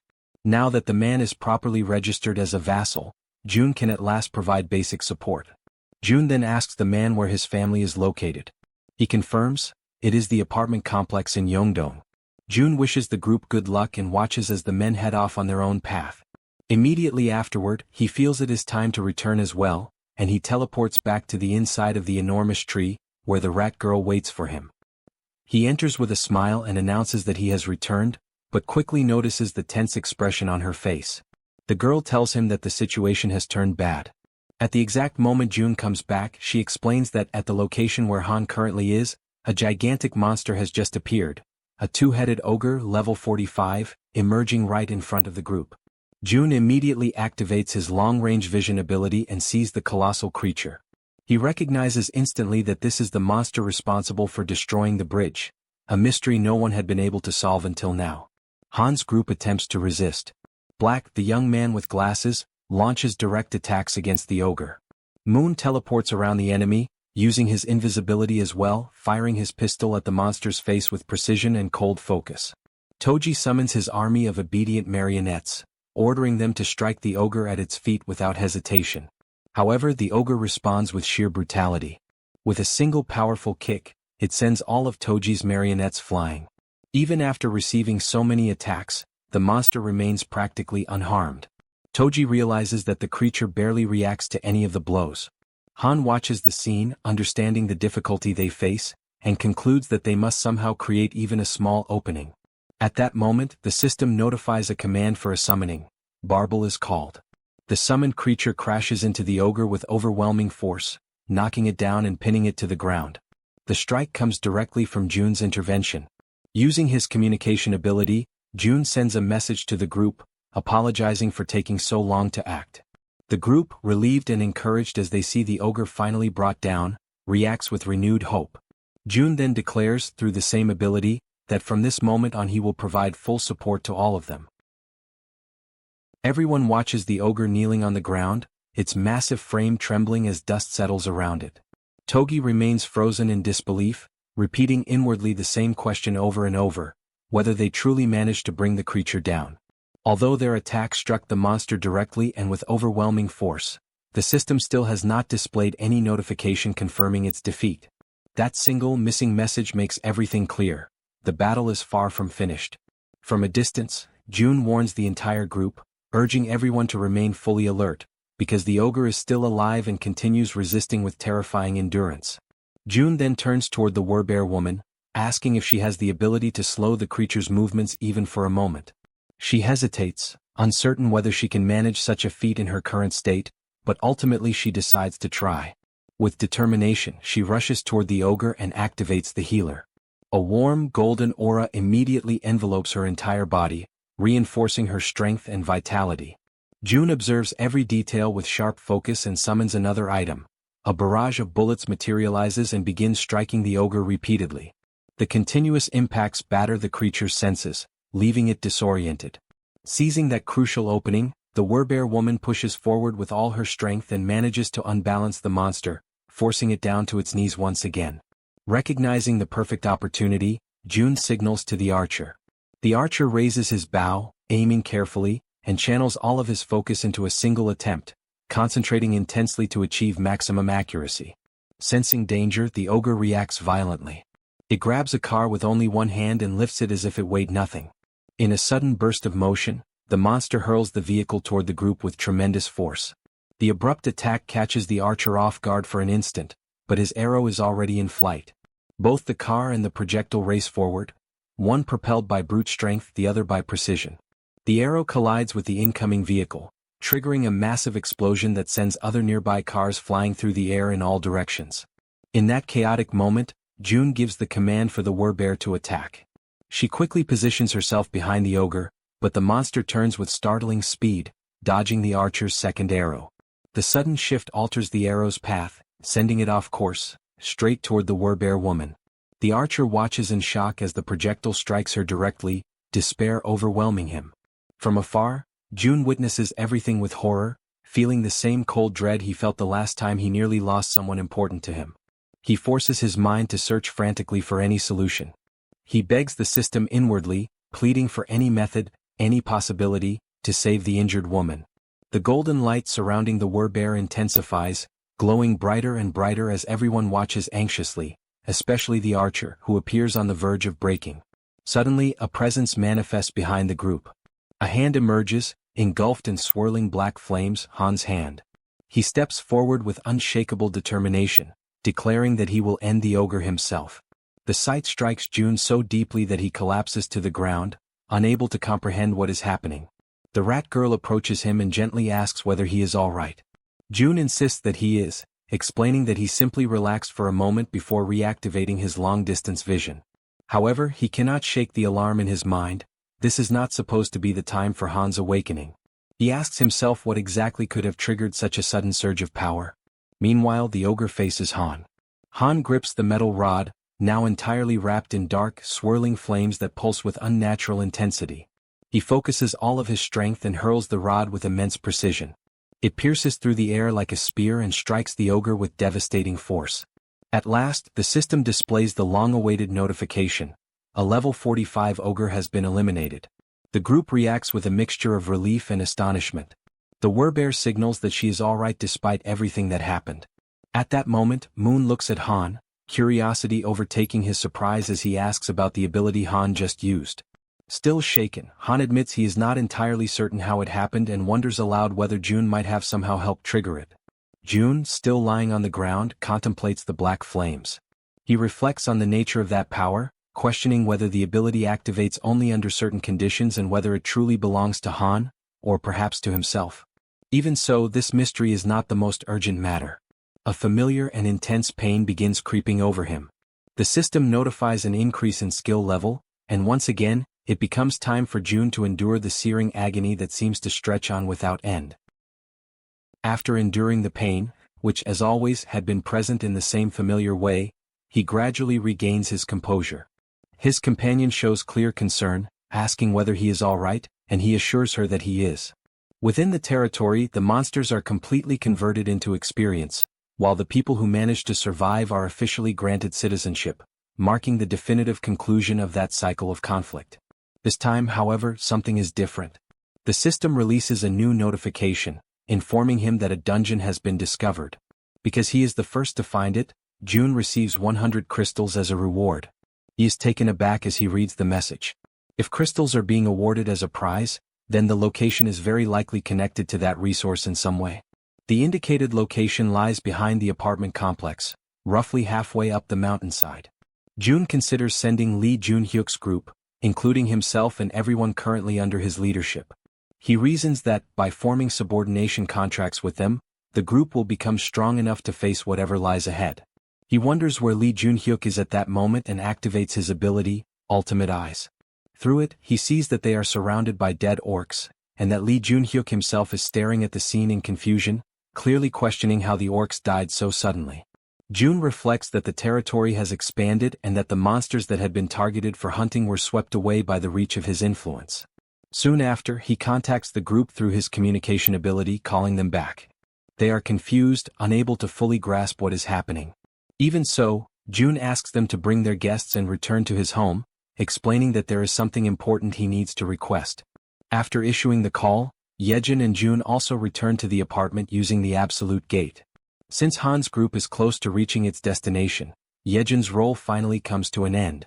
June acknowledges how hard she has worked and tells her that she can finally rest, as everything within her reach has already been accomplished. He assures her that if anything happens he will inform her immediately, but for now she should return home and rest with her family. Jaehyeon thanks him and leaves happily, feeling truly appreciated. June reminds her once more to return safely. Watching her depart, he feels satisfied and begins to reflect on whether Han's mission is also nearing its conclusion. The last time he checked, there was little left to be done, and he reasons that his overall abilities have already been enhanced to the point where most obstacles can be overcome, especially now that the territory's chief threat, its greatest problem, has already been eliminated. Meanwhile, on the other side, Han's group stands before the apartment complex where the families of Han, Toji, and Kim Jian live. Joy spreads through the group as they realize that they have finally reached their destination. Han shows unwavering determination, thinking about rushing forward to rescue everyone and bring them out safely, while the man with glasses reinforces that he will do everything within his power to ensure that no one gets hurt. With that resolve, Toji encourages the group, and they begin running toward their objective. In their thoughts, the same words repeat over and over. Just a little more, only a little more, and they will finally be reunited with the people they are trying so desperately to protect.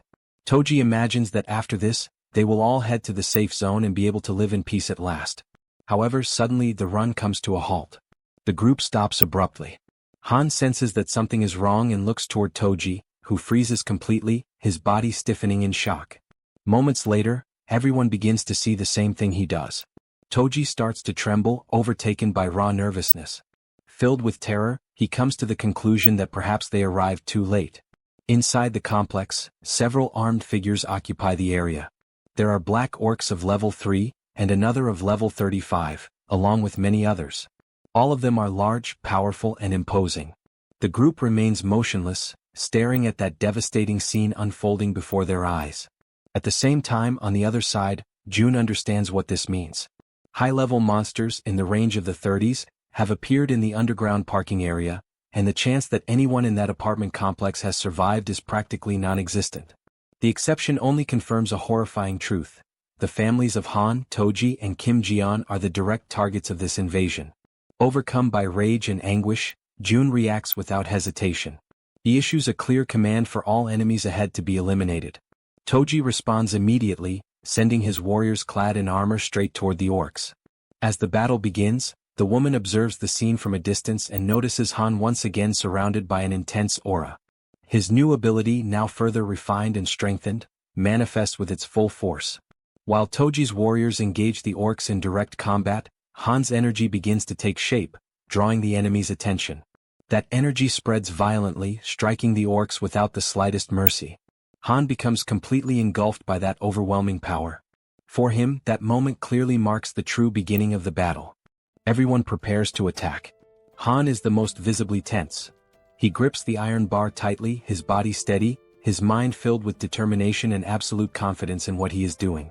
Ahead, the orcs watch the group attentively, but their reaction is abruptly interrupted by two precise gunshots, fired from the weapon of the man with glasses, while Toji follows everything at very close range. Without any hesitation, Toji also advances. His blows strike the orcs in front of him with direct brutality, without mercy and without leaving any room for retreat. From a distance, June summons an artifact. The artifact projects itself rapidly into the center of the conflict and begins to strike the orcs continuously.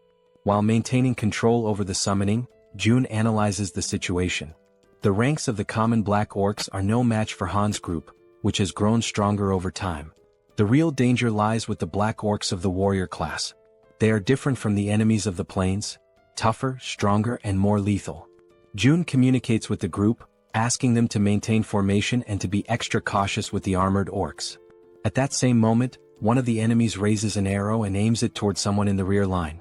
Upon noticing this, June is struck with shock. The arrow flies straight toward the healer, who does not notice the attack approaching. June tries to warn her, but it is already too late. The arrow pierces straight through the center of the healer's body before she can react.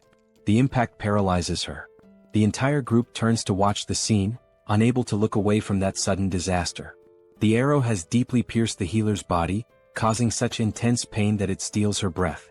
Han loses his concentration. The shock of seeing his companion in that state breaks his focus for an instant. Now June quickly analyzes the situation. The enemy has struck exactly at the team's weakest point. He understands the severity of the blow, knowing that even if healing is applied, its effect will be limited, and that from that moment on, the group can no longer fully rely on the support of Kim De-jong. He reflects that the Werbear woman possesses high regeneration and can endure for a while, but if the fight drags on, the battle will soon turn against the group. The battle has already begun, and its outcome is starting to take shape. Escape is still a possibility, perhaps the last chance.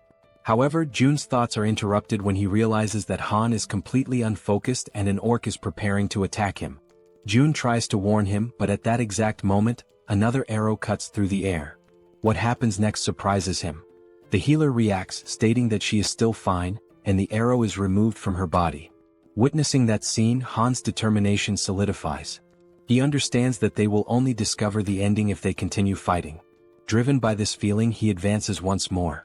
He grips the iron bar with all his strength and attacks without mercy. From a distance, June reflects that the correct procedure would be to order the group's immediate retreat. However, he decides to let himself be carried away by the moment. Overcome by rage, he demands that the status window be opened. He decides to act for everyone in the group, for Han, for Toji, and for the man with glasses. He demands from the system that all of them reach level 40. The notification appears immediately, informing him that to reach level 40, 1 billion is required for each level acquired. June accepts the cost without hesitation. The system confirms the elevation of everyone to level 40. At that same instant, a new energy runs through the bodies of the combatants. They are quickly informed by June that the group's level has been increased. From afar, June maintains control over everything within his reach, coordinating the situation. Without delay, everyone charges into the attack once more. More than 10 million are consumed just to strengthen them in that moment, but that does not matter. The orcs continue advancing with terrifying resilience, seeming almost unbeatable. The entities that obey Toji spring into action. One of them reaches an orc, and the blow is decisive, severing its head in a single motion. June quickly reflects that, up to that point, with the accumulated money, they have managed to reclaim the territories that had been expanded. The resources are sufficient to cover personal consumption of electricity, gas, and water, in addition to the construction of new facilities. At that same moment, June issues a new command to the system, demanding that everyone's level be raised to 45. The notification confirms that Han Yeonju and Kang Dae-soo have reached level 45. June accepts the cost without remorse. For him, this amount is not a problem when it is used to strengthen Han's team in the face of an enemy that shows no sign of retreat. The battle continues for a long period of time. June causes the female archer, Moon and Kim Dae-jung to raise their levels. The system notifies that all three reach level 40. The remaining members of the group also have their levels adjusted to 40, ensuring that everyone remains at that threshold or above it. Among them all, three stand out for their combat efficiency. Han, Toji, and the Werbear woman reach level 45. This is the same level as the two-headed twin ogre. Three combatants now possess strength equivalent to monsters of that caliber. As they begin to fully unleash their power, it does not take long before the only ones still standing on the battlefield are the members of Han's group.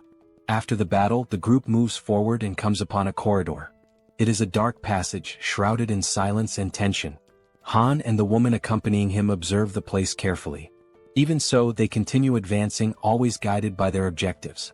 Whether it is raining or not makes no difference. They move forward without hesitation. At a certain moment they find a door. Han approaches and decides to turn the handle, but the woman tries to stop him, drawing his attention.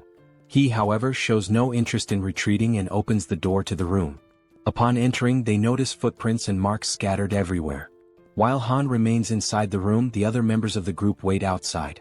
Inside the room, knives and bloodstains are found. Han remains motionless, showing no visible reaction. Everyone observes the scene in silence, trying to grasp the weight of what lies before them. When the group draws closer and sees the condition of the room, the shock is shared by all. Soon after, Han finds another door and for the first time hesitates.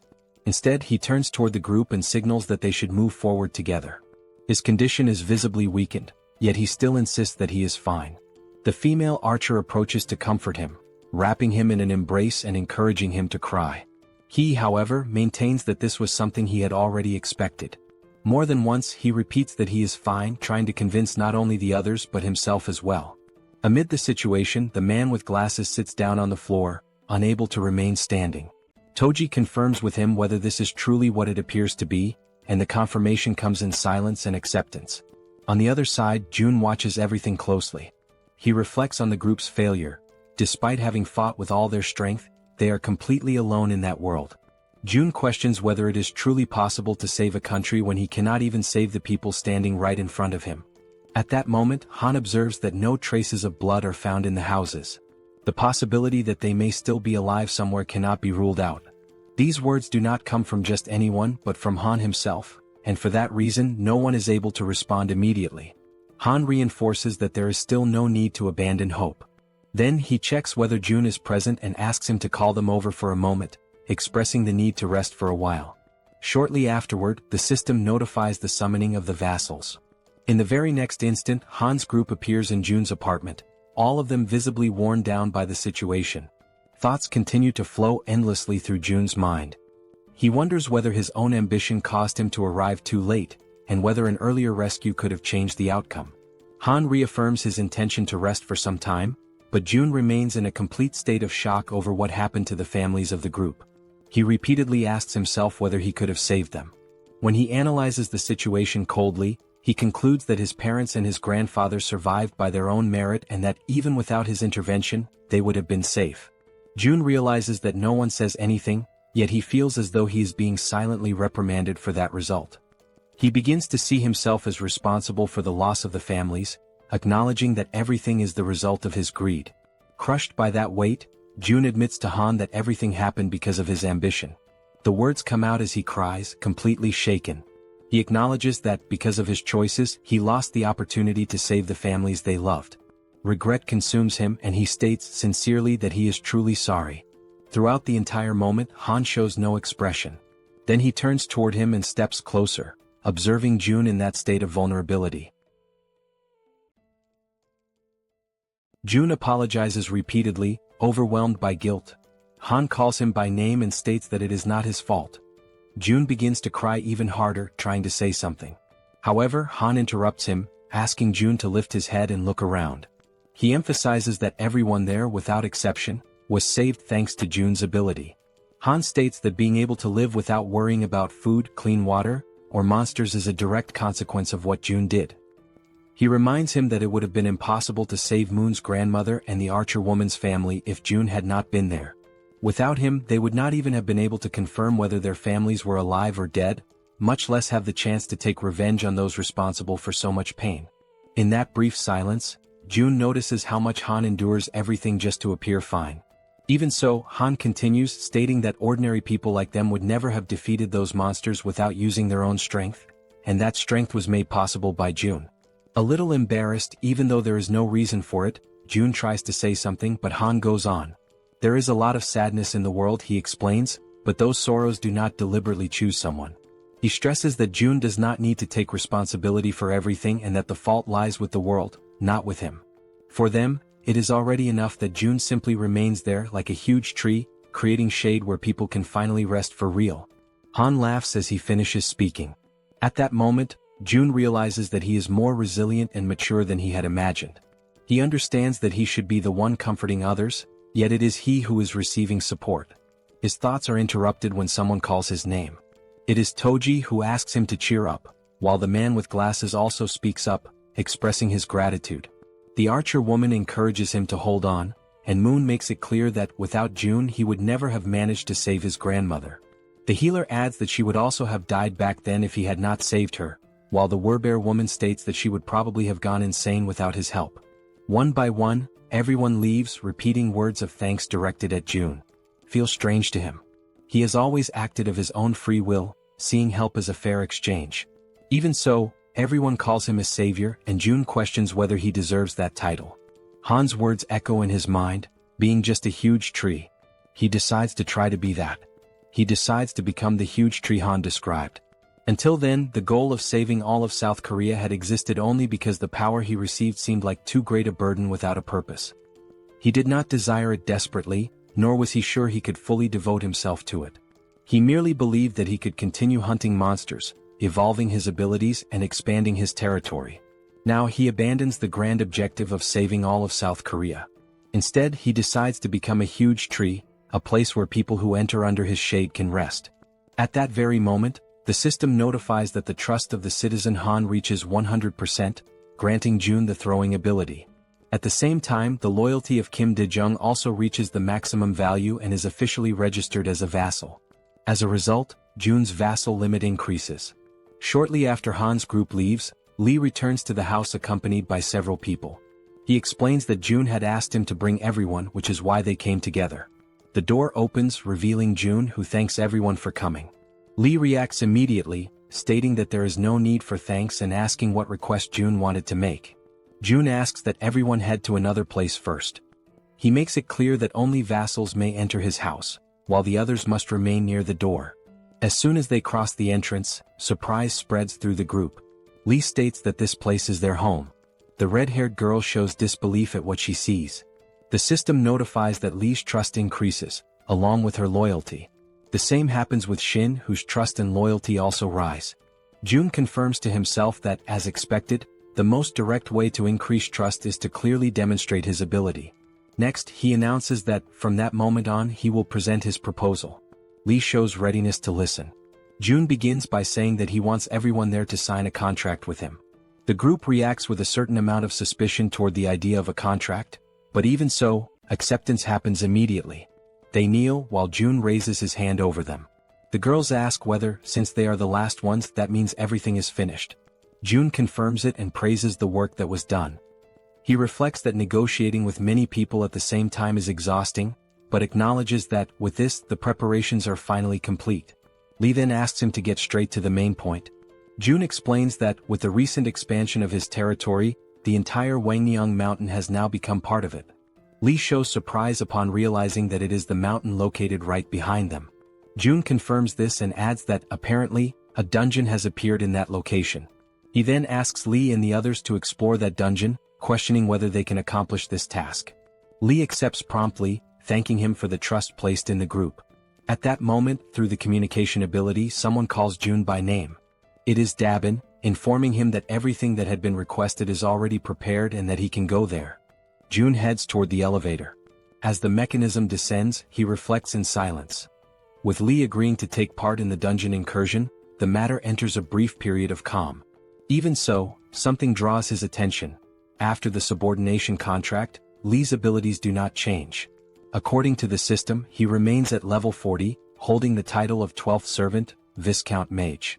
In the group led by Lee, the main members are Shin and Kim, who were classified as B, while most of the others fall between D and C. As more people are contracted and data accumulates, June begins to understand the system better. High-level abilities require elevated innate attributes, something that can be called potential or talent. The limit of subordinates is restricted to only 100 people. Because of this, June concludes that from now on it will be more advantageous to choose carefully, prioritizing individuals who are truly talented. As the elevator doors open, Dabin is already waiting for him eagerly. June acknowledges her effort and shows satisfaction with the work. Dabin reacts naturally, saying that it was not difficult, but June still assures her a bonus for the service. He looks over the gathered group and asks whether those are the selected people. Dabin explains that, according to the instructions she received, she gathered 10 individuals skilled in carrying out practical tasks. June introduces himself to the group, stating his name and showing cordiality. In response, everyone behaves politely and returns the greeting. Among the people gathered by Dabin, one of them asks what kind of work June is planning for them. June replies that he intends to explain everything and reveals that he is considering granting everyone the same position held by Dabin, a managerial role. The reaction is immediate. The group shows enthusiasm and apprehension at the same time, questioning whether that is truly serious. June reflects that even with the significant growth of the population, there are only a few people in managerial positions. Among them are Lee Sungmin, leader of the medical team, and Baek Sungmin, responsible for the replacement team. One of the young men states that, if given that responsibility, he will work diligently. June reflects again. There are still 12 managerial slots available which could be distributed, but not for free. He informs them that there are conditions, generating curiosity and tension within the group. He explains that, with the constant arrival of new people into the territory, countless problems will arise, and the position will be granted only to those who present concrete solutions. After asking whether everyone agrees, he extends his hand and invites those interested to speak up, one by one. For quite some time, the candidates for manager present proposals on topics such as waste disposal and road maintenance, most of them satisfactory. The ideas become increasingly solid, confirming Dabin's good judgment. At a certain moment, a blue-haired man raises his hand. Encouraged by June, he proposes the creation of an organization to maintain internal order, warning that without a stabilizing presence, incidents will be inevitable in the future. June understands the proposal and asks whether he is referring to the creation of a department similar to how the police operate. The man confirms. Another member of the group interrupts the conversation, adding that when he thinks of the police, something comes to mind. June allows him to speak. The man mentions that police station arsenals store firearms including rifles. The information surprises June, who wonders whether rifles would not be equipment exclusive to the military. The man explains that technically South Korea is still under an armistice, and that in emergencies, properly established police stations maintain sufficient weapons in their arsenals. June reflects that if they manage to obtain these weapons, it could significantly help in creating a department responsible for maintaining order. He considers that the nearest police station is Busanjan Police Station, located in Siamayan. He then asks the name of the man who brought the information, who introduces himself as Nam Jinho. June asks Nam Jinho to form a team and go on this mission. Surprised, he asks whether he should go personally. June confirms, saying that there is no reason for great concern. Due to the expansion of the territory, the police station is probably within its boundaries, and if it is not, there is no need to insist. Nam Jin-ho accepts the task and states that he will try. June instructs Nam Jin-ho to depart as soon as he is prepared and tells the others to continue suggesting solutions. The following day, after the successful completion of the mission, Nam Jin-ho returns. He had gone in search of firearms and, indeed, manages to bring them back. June confirms everything using the Supreme Eyes and registers the items in the system shop without difficulty. The result does not meet expectations. They recover only 2 rifles, 3 bullets and empty cartridges. The quantity is not the problem, since June can acquire more ammunition later. The real issue arises next. Most of the weapons from the arsenal had already been taken. Judging by the size of the storage, June estimates the existence of a heavily armed group of survivors somewhere. This realization immediately turns into a headache. Even so, June reasons that such a large and well-armed group would hardly go unnoticed. If they were nearby, news would certainly have already reached the territory. This leads him to conclude that, at least for now, that group is not in the vicinity. June decides to leave this problem for later and activates Ultimate Ears, expanding his perception. In another distant part of the territory, orcs advance amid destruction. They spread out in all directions, pressing a cornered group, the one led by Jang. A man asks what they should do, pointing out that the monsters seem to be emerging from all directions at the same time. Jang surveys the battlefield with difficulty and wonders how those creatures managed to advance so far. One of the group members draws attention to an even more urgent problem. Their ammunition is almost completely depleted. Jang feels the weight of reality settle in. Everyone is exhausted and their weapons are beginning to fail. He realizes that his abilities are not enough to withstand the enemy's constant pressure. At that exact moment, the communication skill is activated. June makes direct contact, drawing Jang's attention. Shortly after, a system window opens before them, and weapons begin to materialize in the space around them. June, even from a distance, acts at the perfect moment. The tension turns into relief as new equipment appears, raising the group's morale. Jang is the most emotional of all, certain that the intervention saved the battle and their lives.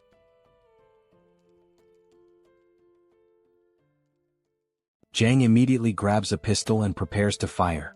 He checks whether everyone is ready. The group responds affirmatively, showing complete readiness for the attack. Without hesitation, he gives the signal to advance. The group rushes toward the goblins, who are startled when they realize the group's unexpected presence. Showing no mercy, the group unleashes a barrage of gunfire. The bullets strike the goblins in succession, knocking them down one after another. The sound of gunshots does not cease. They keep firing without rest, pressing the enemy relentlessly.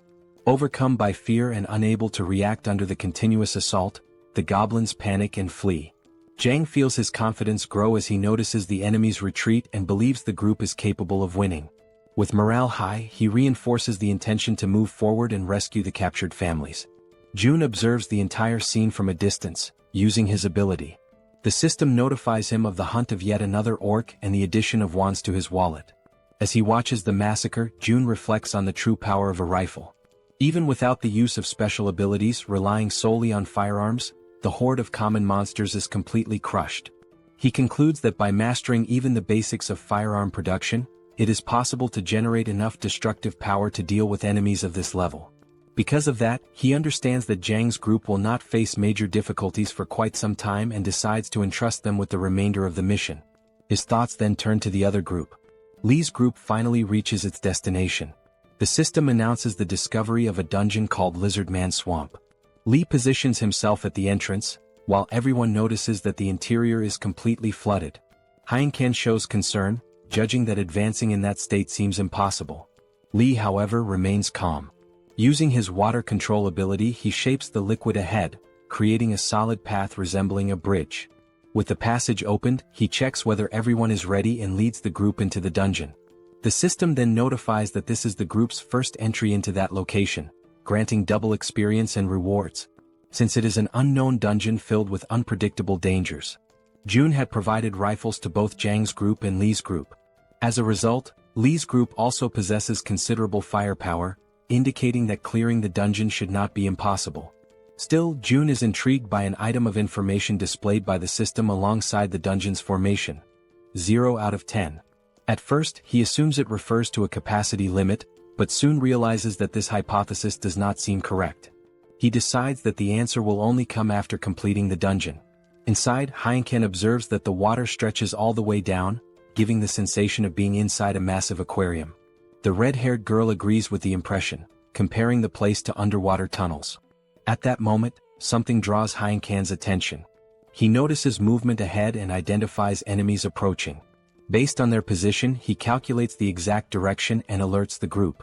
3 enemies emerge, advancing straight toward them. Everyone prepares, alert to the imminent danger, while doubt arises about how those creatures are able to move underwater. Soon, the enemies reveal themselves as high-level lizard men with long, sharp fangs. Lee reacts immediately, positioning himself to defend the group while attacking at the same time. In a swift motion, he eliminates one of the enemies. The group is informed that only 2 remain and begins an intense offensive, firing their rifles even underwater. The projectiles cut through the liquid and strike the creatures, but the difficulty is evident. The lizard men move with extreme ease in that environment, making the shots less accurate. One of the members comments that if they could force them out of the water, the situation would become far more favorable. As the confrontation continues, Lee takes full control of the situation. He declares that water is his domain and orders concentrated fire. Next, he manipulates the surrounding flow, opening a large empty space in the middle of the water. Through that opening, the gunfire becomes precise and lethal, striking the enemies directly. The system then notifies the elimination of additional lizard men, with levels ranging between 20 and 22. June observes everything from a distance and reflects on the situation. They were lucky. Normally, in an environment like that, the lizard men would hold the absolute advantage. Inside a completely flooded dungeon, even moving would be extremely difficult. Creatures capable of moving freely through dark, low-visibility waters would become true reapers. However, Heinken's presence completely changes this scenario, as he awakens the Minimara ability, capable of identifying terrain within a 100-meter radius and distinguishing allies from enemies. Added to this, Lee Junhyuk shows a remarkable ability to handle adverse situations, completely reversing the group's disadvantage. Because of that, June concludes that there is nothing more he needs to support at that moment. With Lee and Heinken, and only a few allies providing covering fire, that is more than enough to conquer the dungeon. The group continues advancing and approaches the area where the inscriptions left by the defeated lizard men are located. Shortly afterward, Lee identifies the critical point and realizes they have reached the dungeon boss room. The door before them opens and Lee's entire group enters cautiously. As they cross the boundary of the room, something immediately draws attention. The environment is completely dry. There is no water at all. The absence of that element feels strange, especially considering the entire path taken so far. The suspicion arises that reaching that location may be a prerequisite for clearing the dungeon, while Heinken reflects that whenever something seems too simple, a sudden change usually follows. Soon after, an unsettling sensation spreads. He senses that something is wrong and quickly identifies the approach of an enormous volume of water. In a matter of moments, water bursts violently into the room. The group is startled but remains alert, ready to react. Lee focuses and uses his abilities to observe what emerges from that sudden torrent.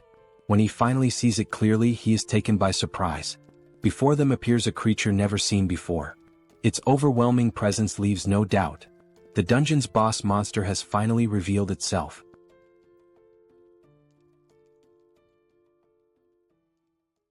The group faces the creature that emerges before them.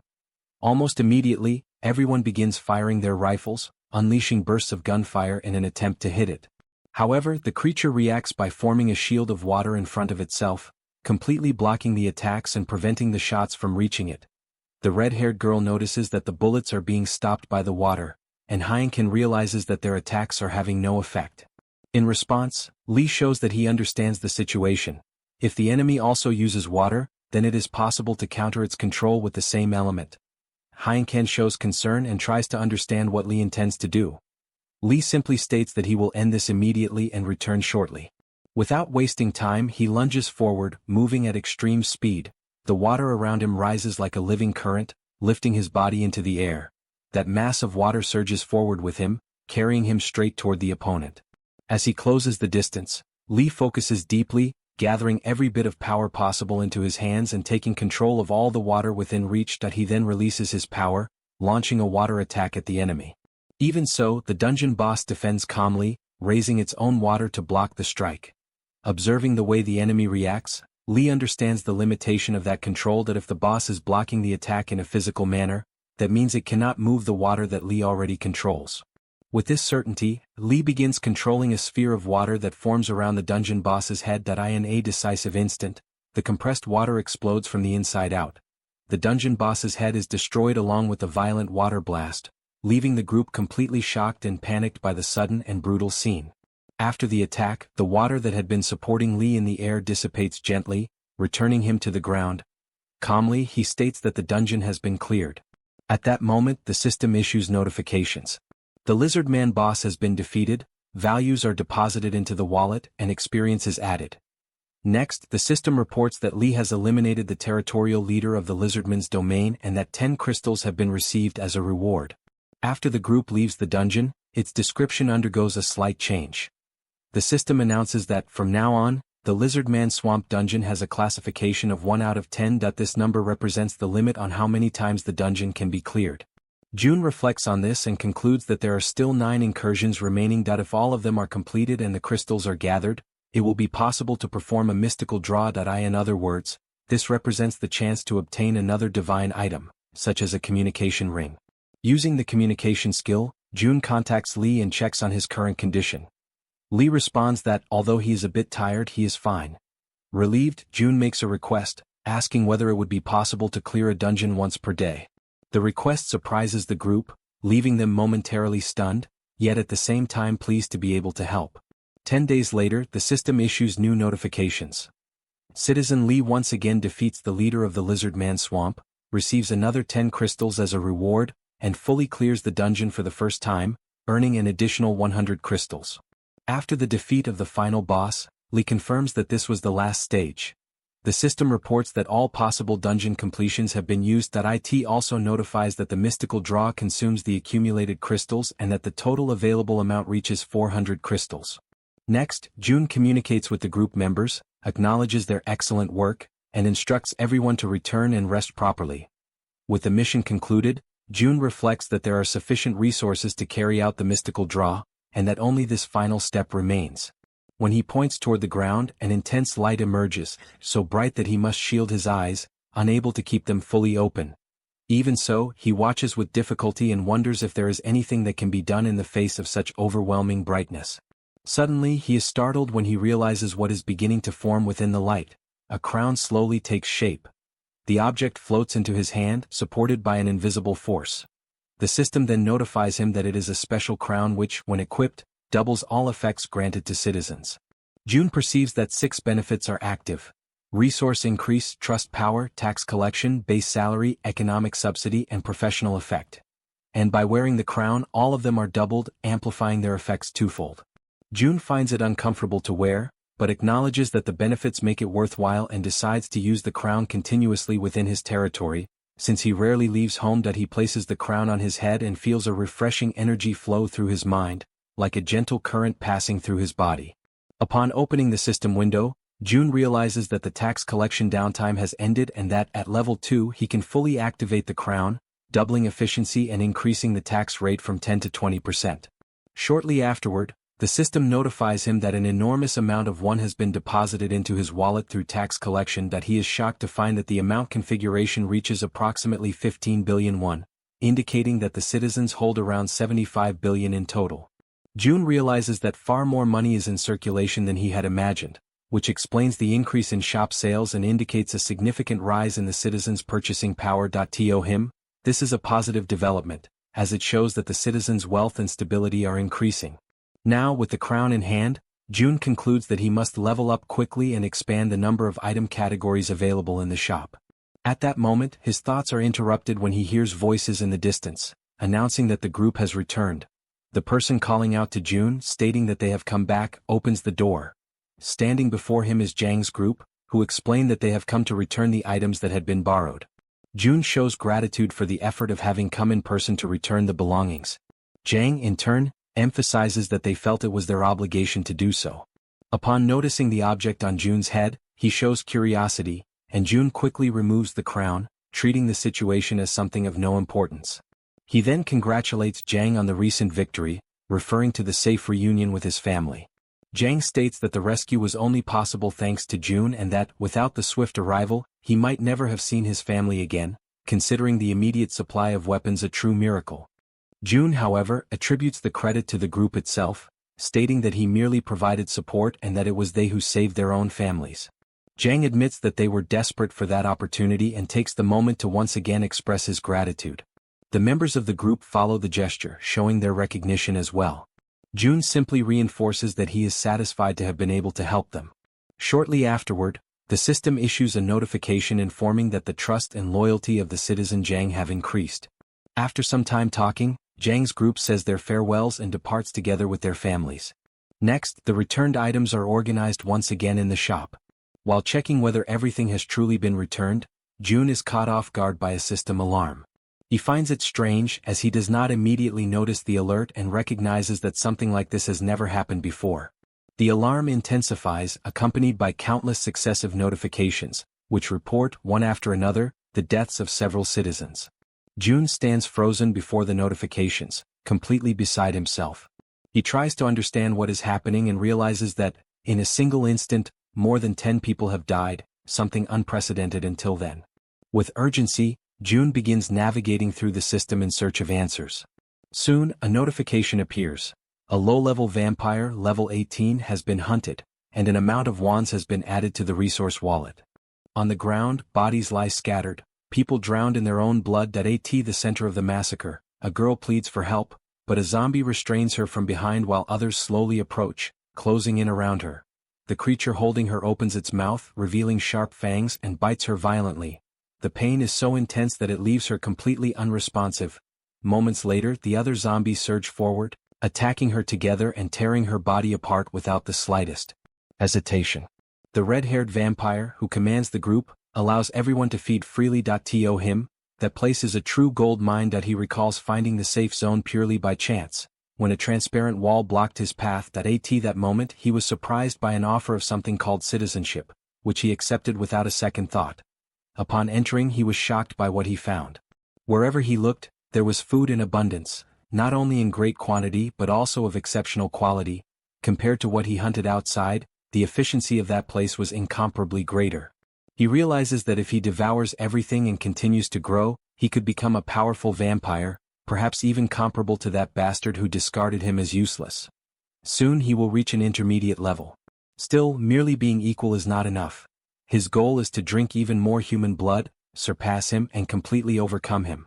To achieve this, not only he but his entire swarm must grow stronger. At his current stage as a low-level player, he can command a minimum of only 5 vampires. One of them died during the hunt, but that does not concern him. The area is infested with humans and creating another minimum-level vampire will not be difficult. As soon as he reaches the medium level, his subordinates will gradually evolve into lower-level vampires. When they begin creating even weaker vampires as if reproducing, the hive will grow exponentially. Then he will devour all the humans in the region without distinction and, finally, go after the one he hates so deeply. When that moment comes, he will have enough strength to defeat him and carry out his blood-soaked revenge. Suddenly, something catches his attention. He senses a new presence and turns around, convinced it is just another prey. His vampires immediately ready themselves and rush forward. However, in the blink of an eye, everything changes. The red-haired vampire is left in shock, completely stunned and unable to react. Without any warning, without a fight or resistance, his entire swarm collapses to the ground, annihilated in a single instant.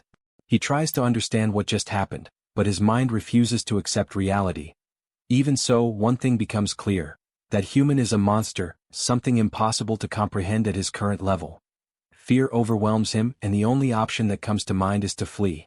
Standing before him is June, staring at him without the slightest trace of mercy, his face serious and devoid of any emotion. The system activates and an invisible hand forms from June's arm, surging forward to tighten around the vampire's neck. The enemy's body is lifted into the air, strangled, as he desperately tries to beg for mercy, unheard.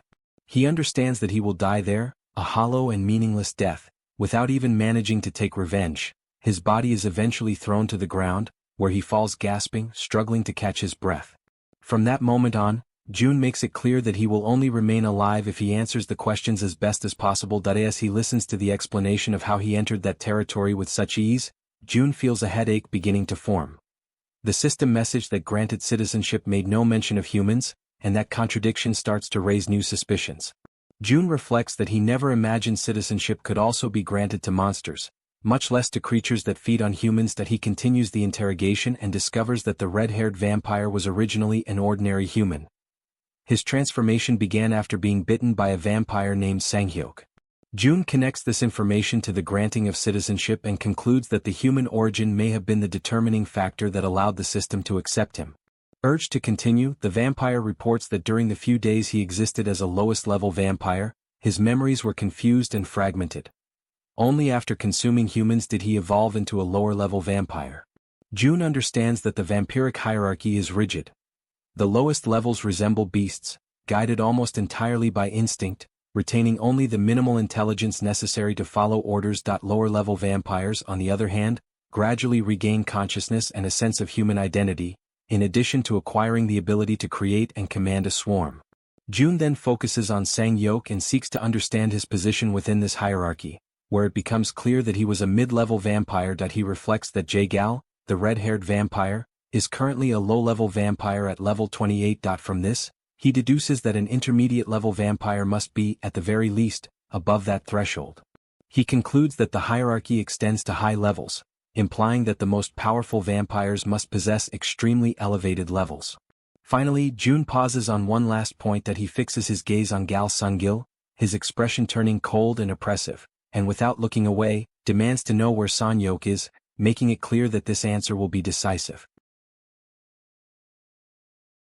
Gal Sungil, seized by fear, informs that he is inside a condominium located in Daeongdong. June understands the situation and orders him to wait and endure.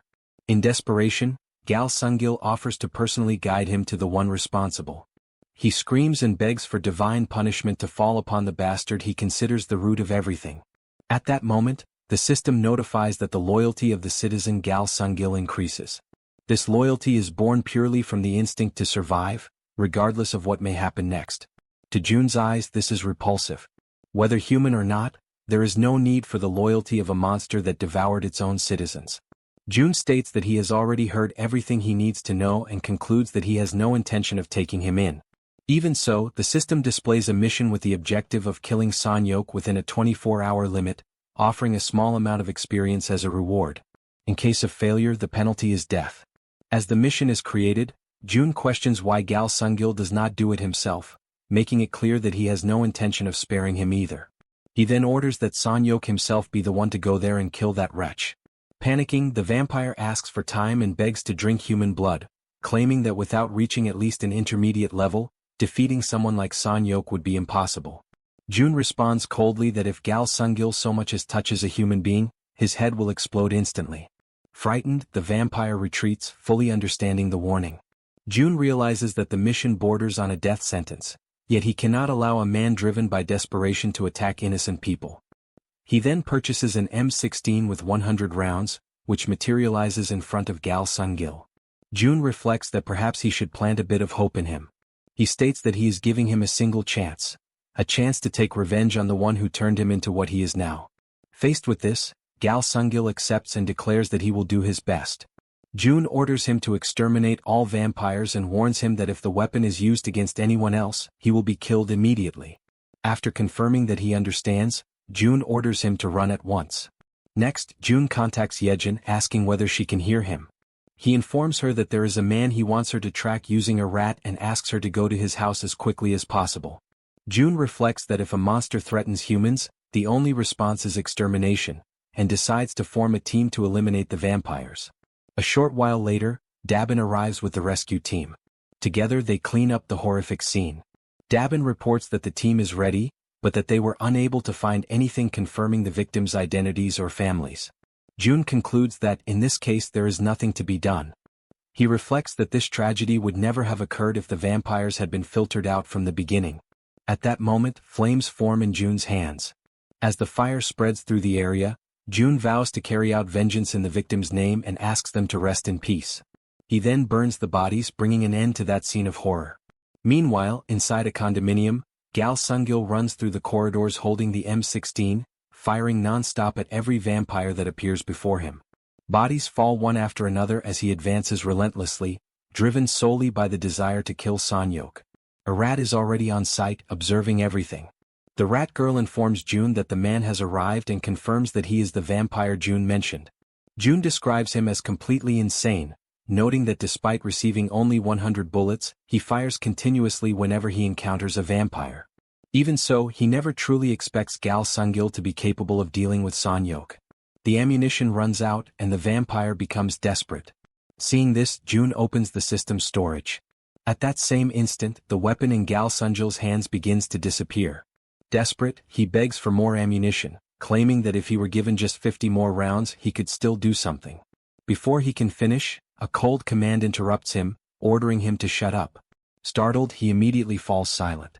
Someone watches the scene with curiosity, wondering who could be responsible for all that noise. The figure soon reveals herself. A young vampire appears, commenting that she did not expect to find him there and noting that even after being expelled, he still came back. Upon seeing her, the vampire falls into complete despair. Consumed by rage, he lunges at her, hurling insults without any control. The young vampire reacts coldly and gives a simple order, which the surrounding vampires immediately obey. Gal Sungil is slammed to the ground and restrained, pressed down by the bodies of low-level vampires. The girl watches the scene with boredom and states that all of this is extremely tedious. She says that he does not even understand why he was discarded and makes it clear that the reason has always been the same: his stupidity. She mocks him, saying that even now he cannot handle even low-level vampires. Gal Sungil responds with curses, spitting words filled with hatred, completely out of his mind. The vampire demands that he be honest. She points to the marks on the walls and the earlier noise, saying she wondered where he found the courage to come back. She then notices something wrong and asks where he hid the weapon he brought with him. In response, Gal Sungil spits in her face and resumes insulting her. The vampire states that this is exactly why idiots do not live long. Without hesitation, she gives the final order. The vampires advance immediately. Gal Sungil screams in pure terror as they attack him.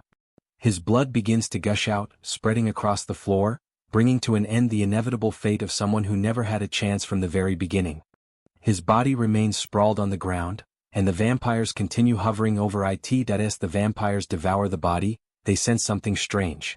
Those feeding on Gal Sungil begin to scream, as if experiencing intense pain.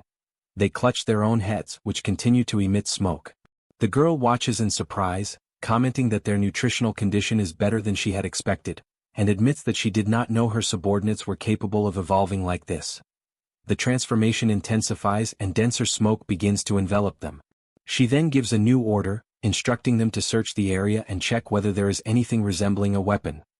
The vampires immediately obey and spread throughout the building, rummaging through the environment according to the command received. Meanwhile, the girl senses something strange in the air and wonders what that smell is. From another location, June begins to prepare and issues the necessary command. Jaehyeon responds affirmatively. While the vampires are focused solely on searching for possible weapons that might pose a threat, this creates the perfect opening for the operation. The second floor of the building begins to be completely filled with gas. The girl realizes what is happening and falls into despair, attempting to react, but it is already too late. June then orders Jaehyeon to execute the next stage immediately. Jaehyeon carries out the summoning command, causing the paper to burst into flames. Within moments, the interior of the building begins to glow intensely. The flames spread rapidly, engulfing the entire area. The system begins notifying the successful hunt of vampires of different levels. Faced with this, June feels somewhat more at ease and realizes that the vampires were far closer than he had imagined. If he manages to level up quickly and expand his territory, there is a good chance that this area will be included. He considers it a positive outcome to have discovered their existence now and decides that he will eliminate each one before they are absorbed into his territory. Later, Jaehyeon asks whether it is possible for creatures like those to exist within the current territory. June confirms that it is and explains that this is precisely why the situation is so problematic. As a result, Jaehyeon suggests imposing general sanctions or assigning some kind of restriction to everyone. June immediately rejects the idea, stating that it would be far too extreme. He reasons that if people who are not vampires are included in these sanctions, resentment will be inevitable. Jaehyeon understands the point. June reflects that such actions would cost him public support and could create unnecessary chaos. Furthermore, even with direct intervention, there is a limit to what he can do alone. He thinks that it would be ideal if there were a way to classify citizens according to their tendencies. At that moment, the system notifies that the total number of citizens has reached 30,000. Upon reaching this threshold, the achievement system is unlocked. Faced with the system window, June wonders what exactly this achievement system is. The sudden notification surprises him, which does not go unnoticed by Jaehyeon, who asks whether something happened. The system then explains how achievements function. By creating a specific achievement, it becomes possible to grant a title whose effect can be defined by the administrator. June accesses the achievement settings, and the system requests that he define the achievement's content. He defines that the achievement will be triggered if someone kills a person with citizenship.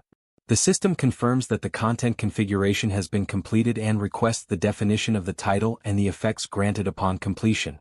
June asks whether he can remove a title whenever he wants. The system confirms this, and he concludes that this will allow him to personally handle inappropriate cases. He defines the title's name as Assassin. The effects include an 80% reduction to all attributes, both hands sealed, and the appearance of an assassin's mark on the forehead. The system informs him that both the cost to define the achievement and the cost to grant the title upon completion are high. June decides to proceed with the configuration. The system confirms that the achievement setup has been completed. June reflects that his greatest concern has been resolved. Just as with murder, he can now punish most violent crimes through the achievement system, labeling criminals with titles visible to everyone. He realizes that this is not limited solely to punishments. It will also be possible to create positive achievements, such as something similar to a monster hunter. Jaehyeon comments that she had been thinking of another alternative. She suggests sending a direct notice requesting that the vampires voluntarily come forward. But June responds that he has just found a solution. Jaehyeon appears visibly relieved and comments that she does not know exactly what he did, but states that June is truly incredible.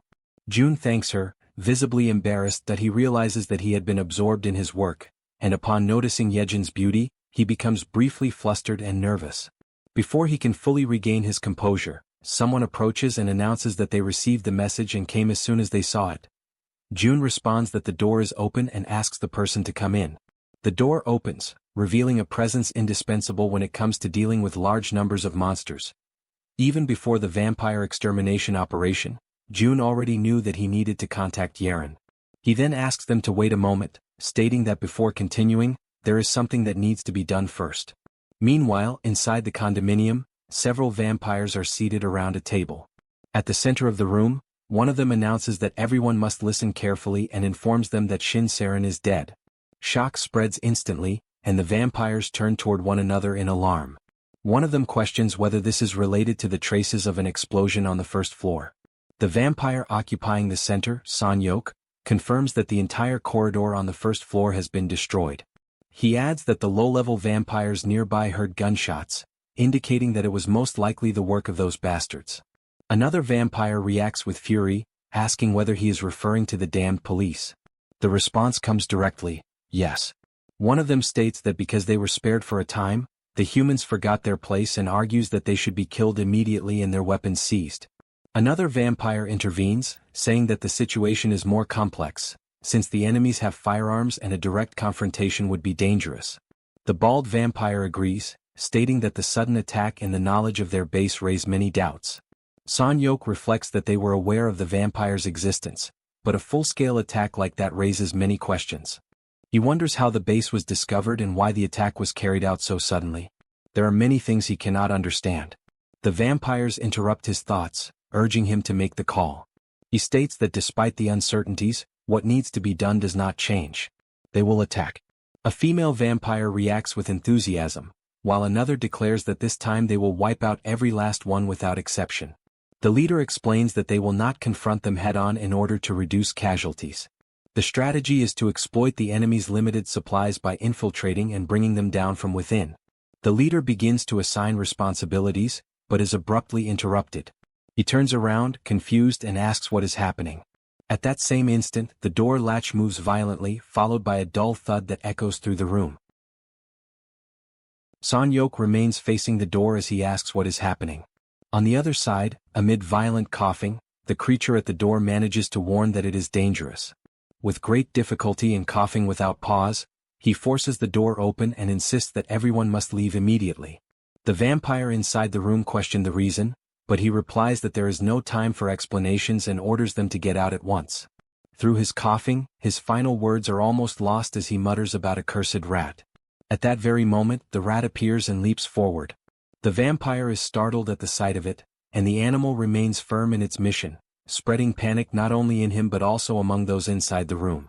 Overcome by anger and urgency, the leader orders everyone to hold their breath and jump out the window while they rush to obey as quickly as possible. The system notifies that several vampires of different levels have been hunted. Even so, those who were inside the room continue fleeing. Through his vision ability, Jun locates the target and concludes that the vampire is Sanyok. He asks Jaehyeon to continue following with the rat through her connection to it. The strategy of the poisonous mist created by Hyeon eliminates many vampires, but most of them are low level. Those who were inside the room, however, likely belong to Sanyok's elite. Jun reflects that if they do not deal with him now, the swarm will grow again. Meanwhile, the rat continues the pursuit under Jaehyeon's control. Suddenly, the vampire turns swiftly and grabs the rat with his hand, demanding to know what it wants. With extreme force he crushes it, causing the rat to explode. At the same instant, the violent pressure echoes through Jaehyeon's mind. Jun asks if she is alright and she confirms that she is.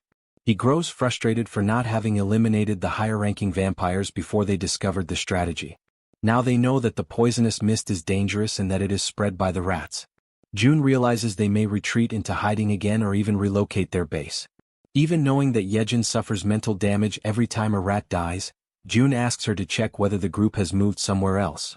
She hesitates but agrees. He realizes that the poisonous mist strategy using rats will no longer be viable and that he will need external help. For this, the only group currently capable of handling the situation is Han's group. Jun then activates the Absolute Eye and begins searching for Han through his vision, passing through corridors and different areas until he reaches a gym. There he finds Han exercising. The archer woman approaches him and asks how the weight feels. Han replies that it feels much lighter than he expected. She is surprised to learn that it is 350 kilograms, but considers that it may feel light because he has been training a great deal. Han encourages her to try as well, but she refuses. Even so, he insists and reassures her, promising that he will help.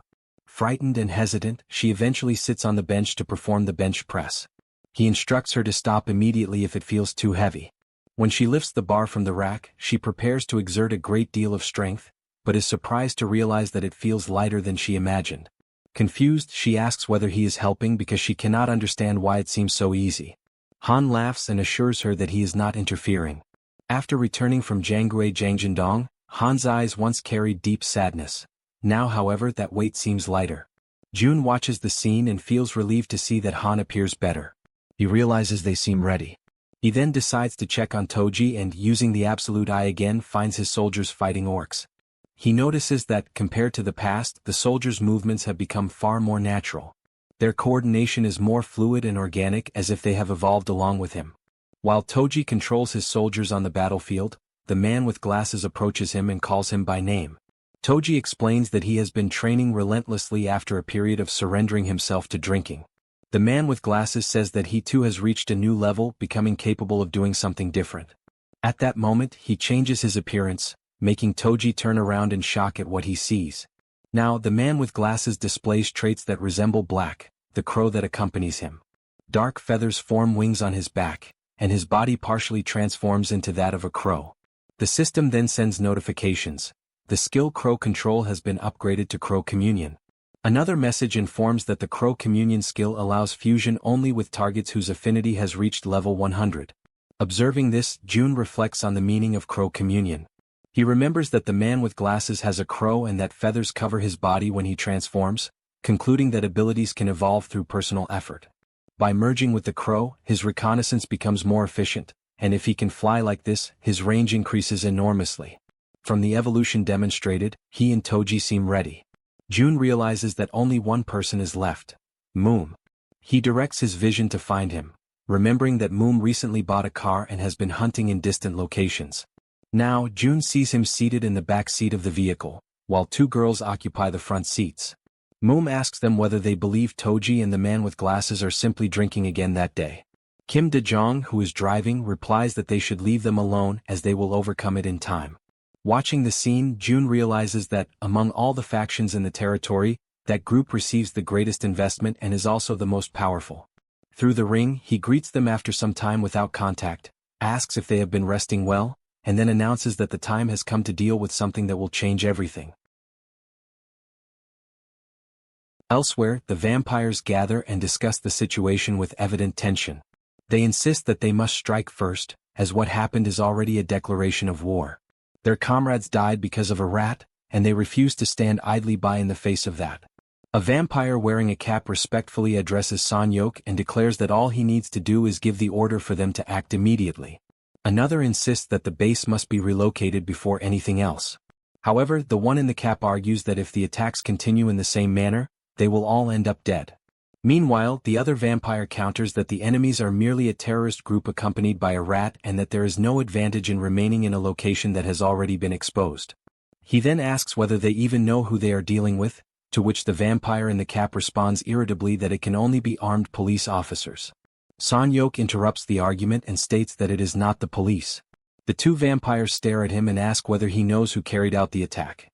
Son-hyuk admits that he does not know who they are, but he is certain that no one in the police possesses those kinds of abilities, emphasizing the fact that after they died, the bodies disappeared. He recounts that, while fleeing through the window during the poisonous mist, he saw lesser vampires die and their bodies vanish.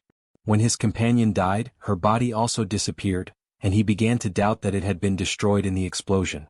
Son-hyuk lists the events: gunfire, explosions, exploding rats, poisonous mist. There are far too many strange elements for it to be the work of the police, and if it is not the police, then it is an unknown group targeting them.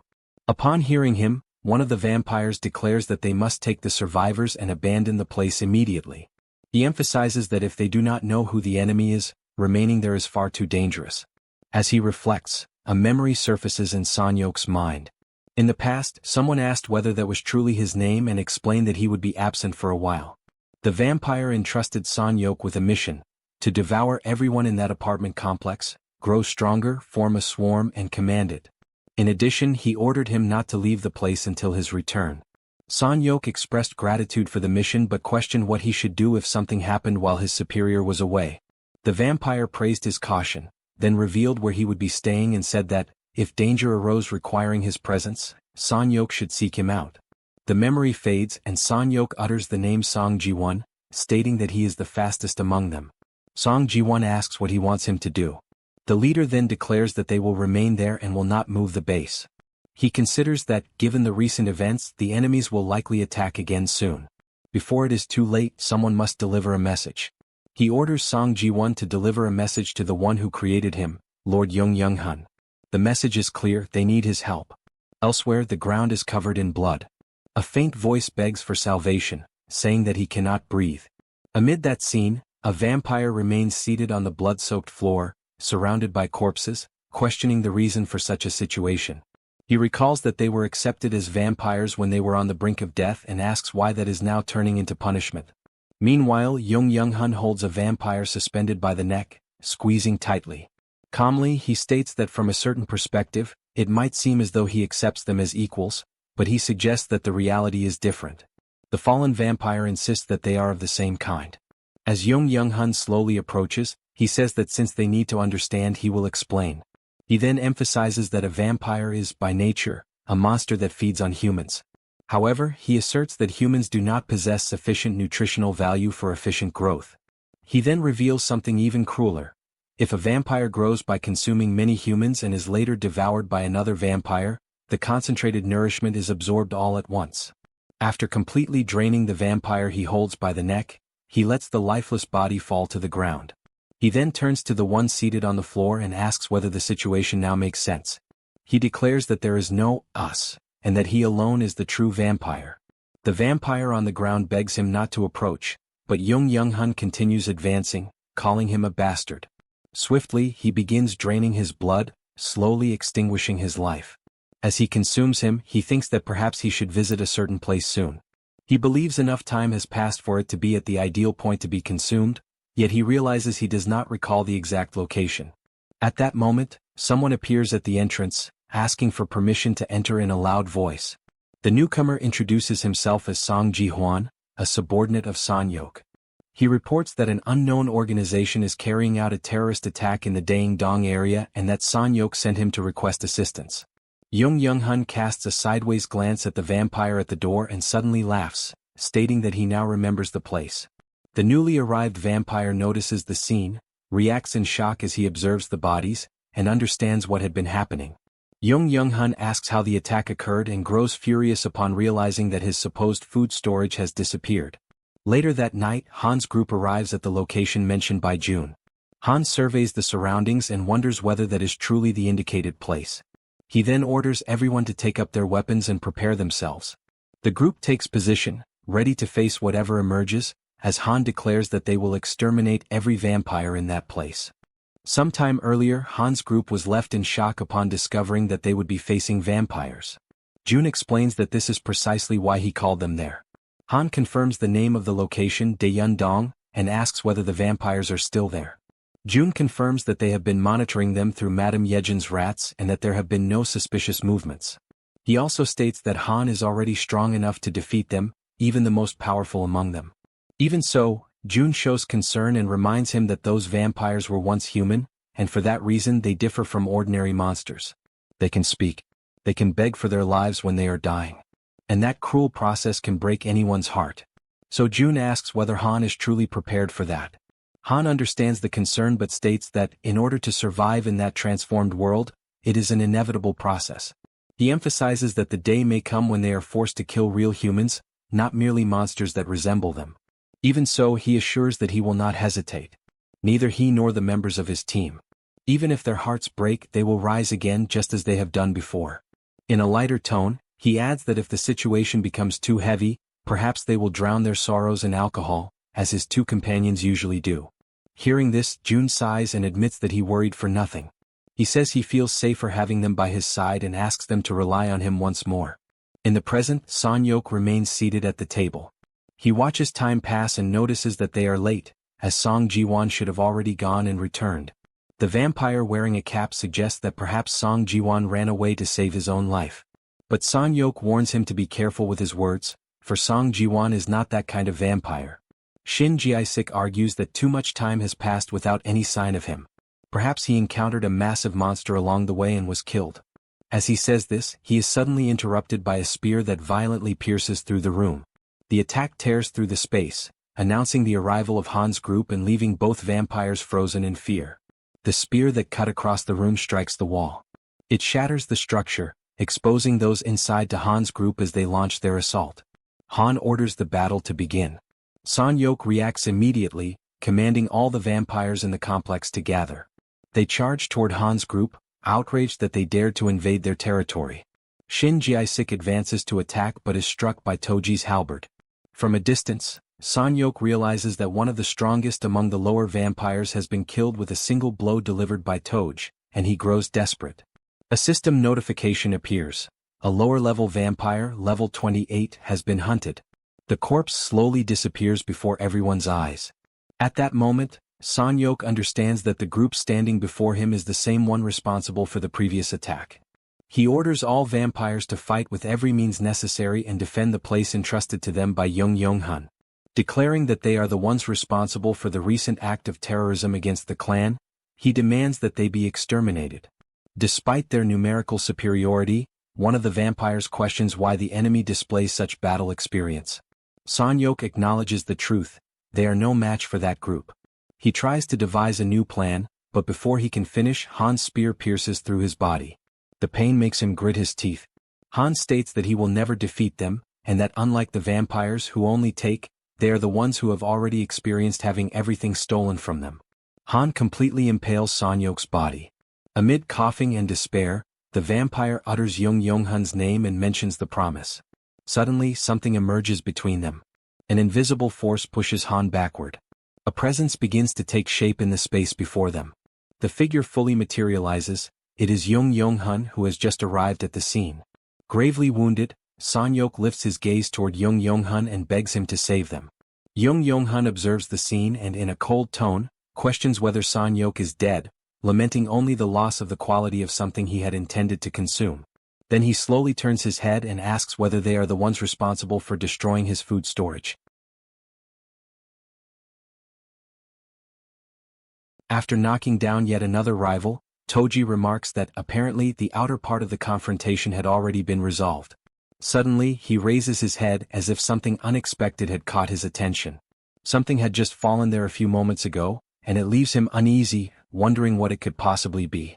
Shortly afterward, San-yok accuses them of having destroyed his storage, saying that they had completely rummaged through his food supplies. Han, confused, asks what exactly he is talking about. A dark cloud begins to form in San-yok's hands, and he shows clear irritation, muttering that at this rate he would not even be able to eat. At that moment, Han hears the warning sent by June, asking them to retreat immediately. June explains that the man standing in front of them is a high-level vampire, referring to Sang-yok.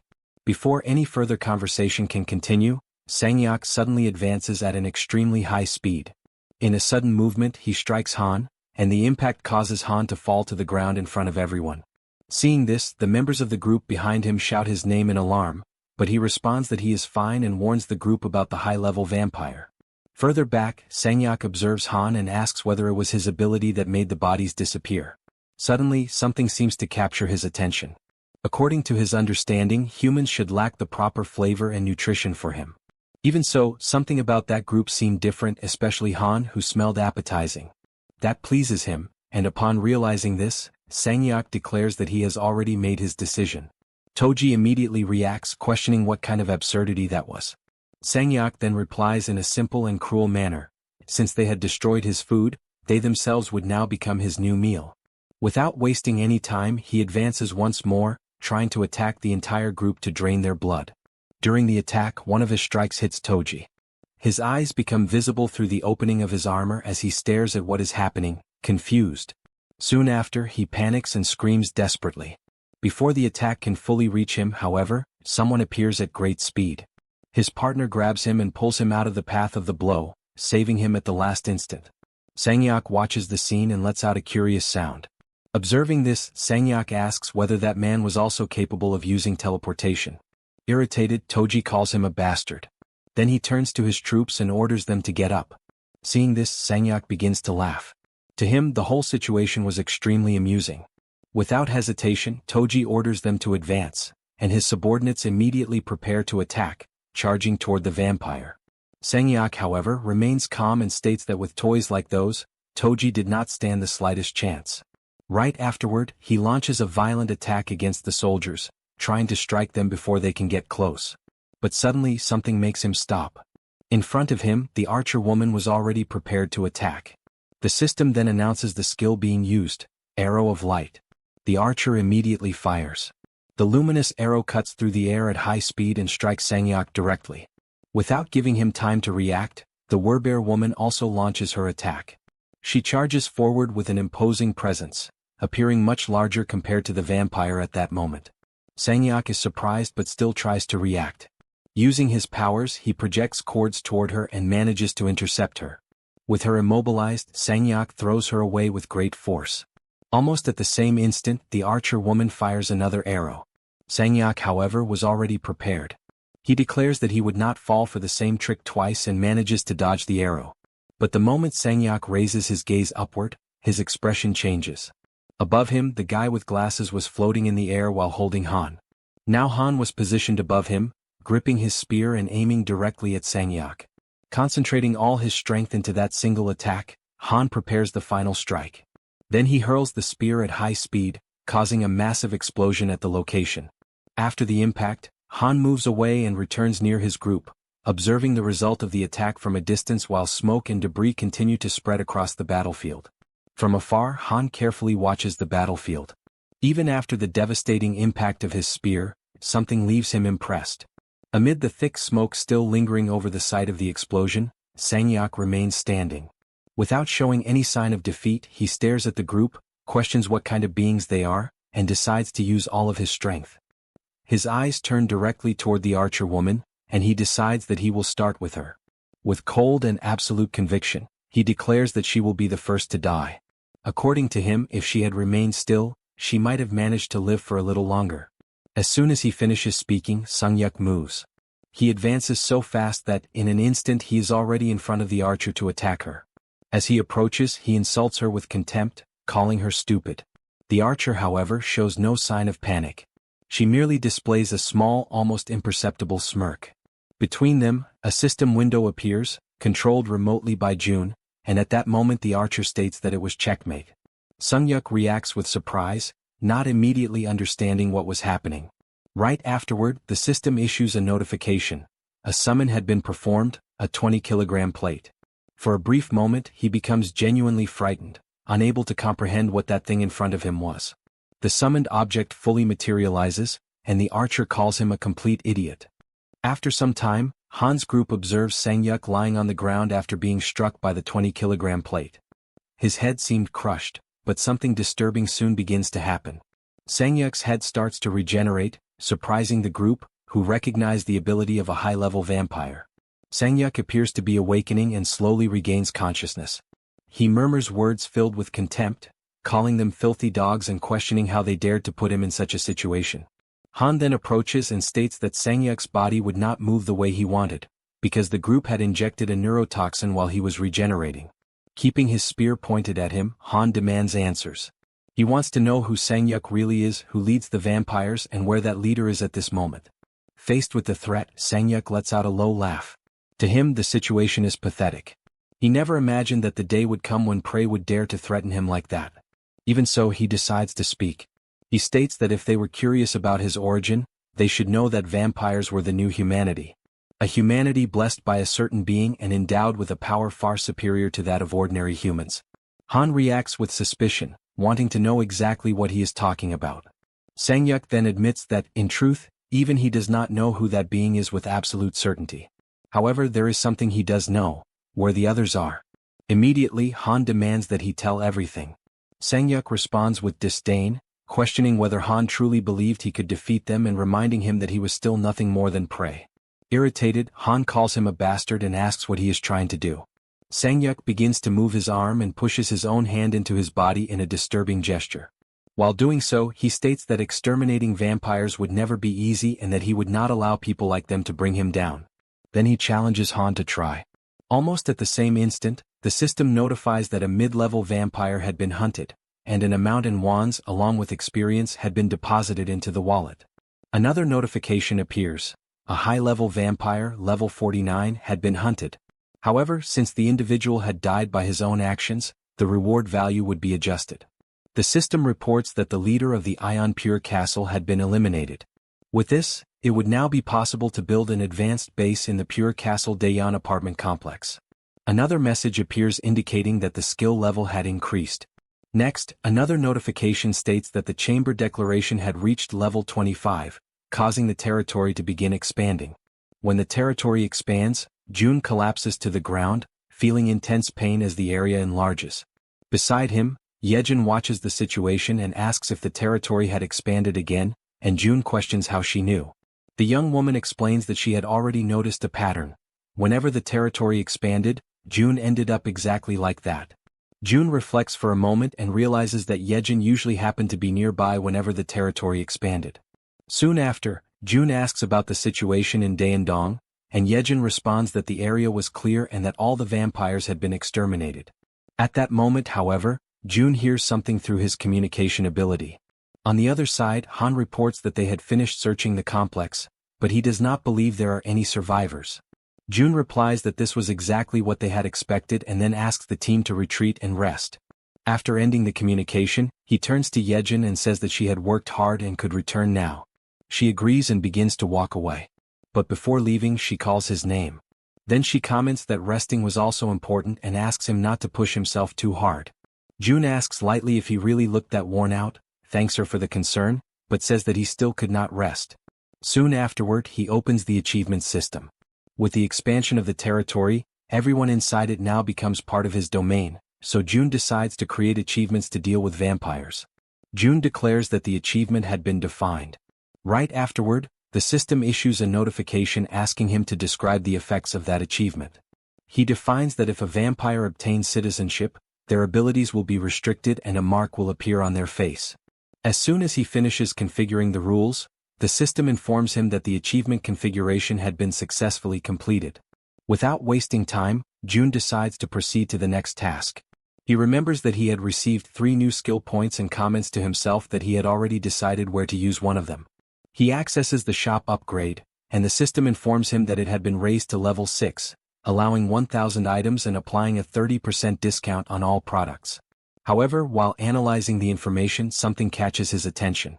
A new notification informs him that the enchantment function had been unlocked, allowing the construction of an enchantment workshop within the territory. Jun frowns, surprised by the enchantment notification, and accesses construction mode. The system presents the details of the new structure. The enchantment workshop would allow equipment to be upgraded or grant magical effects to them. Next, information about the construction cost appears, along with instructions to select an appropriate location. Jun reflects for a moment and concludes that, considering the required cost, it was fortunate that the building did not require much space. Therefore he decides to place it next to the shop. He chooses Unit 201 as the location and begins constructing the enchantment workshop. However, while analyzing the options, something else draws his attention. A new message appears indicating the possibility of immediate completion of the construction. The system informs him that, if he wished, he could instantly finish the construction by using 8 crystals. Another notification appears shortly afterward, asking whether he wishes to proceed with the immediate completion. Jun carefully examines the numbers. After reflecting, he realizes that each crystal reduces about 10 hours of construction time, but he decides not to use them, since he needs to save them for the mystic draw. The communication ability and the solution involving the crown had already proven extremely useful, so spending crystals there did not seem like the best decision. Thus he selects the option to cancel. The system confirms that the immediate completion had been cancelled. Jun decides to save the crystals for the mystic draw and also keep the 2 skill points to use later. After finishing the adjustments in the system, Jun walks to the balcony and looks out at the city before him. Within the territory, rescue and construction teams were working to restore what had been destroyed. Roads were being repaired and abandoned vehicles removed. Schools were reopening as well, allowing children to return to their studies, and life was slowly beginning to return. Jun observes all of it in silence. For him, it was impossible to allow the vampires to once again destroy the life and happiness that everyone had managed to recover with so much difficulty. After reflecting for some time, he finally admits to himself that he was tired. With that thought, Jun turns around and walks toward the sofa. Before lying down, he removes the crown from his head and places it aside. He lets out a sigh and leans back, finally able to rest for a while. The scene then shifts to a dark and isolated place, filled with a heavy atmosphere. On the ground, several bodies are scattered, creating a silent and disturbing sight. Among them, one individual remains standing. A vampire. He observes the surroundings for a moment and speaks only one name, Jun. Then he murmurs a single word, Busan. The scene shifts to Jun, who finds himself in an empty and silent place that, as he observes his surroundings, a strange sense of familiarity arises in his mind, as if he had been there before. His thoughts, however, are abruptly interrupted when a voice echoes, drawing his attention. In front of him, several people begin to appear, all speaking at once, their voices overlapping in a collective lament. They say that their families have died, and that this loss has caused them unbearable pain. Amid their despair, they beg Jun to save them, insisting that he is capable of doing anything. The pressure grows as the pleas intensify, until suddenly, a new figure appears. It is the archer woman, holding her own father in her arms. His body remains motionless, showing no signs of breathing, while she, consumed by desperation, seeks help. Then another voice makes itself heard, carrying a melancholic and familiar tone. Yeonju speaks as if resuming an old conversation, saying that she had already said this before and that it would not be the last time. She confesses that she misses her beloved son. Jun begins to hear countless voices around him, all demanding something he had not fulfilled. The accusations blend together, confused and insistent, as if each one were trying to force an answer from him that he could not give. Gradually, all sense of calm disappears, replaced by a suffocating weight that takes over his mind. Suddenly, Jun awakens and abruptly rises from the sofa, still overwhelmed by anguish. He tries to catch his breath while looking around, disoriented. For a moment he questions where he is until he realizes that it was all just a dream. He thinks it might be because he has seen too many corpses, but acknowledges that, although he is used to nightmares, this one was different and far more real. As he organizes his thoughts, he begins to wonder why Yeonju has not contacted him yet. Considering the vampire's level, he believes she should have already received a mission and decides to speak with her. Using his communication device, he contacts her and asks her to come to his house for a while. It does not take long for her to arrive. As she enters, she asks for permission and explains that she came as soon as she was called. June receives her and invites her in, making it clear that there is something important he wants to discuss. Once seated, Yeonjun understands the reason for the meeting and deduces that he is questioning why she did not request Sherhu's revival. Faced with this, June apologizes for not having approached the subject more carefully. However, Yeonjun responds calmly, saying that it was not a problem as his feelings had been conveyed clearly enough. She then recalls that, on that day she had the opportunity to experience the miracle of meeting her son again, something that was only possible thanks to June. After that, she witnessed other forms of pain. She saw the archer's father die, companions lose their families, and heard De-young's story. She continues explaining that, by observing the suffering of those around her and realizing how everyone was struggling to move forward, she came to understand many things. She concluded that if she kept insisting on seeing her son again, it would inevitably become a problem. She explains that people might begin to cling to that possibility, holding on to the idea of bringing back those who had already passed away. And in doing so, a society that had barely begun to regain its stability could fall back into chaos. For that reason, she did not want her son to become the source of new conflicts. She recognized that everyone carried similar pain, and yet they continued to live. With that in mind, she decided there was no reason for her to act differently. With sincerity, she expresses her gratitude for the miracle of being able to say goodbye to her son, something that still brings her deep comfort. Hearing her, June realizes that Yeonjun has changed. Once unstable, she is now calm with a gentle and serene expression. After the conversation, June thanks her for coming. In turn, she shows her gratitude for everything he has done for her and takes her leave. As he watches her depart, June reflects deeply. At that moment, he feels that Yeonjun is far more mature than he is. Her response, instead of demanding something, had been an act of acceptance and even comfort. He realizes that, in some way, she had come back not to ask for something, but to comfort him. With that feeling, he believes that if he were to go back to sleep at that moment, he would finally be able to rest in peace. After that, several weeks pass in the blink of an eye. Gunshots echo throughout the area, striking goblins scattered across the location. As the creatures fall, the battle comes to an end. The group of three brothers finally realizes that they have completed the task. Soon after, the system issues a notification informing them that the mission has been completed, that the reward will be delivered, and that they have obtained a small amount of experience. The red-haired young man shows satisfaction upon realizing he has reached his daily goal and asks how many targets the others still have left. In response, one brother says that he still has 5 remaining, while the one wearing a cap confirms he is in the same situation. Hearing this, the red-haired one decides to end his participation and tells them to finish the rest of the hunt on their own. He explains that they need to face it alone in order to develop independence, since they cannot keep relying on others all the time. His words make the younger brother visibly uneasy, while the one in the cap tries to remain calm, saying that everything will be fine if they handle the situation properly.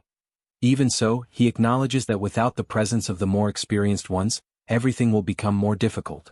Even understanding the younger brother's fear, he insists that they need to find a way to succeed on their own. That day, as a consequence of having fled cowardly during the Cyclops attack, they received a severe punishment, a daily hunting mission.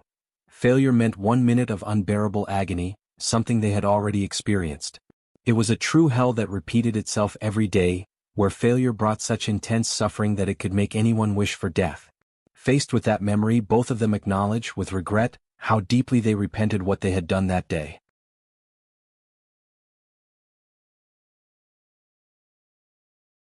The twins, still out on the streets, faced a harsh and hellish hunt. Despite the adversity, not everything turned out completely bad.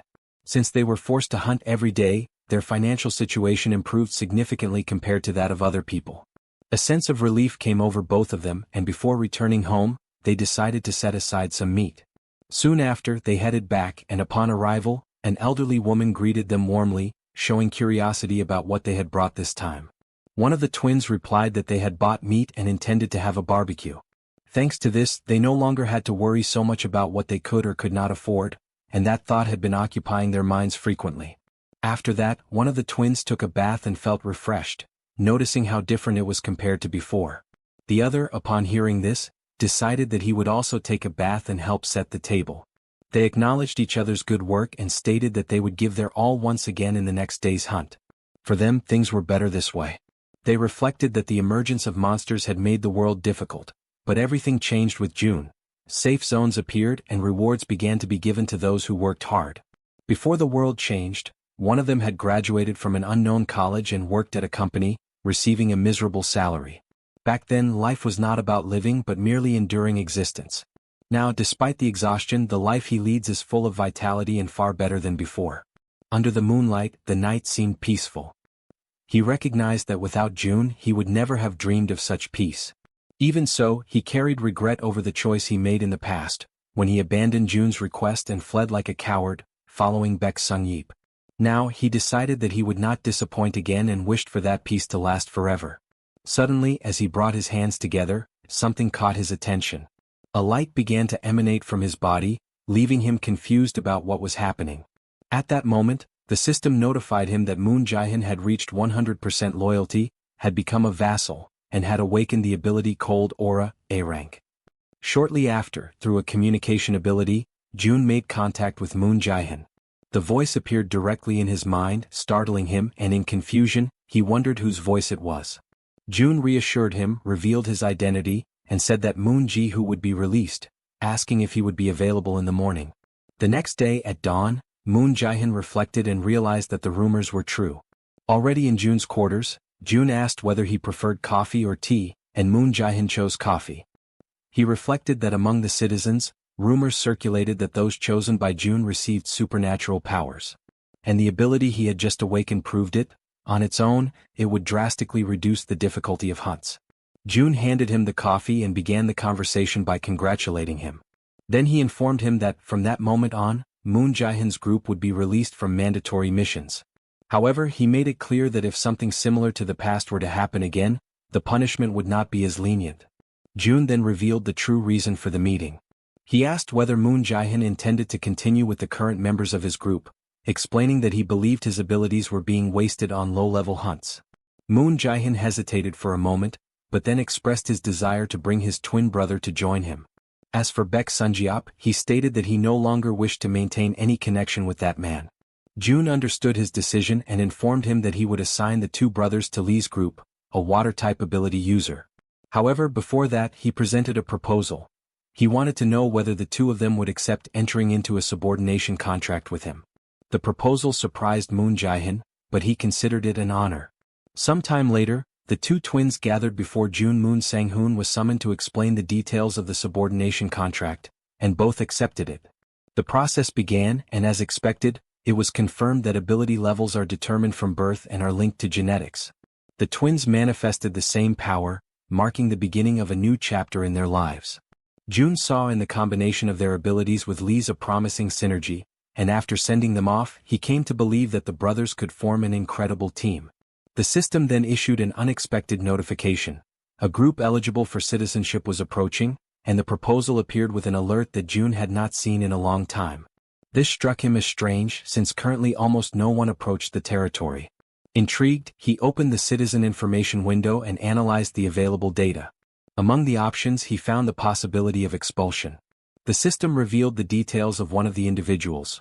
Unikel, level 39 with a trust level of 21, possessing an awakened A-rank ability, long-distance vision. Using Supreme Eyes, he observed the group outside the territory and noticed that all of them were armed. He concluded that by hunting in that manner, reaching level 39 would not be impossible. Even so, he made a cautious decision. In order to accept them as citizens, it would first be necessary to confiscate all firearms. Next, he assigned a mission to the group, establishing as a condition that they must head to his location. After that, he prepared himself mentally, as it had been a long time since he had last received new individuals into his territory. Before finishing, another notification appeared. Yet another candidate for citizenship was approaching. June was surprised once again, as this was not common. As he accessed the system, he wondered whether this time it was just a single person. He opened the Citizen Information Center once more and activated his Supreme Eyes. Upon observing the outside, he confirmed it. There was only one individual outside. The system presented the option to grant or deny citizenship. Outside, there was only a single being with an ordinary appearance. But in truth, it was a high-level vampire, already at level 50.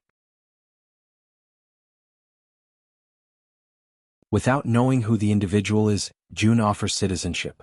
His objective is to control all 50,000 citizens, and dealing with a problematic one does not seem impossible.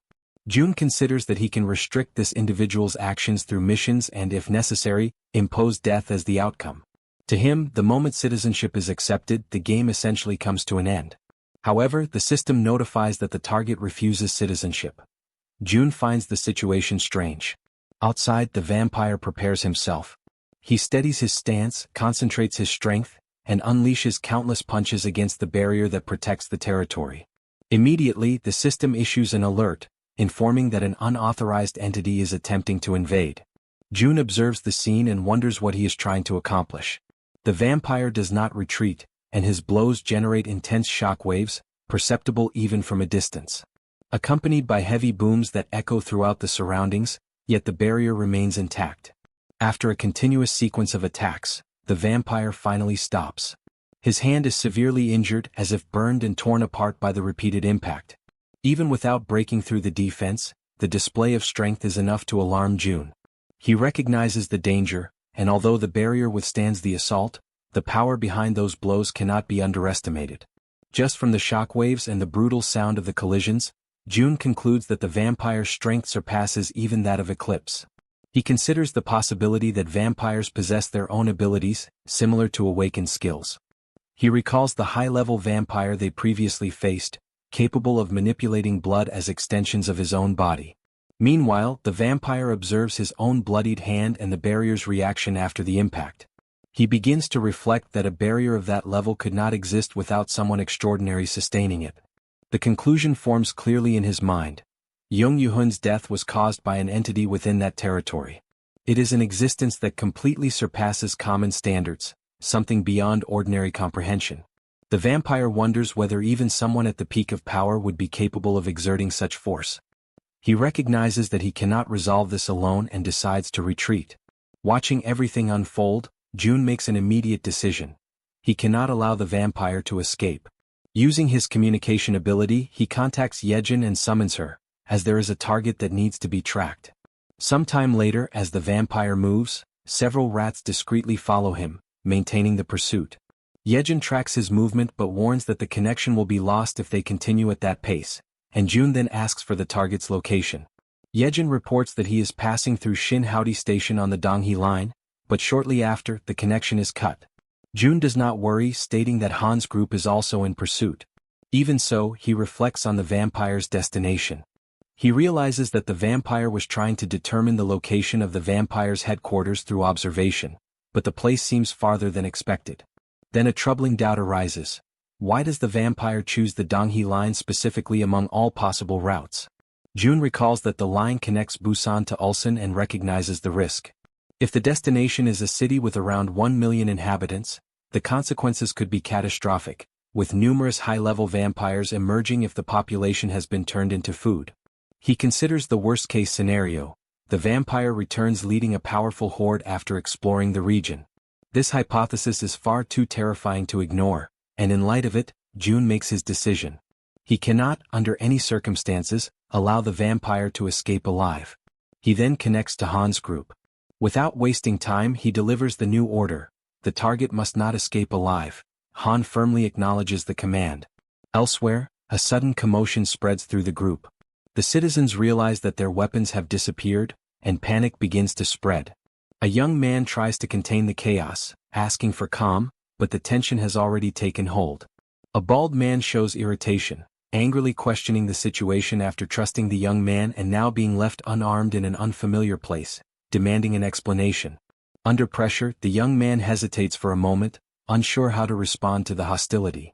Even so, he gathers his courage and insists that there is a reason for this, asking them to trust him. He claims that if they witness the situation with their own eyes, they will change their minds. Another member remains uneasy, considering it dangerous to stay and even more reckless to move forward unarmed. The young man insists once again, reaffirming that there are no monsters in that place. The other man reacts with disbelief, as trusting the young man at such a critical moment seems irrational, further deepening the doubt. Faced with this, he tries to rely on something more concrete, reminding the others of his own ability, suggesting that there is a basis for his claim.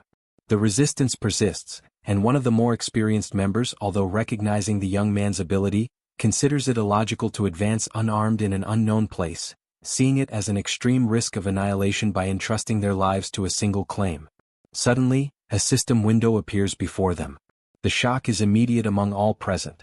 Both the young man and the others are taken aback by the unexpected appearance of the interface. The message is clear and direct. It demands that they reach room 3002 in Building 104, with no time limit and minimal reward, leaving everyone in silence.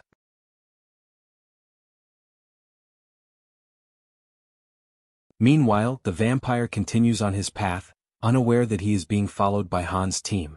Hovering over the area, the man with glasses identifies the target and reports that the individual is right ahead. Observing everything through his ability, June understands the situation and immediately initiates Operation Plan B. He opens his storage and orders the release of a poisonous mist, which quickly spreads throughout the environment. It soon completely envelopes the area where the vampire stands, leaving him trying to understand what is happening. At that moment, Moon appears behind him, takes aim, and fires numerous shots into his back without hesitation. Even under the intense attack, the vampire reacts, while the young man shows confusion upon realizing that the shots did not produce the expected effect. The vampire partially turns and demands to know the identity of his attacker. In an extremely fast movement, he advances, clenches his fist, and strikes the young man with crushing force, sending him flying away. The boy tries to recover, and right behind him, the archer is already there, concerned about his condition. Without wasting time, the archer positions herself, prepares her bow, and fires an arrow with precision. However, the vampire dodges with impressive skill. Intrigued, he questions who those enemies are and how they know about him. At that instant, Toji appears ready to act and orders his subordinates to rise. The prototypes obey immediately, advancing toward the vampire. Even so, acting instantly, the vampire strikes the ground with force, generating an impact that alters the movement of the poisonous mist itself around him. The group notices the action, while June analyzes the situation coldly. He understands that, regardless of how long someone tries to hold their breath, it is impossible to completely avoid inhaling the poison. Furthermore, the substance's paralyzing effect allows the target to be tracked with ease. With the entire team positioned around him, June concludes that the enemy is cornered. He then comments that Han and Yaren should take advantage of the time as they advance toward the location. Within the mist, the vampire, now completely enveloped, concentrates his strength and delivers a powerful blow to the ground. The impact disperses part of the mist around him. Upon witnessing this, the group shows surprise, realizing that he is not an ordinary opponent. The vampire then mentions Young Hoon's name, questioning whether they were the ones responsible for his death. With the mist partially dispersed, June's team remains positioned around him. Observing the scene, June notices something concerning. He concludes that the vampire did not try to escape the mist, but instead bought time to activate his ability while remaining hidden. Already prepared, the vampire directs his attention to Toji's soldiers. Focused on his next move, he clenches his fist and delivers a devastating blow, sending them flying away as if they were mere objects. At that same moment, Toji advances with his halberd, ready to attack. However, the vampire reacts faster and strikes him before he can act, hurling him a great distance away. Moon attempts to intervene to help, but the vampire stops him by grabbing his leg. He declares that he does not know how they managed to defeat Young Hoon, but states that if they try to face him in the same way, they will all die. He then lifts Moon and slams him violently against the ground. Seeing the situation, the archer shouts the fallen companion's name. However, before she can react, the vampire quickly appears behind her and states that this is not the time to worry about others. He then strikes her directly, knocking her to the ground. Han witnesses everything and, consumed by fury, shouts his girlfriend's name. Without hesitation, he throws his iron bar at the enemy, hurling insults in anger. Even so, the vampire easily dodges the attack. Han immediately prepares himself again beside the werbear woman, facing the vampire head-on, ready to attack together. However, once again the vampire anticipates them. He concentrates his strength and delivers a single powerful blow that hits both simultaneously, knocking them to the ground. Observing the two fallen, he acknowledges that, for ordinary humans, they possess a certain level of skill, but still considers them insignificant. He orders them to remain on the ground and watch as he eliminates the rest of the group. Meanwhile, the man with glasses remains focused, trying to protect the remaining allies. The vampire then declares that he will gather all their blood and use it for his meal, advancing toward them. Suddenly, a sphere-shaped barrier emerges, radiating an intense light that halts the vampire's advance. Surprised, he observes the manifestation before him, trying to understand what is happening.